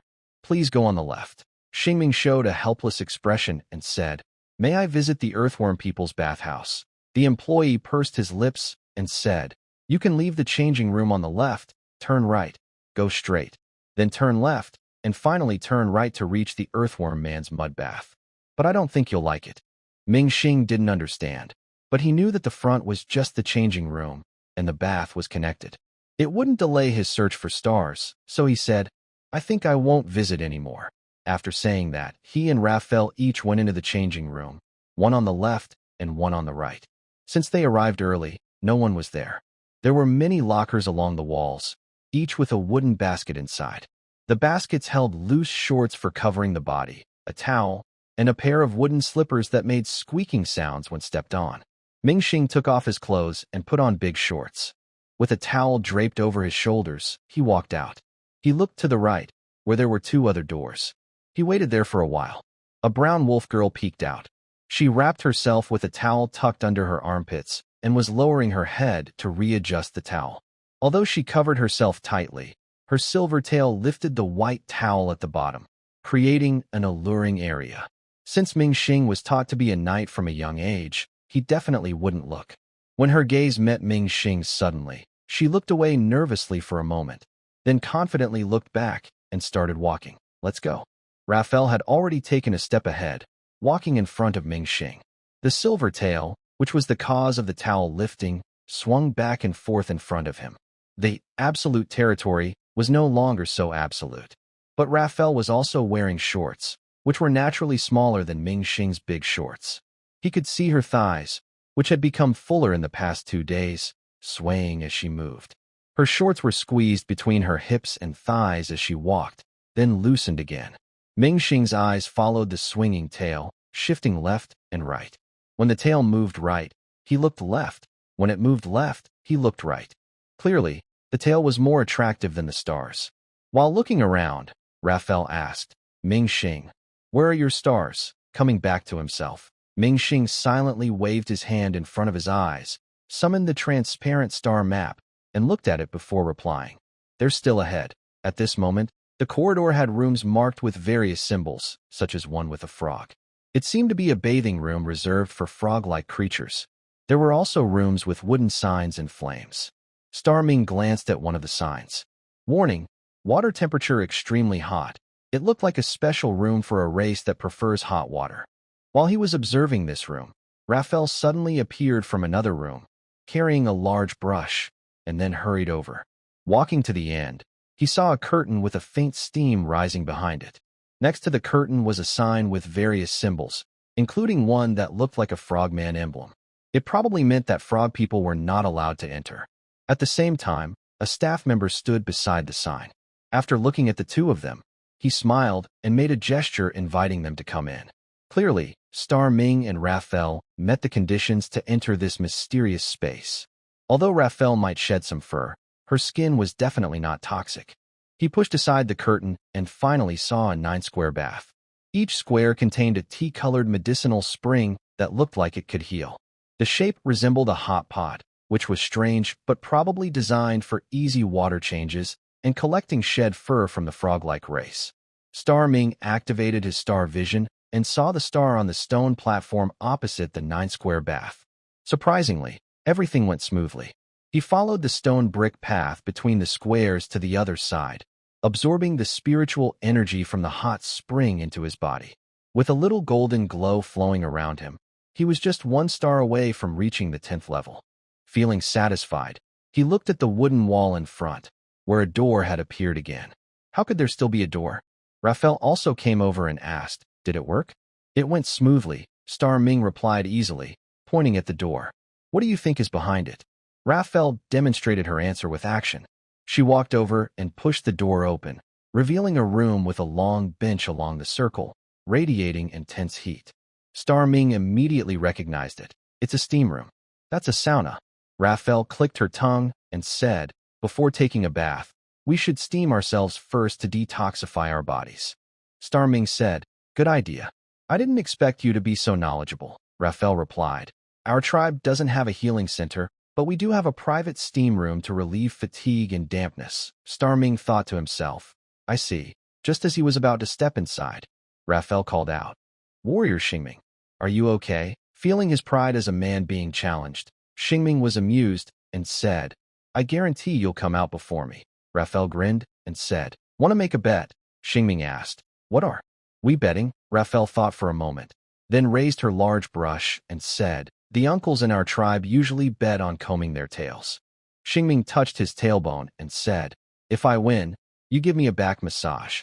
If you win, I'll comb your tail. Raphael happily agreed. Deal. Let's have a contest. With that, the two of them went inside. Xingming poured a basin of water onto the heated stones in the steam room. Raphael casually closed the door, and then they sat down. After a moment, Xingming said, This isn't very exciting. He poured another basin of water over the stones. Sizzle. 20 minutes later, Raphael leaned comfortably against the wall, stretching her arms and legs, making contented sounds. As the hot steam filled the space, Xingming felt a bit breathless, but was okay. This was just the beginning. A proper steam session needed some time to be effective.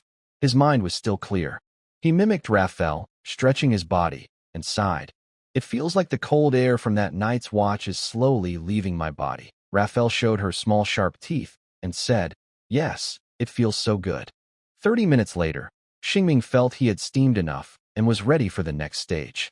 Raphael, the captain, no longer sat with her legs crossed, but sat upright, clearly in a fighting mood. The outcome would be decided in the next moments. 40 minutes later, Xingming felt like he was about to collapse. He quietly reached out his hand, dipped it in a nearby bucket of water, and was about to wipe his face.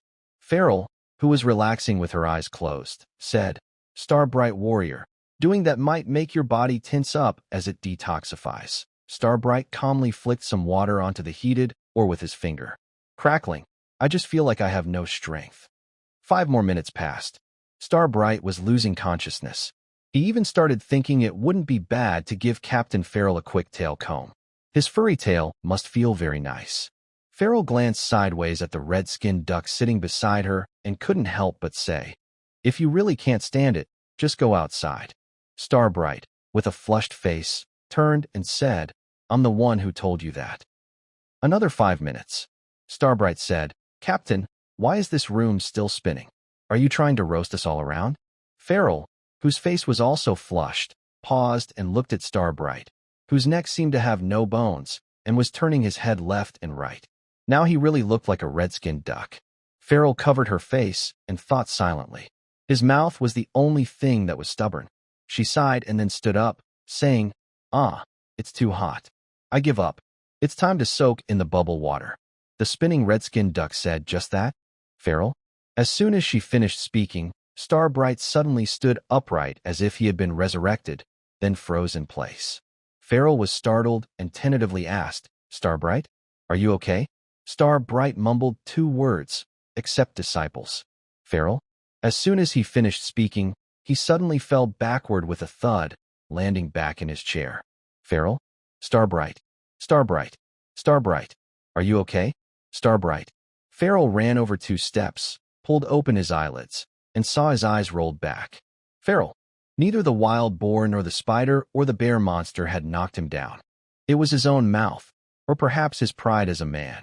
LaForelle was so frightened that she carried Xingming and ran outside. She passed through the temporarily reserved 9-grid area, the hermaphrodite changing room, and stopped at a small shop in front of the changing room. Along the way, Xingming was dazed and only heard someone shouting, Is there a doctor? My companion fainted in the steam room. Does he have an illness? He's just stubborn. No other illness. Then give him a bottle of Dongquan herbal milk, apply some on his forehead, and let him drink a little. He'll be fine. And then, Xingming didn't remember what happened next. When he woke up again, he didn't know how much time had passed. In Xingming's mind, it felt like a long day had gone by.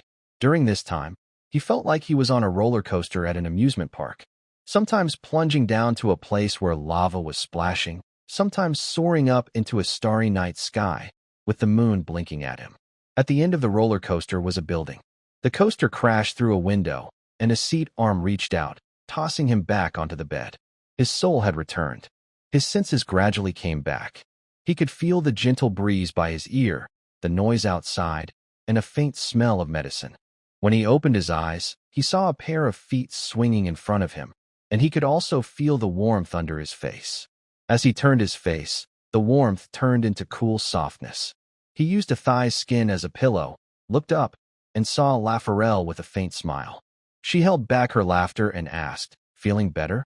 Xingming weakly replied, "A little dizzy." Hearing this, the wolf girl leaning against the bed moved her wrist again, quietly fanning him with a fan.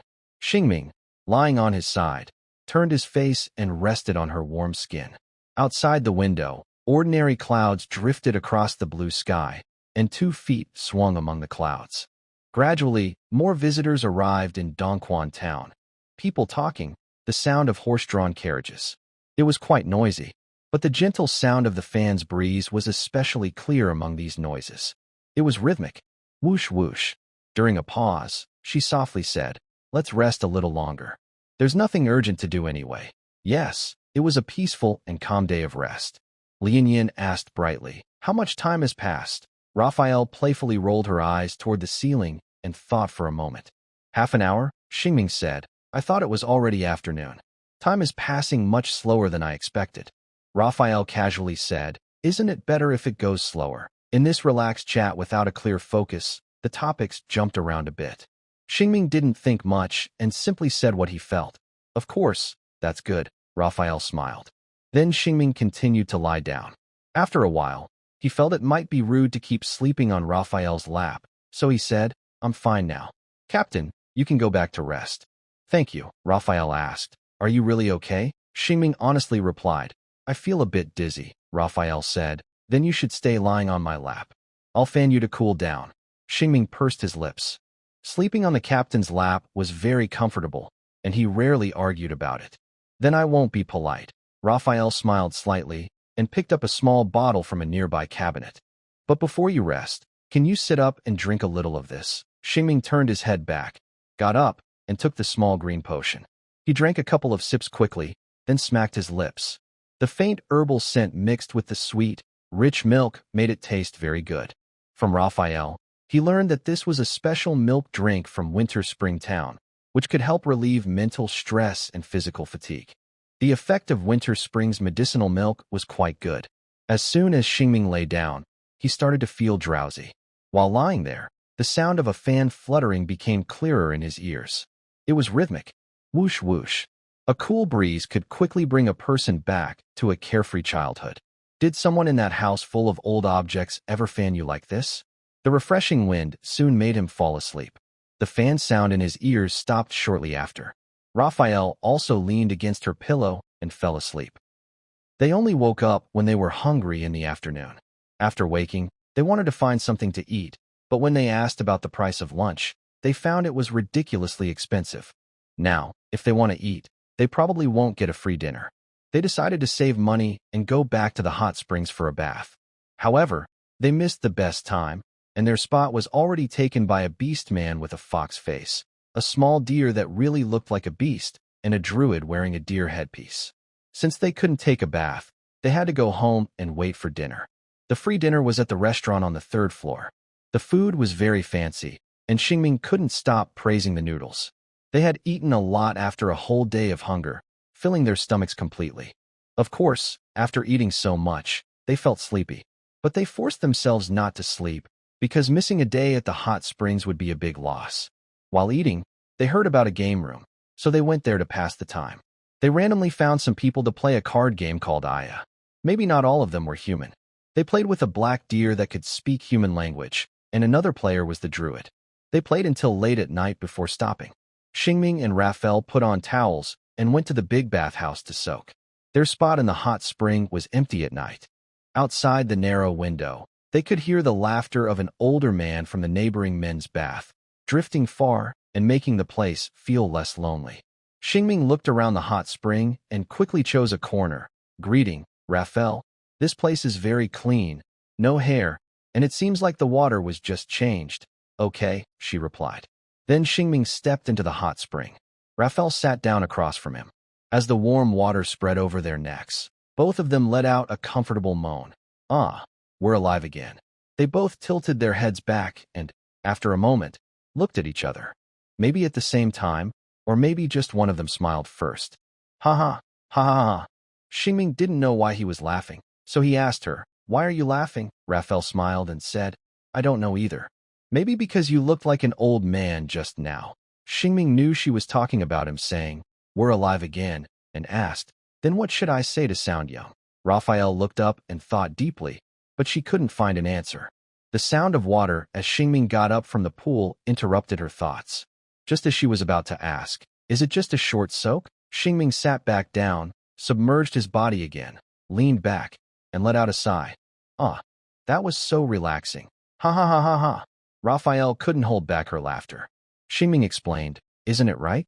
Coming back to life makes you look older, but feeling so good makes you feel young again." "Ha," Xingming said. "Maybe you want to say something." "Stop talking." "Ha."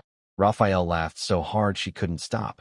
Her laughter made ripples in the hot spring water, and her chest towel loosened from her laughter. They laughed for a while. Finally, they stopped. They soaked in the hot spring until their bodies felt soft and relaxed. Suddenly, Xingming remembered the bet and said, "Captain, I'll comb your tail later." Raphael asked curiously, "Did I lose?" Xingming knew his limits. A warrior can be killed but not humiliated. "I know I lost." Raphael thought of the stubborn red-feathered duck and wanted to laugh, but she had just finished laughing, so she just smiled and nodded, saying, "Okay." Not long after, Raphael sat on a small stool, and Xingming sat on another stool behind her. He held her soft silver tail in one hand and picked up a large brush with the other. A man who had rarely brushed his own hair before was now brushing the tail of a wolf girl. Raphael stretched out her legs, moving them up and down, her feet stepping on the stones surrounding the water. As night fell, the sound of splashing and Xingming's occasional questions accompanied their slow movements. "Captain, you shed a lot of fur," Raphael replied. "It's okay. I grow new ones. By the way, Captain, what is your tail for?" Raphael said. "It helps me keep balance when hunting. Without a tail, I couldn't jump between trees like I do now. I'd be just like you humans." Star Ming sighed. "Having a tail really is convenient," Raphael said. "When I move through the forest, poisonous bugs often crawl into my tail. That's a bit inconvenient." "I see." Soon, Star Ming brushed his tail until it was very smooth, then peeled back the fur to check the white skin underneath for bugs. Raphael twisted her body and said, "It's so itchy." Hearing this, Star Ming felt like teasing her. He calmly said, "Hold on, Captain. I'm looking for bugs for you." Raphael muttered, "There probably aren't any bugs. I haven't been in dense vegetation lately." Star Ming carefully touched the skin inside, making Raphael flinch and jump a little, as if shocked by electricity. "This game is more fun than I thought." Star Ming said, "What if there are poisonous bugs? I can't just watch you get poisoned." Raphael didn't reply. She was indeed careful to check. She endured this moment patiently. But when Star Ming reached the end, he suddenly went back to check again. Raphael flinched and asked, "Is it over yet?" Star Ming held back a laugh and said, "I don't think I looked carefully enough earlier." His words carried a teasing smile. Raphael quickly grabbed her tail back, turned her face away, and glared at Star Ming. "I think you're up to no good." "That's a huge misunderstanding," Star Ming said, suppressing a twitching smile and raising his hands in surrender. Raphael, who saw through everything, looked at him and suddenly said, "Turn around. I'll give you a back massage." Star Ming, feeling she had bad intentions, said, "I lost." "I don't deserve it," Raphael said. "Our bet was that whoever leaves the steam room first loses." "Actually, it's a tie because I carried you out." Star Ming. "I, cough cough." Raphael suddenly cleared her throat, interrupting him, and used her authority as captain. Star Ming, as a member of Raphael's hunting team, "Do you want to disobey my orders? This sounds like a scheme." Star Ming silently turned around, with a two-step reversal. He still played along, but Raphael didn't bother to pretend. She simply reached out her cold little hand and grabbed his waist. Xingming suddenly twisted as if possessed, shouting, "This isn't right." Raphael, laughing while grabbing him, almost couldn't breathe. He, unable to hold on. Xingming made a big jump and ran away. With a splash, he dove into the water, looking very annoyed. "Did my back grow a waist or something?" At the end of the day, they happily returned to their room. lying on the bed and talking briefly about tomorrow. Soon, they fell asleep in the soft warmth of the hot spring. The room was filled with a light herbal scent, helping them sleep deeply. They stayed in Winter Spring Town for 3 days. On the morning of the 4th day, Xingming and Lafarelle packed their things and left the healing center, heading back to the car. "Where's our next destination?" Lafarelle, now full of energy, asked while packing her bedding. Xingming looked at the map and sighed thoughtfully. "We should first go back to Latte Pet to report, then see if there are any quests nearby." In short, they probably didn't have a specific destination. Lafarelle wasn't surprised and said, "Let's go." Xingming smiled. "Let's go." He pushed the control stick, heading toward the sunrise, passing by travelers who were curious about what adventures awaited in Winter Spring Town. On the way back to Latte Pet, they didn't take the same road as before. Remember, the road from Winter Spring Town to the inn was not a single path. Xingming marked a route on the map he had traveled before. This time, he chose a different, unexplored road. This road passed through a village. Outside the village, the wheat fields had been harvested, leaving a vast open land. They passed through the village and reached a mountain with only a small stream flowing through, instead of a river. It had been a few days. The hair of the stone statue tree had turned a richer golden color than Xingming's hair. Before reaching the inn, when Xingming was on a hillside of a mountain, he encountered another star-shaped point. This star could allow Xingming, who hadn't gained an upgrade in days, to level up again. He couldn't wait and jumped out of the car, saying, "I need to find my star." Lafarelle, who was chewing bread, poked her head out and said, "Wait for me." Star Ming waved his hand and said, "You stay here and watch the house. There is a lot of money in the car." Hearing this, Raphael could only watch him quickly run into the forest. The next part of the adventure wasn't very exciting, but it was definitely hard. He climbed up and down the mountain, wanting to reach his goal quickly. But this mountain wasn't like a tourist spot. If he followed the trail built for people and used his strength, he could get to where he wanted. The mountain was full of uneven ground. Some parts needed Star Ming to use both hands and feet to climb, and some even required him to go around. There were also thick bushes that could cover his lower body. He couldn't go into those places because the branches would scratch his clothes, and there were spiders and bugs inside. So, he had to go around. This was the hardest mountain for Star Ming to climb.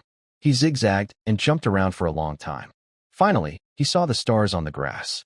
The light shone through the leaves and made the stars look very sacred. Seeing this scene made Star Ming feel that his effort was worth it. He wiped the sweat from his forehead and walked over to touch the cross-shaped star. Once again, the star turned into a stream of light that washed over his body. The power of this star, combined with the power of the 4 stars he had gathered, helped him level up. Star Ming gained new strength again. Like last time, this strength was merging with 2 kinds of power. No, actually, 2 types of power. It wasn't a star sword that could hurt others. It was the star map and star pupils. As Star Ming opened his star pupils, the scene in the jungle became clearer. He could even see ants crawling in the soil. He also felt the golden mist on his retina moving faster. When he focused, tiny living beings were marked with golden mist as bright dots. This improvement was obvious. His eyesight got better, and his ability to sense life became stronger. In the few battles he had in his life, against wild boars, spiders, and ogre-like monsters, the golden mist that detected life moved very slowly. Now, it was faster and could detect even weaker life forms. After using the star pupils, he called out the modified star map again. To his surprise, he found a new marked cross-shaped star at the edge of the map. This improvement is very clear. When I first used the star map, I couldn't find this star. Now that I see it, it means the star map can explore a larger area. The benefits are obvious. Ming, who has been collecting stars along the main road, will now have more gains on the way. Although his fighting strength hasn't increased, the speed at which he improves it makes Ming very happy. While feeling joyful, he also quickly heads toward the next star's location. That star is still ahead. He quickly runs along the hillside, making sounds that scare away birds in the forest and prevent animals on the ground from making noise. However, some animals in the wild mountains are not afraid of Ming and are curious about him. Suddenly, Ming, moving slowly from halfway up the mountain, notices a black shadow near a wild strawberry plant. The shadow is also watching him. It is very large. No need for special vision to see it. A quick glance reveals it is a wild bear. Ming's heart skips a beat. Although it's not a mythical beast, a wild bear is still quite dangerous. It is definitely stronger than a wild boar. The bear stares at him with big, round black eyes and steps closer, showing bad intentions. It seems to be testing Ming's strength while approaching, not wanting him to leave. Bears in the wild are usually fierce and dangerous. Like mythical beasts, perhaps the myth is that they resemble bears. In autumn, these omnivorous animals must fight hard to gain fat before hibernation, making themselves strong and fat. If they don't get fat enough before winter, they will have a hard time during the cold season. This is their most aggressive period. So, the bear might be trying to turn Ming into its fat. Ming slowly walks forward, and the bear moves in the same direction. If they keep walking toward each other, they will definitely meet. Not confident in his strength, Ming doesn't want to provoke the bear. He slowly backs away, facing the bear. But the bear refuses to leave him alone.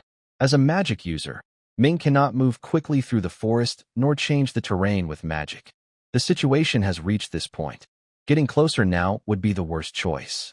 Xingming didn't have time to draw his star sword, and he couldn't win in close combat. "This is your fault for provoking me." Xingming grimaced and shouted a word, not caring if it was understood. He opened his hand into claw-like fingers, better suited for controlling power, and then bent his arm back. His clear blue eyes turned into golden crosses. 3 cross-shaped patterns appeared around his eyes. A cross pattern on his forehead released energy, summoning a star sword that floated at his shoulder, level with his arm. At this moment, anyone could see the killing intent in the young man's eyes. The bear, his opponent, no longer hid its desire to make him its prey. It roared loudly. Its heavy limbs moved quickly, and its strong body rose and fell. The sound of broken branches cracking underfoot filled the air. Xingming's cross-shaped pupils locked onto the bear's face, which was baring sharp teeth and looking fierce. He raised his arm and clawed forward. The star sword instantly turned into a streak of light, rushing ahead. The black shadow of the attack and the streak of light collided in the next moment. Light and shadow intertwined. The scene in the view froze again. The star sword pierced through the bear's forehead, pinning it to the ground. The power of the star sword made the wild bear unable to move. Only its small, dark eyes showed confusion and anger at the situation, revealing its lively life. Xingming now had 2 choices. One was to draw his sword and run to cut its throat. He chose the second. A small cross pattern on his eye released energy into his palm, forming a tiny cross star. Why not use the big move? Xingming suddenly clenched his fist and crushed the star into pieces. At the same time, the star sword embedded in the bear's body shrank into a bright, sparkling point of light. That power was now at its limit. A loud boom echoed. The dazzling explosion briefly darkened the clear sky. The wild bear's body was knocked backward by the huge shockwave.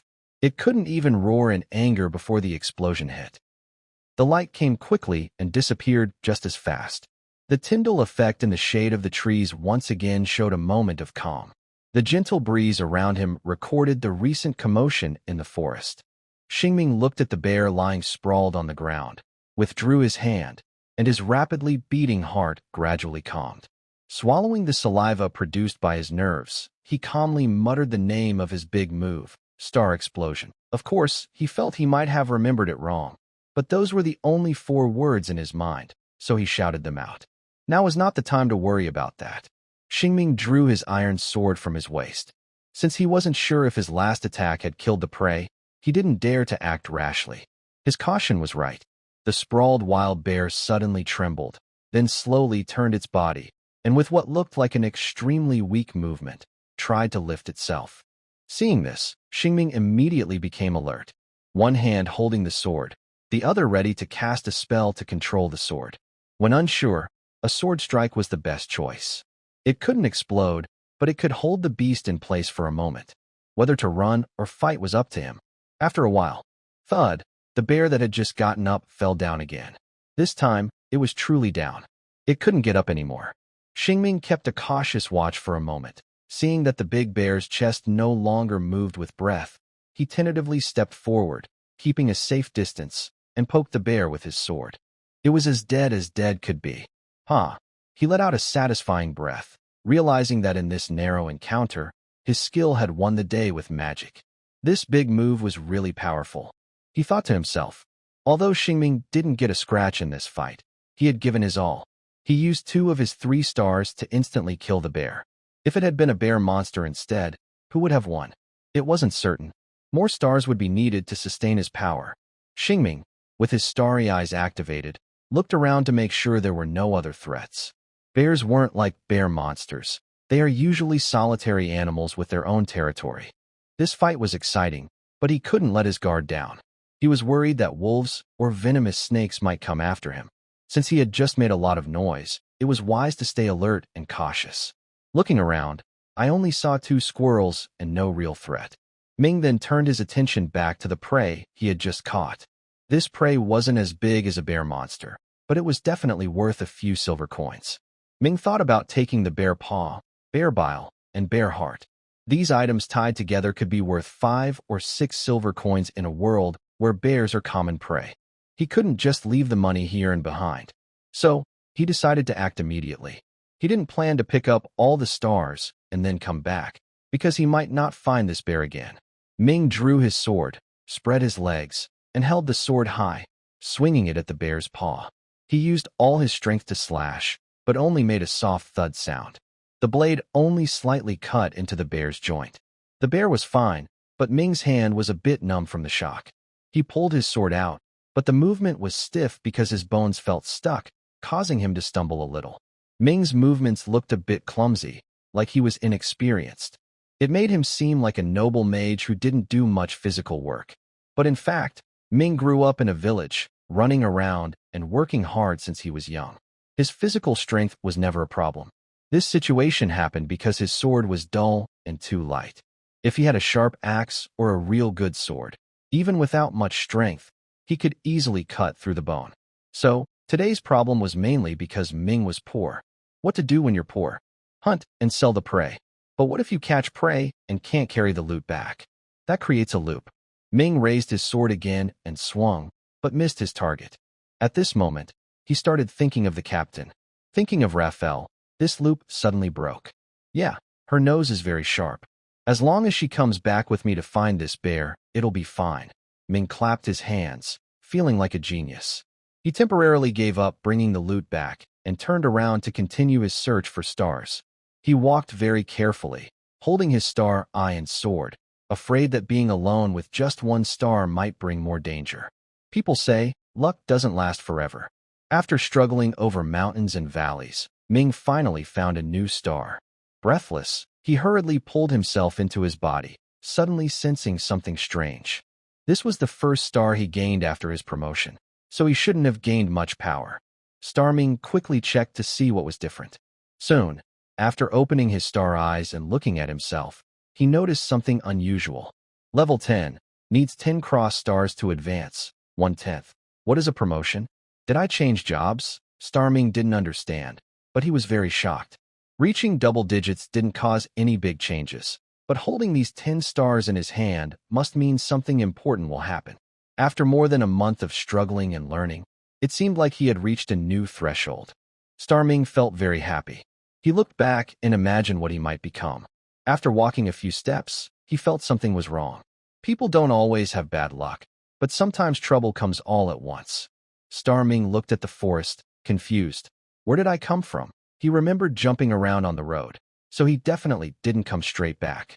Following the stars to this place, he lost his sense of direction. His star map wouldn't show a star or a toy truck symbol. The star map only finds stars. Star Ming was confused and overwhelmed. Forget about finding Raphael and the bear now. He couldn't even find Raphael. The good news was that it was still early. The bad news was that after feeling lost, even the few steps he just took felt wrong. He had finished all his water and had no food. A wave of panic quickly rose from his heart to his throat, combined with exhaustion from the long journey, making it hard to breathe. What should I do? He forced himself to stay calm and looked for his footprints around him. But because he wandered a few steps while imagining things, he forgot where he found the stars and how he got to this hillside. His footprints were small, and the hillside was large. Sometimes, the more anxious he was, the harder it was to find his way. Star Ming impatiently scratched his head, using his sword to poke at nearby plants, trying to find the footprints he had just left. Maybe his footprints were too shallow. No matter how hard he looked, he couldn't find them. How can there be none? This is so strange, Star Ming muttered a curse. After cursing, he suddenly felt that the scenery of the forest looked a bit familiar. It seemed like he came from that direction, so he started walking toward it, trying to find any signs of where he had been before. Just a few steps out. Suddenly, a girl's loud shout came from the forest. Star Ming. His heart immediately settled down, and he quickly turned around.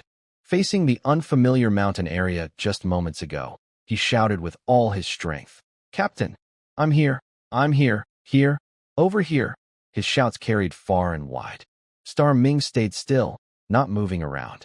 As his voice faded, faint running sounds soon drifted through the forest.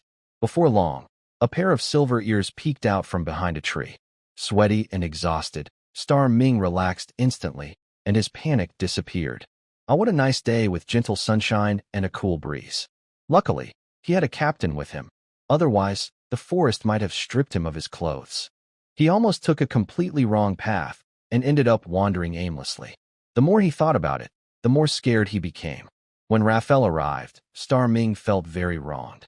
Captain, I almost didn't see you. Raphael stopped nearby, looked him over quickly, and asked hurriedly, Did you get hurt fighting the bear?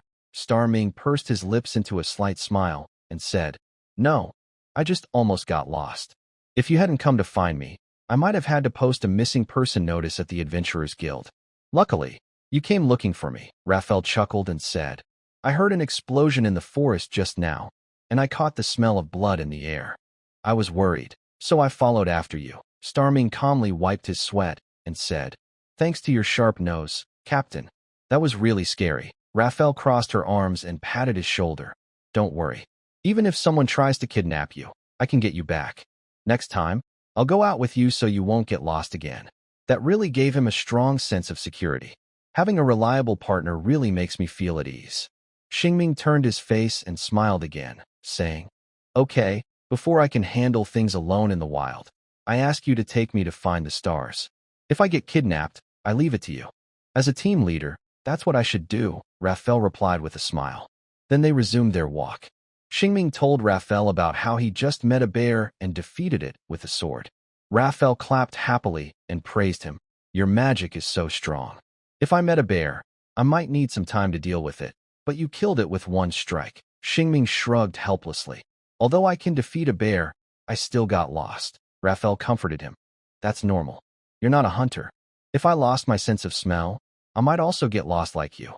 Xingming sighed. What should I do if I have no sense of smell? Raphael suggested. If I were not here, you could leave marks on trees to remember your way. Xingming said. I know I should do that, but I was too excited earlier and forgot. Raphael said. Always stay alert in the wild. Xingming calmly replied. I know that too, but I still made a mistake. Raphael relaxed and said. People always make mistakes. Xingming asked casually. Do you also make mistakes, Captain? Raphael covered her face with her hand and sighed. When I was working as a helper in the hunting team, I accidentally fell asleep in the forest. I heard a snake had already climbed to the top of the tree I was in. If the captain had come a little later, I might have died. Xingming felt it was very dangerous and patted her shoulder to comfort her. After surviving a big danger, good luck will come. Raphael raised her hand high and said very relaxed. Later, I found out that the snake story was a lie to scare me. So, it was a lie to make you change that habit, Xingming said with a smile again. By the way, are we heading toward that bear now? I want to take our loot back and sell it, he asked.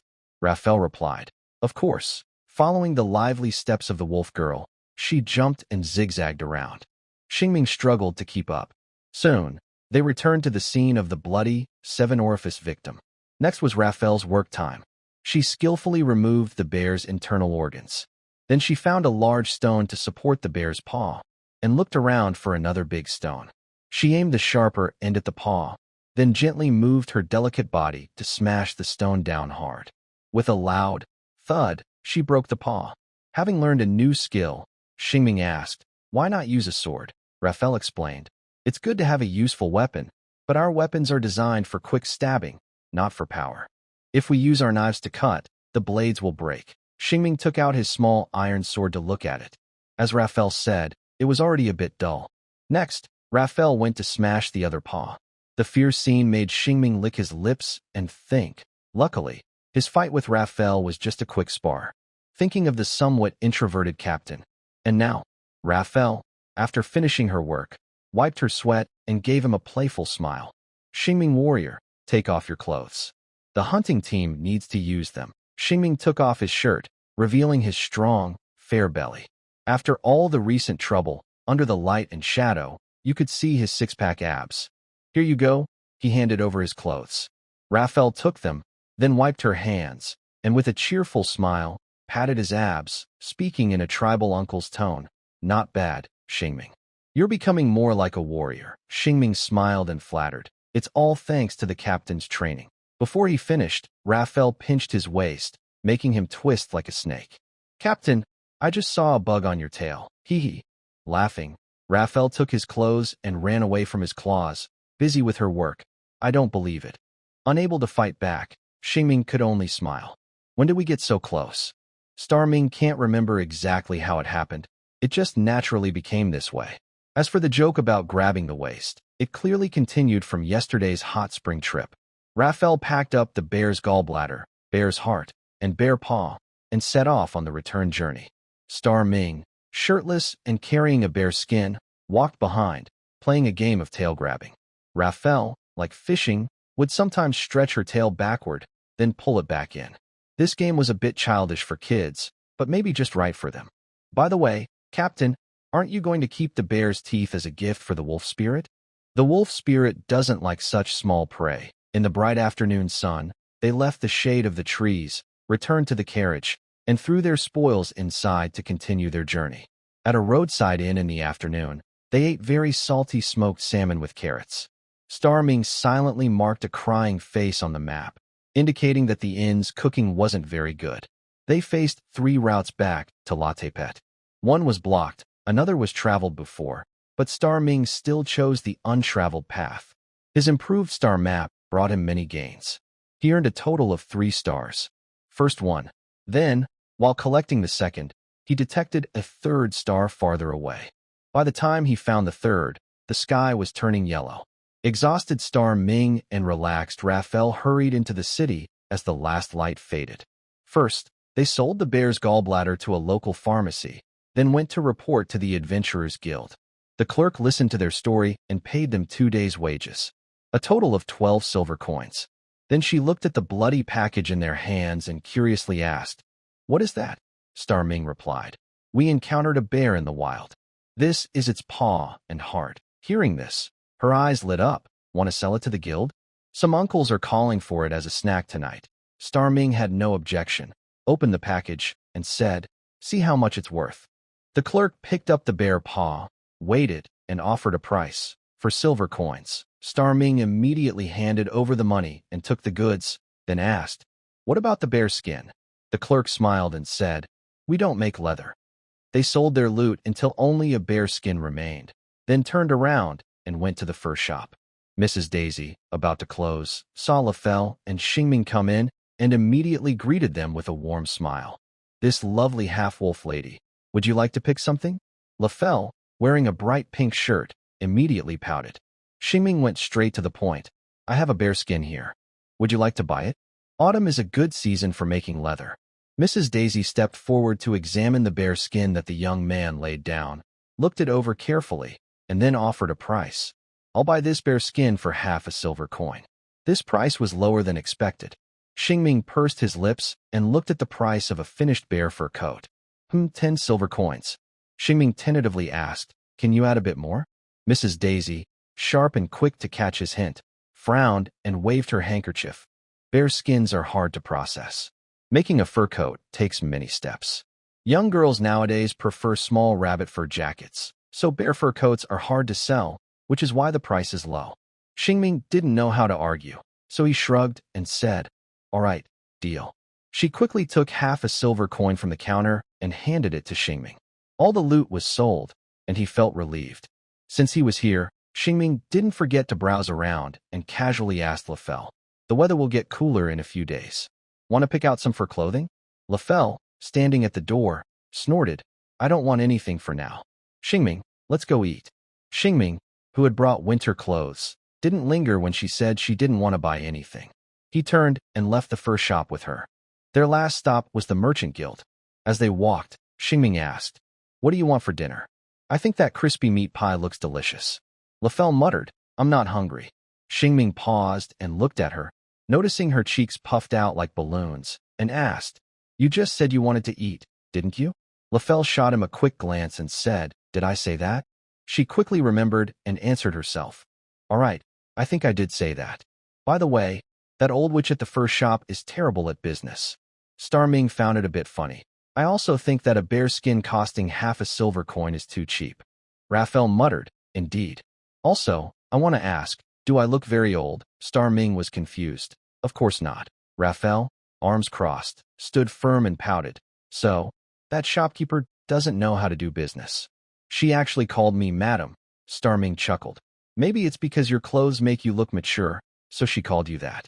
Besides, the term madam isn't only for older women. It can also be used for young women." Raphael raised an eyebrow. "In our tribe, we call young women sisters, and only women with wrinkles on their faces are called aunties or madams." Starming always felt she had some bias about titles, so he explained, "Here, a beautiful young woman can be called madam or Mrs. as long as she is married. Usually, the husband's surname is added before madam, and Mrs. often includes young and beautiful." After saying that, Starming demonstrated by calling the girl selling crispy meat pies. "Could I have 2 freshly baked crispy meat pies, please, young beautiful madam?" The young girl wearing a checkered apron waved and smiled brightly. "Of course, but please don't misunderstand. I'm not married. This is my cousin." The man standing beside her also smiled and waved in greeting.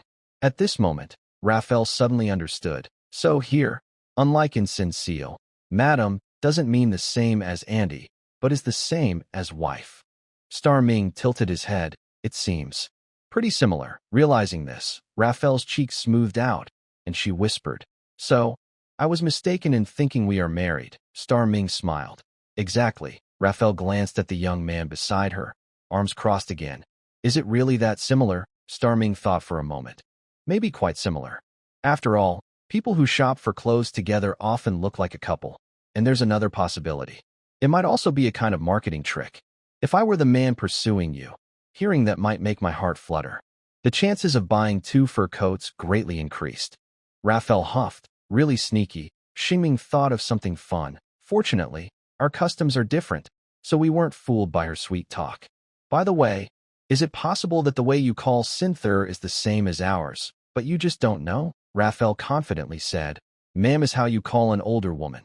Xingming smiled. "All right, now you understand what ma'am means here." After saying that, he took Raphael to the stall where they were roasting crispy meat pies to get their pies. The young girl first wrapped one in oil paper and handed it to Raphael, saying, "Please take it carefully." "Thank you," Raphael replied. Then she handed another meat pie to Xingming and said, "How did you manage to marry such a beautiful half-wolf lady? Can you share some tips with my useless cousin? He can't even win over his childhood sweetheart." This was probably a continuation of the joke about mistaking someone for a wife earlier. This comment made Raphael shiver, and a slight blush appeared on her face. Xingming also joked, "No experience needed, sincerity wins sincerity," cousin said. "Then why can't I do it?" The young girl teased with a smile, "Because he's handsome." Ha ha, ha ha. Amid the laughter, Xingming and Raphael said goodbye to them and continued wandering around the city. Throughout the walk, Raphael didn't say a word, just chewing on her meat pie.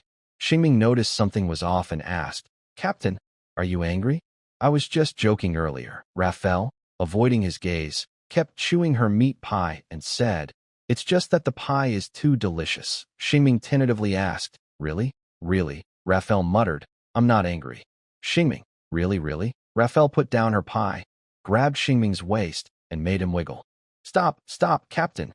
"Ahaha. Spare me, spare me." Raphael laughed. "Now you know I wasn't angry, right? Got it, got it." Xingming begged for mercy while twisting around.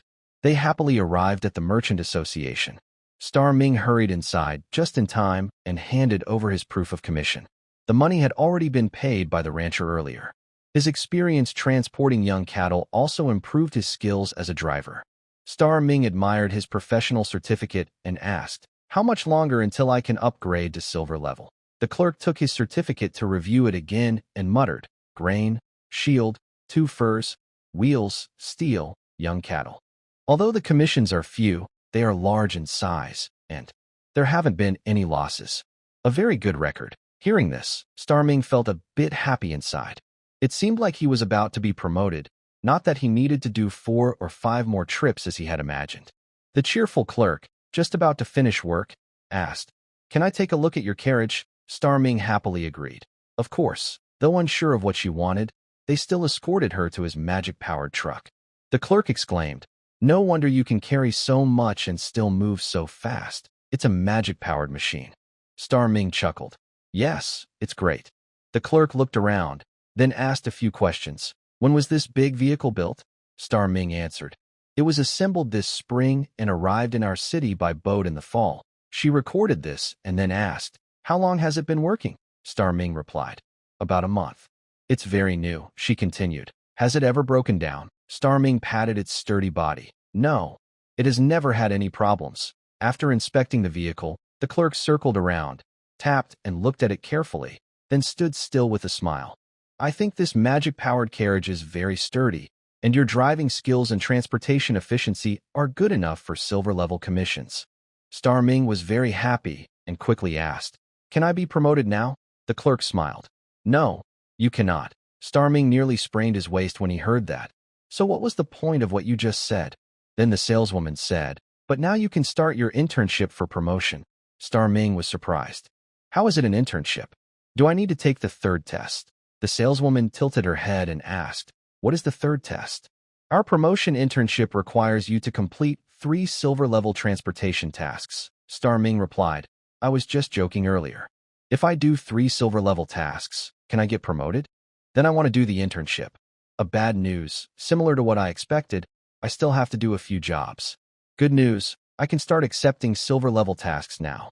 The saleswoman smiled and said, "In that case, let's go back to the association to sign an internship transportation insurance and pay a small fee of gold coins for it." Another bad news, I have to spend money. Star Ming had just barely saved some money recently, with over 2 gold coins saved up, and now he was about to spend half of it. As he walked, he asked, "What is this insurance?" The saleswoman explained, "If you damage the cargo during the 3 internships, the Merchant Association will cover the compensation." Star Ming thought for a moment and roughly understood. This might be a safeguard for low-level drivers who don't have much money, in case they suddenly take on a silver-level task and something goes wrong. Then Star Ming asked again, "If I safely deliver the cargo in all 3 silver-level tasks, can I get my 1 gold coin back?"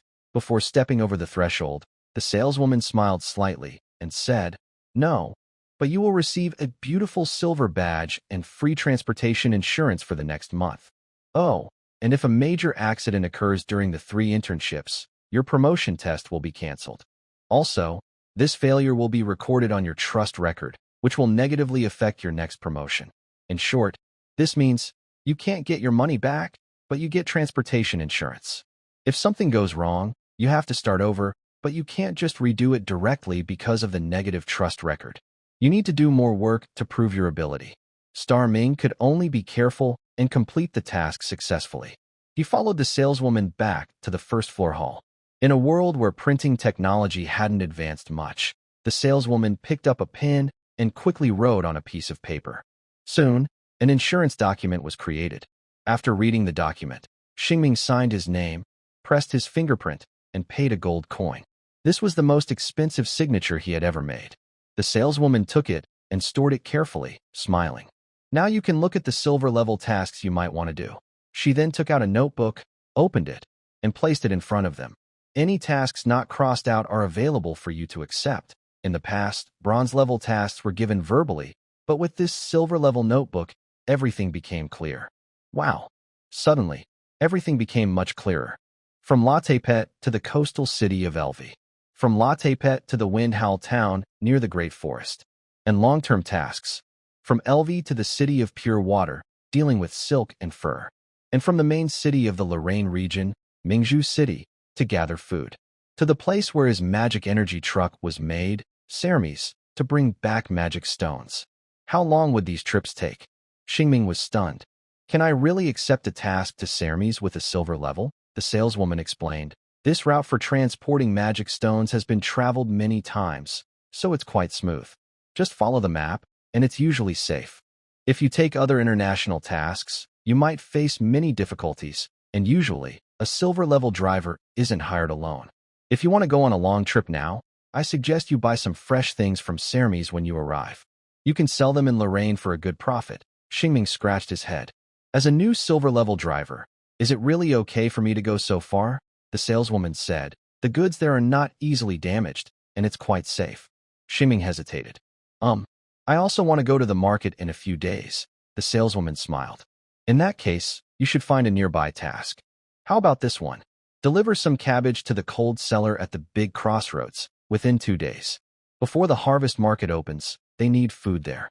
If you're confident in your speed, it's no problem. Xingming thought this task was quite good. It would also give him a chance to explore ahead.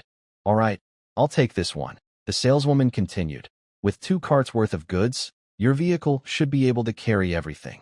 I'll order 2 carts for you. Besides that, I think you can add 8 pieces of ham and some cheese to fill 1 more cart and earn a bit more.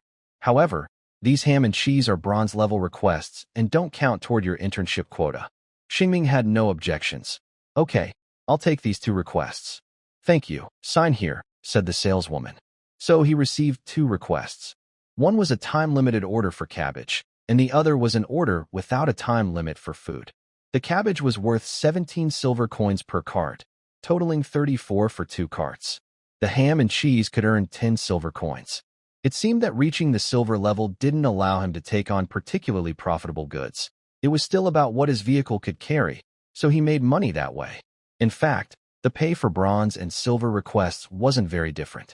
The main difference was that he could accept more requests, so he wouldn't be left without work during unlucky times. Thinking positively, the road widened. Xingming happily left after accepting the 2 requests. He would handle the requests tomorrow. Under the starry night sky, he stretched lazily and took a deep breath of the sweet evening breeze. Huff, huff. Then he continued walking through the city with Rayflair, chatting. Want to go for another walk before resting? Sure. By the way, I feel a bit hungry. Want to eat something else? The crispy meat pie from earlier was so good. I want another one. Let's go buy some. Not only they had the same idea. Many people were already waiting before the last batch of crispy meat pies was ready. Some even said, I came to Latte Pet just for this crispy meat pie. Hearing this, Xingming whispered into Rayflair's furry ear, how about it? Am I good at finding delicious food? Rayflair responded with a big thumbs up pointing to the sky. The person speaking earlier was a big bald man carrying a hammer. He was chatting with his companion about trivial things. I just heard from the Thunder Sword at the guild that there's a magic weapon called Gale Wind for sale at this harvest market. I feel like I've already heard about weapons from more than 10 people, and horses from at least 20, all with the same name. The bald man sighed and said, Don't be so disappointed so early. I haven't finished talking yet. He continued. Do you remember last year when the Dandelion Guild's leader killed a wind child? His companion replied, Of course I remember. The fierce wind summoned by the Lord of Howling Winds almost tore the town apart. The bald man said, That sword is embedded with the beast core of the wind child. His companion was stunned. Wow, that sword is worthy of the name Gale. If it can use the power of the wind child, it would be worth a fortune. The bald man said, I'm wondering if I have enough savings to buy that sword. His companion asked, Are you planning to become a mage? The bald man replied, I'm tired of the taste of beast brains. Meat pies are ready. The young girl's call interrupted their conversation. One by one, the meat pies were handed out to the waiting people. Star Ming and Raphael only received 1 pie each. While sharing and politely passing the pies, they started talking about what they just discussed. Gale. It sounds really powerful. Raphael nodded. Yes, but unfortunately, we can't afford it, Star Ming said. Things we can't buy are better than plain meat pies. I wish I could have another one, Raphael said. Maybe tomorrow. Tonight, their dreams are filled with the taste of meat pies. The harvest market is about to open soon. Various strange and interesting people carrying all kinds of odd items, are heading toward the Great Crossroads. Of course, besides preparing goods, there are other things to get ready. Like Star Ming, who woke early to go to the Happy Tavern to get ham and cheese, or like someone going to a farm to pick cabbage. Food is definitely essential. Besides these normal preparations, some strange people are also making unusual plans. For example, on the top of a mountain, a few masked figures are communicating. The leader said, "The boss wants us to pull off a big job today." The others discussed. "A big job?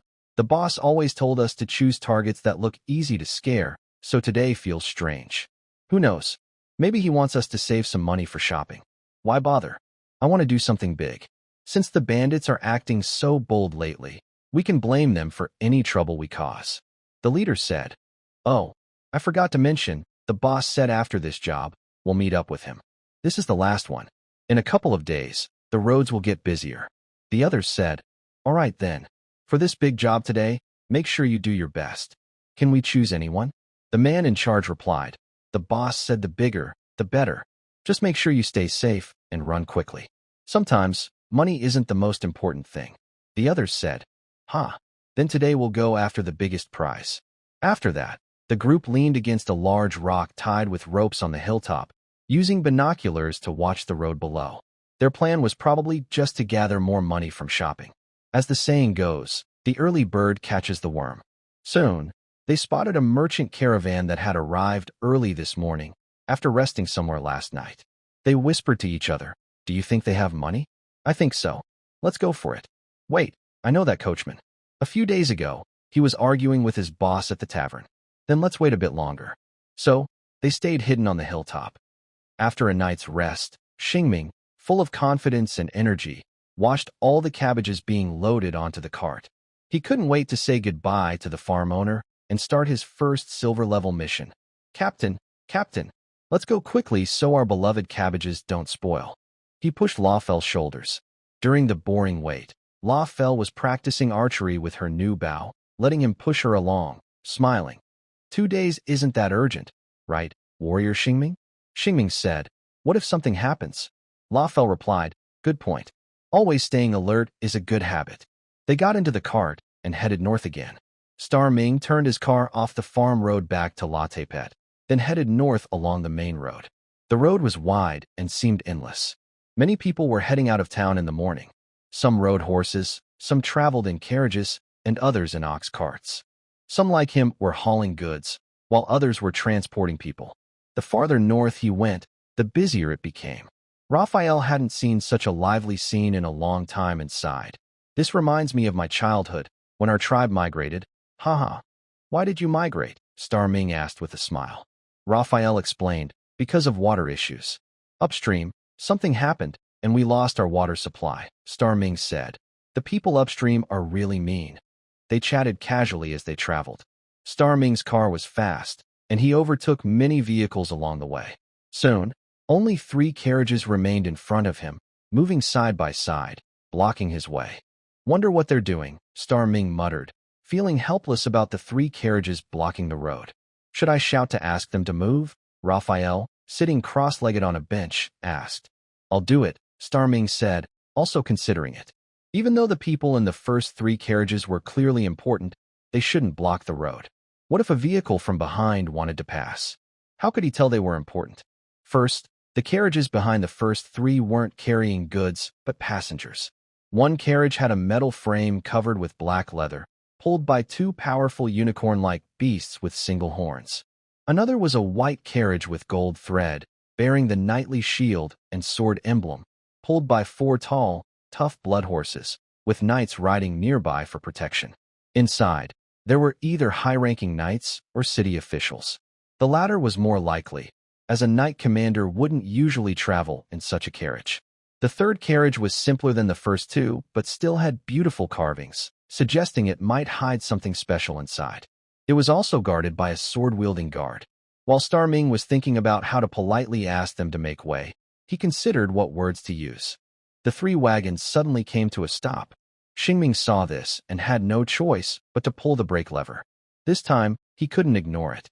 He stuck his neck out and shouted, "What's going on? Are your wagons broken?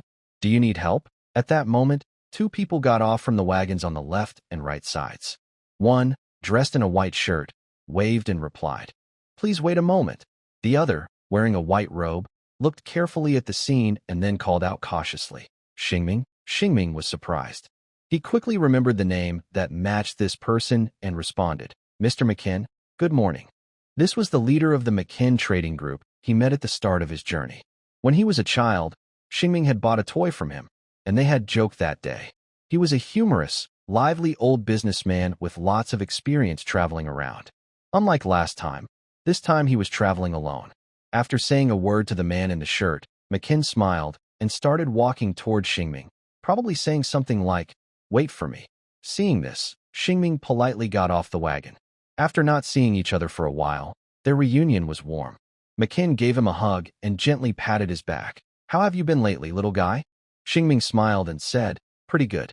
I'm currently working on a task to upgrade to silver-level coachman." McKin looked surprised. "It's only been a few days, and you're about to become a silver-level coachman?" Xingming patted his big wagon and said, "It's all thanks to this. Haha. It seems very capable," McKin said happily. Why was he happy? McKin then added, "I also ordered 3 magic-powered wagons and Ceramis. In 2 months, they will be able to run on the land of Laren. If I encounter any problems then, I'll ask you for advice." Xingming smiled and said, "It's no trouble at all. Helping you is my honor." At that moment, McKin noticed the cabbage on the magic wagons and said, "You should find someone to cover them with a big tarp. There have been many rains lately. If they get soaked and rot, you might get into trouble." Xingming looked up at the sun and then at the cabbage, saying, "Actually, I have a large waxed canvas, but I don't think it will rain today, so I want to let the cabbage enjoy some sunlight." Mr. McKin smiled and said, "If it's a small cart, it's okay to wait until the first rain and then cover the goods with a small blanket. But with a magic-powered cart, it might get in around by the wind." Xingming accepted this advice from his senior and replied, "I'll keep an eye on the weather." "Thank you for the reminder." Mr. McKin nodded and then started talking about himself. "Although I want to chat with you longer, Lord Tax Collector from Latte Pet wants me to sit in his cart, so..." Xingming understood and waved, saying, "Let's talk again when we have the chance." Mr. McKin also waved goodbye. At the end of their conversation, Mr. McKin remembered something and gave him useful information. "By the way, Xingming, I have a friend who sells wine. He asked me to help bring 20 barrels of wine from Wit Town to the big crossroads. But my caravan is still in LV, and even if we return, we can't fit 20 barrels of wine. So, do you want to help me transport his wine? I can give you a silver-level task to help you do an internship." Hearing this, Xingming immediately agreed. "Of course." Mr. McKin nodded and said, "See you at the Ale Inn at the big crossroads. I should arrive there tomorrow morning." Xingming remembered the name and said, "I'll stay there tonight." "All right, goodbye," Mr. McKin said with a smile as he parted ways. "Goodbye. I need to deliver my cabbage," Xingming said. After finishing these words, Xingming sat back in his cart, and the 3 carts in front of him had just turned into a line. It seemed that the scene of the 3 carts driving side by side was just because they recognized each other while overtaking and were greeting. Xingming restarted his cart, overtook them, and continued along the main road, but there was no one else in sight. Seated on a bench, Raphael wagged her tail and asked, "Was the person you just talked to your friend?" Xingming nodded and said, "Maybe a friend. He is the leader of our local trading team, named McKin." When Raphael heard the word merchant, she raised an eyebrow and asked, "Are you very familiar with them?" Xingming thought for a moment and said, "Strictly speaking, we've only met twice." Raphael muttered, "Be careful of those guys. Merchants are often two-faced. They only care about profit." Although he had a good impression of McKin, Xingming didn't argue. After all, McKin was someone he couldn't see through. "You're right." He first agreed with Raphael's words, then talked about how McKin had just helped him. "McKin just gave me a silver-level task, transporting 20 barrels of wine from the cellar in Wit Town to the big crossroads. It sounds much simpler than transporting cabbage." Raphael snorted. "That's a good thing. Maybe not all merchants are bad." Xingming knew she didn't like merchants much, so he just smiled and said, "Maybe so." After saying that, he patted the wolf girl, who had suddenly fallen into her memories, interrupting her bad thoughts, and eagerly started talking about something else. They were traveling along a dirt road flanked by forests, reaching the top of a large hill. Wanting to change the subject, Xingming also found a topic to talk about because of the white building at the top of the hill. He explained, I just looked at the map. We passed the Light Goddess Church, and now we've left Lotopet's territory and entered an unguarded area. Raphael, who had just been knocked over, perked up her ears and asked curiously, What is that church for? Xingming paused and said, For us, it's a place for travelers to rest. You can eat and drink for free, stay overnight, and all you need to do is praise the Light Goddess. Of course, most people also donate a little money. Raphael's tribe didn't believe in the Light Goddess, so she couldn't help but ask, Can followers of other gods also go to the Light Goddess's church? Xingming explained, To put it simply, if gods have their own social circles, then the Light Goddess is a kind and generous deity who gets along well with many gods. She rules over love and peace. If you are a follower of their brother, you can also pray to the Light Goddess. They don't mind. In fact, if you are devout enough, the Light Goddess might even give you a little blessing. Of course, if you are a follower of the god of crafts and also believe in the harvest goddess, both deities would think you are not focusing on your duties. In fact, most gods see their followers praying to other gods and think they are neglecting their responsibilities, even if you are a shepherd who wants to become a chef. Also, if the god you believe in has a bad relationship with the goddess of light, you probably can't go there to pray. Lafrel nodded and said, There are really many gods that humans can believe in. In our Sinzer, we can only worship the wolf spirit. If we worship other gods, we get expelled from the tribe. If not, ordinary humans might have been wiped out by other races long ago, Xingming said with a smile. Humans are able to become the main race in this world because many gods ascended from chaos at the beginning. This made human beliefs very diverse. During the times of fierce battles, human agriculture, livestock, and industry all flourished and developed quickly. Although individual combatability is not as good as races like Lafrel, who can naturally form contracts with spirits of nature, with weapons, armor, city walls, and some noble mages who once wanted to leave the human race and become demons, humans could still fight back effectively. Eventually, in the peaceful era, human development sped up, leading to the current situation. But humans haven't always been strong. Recently, the Kuno tribe, which developed a magic energy algae solution, shows signs of rising. Their magic energy technology is advancing rapidly, surpassing human industry in some areas. The good news is, they are not a warlike race. The bad news is, they were oppressed by human mages for over 100 years. As for whether they will fight back, it seems unlikely for now. The Lord of the Magic Energy Capital now enjoys using his new inventions to do business with humans. As for the economy after overtaking others, Xingming doesn't know. Hopefully, there won't be a war. Such thoughts are typical of unnecessary worries. Xingming remembers what the old hunters said.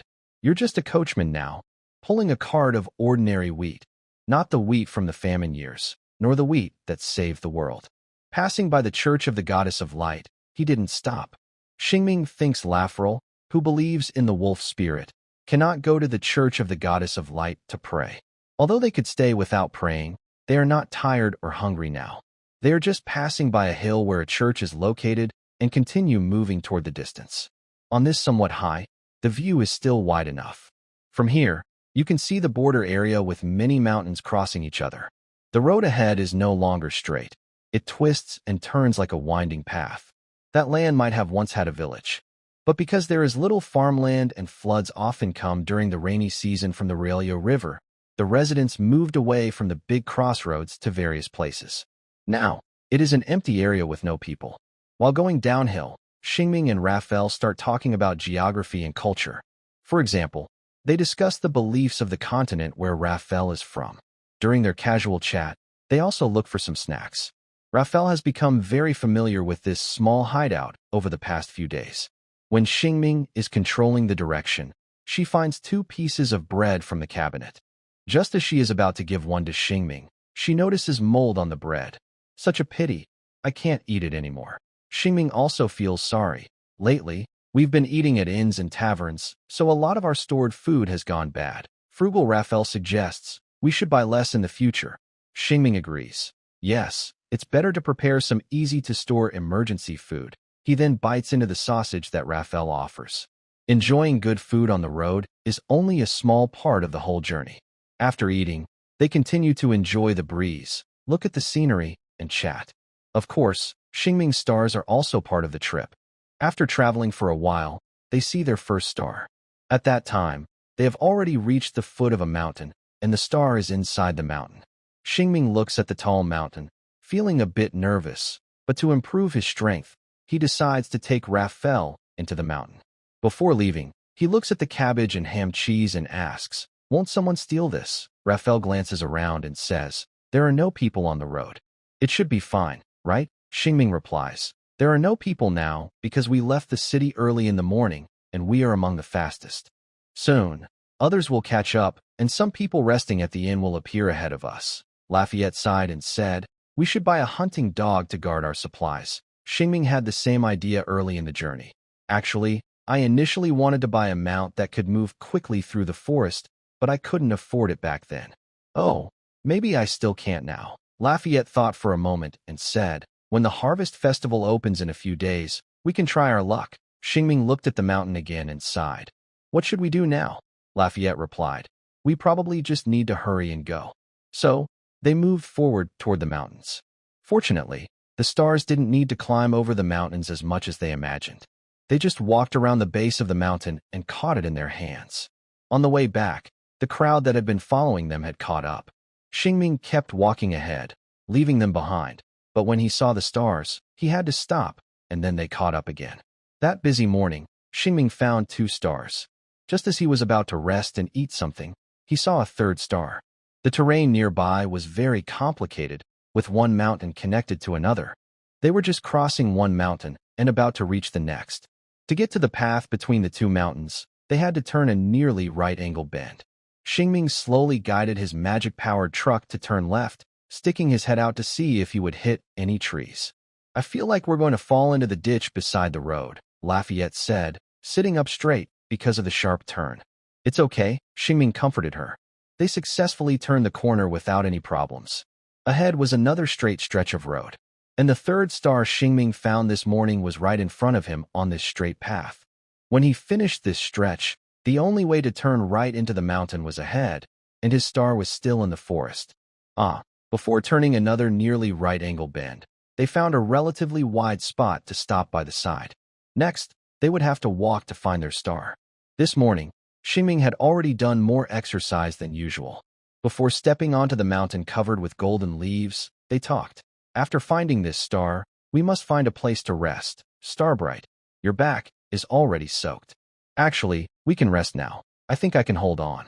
I hope the next star will help me walk less mountain road." The tax officer's carriage cushion was very soft, with a cotton core, a duck feather outer layer, and silk lining. Even though the cushion was comfortable, Mr. McKinn was a bit tired from sitting. He could see that the owner of the blinds trading company, who was traveling with him, also had a stiff smile. But the tax officer kept talking endlessly about his funny experience at age 13, sneaking into a tavern without being recognized as a kid, and even getting a drunken beauty's kiss. This story was somewhat interesting. However, after finishing the story, the tax officer looked at them with eager eyes, hoping they would tell a more exciting story. Listening to stories is relaxing, but having to think of stories during conversation can be tiring. Sharing stories passively is a kind of torture. It's similar to a bard who composes fun songs about heroes, being captured by a lord and forced to turn his autobiography into songs for others to sing. The subtle difference between Mr. McKinn and that bard is, money can inspire the bard's creativity. He hasn't earned money from telling stories. Even so, after finishing his story, the tax officer asked eagerly, "Did you go to taverns when you were young?" When this question came up, Mr. McKinn decided to tell him a story he had just prepared about a clever thief in a tavern who drank everyone into a stupor and stole all their money. Of course, this story was not very related to the topic, when you were young, and was a bit off topic. As expected, the tax officer listened very attentively. Mr. McKinn continued to tell this amusing story with a sense of pity. He knew that although the tax officer's job looked glamorous, in reality, it was a job where he was bullied by superiors and looked down upon by ordinary people, an unlucky position that was neither high nor low, and deeply unpopular. Even in peaceful times, people still dislike those who ask for money. especially when they hear that they want 2 copper coins more per acre. During peaceful days, this is common, not to mention times of poor harvest and shortages. When farmers get angry and rebel against unfair demands, tax officials are often the first to be harmed, and usually not in a kind way. Even if farmers don't rebel, those who refuse to pay are often hanged to show the new tax collectors what happens to those who resist. See, if you don't take from the poor, I will take from you instead. Besides making people angry, their work isn't easy. Early in the tax season, they have to travel east and west, then breathe heavily as they return. The money they collect doesn't go into their pockets, but is used to pay for managing the land and other expenses. They also act as advisors when land or buildings need fixing, even digging water wells in the fields for everyone to use. But no one thanks the tax officials for their work. Their social status keeps getting worse. Hotels and inns don't welcome them. Upper-class gatherings don't invite them. Who can they talk to? Mr. McKin, who feels sorry for them, of course, doesn't like tax officials either. After telling his story, he hands the storytelling baton to the owner of the Bay Yi Trading Company. The trader, though experienced, has seen fewer strange and funny things than McKin, who travels far and wide. Now that his story is done, he shifts the conversation to the road. Turn the corner, then go a bit further, and we'll reach the inn soon. What should we eat at noon? Of course, this doesn't stop him from telling stories. Fortunately, after turning the corner, they see a magic-powered carriage, which gives them a new topic. Why do we see this magic carriage again? Does it need to drink water every few miles? Mr. McKin knows it's a joke, so he doesn't explain that the magic carriage doesn't need water. But seeing the carriage appear and disappear in their view makes it a fun topic to talk about. Mr. McKin explained, as far as I know, it probably doesn't need to rest after traveling a certain distance. The tax officer, who was interested in all kinds of puzzles, added, McKin, do you know that coachman? I think we could ask him what he's doing. McKin didn't mind doing that. I think that's a good idea to satisfy our curiosity. Before seeing Xingming again, there was no need to find a new topic. The moment McKin relaxed, he squinted his eyes. At this time, the tax officer spoke again. By the way, our coachman has a legendary story. McKin knew he had to keep smiling. When will this end? Suddenly, a faint sound like footsteps on the floor came from nearby. Then came a crackling noise, as if someone was stepping a wooden board that was already cracked. At this moment, the sensitive horse reared and let out a warning neigh. It seems something is moving on the mountain, the coachman shouted. The chaotic opening of the story often comes with strange horse behavior, because they suddenly braked. Everyone in the carriage fell over, and the soft cushions flew up. Just now, McKin was thinking about the story, but he suddenly realized he didn't need to think anymore. The bad news was, it seemed they had encountered some trouble. What happened? Their hearts jumped to their throats. At the moment of impact, the tax officer's heart was almost in his mouth. Before they could react, the coachman desperately waved his whip, and the horses, unwilling to die, started galloping forward. The 3 carriages made 2 different choices. The one at the back stopped and turned back, while the middle and front carriages continued forward. A knight shouted loudly, "Something is coming!" The guards protected the officer's carriage. A creature, billowing with thick yellow smoke, rolled down in the forest, crushing grass, flowers, and saplings as it rushed toward them. When it reached a steep hill, it leapt into the air. At this moment, everyone knew what it was. It's falling rocks. All the guards who hadn't fallen behind were watching the path of the falling rocks, thinking they would roll behind them and pose no danger. Suddenly, someone shouted ahead, "There's an ambush in the ditch."